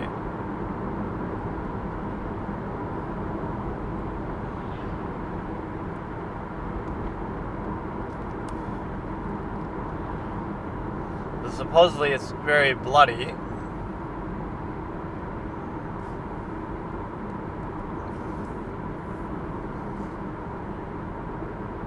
Now I'm going to be trying to look to see if it's Brett Cooper, who would be a lot younger, I guess, when this was the case, and she's still pretty young, so I'm sure it's not her, but... Or like, it could be a guy, even, because Brett can be a guy's name more often than a girl's name.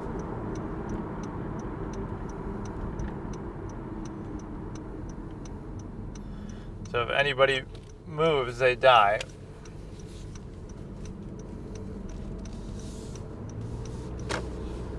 So they played with the Ouija board, which is their fault.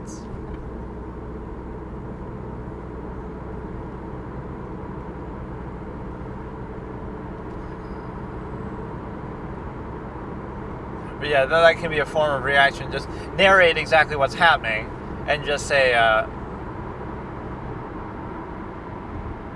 this is like the Wendigo in Until Dawn. If you don't move...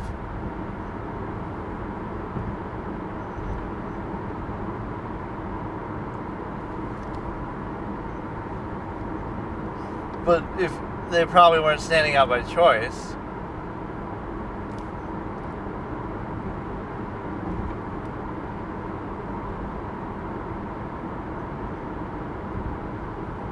Yeah, it could be boring sitting here forever.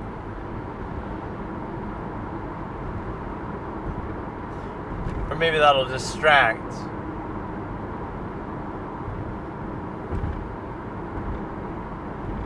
You were trying to do that to distract.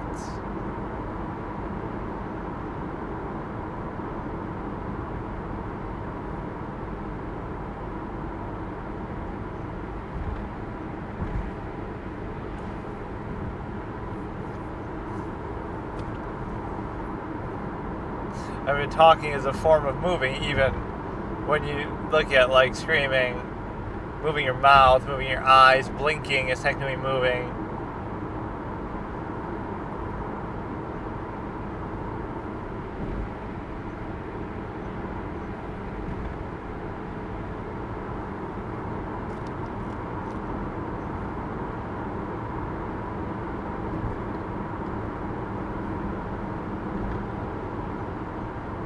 Or like a lot of these just end on a bad note. There is no redeeming thing or anything. Like just everybody dies and that's it. There was that one Indian horror film that was so fucking bad. Like where he's... Oh my god, that was so horrible. I can't remember what it was. And then even the guy's trying to explain it to another character, like maybe these mirrors are portals to another world, and it's so hammy the way he's doing it.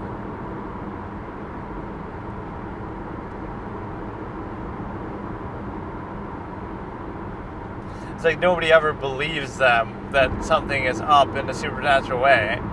But if you see it yourself, then it shouldn't matter what anybody else says. Just don't stay there.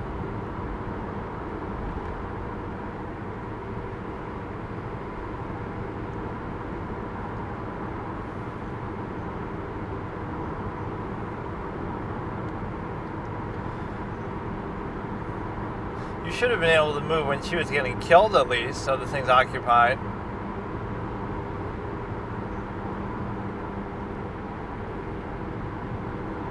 Can't see, but he can see motion, like the Wendigo.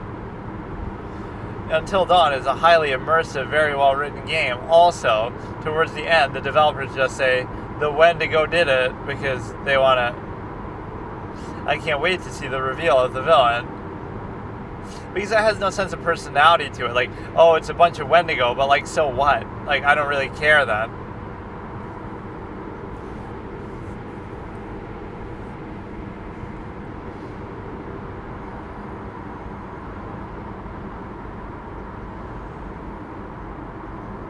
You already tried the music thing and it fucked up right in your face, so. Or it would be nice if they actually triumph over it, but that's how these short films are made. There's not enough time for a third act. There's a first act where everybody's innocent and nobody realizes anything is wrong, which I guess this one kind of skipped. And the second act is where the conflict happens, but then it just ends. There's no time for a third act in most of these, so the conflict means just everybody dies and that's it. Instead of, normally if it was a full movie, it would be like Act 1, everything's fine and everyone's getting along and innocent and fun and naive. Then the second act is conflict is introduced, and then the third act is resolved. But here it's like it's introduced and then it's just over. Doesn't seem like sound really matters as much as movement.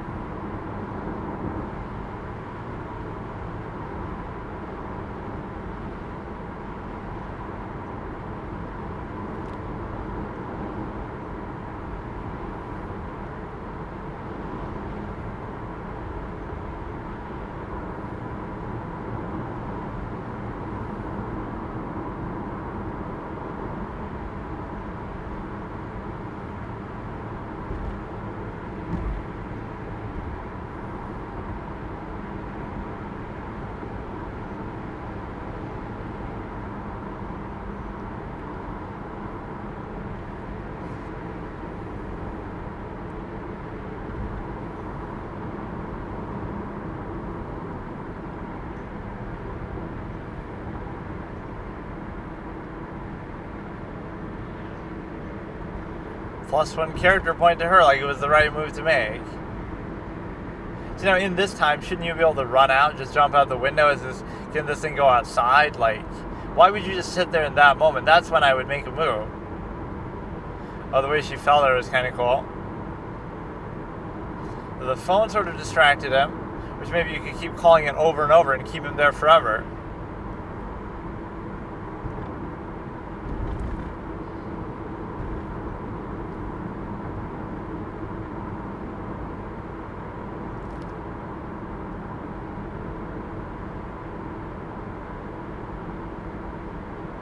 I can't really understand what they're saying either. It's too low. The actual characters in the film.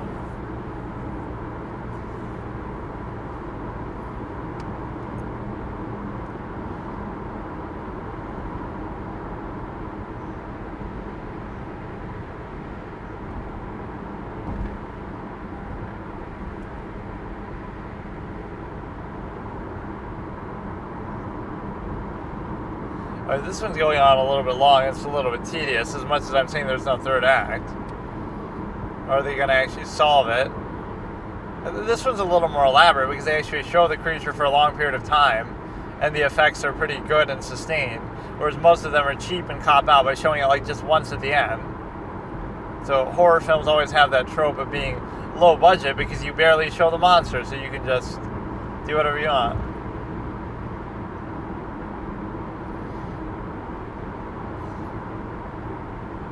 As if talking like that doesn't attract him, whether it be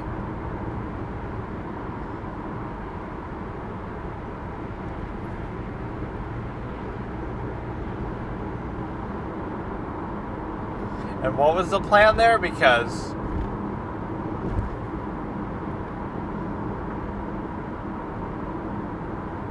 by doing that you cause him to go away, but like why? They probably explained it, but I couldn't hear what they were saying. Their voices are kind of too low. So they kill everybody but you. And so I guess that's worth it.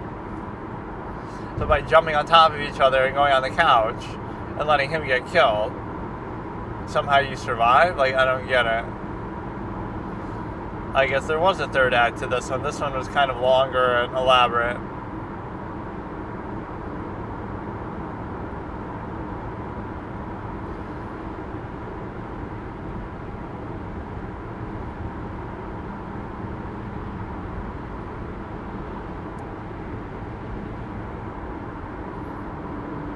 You gotta fuck around with a Ouija board, but I would just get the fuck out of here, period.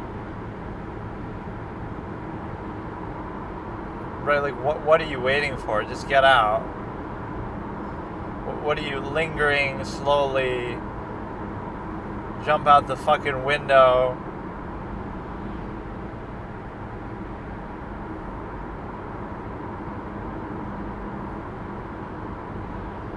Somebody, like, got hung over.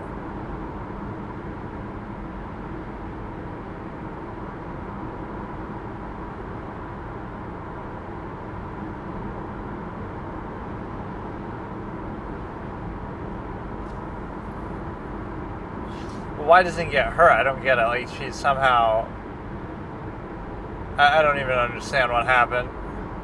She was, like, being controlled by it, or she was the one who was allied with it, or...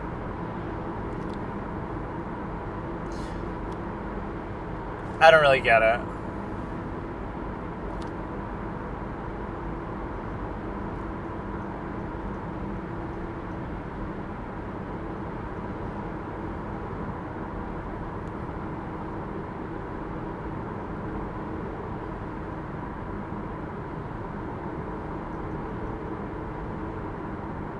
Or they're acting like she was killed and not him. I thought he was killed. It looks like he got killed. I swear to goodness. But yeah, like Blasphemous HD has some pretty good reactions to horror stuff. These guys are pretty resilient, though. They don't really seem like they're actually scared. They're kind of like me. They're kind of just watching for the enjoyment of it, but...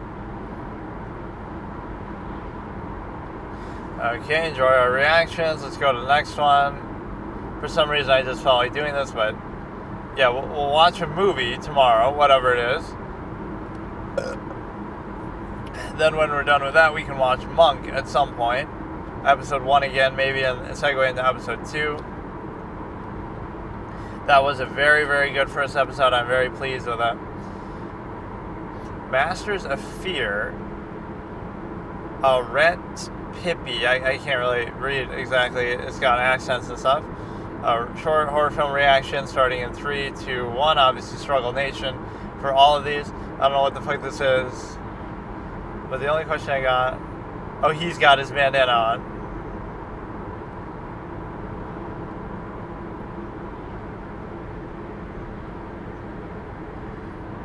Shut it down. No, shut it up.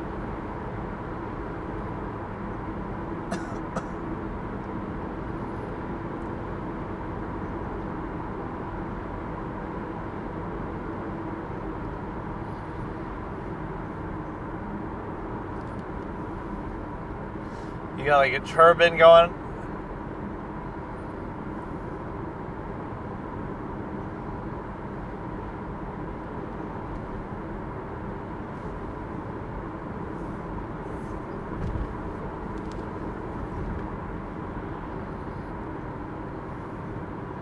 She literally just sits there and says nothing, though, this chick. Say something sometime.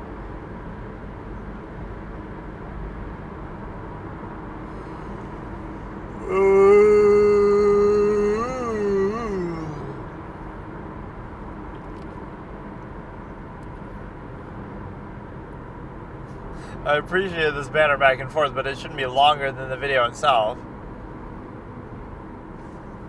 I can't even read what it is.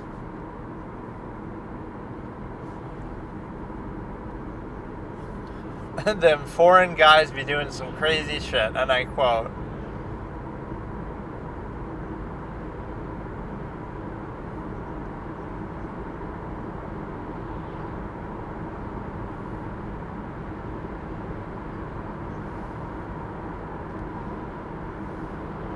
I was wondering where he was going with that random toothpaste reference. Did you ever hear the tragedy of the one kid who brushed for 2 hours in a row and died because he thought that if I brush for 2 hours at once, now I won't have to brush for like a couple months because if I brush 2 minutes a day or twice, now if I brush for 2 hours altogether, it'll remove the need. But that's not how brushing works because it's reactive to the germs you are exposed to on a daily basis. But it's kind of a good psychological thing. Like, a kid wouldn't understand the difference, so they do that and they just try to, overcompensate almost. Or like in Edith Finch, somebody dies like that. Like, they eat the toothpaste and they were like really hungry, so they start eating like random shit in their room, and then they start to hallucinate and they die. They start eating like all this unhealthy shit.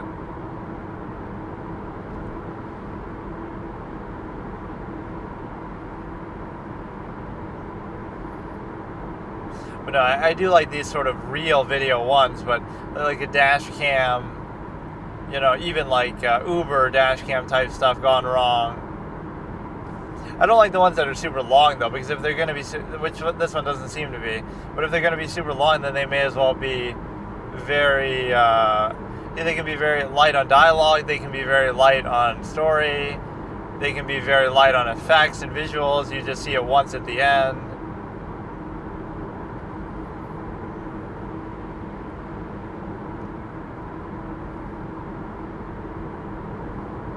Or this is going to be in a different language, so we can't even work. This is the real horror right here. Can you spare a square? Or there are subtitles, but I can't see them.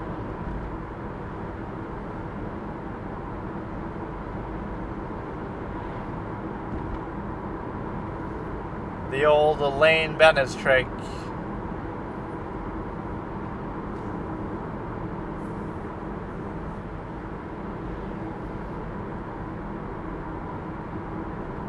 It could just be mistaken for the sound of shitting.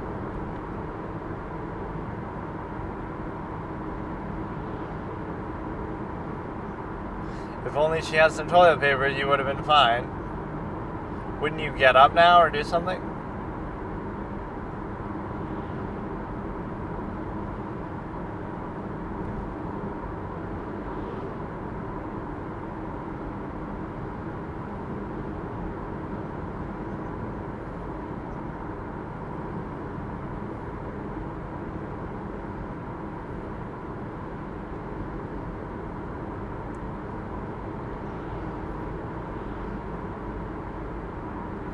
Or, sometimes what you can do in these situations is just wait there for an extremely long amount of time, and then you'll be saved. Don't go out immediately or right away. What if I waited there for like 5 hours, and then the monster's going to be bored and he's going to be gone?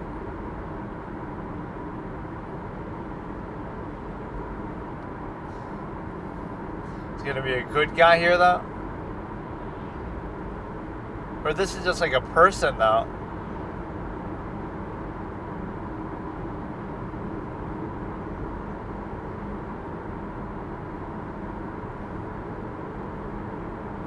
And that's how Skibidi Toilet was born. Or Skibidi Toilet origin story. You kill somebody with the toilet and their head ends up in the toilet.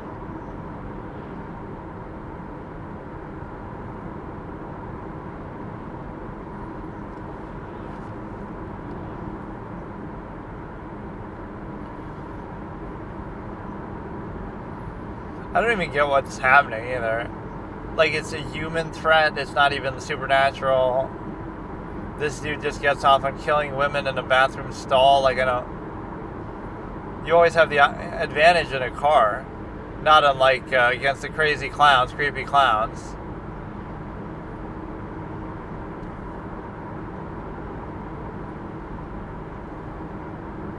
You wouldn't be scared when you have the car advantage.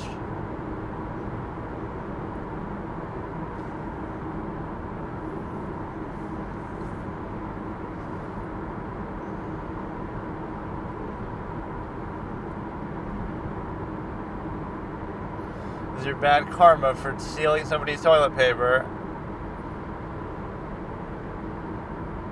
You can still keep driving with your foot even if you're being choked.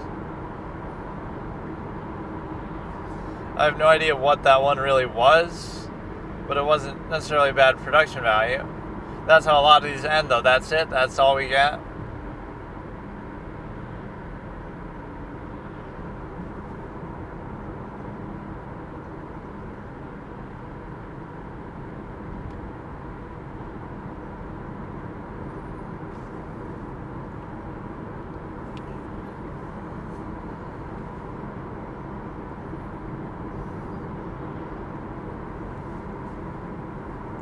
Yeah, that one was sort of random a little bit. I should sort of grade each of these on a scale. Which one's the best? Like, none of these have been that good, really.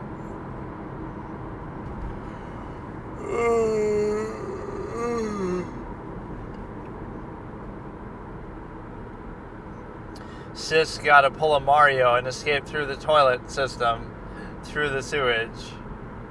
Imagine how insane that is. Like, Mario is the most iconic hero that children aspire to be.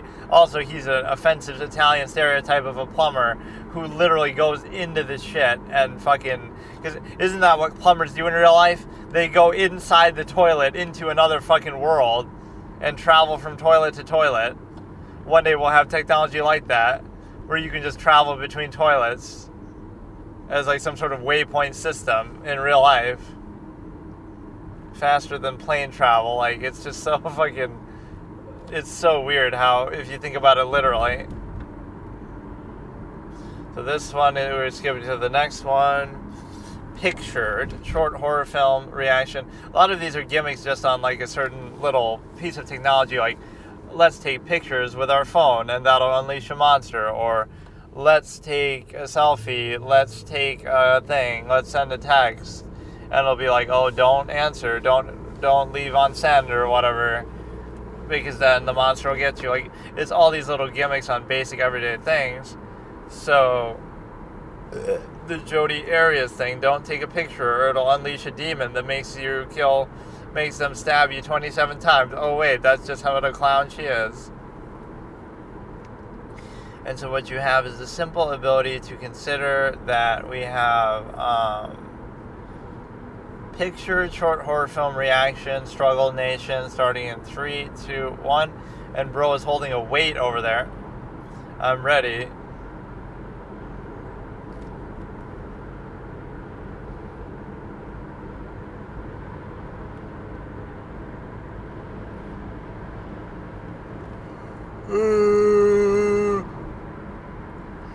He was just holding that for a super long time.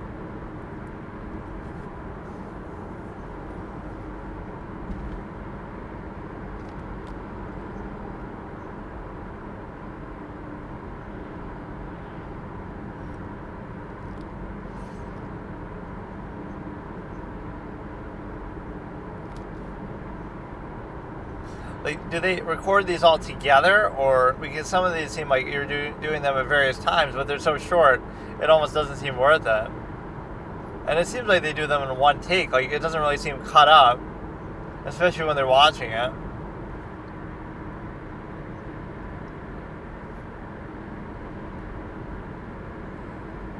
It helps you deal with the monster, though. You're tough and strong, so you can beat him up and fight and defend yourself. Just have a gun.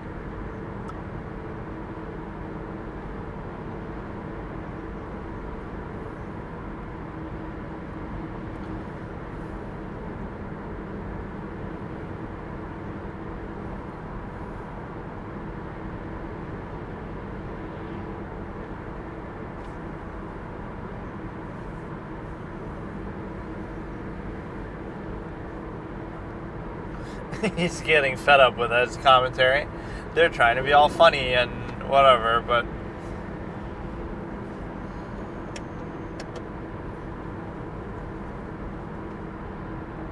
there's going to be something involving a camera. Some monster comes out of a picture, or you go into the picture and you get trapped, like Super Mario 64, or you try to take a picture and it comes to life, or something, I don't know, some gimmick like that.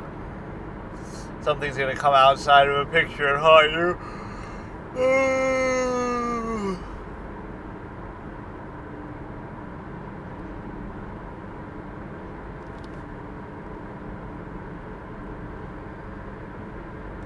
Or some of these will have like a really good twist sort of moment too in them.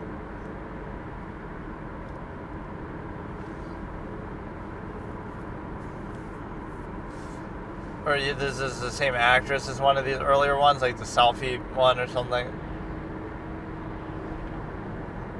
Yeah, I do seem to recognize her from one of those, like, selfie this or selfie that. She doesn't even say anything, she just makes these incredulous faces all the time.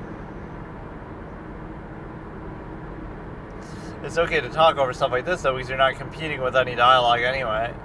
Because there is no dialogue. So this is this actress's specialty. Don't say anything, just make incredulous faces at different stuff. Selfie changing or whatever. The lights going off.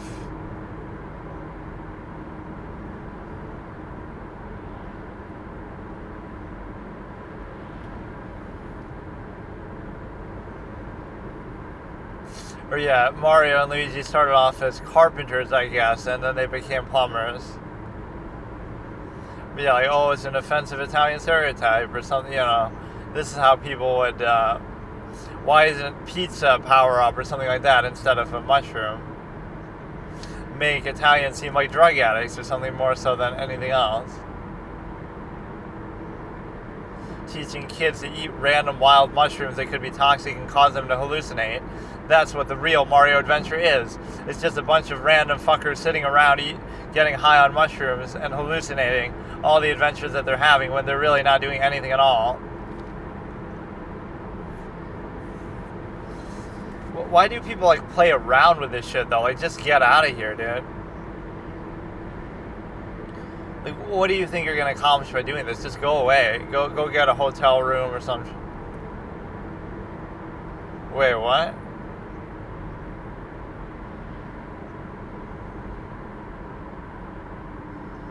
So what was even the thing? Like, it just corrupts her or fucks with her, or I don't get what even happened. Like, she just starts to look weird and that's it. So I don't know still even what that means. Now he comes back to the weights, have a little different gimmick in every episode. Not the least of which is just her dress and the mask.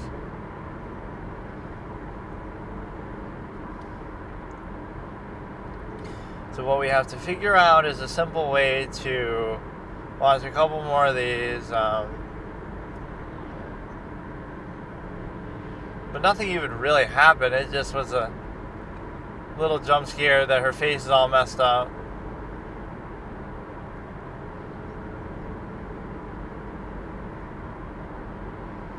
Yeah, cam closer, selfie. All these three are with the same actress or by the same people, I guess.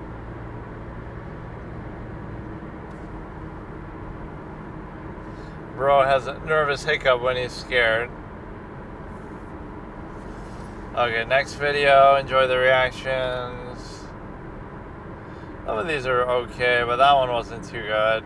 Or that sort of format is getting a little tired, though. Like, we get it. You have a camera, you take a selfie, it comes to life and kills you. Or you take a thing and you can see something in the picture that wasn't really there in real life. Or, oh no, now you make the picture into a painting and now the painting comes to life and kills you, or something like that. Like, it's not really, it doesn't really matter.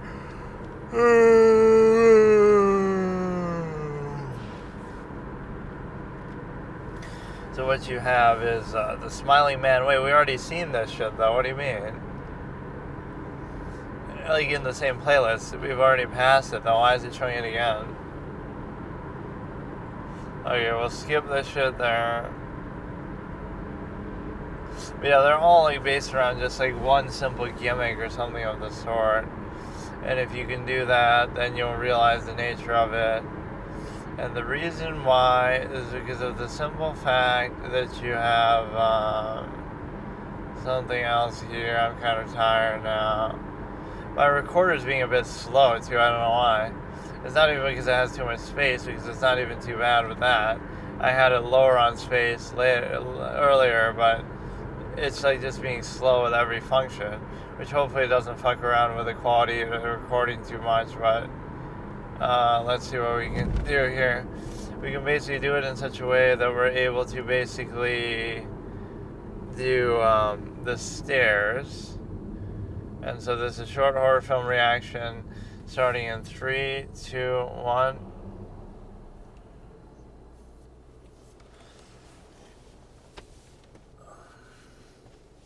It'll be an endless staircase. You got to guess what the gimmick's going to be. Another Super Mario 64. They keep copying Super Mario 64. One of them where you can go into a painting and get trapped or something. And one of them where the staircase just goes on forever and ever and ever.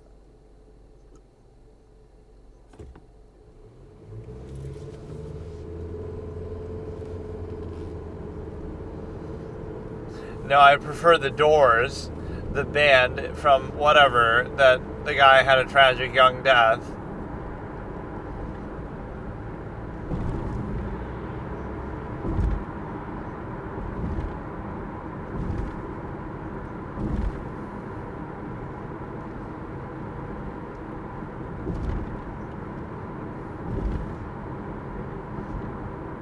We're getting these like cheap level jump scares here though. Little flashing images, like what is this, American Horror Story episode 1 where there's some weird random flash like that was kind of a little bit lame.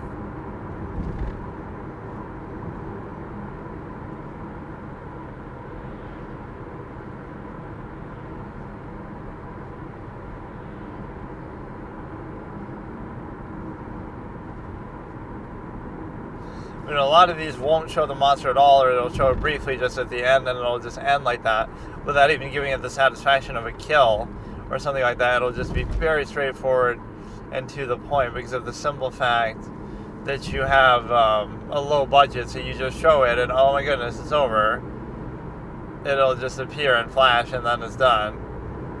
Whereas actually getting a kill off would be a lot more intensive to show, you know, like some of these do. Or it'll show something like off camera. Like even killing the mother under the bed in that one was sort of off kilter.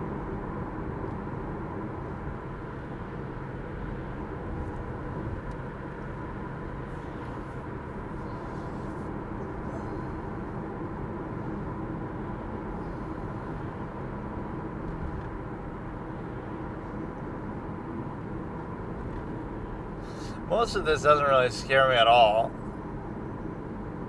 I like how incredulous they get.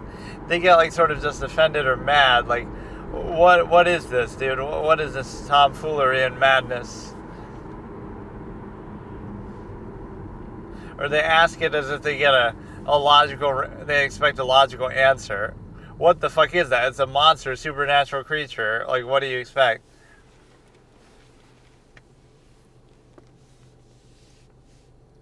It's like a big moth on the door. I can't even tell what that is.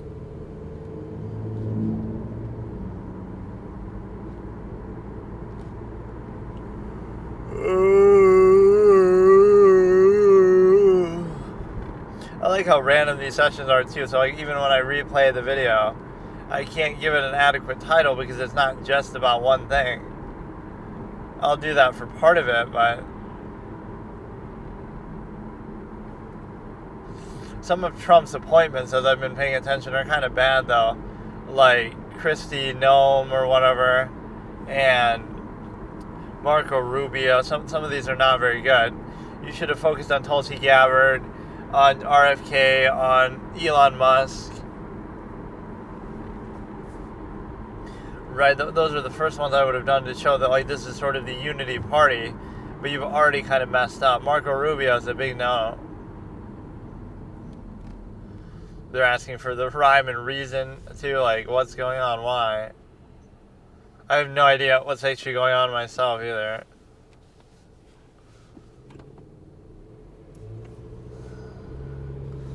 That's just an abortion. We hear a baby crying and then getting killed.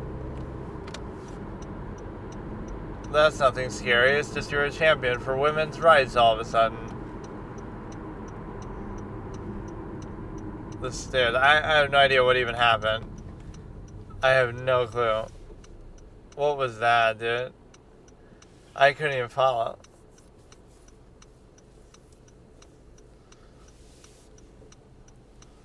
At least we shared that. We have no idea. It starts off with some bloody stairs. He tried for like a solid 2 seconds.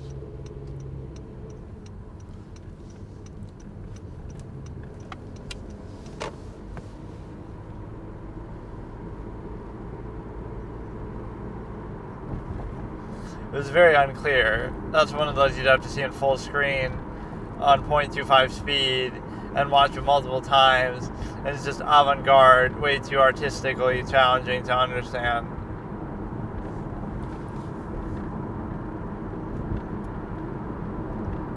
Yeah, you can't be scared if you're more confused by just the convoluted shit that you have to deal with.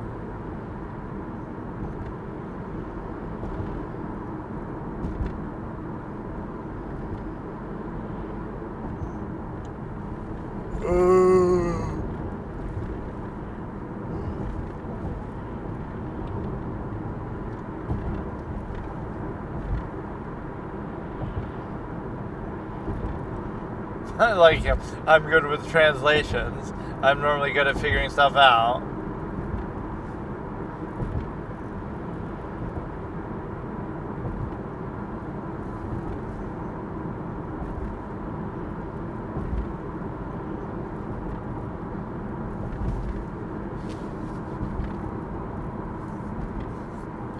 A different version of the red pill question, Japanese red pilling, to do with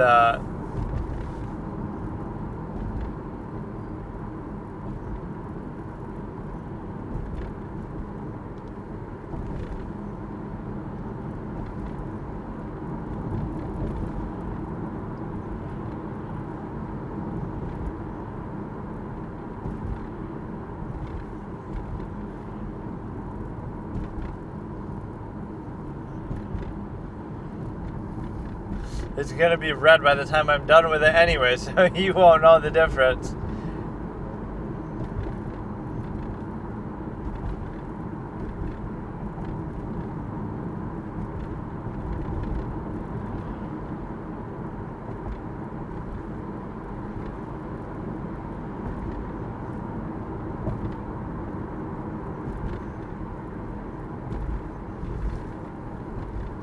I like when their intros and outros are longer than the fucking video itself that they're watching. Although here it's sort of justified because I don't understand what happened either.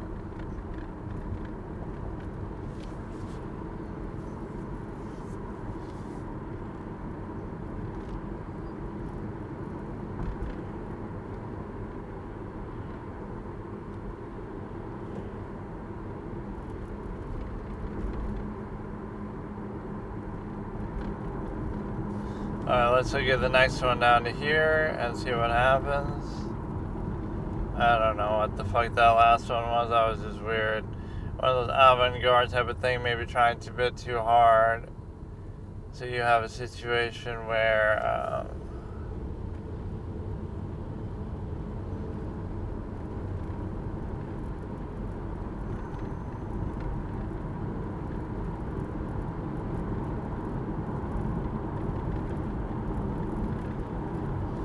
let's see what this one is. Lullaby. Oh, I don't need a lullaby now. I'm already half asleep.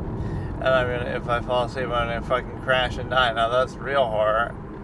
I shouldn't watch it for that reason alone, but you know, it's gonna be something stupid. So we're starting Lullaby, short horror film reaction in 3, 2, 1.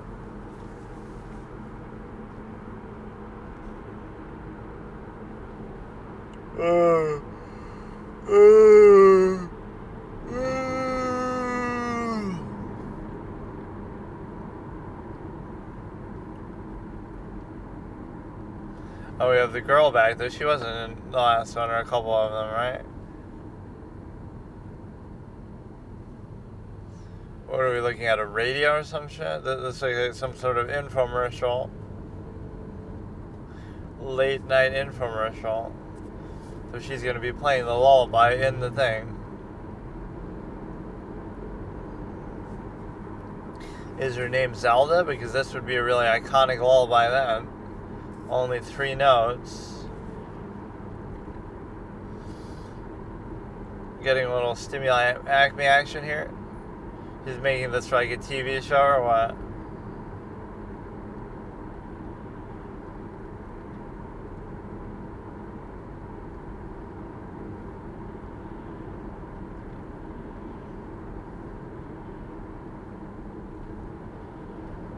Or she could be like kidnapped and she's made to do this.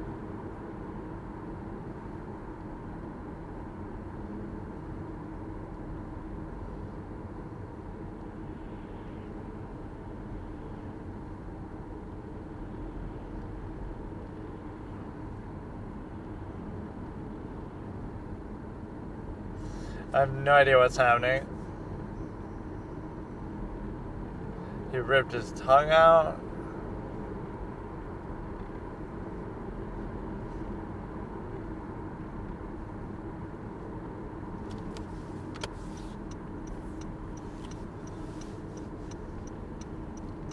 Give me like some kind of Harley Quinn vibes or something weird out here.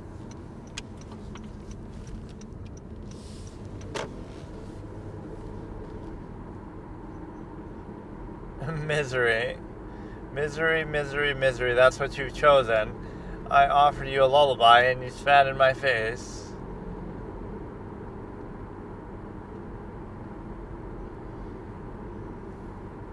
It was just sort of torture with no real context to it. I don't get it. They keep juxtaposing this dancing and singing with the white background to what is happening.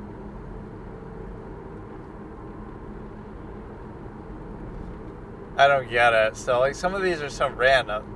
She's torturing somebody, but when you're not, then you're doing this. Like, I don't understand. A lot of these are generic titles, though, or they won't really be named characters, or it'll just be like a first name. You couldn't really see her face. You would just see that woman's not happy about it. That's one of their girlfriends, or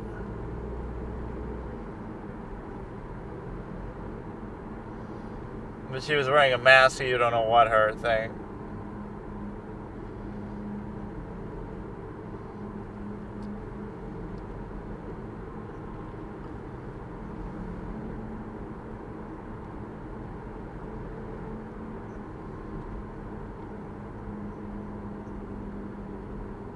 Then you're double fucked, or you're fucked either way, but at least one fuck you might enjoy getting fucked by the pretty one. Some girls can be kind of cute with that, like the Ellen Page. Well, I guess there was a problem to that after all, but like, you know, the cutesy kind of vibe where you can be laughing and telling jokes, and that was one of my biggest crushes, celebrity crush type moments, was Ellen Page. And it definitely confuses you on multiple levels when Ellen Page #1 turns gay, and then when #2 turns into a man. So she broke the hearts of 2 different demographics of people, like broke the hearts of every straight guy and then every lesbian girl also, because either way you lose. You make guys... Ellen Page is the first person to make guys turn... I don't know. I made a joke like that. She made women turn gay and then made them turn straight again. Right, like, oh, I'll turn gay for you, Ellen, because I love you so much. And then you become a man, so then now I have to turn straight again for you, I guess. But no, her personality was so beautiful and vibrant and fun and like just playful, and she's laughing and cute and just really, crush material, I will say. But some of these have not really been all that enjoyable. And so what you can do now is you can basically decide to we go ahead, we keep going.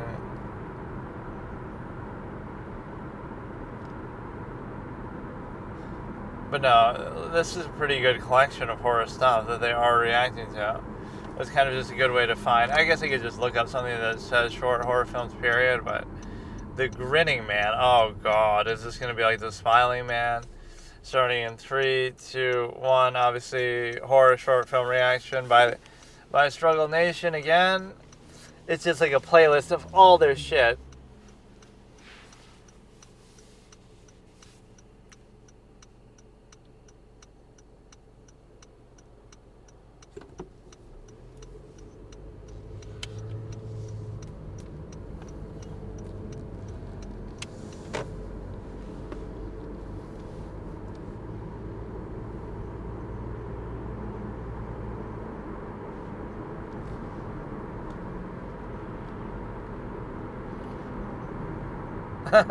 Choosing not to chase some good one.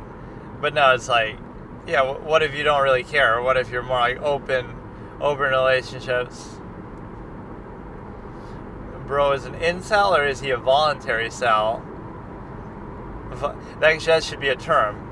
Incel or volcel, because in just means involuntary. So what if I'm a volcel? I'm voluntarily celibate for various reasons, like either you could have some religious beliefs or something like that, or you could just be, my thing is more like open relationships. Like, I don't really care about being tied down. Why should I do that if I have the choice not to? I'm just kind of more laid back. And my imagination is too good to be, taken in by the stimuli, acme, undue emphasis that people worship. So this is exactly the same shit as the Smiling Man, isn't it? It'll be somebody on the street. It might be like a sequel to that shit. Or maybe this is the one I saw and I thought it was that. I don't know. Yeah, that's something I should almost watch. If it's on Netflix, I don't think I've ever seen it in full. I've seen like part of it, The Purge. I always thought that would have made such a good game. Open world game where you can go around and kill people or whatever. Or like even in a multiplayer, yeah, it's called GTA Online because everybody just kills everybody anyway. But it's like it'd be a fun game, online game.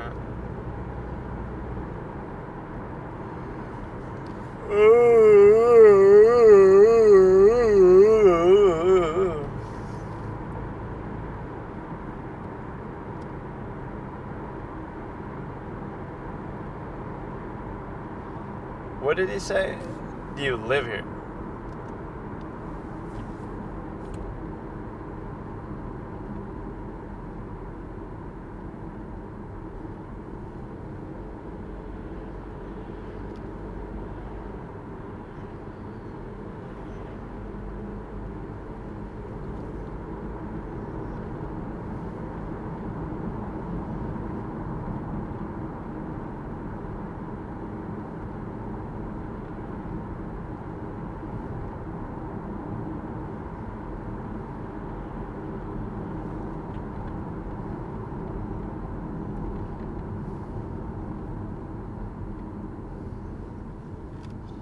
Why would you open your shit?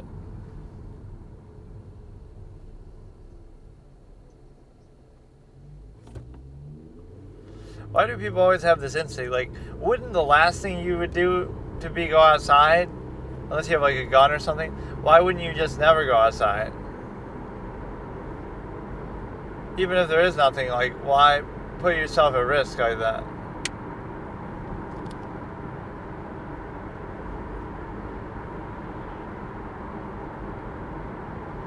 But yeah, like, sleep with your lights on after this shit, too. Why everybody gotta sleep with their lights on? He's gonna get off in bed, but not in the way that you think. He's gonna get offed. Yeah, would that terminology work? Like, getting off would mean you're getting, stimuli, acme, sexual, but getting off, like, I got offed last night by my girlfriend. Like, it could be a thing where she's jerking off. Willem Dafoe looking dude. Kind of Green Goblin type smile or some shit. What is this weird fucking low budget effect though? He's like spitting some locusts into his mouth or what? What the fuck is going on? That made it far less effective than it would have been because that looked kind of gimmicky and shitty with the effects.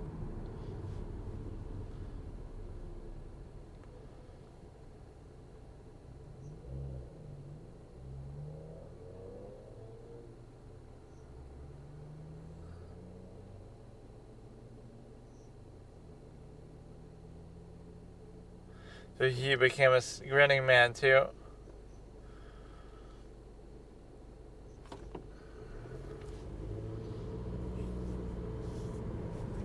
It's being passed down orally from person to person in bed.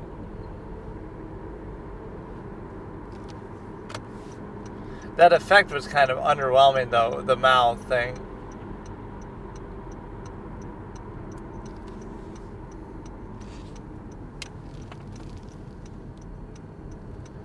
That one wasn't too good, really. Scary endings. Still better than the average Twilight Zone episode because fucking whatever. I should go through and watch that series, or I could watch the remake, or I could watch the whole Alfred Hitchcock Presents. There's so many good things I could watch. One of which I'm doing now, because Monk does seem really good.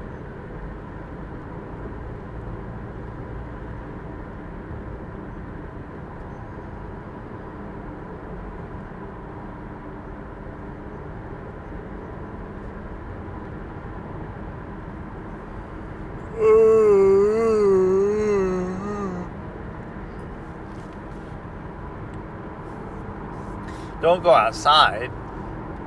Just get a Ring doorbell camera, then you can see and talk to them outside without even doing anything.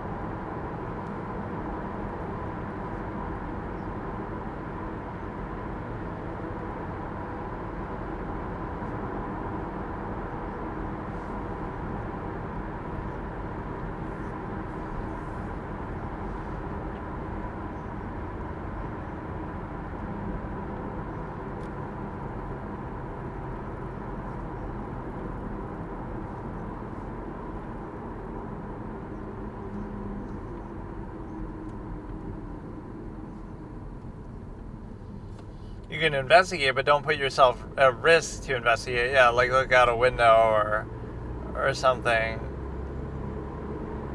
Keep the lights on. Have a weapon. Call the cops.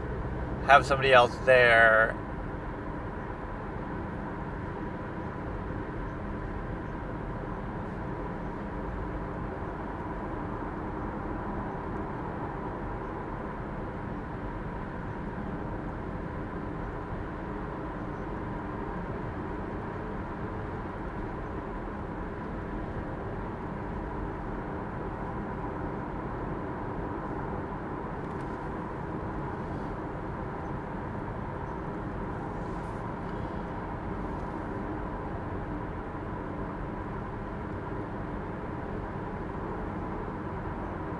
It was alright other than the ending, but the ending's the only thing where anything happened.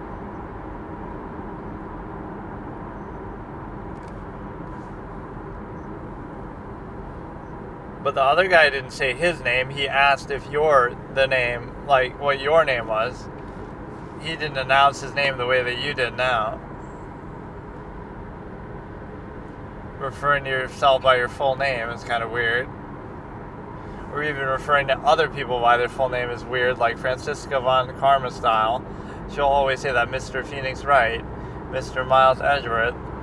Did she call her dad that Mr. Manfred von Karma? It's all more odd when it's with the middle name too, Von Karma.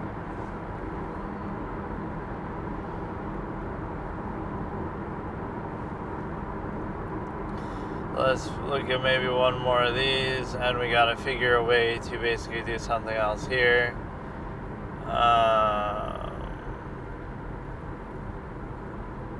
Clickbait.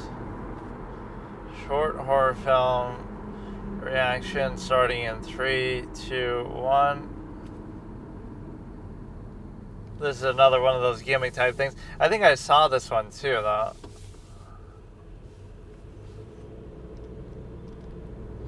She accidentally clicks on something and then something happens. Something appears in her room or something. It like turns on her webcam.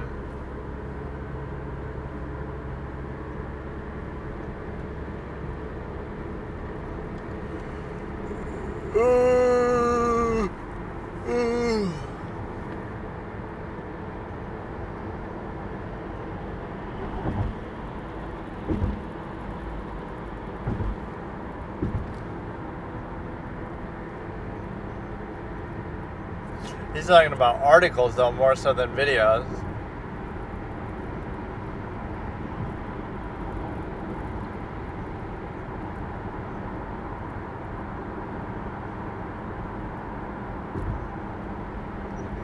They're calling him a sheep.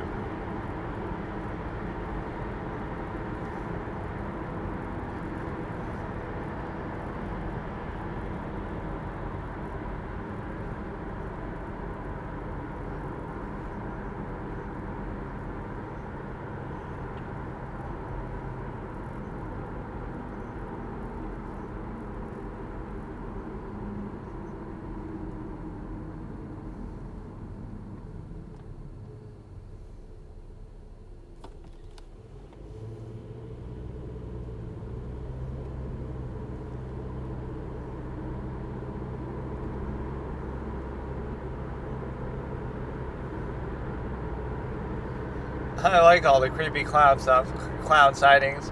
It's kind of fun. Even though I don't encourage people to do it, you do it at your own risk too. I do like what that craze was about. Because a lot of it's just sort of immersively scary, funny, interesting. I like how I love prank calls, but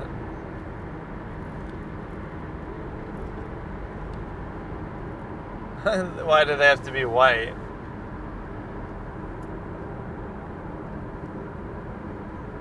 You're saying that, oh, you couldn't be bored and watch scary stuff, but you're doing that right now. You're watching scary stuff.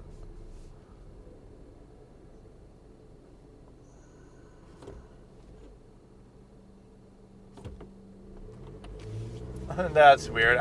I totally did see this. Now you see like a light come on in the background.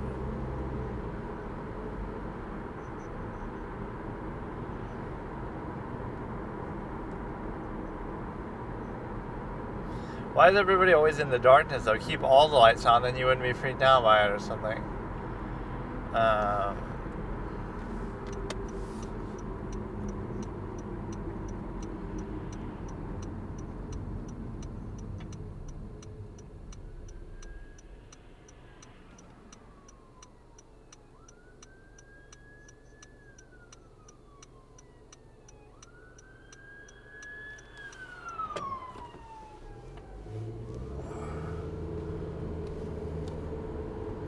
Or not even the...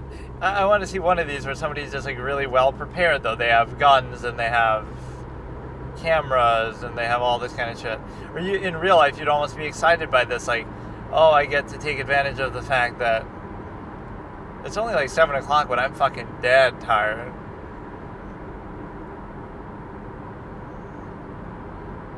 I'm dead.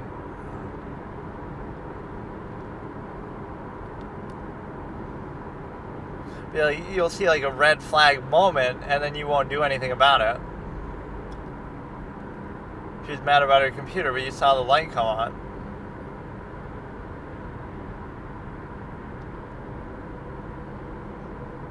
Or somebody's like watching her through her webcam as a result of doing this, which still wouldn't explain how they're like right there in the house. you can't analyze these things too rationally, but then again, if you can't, then it's no fun either.